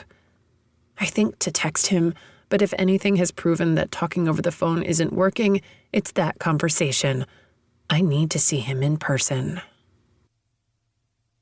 Briggs. I'm finally back home and asleep in the spare bed after getting back around 3 a.m. After what Autumn told me yesterday, I have to guess that the odds of us being together after Operation Deasley's Conley is null. The disappointment of hearing her say it over the phone still hasn't softened, but I guess on the bright side, Isaac won't be coming back to kick my ass. My phone starts ringing, and I'd like to huck it across the room, but I think better of it. and check the caller ID. Mom calling. Shit. She knows I just got home. She wouldn't call before 10 in the morning on the day after game day unless she had a reason. Hello, I answered, trying to clear the grogginess from my throat. Hi, sweetie. Are you back home from this weekend? Yeah, we got home early this morning. Oh, right. I'm sorry to be calling this early. Go back to sleep and call me when you get up. She has something important to tell me. I can hear it in her voice. A feeling of dread sweeps over me. Would it be too much to wish back to the days when she was calling to nag me about proposing to Autumn instead of what she's probably calling about? I'd give anything for that to be the reason for my mother's early morning call. I'd even take an hour-long conversation about not wearing my jockstrap and cutting out all foods with yellow-colored dye to increase my sperm count so she can get a grandbaby over the likelihood that this conversation is going to lead to my dad's illness. No, Mom, it's okay. I'm up, I say, sitting up in bed and rubbing the sleep from my left eye. I didn't want to tell you until we were sure. Until the doctors were sure. She stalls. It's okay, Mom. Take your time. I hear her sigh. He's not responding to the treatments anymore. Jesus, I say, slamming my eyelids shut and running a hand through my hair. They have one more thing that they want to try, but it's not a sure thing. And there are a lot of things that have to go right for this to work. Okay, that's good news, right? What is it? We'll try anything. I'll pay for anything. Tell them money isn't an object. I'll drain every last dollar I have, Mom, I say. I can hear the hope in my voice, and so can she. I know, Briggsy. Thank you, baby. But you know Dad wouldn't let you do that, she says. Then we don't tell him. So what is it? What can we do? He needs a bone marrow transplant. I've heard of that. That should be easy, right? They have a whole bank of people willing to donate. It's not always that simple. Then I'll donate. We're blood, I argue. Yes, the doctor would like us all to test and see if any of us are a match. Sandy and Kirk are here this morning to test, and your uncles are getting tested as well. I'll come tomorrow, okay? I'll tell the team I have a family emergency. That would be good. Your dad would like to see you. Autumn and I have a meeting with Sam Roberts this morning. I'll get it cleared. Autumn's going in with you to see your general manager? Yeah. Shit, I didn't think that through. She's helping with some charity work I'm doing, and the Hawkeyes are lending a hand. I hate lying to my mom, but that wasn't a lie. We are working on charity work together, and the Hawkeyes said they'd help out however they could. That's so great, honey. Bring Autumn with you, will you? Sure, Mom. I'll ask her to come if she can. Although now, coming with me could cost her a job. Love you, Briggsy. Love you, Mom. She hangs up, and I jump out of bed in search of Autumn. I need to see if she can come with me tomorrow. And now with the news of my dad, there's no way I'm sleeping anymore. Autumn. I hear a knock on my door while I'm putting on my mascara. Come in. I watch for the door to open, but I know who will be on the other side, although I wish he was still sleeping. He'll have only gotten 4 or 5 hours of sleep at this point. When I see his face come into view around my bedroom door, I'm instantly on alert by the look on his face. Why are you up this early? He just wanders into my room and takes a seat on the bed, not uttering a word. I holster my mascara wand back into the tube and set it on the counter. I make a cautious exit out of my bathroom and toward him in the bedroom. What's going on? I walk to stand in front of him, and I reach for his hands, which are lying almost lifelessly in his lap. He looks down at our joined hands. My dad is sick. I nod. This much I already know from him telling me last week. Okay? I ask, encouraging him to go on. I know that's not the only reason why he's up and sitting in my room. My mom called. I need to go home. I need to get tested as a bone marrow donor. Oh my gosh, Briggs. He looks away and down at our hands, his thumb running over the top of mine. I'll get tested too. I offer up immediately. That catches his attention and he looks up at me. You will? Of course I will, I say, squeezing his hands. Will you go home with me? he says, looking into my eyes and then looking back down to watch his thumb continue its sweeping effect over mine. I think I need you. That brings me down to my knees as I settle in front of him. I need him to see me when I say this, and I need him to understand. I will go wherever you need me to go. I will be wherever you need me to be. I'm at your full disposal. Tell me what I can do for you. His eyes meet mine, and it guts me how sad he looks. I think I should head home after we meet with Sam. I think that's a good idea. You won't be able to focus on anything else here anyway. He nods. I have a meeting with Erica right after we meet with Sam. It's critical I go, or else I... No, he interrupts. It's fine. You should go. Get it cleared with Erica. I don't want you getting fired for this. I'll drive up ahead. It might be good for me to get some time with my parents before you get there anyway. Now I wish I hadn't said that my meeting with Erica is important. Nothing is more important than us getting up to Walla Walla and seeing what we can do there.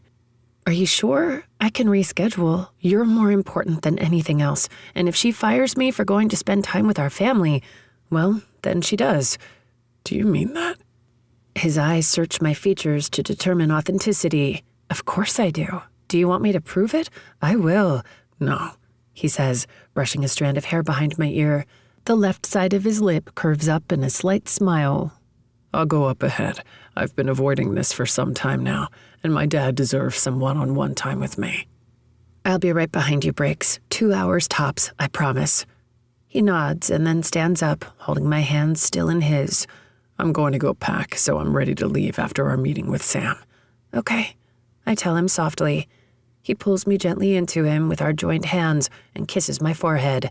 And then I watch as he exits my bedroom, not looking back as he leaves, and then shuts the door behind him softly.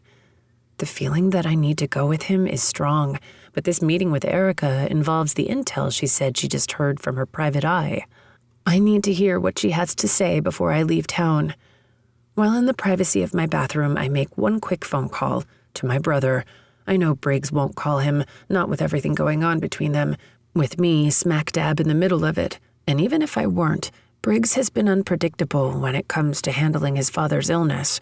That is undisputed, because it's the reason behind the whole blackmail mess to begin with. So I have no idea if he'll call Isaac on his own accord and tell him what's going on with Mr. Conley. I quickly call my brother and catch him up on this morning's events. So can you come? I ask. I have an interview with a radio host tomorrow. Shit, Autumn, I'm not sure, but I'll try, okay? He needs you, Isaac, more than he ever has before. I know. I gotta go. I have calls to make if I'm going to work this out. 'Kay. Love you. Love you. Chapter 27. Briggs. Walking down the upstairs corridor of the stadium towards Sam's office makes my stomach unsettled and my hands restless. I have no idea what news he has or what came of Autumn's lead. Has Dixie been helpful in uncovering the rat that's been pulling the strings this whole time? Did Legal find the bartender? And if so, is he willing to help us uncover the smoking gun that could put the club owner away for a little bit? I cross my fingers that something will come of this meeting. Something that leans in my favor and the favor of the franchise. I walk through the first door, opening it wide for Autumn to walk through behind me, holding it open for her until she's cleared the door jamb. Penelope is sitting at her desk and jumps up to give Autumn a hug. Hi, you two. He's available now. Go ahead and go in, she says to us both. Thanks, Penelope, Autumn says back to her. I knock on the door and hear, "Come in." We both enter, a little unsure but ready to hear whatever news he has to tell us. "Thanks for coming in this early after you just got home. I know you boys worked your asses off this week." "About that, sir, I wouldn't ask, but I need a couple of days off." "Oh?" he asks, his eyebrows furrowed in question. I've never asked for time off during the season. "Yeah," I say, and then glance over at Autumn, like I need the reassurance that she's nearby before I say it. "My dad is, well, he's really sick. He's been sick for over a year, but my mom called this morning and it's getting worse." "Oh, I see," he says, as the last puzzle piece to the answer to my reckless behavior finally fits into place. I wish you would have told me sooner. I could have... You could have what? I say more defensively than I mean to. This is why I don't want to talk about this out loud. What could he possibly do? What can anyone possibly do? That's why I took to drinking and partying. I can't do anything. And with the doctor grasping at straws, it would seem no one can, least of all my general manager. I could be here for you. I could listen when you need to talk. We're a family, aren't we? We're here for each other, and we're all here for you. I know he's right. And he didn't deserve my attitude. He's done a lot for me. He's gone to bat to keep me on the Hawkeyes roster more times than I can count. You're right, I say. Autumn takes a step closer, and I feel her hand slip into mine. How does she always know what I need, and when I need it? She squeezes, and I run my thumb along her thumb. Take the time you need, Briggs. Be with your family. Let us know if there's anything we can do to help facilitate more time for you to spend with your dad. Thanks. I appreciate that, I say, taking in a large inhale. You call us in for something? Yes. Legal had a breakthrough. He smiles. They got a call from the DEA. Evidently, the club owner was also attempting to extort money from a congressman with questionable photos of him with several strippers. The congressman is, of course, a married man and up for re-election. Oh my God, Autumn gasps. How does that help us? I ask. Well, for one, the DEA is going to take down our opponent for us. We're no longer playing defense. Now we're on the offense with a strong player on our side, and because of Autumn's brilliant work convincing Dixie to testify, as well as her lead on Tyler, the bartender, ending up being fruitful, we have a large bargaining chip to offer the DEA to get in on the charges. You're kidding, Autumn says with glee. I look over at her and she gleams back over at me. I squeeze her hand to let her know I'm both grateful and proud of her. Nope, they didn't have quite enough witnesses and people willing to speak out against the owner. But when we offered up our sources, they agreed to add us to the suit, and once they unfreeze his accounts, which still contain well over the amount of the funds we gave Dixie, and he's convicted, they'll send back the funds. That's incredible, I say. Since our accountants have already written off those funds as cost of doing business, we'd like to donate the funds to your new childhood cancer charity. I look back at Autumn for what feels like the 100th time, and she and I share a smile. Thank you, she smiles. That's very generous. That money will do a lot of good for families that need it. We know it will, and we're glad to be a part of it. And the other good news about all of this, he says, you two don't have to fake it anymore. Excuse me, what? I say, hoping I didn't hear what I thought I did. You're off the hook, Miss Daughtry. We appreciate everything you've done, and we look forward to working with you and your firm on a regular basis as a full-time client. I feel the blood drain from my face. I can't bring myself to look at her. Will her expression be one of relief? Happy to finally be rid of me and her obligation? She can now go back to keeping her job and getting her promotion with the corner office she wanted so badly. In my peripheral, I can feel her looking at me, waiting for me to look back at her, but I can't. Her hands are still in mine, and she hasn't let go. It's the only thing keeping me upright. Finally, she turns to Sam. Thank you, sir. It's been a pleasure working alongside your wonderful team for the last month. I look forward to a long relationship with the Hawkeyes. Yes, we do as well. And I believe congratulations are in order. I heard you had a promotion coming at the end of this project, if I'm not mistaken. Erica mentioned that we might be working with you as our new client relations manager. I can feel her eyes on me again, but I only stare out the window of Sam's office. Yes, I was up for a promotion. Thank you. Well, Sam says, looking at me, probably wondering why I've suddenly gone mute. That's all I have for you two. You're free to go, and I will let Coach Bex know that you will be out for a couple of days of leave. I nod. keeping Autumn's hand in mine. I can't let go of it, even though I probably should. She no longer has any reason to hold mine, but she doesn't pull away from me. And that feels like the first good news I've gotten since I stepped into Sam's office this morning.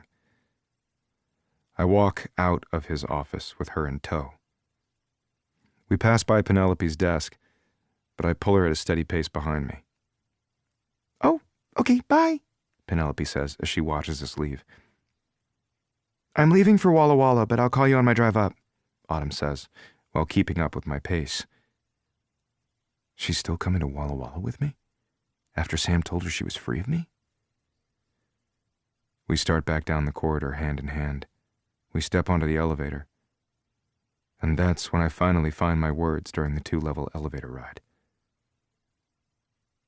You're still coming with me? Even though we're no longer required to be connected? Of course I am. You asked me to come. I'm coming, and I'm going to get tested too. Remember? Now my head was spinning. Is she coming for me or to help my father? And why does it matter which one if it's possible she could be a match? The elevator dings, and now I have 2 blocks to clear my head and ask any questions I need before I climb into my car and head for Walla Walla, because once we get there, I doubt anyone will give us privacy to talk out the end of our fake relationship. When we finally reach our building, she follows me down into the underground parking structure, where both of our vehicles are packed with the luggage we loaded this morning before we went to meet with Sam. I'll be heading on a 4-hour drive home, and she'll be heading to her offices first to meet with Erica, no doubt to discuss her promotion, which keeps her out of my grasp. We stop in front of my car, and I turn to her. Autumn, I need to ask you a serious question, and I need a God's honest truth answer. Okay, she says with hesitation. What is it? I bite down on my lower lip for a second as I think about how to word this. Do you have feelings for me? Do I have feelings for you? She parrots my words back at me as her right hand reaches up and rolls her earlobe. I blow out a breath and try at a different angle. If your firm didn't have a no-client fraternization clause, and your brother didn't want to kill me for looking at you, would this, I wave a hand between us, be ending today? Her arms cross over the front of her chest. She is uncomfortable with the topic, and that makes 2 of us. But I have to know where I stand before we go play house with my parents. We still haven't discussed how we're going to break the news to either of our moms, and with what's going on with my dad, now doesn't seem like the best time. She reaches her hand up to her earlobe and rolls her opal stud earring around in her fingers, her tell, as she stares down at the cement floors of the parking garage, thinking. Would my answer change anything? Because all of it would still count against us. My brother will never approve of us, and my boss won't bend the rules for me, and I understand why she can't. She doesn't want a company mutiny due to favoritism. I look down in disappointment. It's what I thought her answer would be. I nod. She gave me an answer to let me down lightly. She loves her job, and she's never made it a secret that she was only doing this for the promotion. I owe it to her for everything she's done, not to make any of this any harder on her, but I still have one last request to make. If I can't bring her home as my real girlfriend, can I at least bring her home as my fake? We're about to go home to our families, and it would mean a lot to me if we could fake this for a little longer, just until we get back to Seattle. My dad's health, of course, she blurts out, uncrossing her arms across her chest and laying a single hand on my left arm. The contact feels good. I would never want to compromise his health. We can fake it while we're in town. We'll find another time to tell them. She agrees. I sigh in relief, but also a little crack forms in my chest that the end will still come. This wasn't the answer I wanted, but it'll take one big elephant off my chest for the next few days while we try to get my dad well. Thank you, I tell her. She smiles, nods, and takes a step back as if I'm going to climb into my car and leave, and she should give me space. I don't fucking want space. I want her. I want her in my car for the next 4 hours. I want to spend the next 240 minutes explaining why being together is the only right choice for us. I want to use up every one of the 14,400 seconds to think through every possible scenario that would lead to us being together for real this time. But she's already pulling away from me. From this. I look into her eyes as she looks back at me. She hasn't turned around and climbed into her own car. She's still standing near, waiting for something. That has to mean something, right? This might not be what you want to hear, I start, and I can see her tense and brace for the impact of my words. She doesn't know where I'm going with this, and I can see it on her face. But if given the opportunity, I'd do anything you asked me to do to be with you. There's shock on her face. I've shocked her into silence, but silence isn't what I was going for. I want her to run into my arms, kiss me, and tell me that we'll do whatever we have to be together. Fuck everything else. But she doesn't. She just stares back at me, a blank look on her face. I should go, I say, when the silence stretches on for a painful length. I don't deserve Autumn Daughtry. That I'm sure of. And now I'm confident that she knows that too, just like Isaac does. She has a future ahead of her, a shooting star, and I won't be a part of it. I open the door of my car and slide in. Still, there's a part of me that hopes seeing me get in my vehicle will break loose the fact that I'm leaving, that this moment between us, this small window that's closing quickly, shouldn't be squandered and left with unspoken words, but to my disappointment, she still says nothing. Finally, I pull my door shut and buckle up, then put my car in reverse. As I back up, I watch as she grips herself tighter and takes a couple of steps back to get out of the way of my tires. I can feel her eyes on me, but I can't look up at her. I'm leaving Seattle, headed for Walla Walla, and I'm leaving my heart punctured and bleeding at her feet on the cement floor of the underground garage. Now I'm relieved to have the 4-hour drive alone.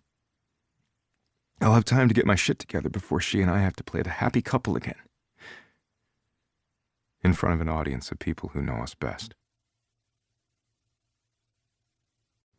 Chapter 28. Autumn. He wants to be with me? The little girl in me still can't understand it. I keep replaying his words in my head, but I'm no closer to comprehending them.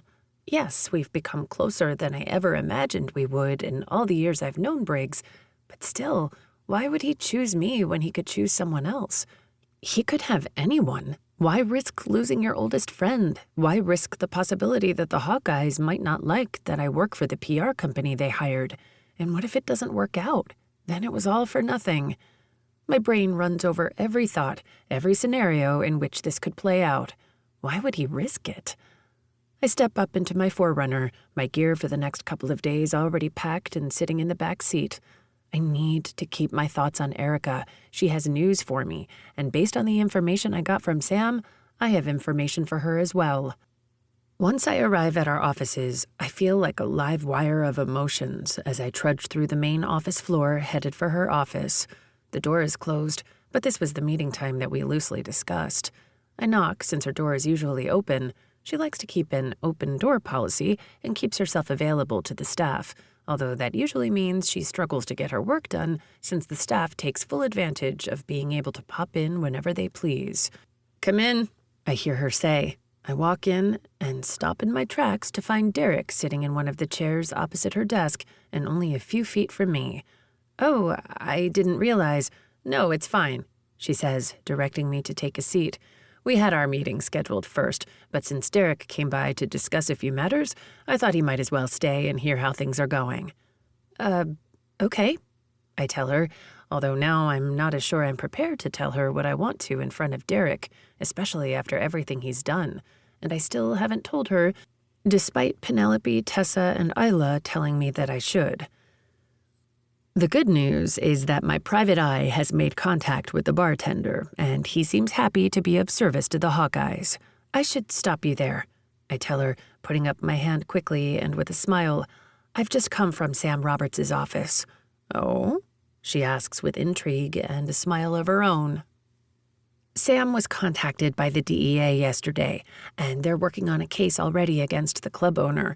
With the information and the cooperation of Dixie and the bartender, the DEA has agreed to allow the Hawkeyes to be included in this suit." "I had no idea." A glimmer of excitement is broadcasted across her face. "It looks like the Hawkeyes will be getting the money that they paid the club owner as well, and they are going to give those funds to the new charity that Briggs is setting up." Erica sits back in her chair. Well, the student has become the master. I can feel my cheeks warm at her praise. I don't know about that. The funds aren't a sure thing, and it could take a year for assets to be released or liquidated before the Hawkeyes ever see those funds. "Still," she says, "I'm impressed. You have gone way above the call of duty for this client." "She's something, isn't she? I told you she would be when you hired her," Derek says, reaching over his chair and setting his hand on my thigh. Yuck. I'm grateful that we are still in the thick of winter and I'm not in shorts or a dress so that his skin isn't directly touching mine, but the heat of his hand radiating through my jeans has me ready to smack his hand off my leg and demand he never touches me again. However, I still want a job here, and I don't want Erica to think that there may be issues between Derek and me that would lead to one of us being let go. I love this job, and I still want to keep my role here. "Thank you," I say as I pretend to readjust in my seat, folding my right leg over my left and just narrowly pulling my leg out of his reach. I tug a strand of hair behind my ear to distract from the motion of my thigh as I do it. "I guess this means you no longer have to slum it with the jock," Derek says, ignoring the fact that I just rejected his assumption that I want his hand on me. "I'll come back with you to your apartment and help you pack." I'm just about to tell him, "Not in your goddamn dreams," when Erica looks over at me. "That's right. Your contract terms have ended if the Hawkeyes are no longer in need of your services." She seems happy with this news, and why shouldn't she be? We did what we promised them we would do. Briggs is now practically America's sweetheart, and the club owner is going to be up to his neck in government officials that he won't have time to go after Briggs anymore. So why does the idea that Briggs doesn't need me anymore sting so bad, especially after what he just admitted to me? Maybe because being his fake girlfriend is something I'm familiar with. I know what to expect. But the idea of being his real girlfriend has me unsure of the unknown. My brother's reasoning that he's not equipped to give me the life I want has me less worried that Briggs will underdeliver on my expectations and instead leave me worried that the life I want won't be something he'll want to stick around for. He said he wants me, but at what cost? A relationship with a lifelong friend? And what happens if it does all go to hell like Isaac predicts it will? Then what? Do I lose Briggs altogether? Erica continues. "I think congratulations are in order. I believe I am looking at our new client relations manager," she says with a grin. Derek is grinning too. "I knew it would all work out." "Oh, did you, Derek? Was that before or after you told my brother in an attempt to get me either fired, in trouble, or worse, hope my fake boyfriend got his ass beat by my brother? I won't say it out loud, even though he deserves it because that's not who I am. I know I'll feel bad if he gets fired because of his jealousy. That could change Erica's mind about coworkers dating, and I don't want this to affect others who have been making it work without drama like ours. Instead, I stand up out of my chair. Something just doesn't feel right about this, like something is missing. This win doesn't feel like I thought it would. mostly because I don't have the person at home that I would want to run home to and share this news with. He's currently traveling on I-5 headed to our family's homes without me while I stand here discussing a promotion that isn't worth losing him for.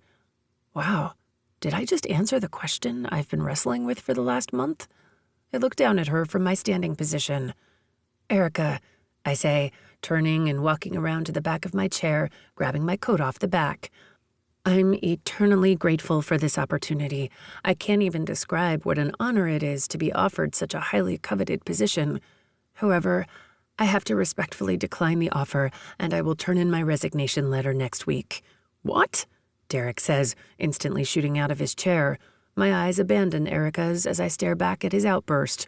You're declining? You went through all of that for nothing, and you're quitting? Not for nothing, Derek, Erica says. When my eyes travel back to hers again, I see a knowing smile across her lips. I am disappointed. We will certainly miss you, but I hope this is the right move for you. I nod and smile, sensing that she'd offer it again to me in the future. Yes, it is. I can't give him up. I'm envious of whoever gets you next. I'll call down to HR and let them know that you deserve a 1-year stipend package and a sterling reference letter. A year? Wow, thank you, Erica. You deserve it for what you did for our client. The promotion would have been reimbursement for that, but since you're not taking it, this should give you enough time to find a place to land. My phone starts to ring, and it's Isaac. Shoot, I need to go. Briggs and I are headed home to see our families for a couple of days. His dad is sick, and I want to be by Briggs's side. What? Why? You're not together anymore. You don't need to go, Derek shouts, his face scrunching up in confusion. Erica and I both ignore him. Of course, safe travels. And Autumn, if I can ever be of service to you in the future, please let me know. I smile back at her as I turn to leave. Derek tries to follow me out while Erica calls him back. Derek, we have more to discuss. Hold on, I'll be right there, he tells her with irritation in his voice. He jogs behind me to catch up. Autumn, hold on, he says as he's directly behind me. His hand reaches around and tugs on my bicep to stop me. What is going on? It's over between you two. The project has ended. You're not his fake girlfriend, so you don't need to go with him anywhere. That's the thing, Derek. I'm beginning to realize that there was nothing fake about us at all. You and I are the only thing that's over, and it was over before it ever really started, I say, pulling my arm out of his hand. Move on, Derek. I plan to, I say over my shoulder. He's just using you, Autumn, he yells after me in a room full of my coworkers. Jerk. He'll get bored. All those assholes do. I walk out of my office, a little shaken by his words. Words that he didn't need to say because they are the ones that have lived rent-free in my mind since this entire thing started. But I have to believe what Briggs told me today in the parking garage. I have to believe what he's shown me with his late-night texts while he's on the road, the sexless cuddling where he never pushed for more, and the fact that he's protected me every chance he's gotten, just like my brother was always worried he wouldn't. I've given up what was required to keep the door open for us by closing others. Derek, the promotion, but the last door, I won't close that one. I can't close the door on a nearly 25-year friendship. I just won't. What I can do is beg and plead with my brother to reconsider, to give Briggs and me a chance to prove to him that he won't hurt me, and that even if he does, their friendship can survive it, and that I'm not made of glass. I won't break if Briggs drops me, but I can't miss the chance to find out where this could go if Briggs is willing. I hop back into my 4Runner and hightail it to Walla Walla. No matter what happens, I still want to be there for him. I still want to be in his life. Chapter 29. Autumn. I spent the last 4 hours thinking about what I was going to say when I got here, and then about the same amount of time rehearsing it, too. But the second I walk through the door of Mr. Conley's hospital room, a strange feeling comes over me, seeing Briggs sitting by his bedside. I'm relieved to see Mr. Conley with good color to his skin and his usual bright smile that looks so much like Briggs's that it makes my heart hurt a little. Now everything that seemed so important, like my brother's approval or the promotion I just turned down, no longer feels important at all. And the things that have me feeling unsure and hesitant, like whether or not this thing with Briggs has staying power, seem like the only thing in the world that matters. Life is short, and we all only have this one life. Taking the chance and spending it with the one you want to be with is worth the risk, right? Briggs is sitting on the bed next to his father with his back turned to me when his father sees me standing in the doorway and cranes his neck around Briggs, flashing me a welcoming grin. The same grin that holds a warm place in my heart. The same one that would beam back at me when I would come racing over to the Conleys' house to find Isaac and Briggs to play with them. Mr. Conley would whisper the boys' super-secret hideout location so that I could find them quicker. They never found out that Mr. Conley was my informant, and it's been our little secret ever since. "Well, hello, beautiful. Come in," Mr. Conley says. Briggs's neck whips back to watch me as I enter the room, but my eyes are still locked on Mr. Conley. "Mr. Conley," I start. "Oh, don't let all of this fool you, sweetheart. It's just a formality. They're a bunch of money-hungry doctors trying to pay off their student loans that want to run every test known to man so they can bill my insurance," he says, and then winks with another warm smile. "Bleed 'em dry, I say. I certainly paid enough in my union dues working for the railroad. It's time those insurance funds came to use. Never been sick a day until this damn stuff." I plaster a smile to keep the welling of tears at bay. "Well, you look fabulous. They must be taking good care of you." I'm not lying. For a man with stage 3 cancer, he does look better than what I was bracing myself to see. "Yep, they let me have all the jello I want, and if you promise to take my lump of a son out of my hair for an hour or two so that I can finish my new show, I think I can talk one of the nurses into bringing you some of the green apple flavors. They ration those ones out as if they're made with pure gold, but I'm in good with the nursing staff." He teases. "That sounds delicious. I'll take you up on that." I finally look at Briggs with concern that his father thinks he's a lump. That comment has me worried, too. When my eyes connect with him, his eyes look so sad, even though I can tell the rest of him is putting on a good front. I want to run to him, toss my arms around his neck, and kiss away his hurt. Actually, I want to throw my arms around both of them and squeeze them tight. We should have come sooner. I should have demanded we come home when he first told me about his dad and Briggs' struggle with coming to terms with the fact that the cancer is back. "Hi," I say with a little wave. "Hi," Briggs says back. I look back at Mr. Conley because, oddly enough, he doesn't look near as miserable as Briggs and doesn't make me want to burst into tears. "What show are you watching?"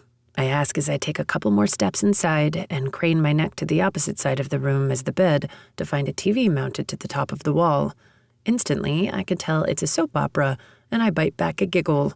"It's called Harbor Bay Med, and all the nurses have me watching it. It's addictive, and right now one of the patients was in a car accident with her ex-husband, but she's the leading surgeon in the hospital, and she needs to do the procedure to save her ex-husband's life, even though she can't even remember her own name, or his." "Mom's letting you watch this trash?" Briggs chuckles. "She can't watch me every minute of the day, son." We all laugh, and it's the first time since I've been here that Briggs looks like himself. Just then, I feel a whoosh of air, and a man in a white coat comes walking in. "Do I understand I have someone who would like to get tested as a donor?" He looks like a doctor, but I'm not sure. "Yes, me," Briggs says, standing up off the bed. "And me," I say, raising my hand. He looks down at his chart quickly while Briggs catches my attention. He's staring back at me, and I can't read his expression, but I'm just happy he's looking. "Okay, great. Follow me," he says, looking at both of us and then turning back toward the door and exiting. Briggs's long legs eat up the distance as he follows the man out of the room, and I jog quickly to catch up. "I'm Mr. Conley's oncologist, and I don't usually walk down donors to the labs, but since we're in a hurry to get the results back, I'm going to walk you down personally so they know that these results need to be expedited. Thank you, doctor," Briggs says, following closely behind. I finally make it right up behind Briggs and look down at those big, capable hands. All I want to do is slide my hand into his and feel his pulse beneath my thumb on his wrist. I want him to know I'm here for him. I throw caution to the wind, and my hand dives for his, intertwining our fingers. He looks down at our hands and then back at me again, a small smile pulling up on the left side of his mouth as he tows me behind him now. He turns his head back to watch where the doctor is leading us and squeezes my hand in return. How long will the results take, do you think? I ask. We should have it back tomorrow. It's just a Q-tip swab on the inside of your mouth, making the expedited request relatively easy. When we get to the lab room, the doctor leaves us with the technician and gives clear instructions. We both get our swab tests, neither of us letting go of the other's hand the entire time. After we finish our swabs, we head up to Mr. Conley's room, still hand in hand, but he's fast asleep. We stand there together side by side, watching Mr. Conley sleep, but not daring to go inside and wake him. My phone has been vibrating since I put it on silent when I got here. I pull the phone out of my pocket with my free hand to see that it's a text from my mother. How's Briggs's dad? Did you get into town okay? Are you with Briggs? I can feel Briggs peering over my phone and reading the text. My dad's asleep. This is a good time for you to go home and see your parents. My mom says that he's usually out for hours. It might be a while. Where is your mom? I ask. I realize I haven't seen her yet and would feel better leaving him if she were here to keep him company. She had to take my grandmother to her hair appointment across town. She'll be back in an hour. That's fine. I'll wait with you until she gets back. You don't need to. I have hours worth of opposing team game reels that Coach Bex just sent me since I'm missing our team meeting. I have to watch and study them before our games next week and take notes. It'll be good to focus without any distractions. He smirks. Distractions? I ask. My heart plummets. I'm a distraction? I wanted to be a help. I wanted to ease his burden. It's not an insult, Autumn. It's a compliment, he says, turning to me, letting go of my hand and placing his hands on my arms as he spins me to face him. I can't think of anything but you when you're around. Shit, I can't think of anything else when you're not around either. Really? Really. He gives a guarded smile, probably because I said nothing after he told me he wanted to be with me. Which is why having some time to process this alone while he's asleep is a good thing for me. It's been a long time coming, but I'm finally where I should have been over a year ago. Instead of those clubs? He nods. Instead of drinking in hopes this would just go away, but it didn't, and I might have just lost a whole lot of time with my dad that I'll never get back. Sitting in here while he sleeps just so I can be near him is a small thing, but it's me taking that time back. I nod. I get it now. He smiles and brushes his thumb over my cheek softly. Thank you for coming. My mom stays the nights here with him, so I'll leave when visiting hours are over and head for their house tonight.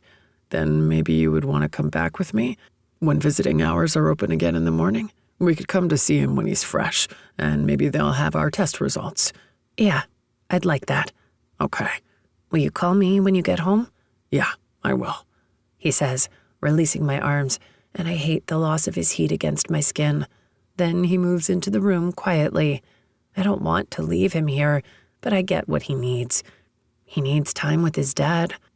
He's no longer on the self-destructive path he was on when I first came into the Hawkeye's fold and became his fake girlfriend. When I get to my parents' house, I spend the last few hours of daylight helping my mom in the backyard. It's winter now, but in a couple of months she'll start planting for her spring garden in her raised beds out back. I hate the silence of no correspondence from Briggs, but I know this time is important, and I don't want to be the distraction that he says I am. So I do what I always do when I'm excited, nervous, bored, or need to focus and think through a problem. I bake chocolate chip oatmeal cookies. Chapter 30. Briggs.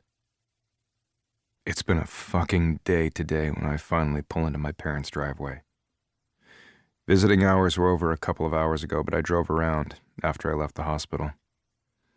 It's after 11 when I walk through my parents' front door. The smell of home and my childhood hits me instantly.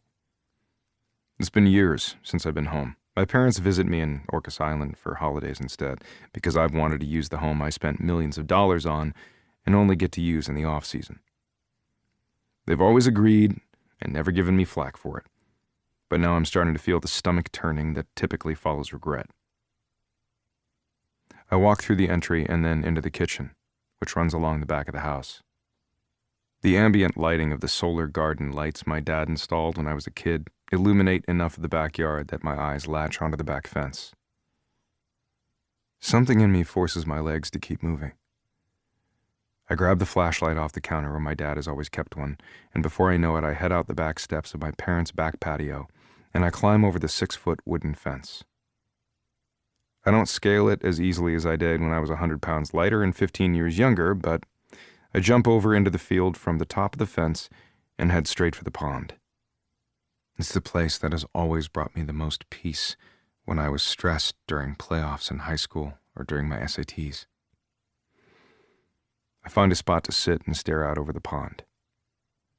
If today was a long day, tomorrow will be longer. I can only hope that when we show up tomorrow, we get good news, and I'm a match because I don't like the idea of putting Autumn through the process. I can't protect my dad from this, but I can protect someone else I love. I love. It hits me hard when I realize it. I love Autumn. And she doesn't want to be with me. But she did show up for me today. If all she'll give me is her friendship, I'll take it. I can't blame her after what she's seen from me. The partying, the drinking, Dixie. Even if the Dixie situation looked worse than it was. I haven't given her the best reasons to count on me, to believe in me. An hour passes, and my attention catches on movement on the fence by my parents' house. When I realize it's not a cat, but instead a beautiful Autumn, struggling to climb out of the backyard, I jump up and race to her before she falls flat on her face. "My shirt's caught on a nail," she says, frustrated as she struggles to hold onto the fence while balancing a plate full of cookies wrapped in saran wrap and a throw blanket that looks like it came from the back of my parents' couch over her shoulder. She sways a little as she tries to keep her balance. "I don't have any hands to get myself unstuck." "I got you," I tell her, reaching up over the other side of the fence and feeling for the nail since I can't see it from the side of the fence I'm on. I get it loose and free her. "Here," she says, attempting to hand me the cookies so she can figure out how she's going to get down. "You hold on to the cookies," I instruct, putting my hands on her hips and then lifting her up and off the fence. A little squeak comes across her lips, and I chuckle again. Yep, I'm fucking in love with this girl. "How did you find me?" I ask with amusement. "When you didn't call to let me know you got home safe, I got worried. So I went for a little walk and was planning on leaving the cookies for you on the doorstep so you had some when you got home, but then I saw your car in the driveway." I set her down, and then she hands me the plate of cookies, and it takes all my willpower not to consume every last bite in seconds. "Thanks," I tell her, and then we both start for the pond. The door was unlocked, and then I saw that the back door was left ajar. Your flashlight flicked against the big willow tree in the field. "Oh," I nod, and glance over at the tree as the wind blows softly through its dangling branches. Then I watch as the wind blows through her chestnut-color hair, a shiver rolling through her. We're both in jackets, but the wind is adding to the chill in the air. I click off the flashlight, not wanting anyone else to see us and join our twosome. I want Autumn all to myself tonight, now that she's found me out here. The moon is bright enough outside with the lack of overcast skies, which is unusual for Washington, but its timing couldn't be more perfect for some stargazing with the only woman I care to do it with. We get to the pond, and she pulls the blanket from her shoulder and pulls at its folded edges. Once she has the blanket pulled apart, she goes to lay it on the ground. "What are you doing?" I ask quickly, stopping her. "I thought we could sit on it. The ground is probably wet." "Yeah, but you're cold. You should wrap it around you," I say as I sit back down in the spot where I was before she showed up. My jeans are wet, and so is my ass, so there's no point in saving it now. Not when she's cold. And I'm used to being in cold environments. Blame it on the career choice.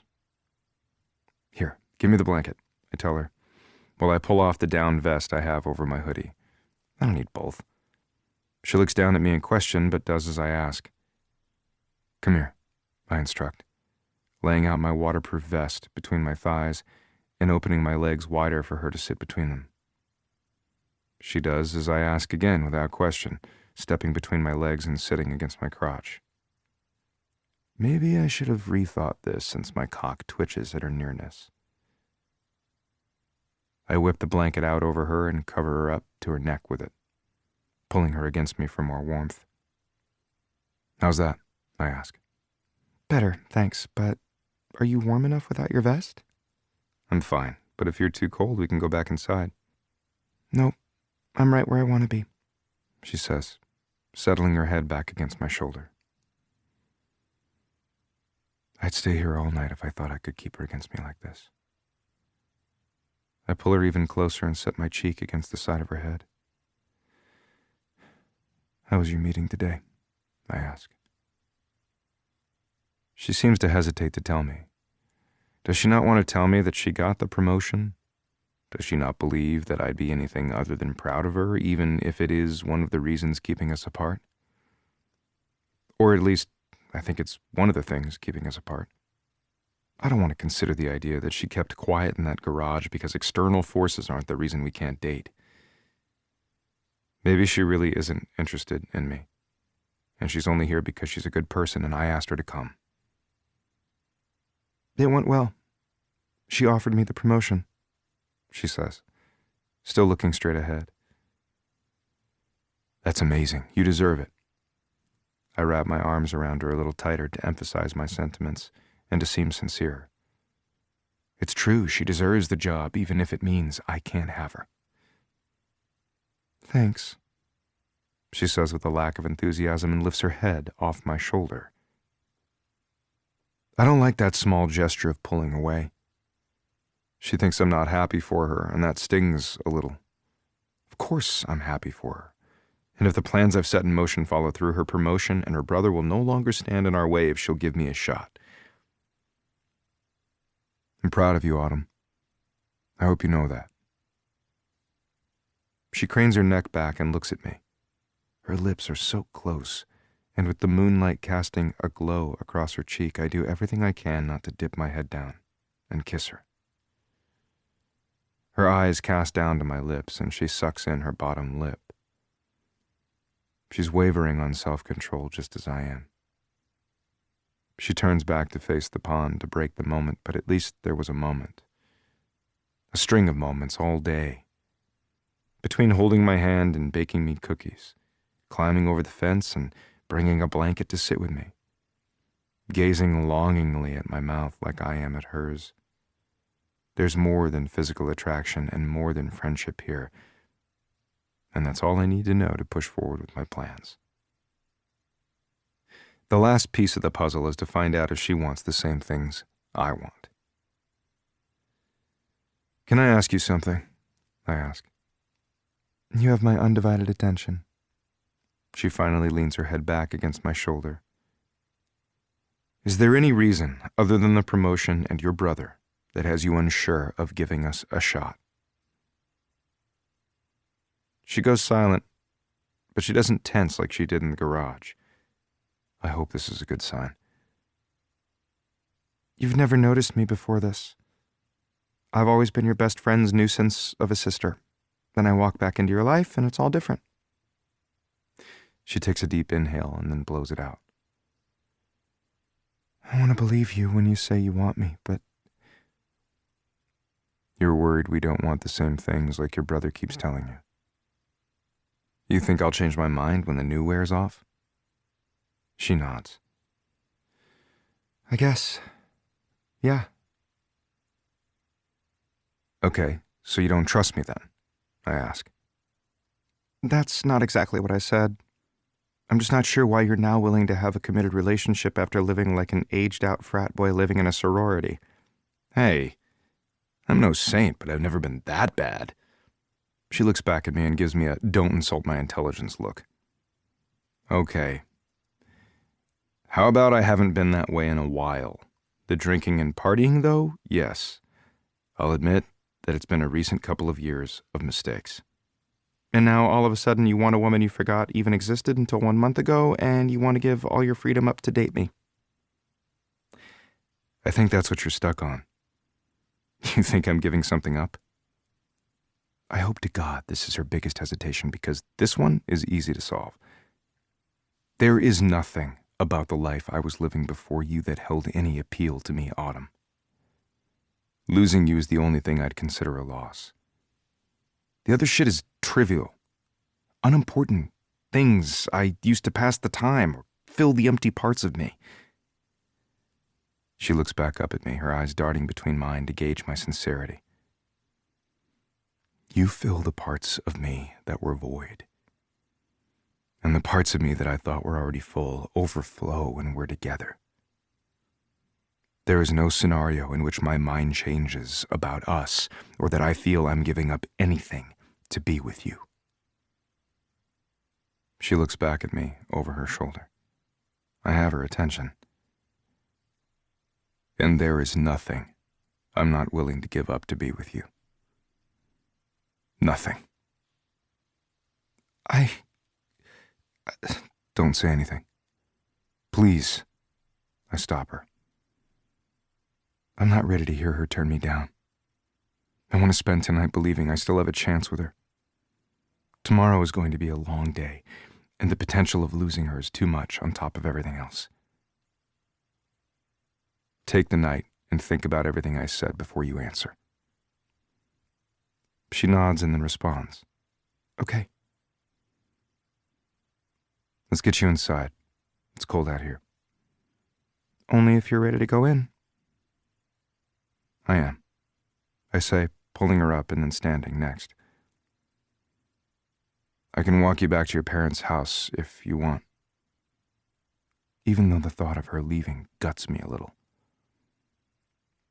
It might seem weird to them that we're living together in Seattle, but we won't stay together in your old room in an empty house, she says, looking down at the ground as we walk. You want to stay? Please say yes. Is that okay? Hell yeah, I say, practically pulling her across the field and heading for the fence. Chapter 31, Autumn. Waking up next to Briggs after everything he said last night, it was nearly impossible not to tell him that I turned down the promotion and am giving up the job altogether to be with him. But before I do that, I have one last thing I need to get squared away. I need to convince my brother to keep an open mind about me dating Briggs. I just can't stomach being the reason these two have a falling out. I need to try first with my brother before I tell Briggs how I feel. Otherwise, Briggs is acting like he'll happily send my brother a picture of his middle finger and tell him to F off. I can't risk it. When we walk into Mr. Conley's hospital room, armed with a full breakfast in our bellies and a double-shot latte for me and black coffee for Briggs, the doctor is already in the room. The look on Briggs's mom's face tells us everything we need to know. None of us are a match, she says softly, rubbing Mr. Conley's shoulder. Mr. Conley, of course, looks unaffected and is sporting his usual happy smile. He just shrugs. My breakfast wants to make a quick exit back through my mouth at the news. This was not how I thought today was going to go. Don't lose hope yet, the doctor says. We're still reaching out to the donor program to see if they can find us a match. We just usually like to test family first, since it's the easier course of action. So what's the next step? Briggs asks. We all look at the doctor for his response. We're sending Mr. Conley home tomorrow as planned, and we'll wait to get all of the test results back, as well as wait to hear if we have a match from another source. What can we do in the meantime? Mrs. Conley asks. He looks at Mr. Conley, speaking to him directly instead of speaking as though he's not in the room. It's most important that you eat healthily, keeping up on all of your vitamins, and try to avoid anyone who is sick. We don't want you fighting off a cold if we find a donor and decide to move forward. We need you in tip-top shape for the transfer. Is it okay to have visitors at the house? Briggs asks. Yes, just make sure they aren't sick before they come over. Research has proven that cancer patients with a good, solid support system and positive thinking are far more likely to heal and recover than those without a support system and a negative outlook. The doctor looks over at Mr. Conley. Keep doing the things you enjoy and spend time with the people you love. It will improve your health. Thank you, Doctor. Mr. Conley says. All right, well, I'm going to go check on a couple of other patients, but I'll be back to check on you in a bit. The doctor tells Mr. Conley.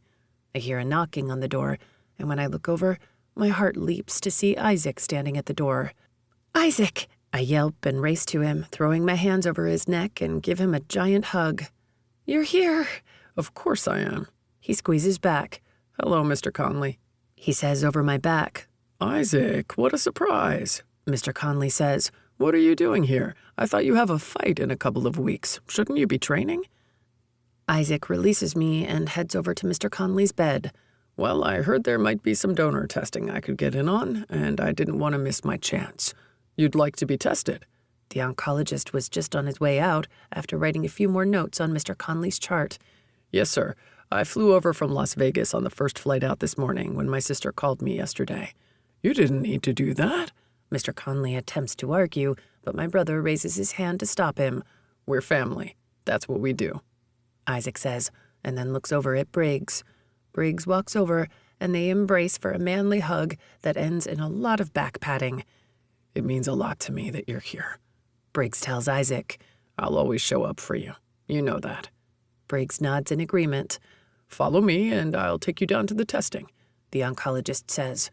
This is my opening, my chance to talk to my brother alone and convince him to give Briggs his blessing so that we don't have to go against my brother on this. I already gave up my promotion. This is the last thing I need to secure before telling Briggs that I want to be with him, too. I'll come with you, I tell Isaac, quickly making my way out with Isaac and the doctor. Once we're settled in the lab room, waiting on the nurse to come in and swab Isaac, I take the empty room as my opportunity. I can't tell you how happy I am that you're here. This means a lot to the family. It means a lot to Briggs and me. I know. That's why I canceled a podcast I was supposed to be on this morning to promote the fights. You did? I say with a little guilt. It's okay, Autumn. They rescheduled, and I don't give a fuck if anyone thinks it's unprofessional. They can go fuck themselves. Nothing is going to keep me from being here. Isaac throws his arm over my shoulder and pulls me in for a quick side hug. How are you holding up, though? He asks. This is harder than I thought, but seeing Mr. Conley in better shape than I expected he would be in keeps me hoping. How's your job? What did they say when you wanted to leave on such short notice with everything going on with Briggs and the project? It's over, actually. The club owner was the one who was blackmailing the franchise and Briggs. Turns out he pissed on the wrong congressman, and he'll be doing some time. Oh, shit. Yep. That means you and Briggs aren't fake dating, or whatever the fuck it was? Did your boss give you the promotion? He asks, then looks over at me with furrowed brows. Wait, if you're not fake dating Briggs, why are you here? Yes, Briggs and I aren't faking it anymore. His eyes narrow at the way I word it. And yes, I was offered the promotion, but I turned it down. I'm turning in my resignation when I get home. What the hell? Why? He asks with confusion. Why do you think? He looks away and shakes his head. What are you thinking, Autumn? That I love him. Jesus, Autumn, you're going to regret this. That Derek dude was a better fit. Will you let me finish? I snap. Isaac looks at me with surprise. I don't often get angry with my brother, and it takes him off guard. Derek is a terrible person, which only further confirms that you are in no place to tell me who I should or shouldn't date. You can't even pick a semi-normal woman for yourself, and you're pushing me to date a man who went against company policy and ratted to you about my private relationship with Briggs, not to mention the horrible things he said to me while I was trying to do my job. I didn't know. I'm sorry. Want me to go beat his ass? He says, his eyes softening toward me. No, keep your fists in the ring where they belong. Stay away from Derek. I shake my head at my brother's desire to try to fix everything with his fists. As for Briggs, he has done nothing but take care of me and protect me during this entire process, showing me more respect and patience than my own brother at letting me make my own decision as a grown woman. He looks past me for a second. Maybe. That's as close to you're right as I'm ever going to get with him. Damn straight I'm right. I huff, realizing that I just cursed at my brother, a rarity for me. And he didn't technically say I was right, but I'm taking it how I want. And yes, maybe you're right. Maybe there is a slight possibility I might be disappointed about giving up the promotion and the job someday down the road. But I know with every inch of my being that I will regret giving up Briggs, and that's the one regret I can't live with. Do you understand? He looks down at his athletic pants. I guess. The only thing still holding me back is that I can't let Briggs give up his friendship with you, even though I know he will if you push him to do it. He'll choose me if you force his hand, and I don't want that to happen. Please, I'm begging you, don't make him choose. He needs you right now with everything going on with his dad. He nods again, not looking at me still. You know, I've never seen Briggs want a woman so badly that he'd be willing to give up anything for her. Isaac looks up at me. Please tell Briggs you approve. My phone vibrates with a call. I pull the phone from my pocket and see it's Erica. She wouldn't call after telling me I had the day off unless it was an emergency. Shoot, it's my boss. Take it. It's fine. I need some air. I nod, give him a quick peck on the cheek, and then hightail it out of there. Downstairs has the worst reception, and I'm lucky to have even gotten this call. I run up the stairs, not wanting to risk losing her in the elevator. Hello, I say, a little out of breath. Hi, Autumn. Is this a good time to call? Am I interrupting anything? No, actually. Now's a good time. Is everything okay? I say with concern. I think quickly about the accounts I've been assisting with over the past month, even though I've been taken off most of them to focus on Briggs. Could she be calling about those? Maybe she needs me to do a few things before I officially quit. Oh, yeah, everything's fine. After you left, I called Phil Carlton and Sam Roberts and had a nice long conference call with them. They are beyond grateful for the work we've done for them, especially you, and they confirmed that they will be signing on as a client with a huge retainer. That's great news, I say, happy to have been there to help facilitate the win. But that's not all, she says, excitement in her voice. What could be better than this? They want more hands-on assistance with turning each of their players into golden boys, at least in the eyes of the media, like you did with Briggs, that they're asking if I would be willing to create a liaison position for you so that you can work day-to-day in an office on the Hawkeyes premises. What? Where is this coming from? I don't get it. Sam says that you, his administrator Penelope, and their in-house PR manager Tessa Tomlin all work together seamlessly, and they want to offer you your own office next to Tessa's where you two can work together. They came up with this idea? I have no other words. I can't even fathom this. Did Briggs do this? I was a little surprised too, but it does make a lot of sense since we will be working so closely with the team and all the players. You'll have a better feel for each team member and how the Hawkeyes operate to better serve them and have a closer working relationship with Tessa. You two could feed off each other. And I'd still work for you? Not exactly, which is how this works out. And my board members are happy too. You'll be a liaison working between the two companies, so you'll technically be an independent contractor. You'll be in contract with me. Of course, I'll require you to sign a non-compete contract, meaning you can't work for any other PR firms, and on occasion, I might need you to work on a plan for another client if we need your expertise. My expertise? My grin widens at her compliment. I can't even believe this. This offer seems too good to be true, but I don't think I can accept this offer either, with Briggs and I deciding to stay together. And what about Derek? Will he be working on the Hawkeyes account too? I ask, not wanting any further contact with the man. I'll get to Derek in a moment, but first I spoke with Sam discreetly about the situation. I hope you won't feel that I overstepped. I don't say anything because that will depend on Sam's answer. He said that he assumed that you and Briggs were getting closer, and he feels that you are the reason for Briggs cleaning up his act. He has no problem with you two dating. Really? Yep. Sam said he wants to be sure you get a raise for this and to charge it to the Hawkeyes, so I'm doubling your pay.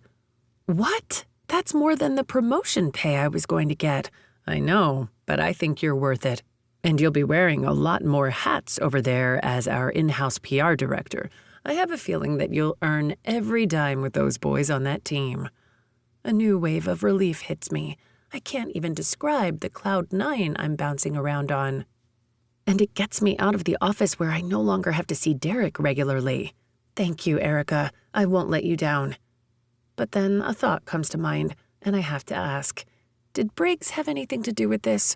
Absolutely not. Sam Roberts thinks you're a genius, and Tessa likes working with you. This all came about based on your own merits.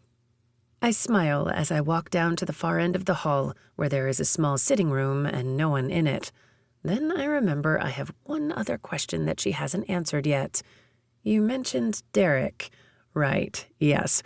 You'll no longer have to worry about bumping into Derek when you're in the office. He was terminated after you left. He was? That's surprising. Even with the crap he pulled yesterday in front of the staff, he's still very good at what he does. Sam called me the day before you came into the office and told me that he had heard from Penelope that Derek told your brother about the fake relationship, something you failed to mention. I'm sorry, Erica. I just didn't want to cause issues. I understand. However, what Derek did was considered a breach of contract, and Sam said that if I didn't fire Derek, Phil Carlton would void our contract with them. What? Are you serious? Yes, and understandably so. Although I should tell you now, I don't like not knowing what's going on under my nose. I was blindsided by a client when my best employee could have warned me that this might be coming. I didn't consider it from that angle. Then again, I told Penelope, Tessa, and Isla in confidence. I can't be mad, though. Penelope was trying to be a good friend, and her action did ultimately eliminate Derek from us further having to work together. It won't happen again, I swear. Good. She clears her throat. I agreed with Sam that Derek should be terminated, and that I would have done it sooner had I known. Sam was understanding, and no damage was done. But that's why Derek was in my office. I called him in to let him know that his employment was being terminated, but you walked in early. I apologize. I wasn't sure I would have the nerve to turn down the promotion if I didn't do it right then. It's not a problem. I let him go after you left. I'm sorry it had to come to that. I hope our drama won't make you retract your open policy for office romance. A pang of guilt hits me. It won't.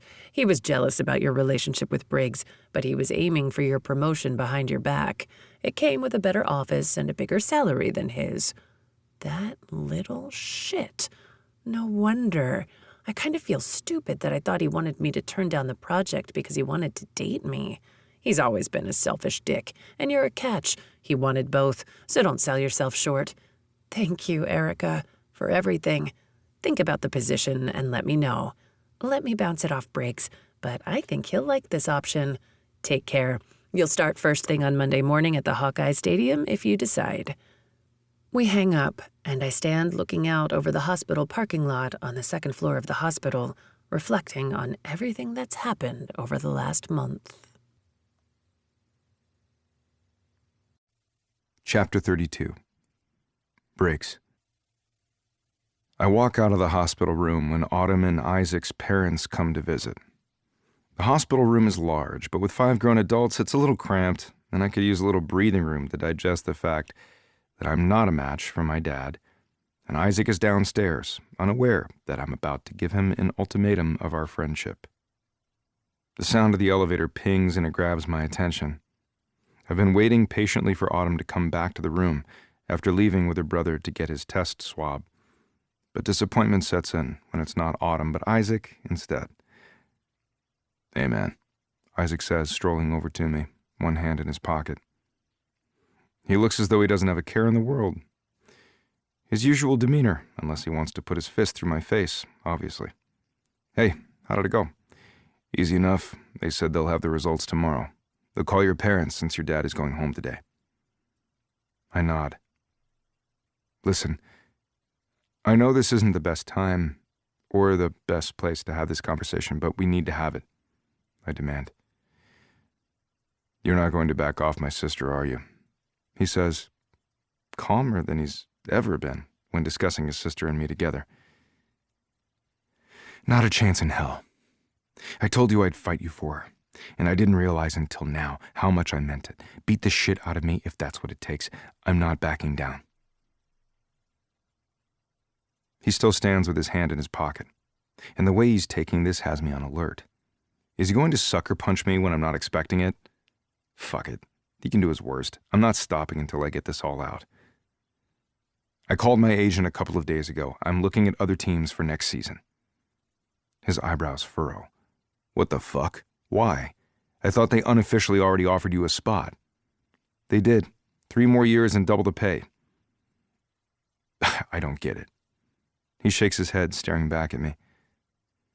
Autumn can't take the promotion if I play for one of their clients, so I'm eliminating the barrier between us. Whoa, hold on, he says, shaking his hands out at me. Have you talked to my sister about this? Not exactly. She'll tell me not to do it so that I don't have to give up anything. But she doesn't get that she's the only thing I won't give up. I don't want to tell her until I land somewhere, so that I know where I'm going to be next year, but I think it will be soon. My agent already has several teams interested. Okay, Briggs. Jesus. I get it now, all right? He looks away from me and runs his hand over his buzzed haircut. You can date my sister. Just don't piss away your contract.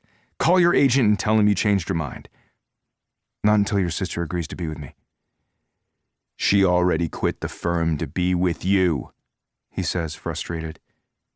No, she didn't. She would have told me. Well, she just told me downstairs. When did she do this? I ask, my mind running a mile a minute. When did she have time to do this since we've been here?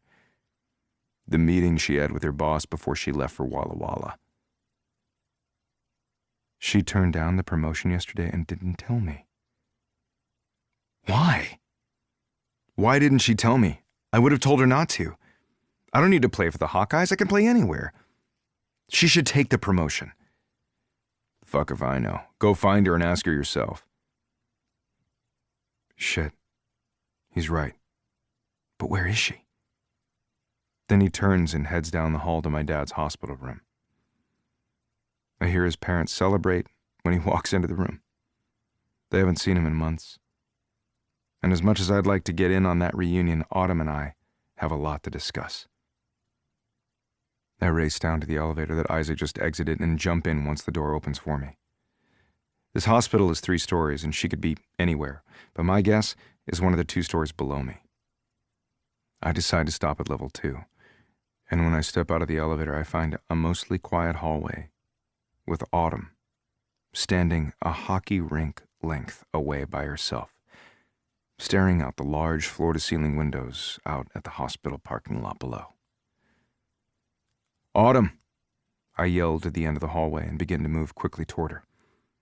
She spins around when she hears my voice. What's wrong? What happened? The concern is coating her angelic face as I get closer. She probably thinks there's something wrong with my dad, but at this point, there isn't any news on that front. So I'm using this time to right something that never should have gone wrong in the first place. Isaac just told me you gave up your job. Why would you do that? I say, taking the last few rushed steps to her until we're toe-to-toe. I place my hands on either side of her shoulders. I need her close. I need to see her when she tells me why she gave up the one thing she spent the last 5 years of her career to achieve, only to turn it down the minute she got it. Isaac may have told me the reason that Autumn gave him, but I need to hear it from her. That big mouth, she huffs, looking anywhere other than up at me. Autumn, I say softly, trying to get her attention, but it doesn't seem to work. I called my agent 2 days ago, right after you told me what Erica said about not dating clients. I told him to find me a new team. Her eyes flash up to mine. Her eyebrows furrowed and a frown bends those pretty pink lips in the opposite direction I was hoping they'd curve at my news. The Hawkeyes aren't offering you a renewal? I thought there was an unofficial deal already. Why would they put in all this work with improving your image if they... They did offer me another contract, a bigger one, I confirm. Then why are you leaving Seattle? Why a new team? Because I want you, Autumn. And if playing for the Hawkeyes means I can't be with you, then fuck it. It's not worth it to me anymore. I'll play for someone else. I'll live here in the off-season, and maybe you could work remotely. Maybe travel to be with me for home weeks wherever I get placed. We could spend the holidays on Orcas Island, or we can go wherever you want when I'm not playing. I just want to be with you. A smile flashes across her face, but she bites down on her lip to cover it up. The fact that her natural first reaction is to smile at the plans I'm making up in my head for us together gives me hope that I'm on the right track. Briggs, you love that team, she says, her hands finally reaching out to touch me. My hands drop from her shoulders to wrap around low on her back as her hands connect against my chest. Jesus, I'm addicted to the feel of her. We both watch as her hands come up and smooth over my pecs. Not more than I love you, I admit. This isn't the moment I planned to tell her, but now that I'm sure it's true, I need her to know. Her eyes connect back up to mine the second the words leave my mouth. You do? There's no other way to explain it. I'll give up anything for you to belong to me, I admit. For me to belong to you? She asks, her cheeks blushing as her smile widens. Yeah, because I've belonged to you for a long time now, and I think it's only fair. I smirk. She laughs as her hands smooth up over my chest and wrap around my neck. I bend down to kiss her. The feeling of having done everything I need to ensure we don't leave this hospital as anything less than together feels good. There isn't a single iota of doubt in me that wishes I wasn't giving up my team for her. I've already decided I'm willing to give up more if I have to. None of it will feel like a sacrifice to gain a life with her. She softly speaks against our kiss. What about my brother? He gave his blessing upstairs outside of my dad's hospital room. She pulls back from our kiss to look at me. He did? I simply nod, watching her reaction. Then I should tell you that I came up here from the lab room downstairs because Erica offered me a job. She offered you a different job or the same one? I don't care if this still means I need to sign with another team. I meant what I said. I'll give up anything.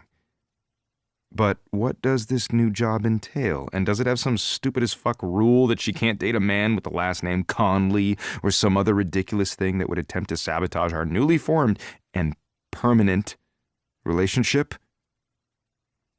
A different one. What is it? It's a freelance position with an office next to Tessa Tomlin's in the Hawkeye Stadium. What would you do? I ask.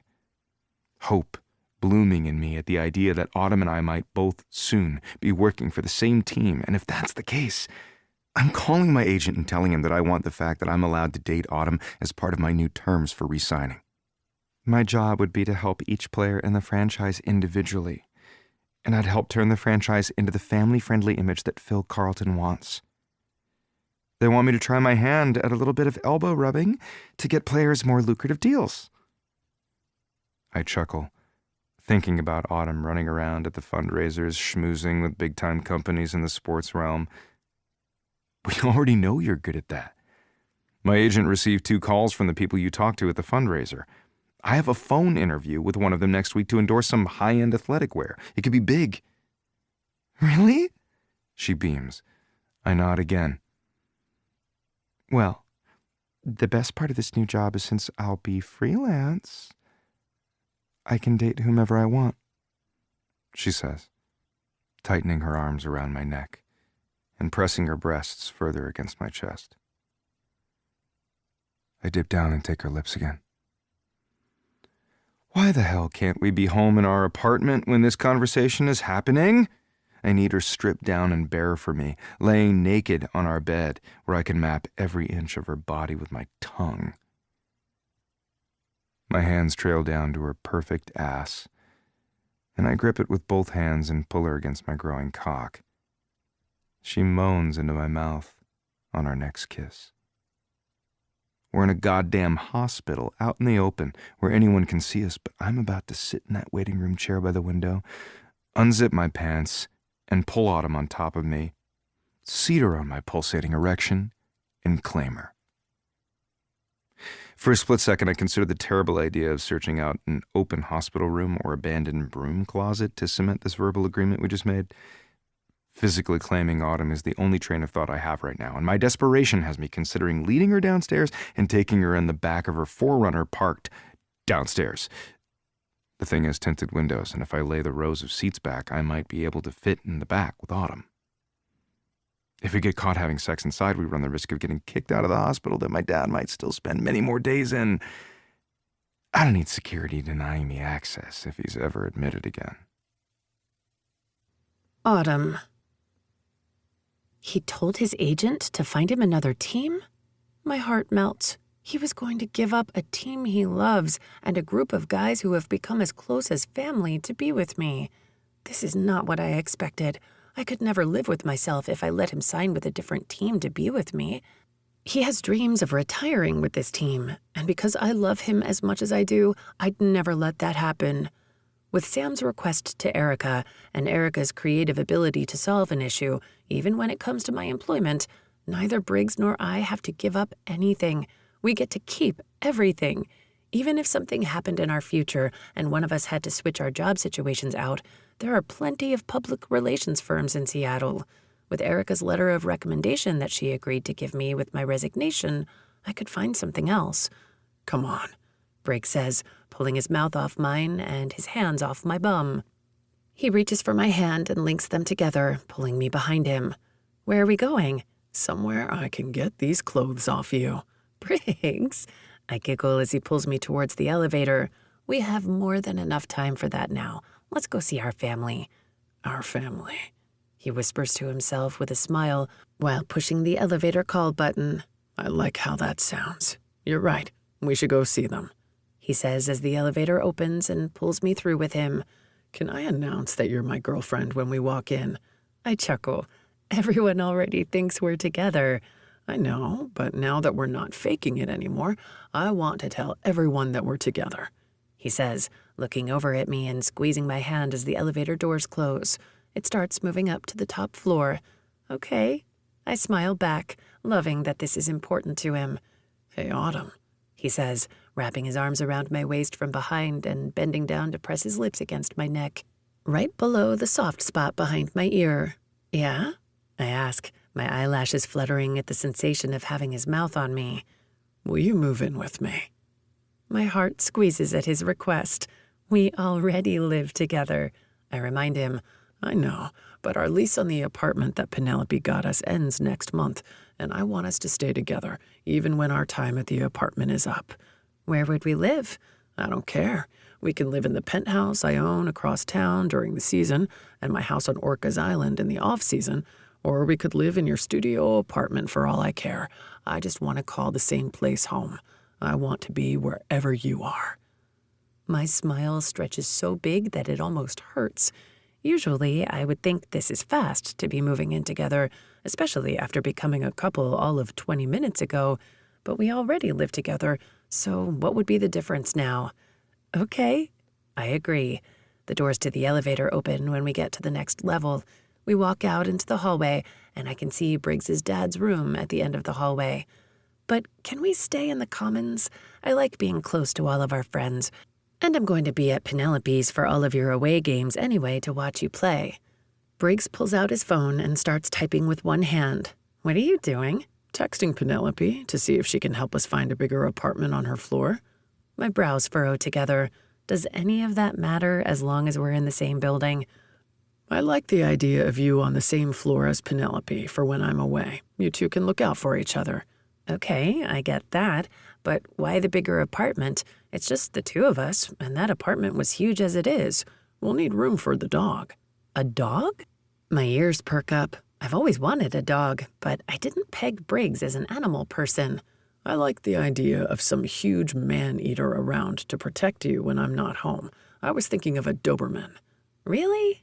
Because I'm thinking a French bulldog who wants to curl up and watch chick flicks on the couch with me while I eat ice cream and fast food when you're away sounds more my speed. He shakes his head and grins. What's that tiny dog going to do if someone breaks in? Kill them with cuteness. I beam up at him. We walk up to the hospital room, and everyone's hugging. Mrs. Conley and my mother are crying happy tears. My dad pats Mr. Conley's shoulder as they share a smile. Everyone seems to be celebrating. My brother and the doctor are discussing something amongst themselves off to the side. What's going on? Briggs asks. Isaac is a match, my dad says. They're going to start treatment immediately, Mrs. Conley says. I look up at Briggs, but he's looking at Isaac. Briggs pulls me along with him as he heads straight for my brother, wrapping his free arm around Isaac's shoulder. The two collide in an emotional embrace. Thank you, I hear Briggs whisper to Isaac, his voice thick with emotion. We're brothers, Briggs. I'll always have your back. I know you do, and I have yours. Isaac pats Briggs's back as their hug ends. Briggs turns to the other people in the room, the rest of our family. We both face them hand in hand. I guess this is the best time to announce, since we're all here. Briggs stops and looks down at me, something flashing in his eyes like a new idea just came to him, and his lips uptick to one side. Then he turns to me and gets down on one knee. I gasp out loud, and my eyes go wide as saucers. I hear both of our moms shriek with excitement and run to each other, embracing as they watch this take place. I glance up quickly to see an unreadable look on my brother's face, but I think I see a slight smile. I'm not hallucinating because everyone else is seeing the same thing I am. This big hockey player down on one knee, still holding my hand. Autumn, I know this started as fake. Wait, what? Our moms say in confusion and unison. And I didn't know it right then, but I realized that it stopped being fake for me the second you jumped into my arms at the restaurant that first day. Tears begin to well at the realization that all that doubt over the last month was for nothing. He wanted me, too. Someone once told me, it's always the person you least expect, the girl right under your nose that ends up being the one. And I wasted a lot of time not taking that advice. That's right. Mrs. Conley interrupts, but actually, it's always been your dad that knew you two were perfect for each other, since the minute she started showing up at our house and he told her where you boys were hiding. Mrs. Conley tells Briggs. Hey, what? Isaac objects and shoots a playful, shocked look at Mr. Conley. Everyone in the room starts laughing. Mr. Conley just shrugs and then sends me a little wink. Briggs glances over at everyone in the room with a disapproving frown. Okay, I'm proposing over here. Can you all shut up? He teases, but the confirmation that he's actually proposing has butterflies fluttering in my stomach. Briggs turns back to me. I love you, and I'm sorry that I made us both wait over 20 years for me to realize that I always had the one. He bites down slightly on his lip as he pauses before he asks the real question. Will you stop the wait from continuing any longer and marry me? Yes. I nod vigorously. Of course I will. I love you too. I always have.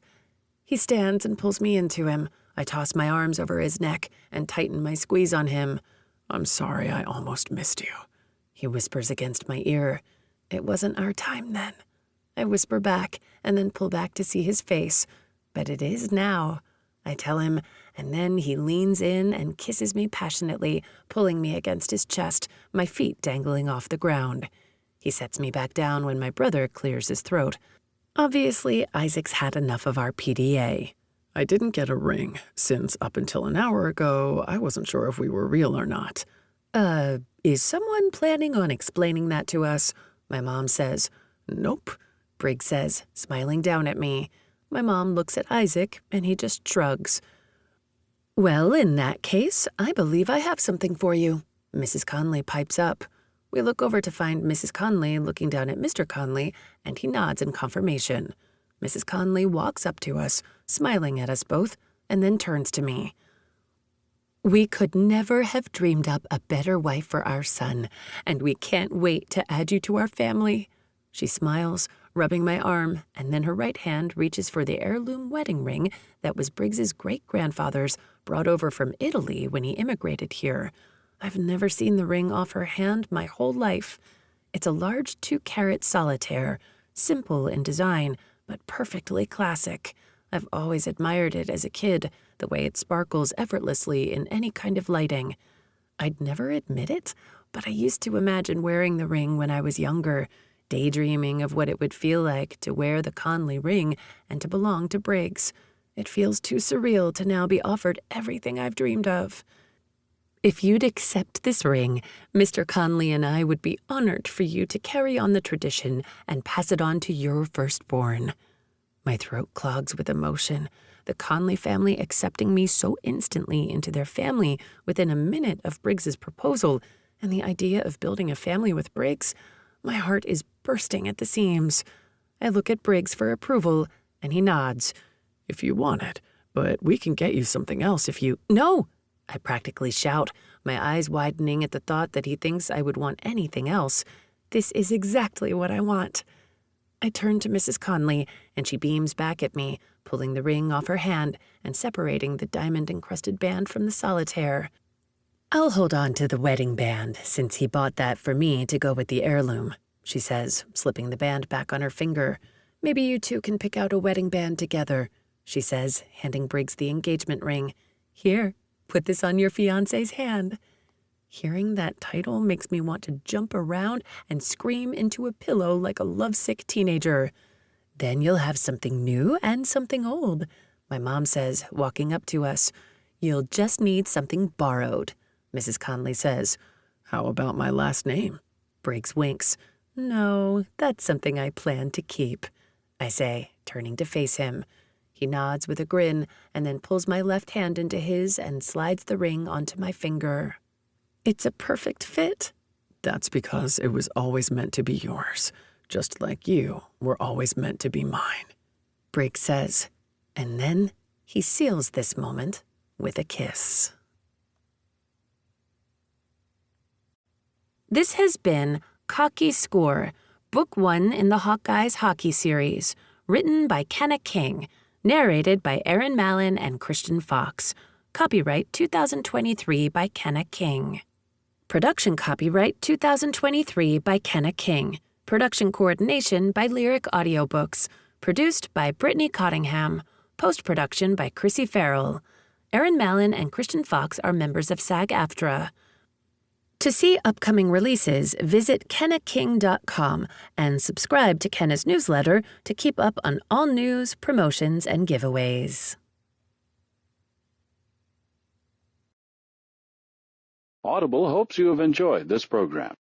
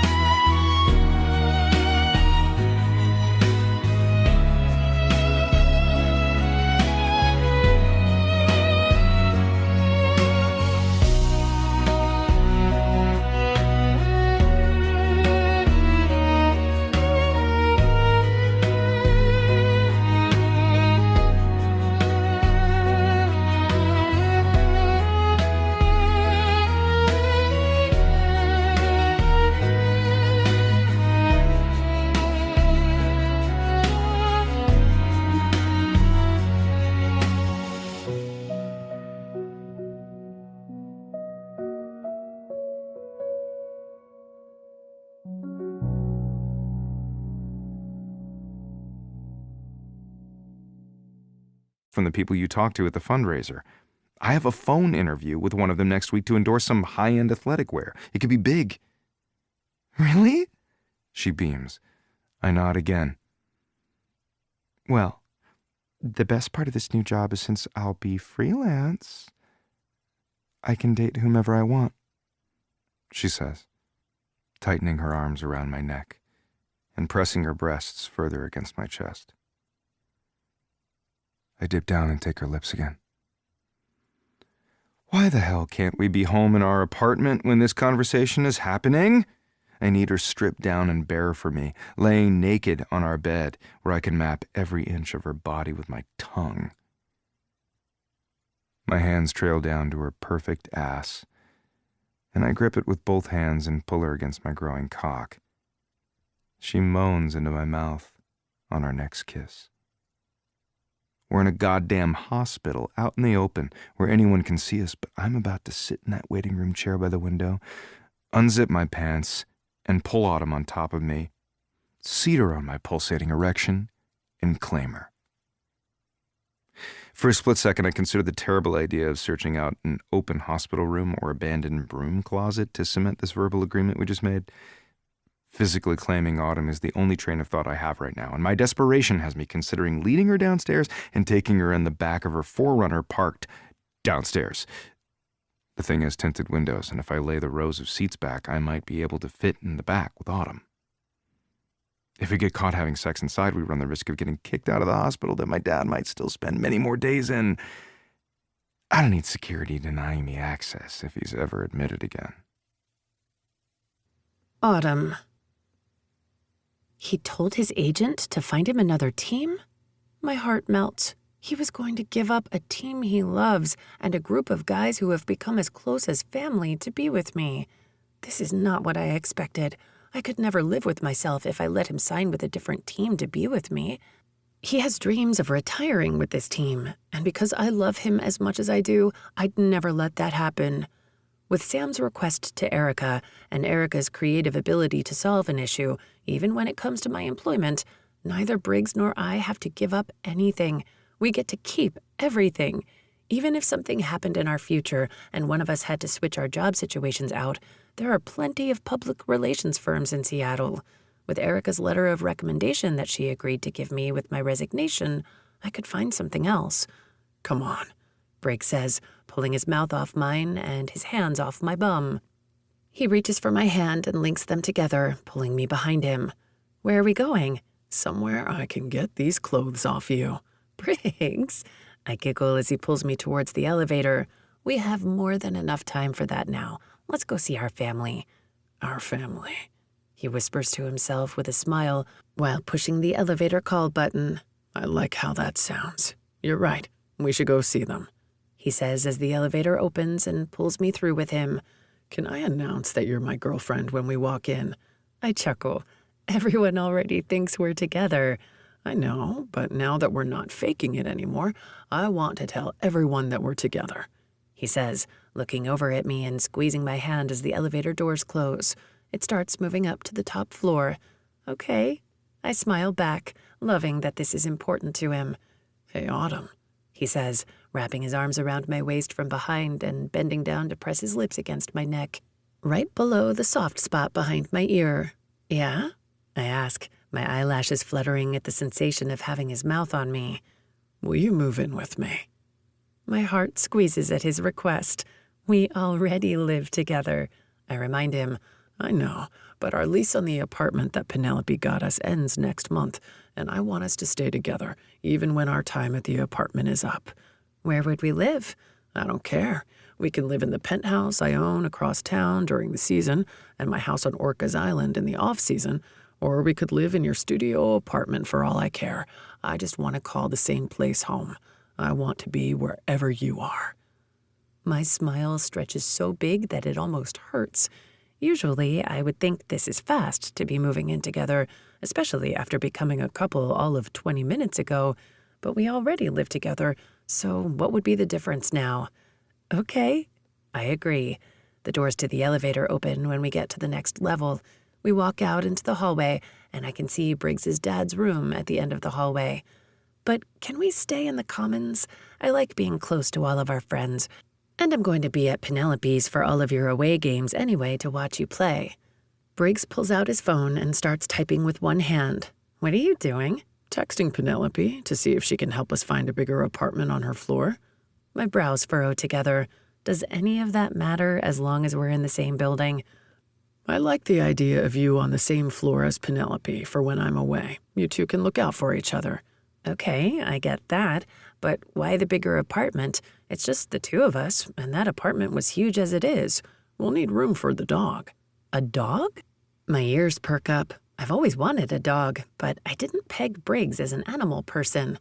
I like the idea of some huge man-eater around to protect you when I'm not home. I was thinking of a Doberman. Really? Because I'm thinking a French bulldog who wants to curl up and watch chick flicks on the couch with me while I eat ice cream and fast food when you're away sounds more my speed. He shakes his head and grins. What's that tiny dog going to do if someone breaks in? Kill them with cuteness. I beam up at him. We walk up to the hospital room, and everyone's hugging. Mrs. Conley and my mother are crying happy tears. My dad pats Mr. Conley's shoulder as they share a smile. Everyone seems to be celebrating. My brother and the doctor are discussing something amongst themselves off to the side. What's going on? Briggs asks. Isaac is a match, my dad says. They're going to start treatment immediately, Mrs. Conley says. I look up at Briggs, but he's looking at Isaac. Briggs pulls me along with him as he heads straight for my brother, wrapping his free arm around Isaac's shoulder. The two collide in an emotional embrace. Thank you, I hear Briggs whisper to Isaac, his voice thick with emotion. We're brothers, Briggs. I'll always have your back. I know you do, and I have yours. Isaac pats Briggs's back as their hug ends. Briggs turns to the other people in the room, the rest of our family. We both face them hand in hand. I guess this is the best time to announce, since we're all here. Briggs stops and looks down at me, something flashing in his eyes like a new idea just came to him, and his lips uptick to one side. Then he turns to me and gets down on one knee. I gasp out loud, and my eyes go wide as saucers. I hear both of our moms shriek with excitement and run to each other, embracing as they watch this take place. I glance up quickly to see an unreadable look on my brother's face, but I think I see a slight smile. I'm not hallucinating because everyone else is seeing the same thing I am. This big hockey player down on one knee, still holding my hand. Autumn, I know this started as fake. Wait, what? Our moms say in confusion and unison. And I didn't know it right then, but I realized that it stopped being fake for me the second you jumped into my arms at the restaurant that first day. Tears begin to well at the realization that all that doubt over the last month was for nothing. He wanted me, too. Someone once told me, it's always the person you least expect, the girl right under your nose that ends up being the one. And I wasted a lot of time not taking that advice. That's right. Mrs. Conley interrupts, but actually, it's always been your dad that knew you two were perfect for each other, since the minute she started showing up at our house and he told her where you boys were hiding. Mrs. Conley tells Briggs. Hey, what?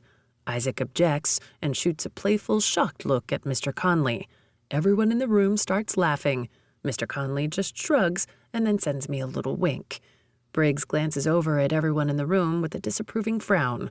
Okay, I'm proposing over here. Can you all shut up? He teases, but the confirmation that he's actually proposing has butterflies fluttering in my stomach.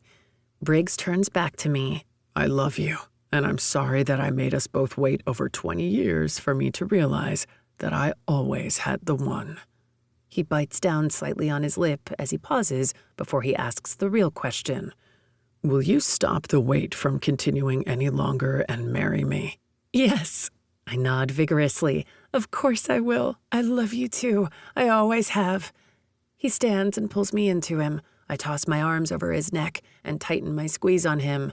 I'm sorry I almost missed you. He whispers against my ear. It wasn't our time then. I whisper back and then pull back to see his face. But it is now, I tell him, and then he leans in and kisses me passionately, pulling me against his chest, my feet dangling off the ground. He sets me back down when my brother clears his throat. Obviously, Isaac's had enough of our PDA. I didn't get a ring, since up until an hour ago, I wasn't sure if we were real or not.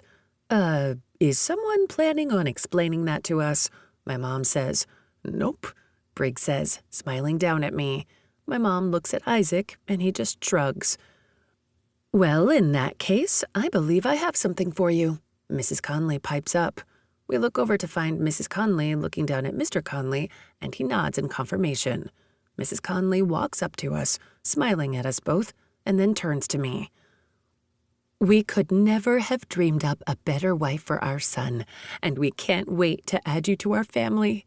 She smiles, rubbing my arm, and then her right hand reaches for the heirloom wedding ring that was Briggs's great-grandfather's, brought over from Italy when he immigrated here.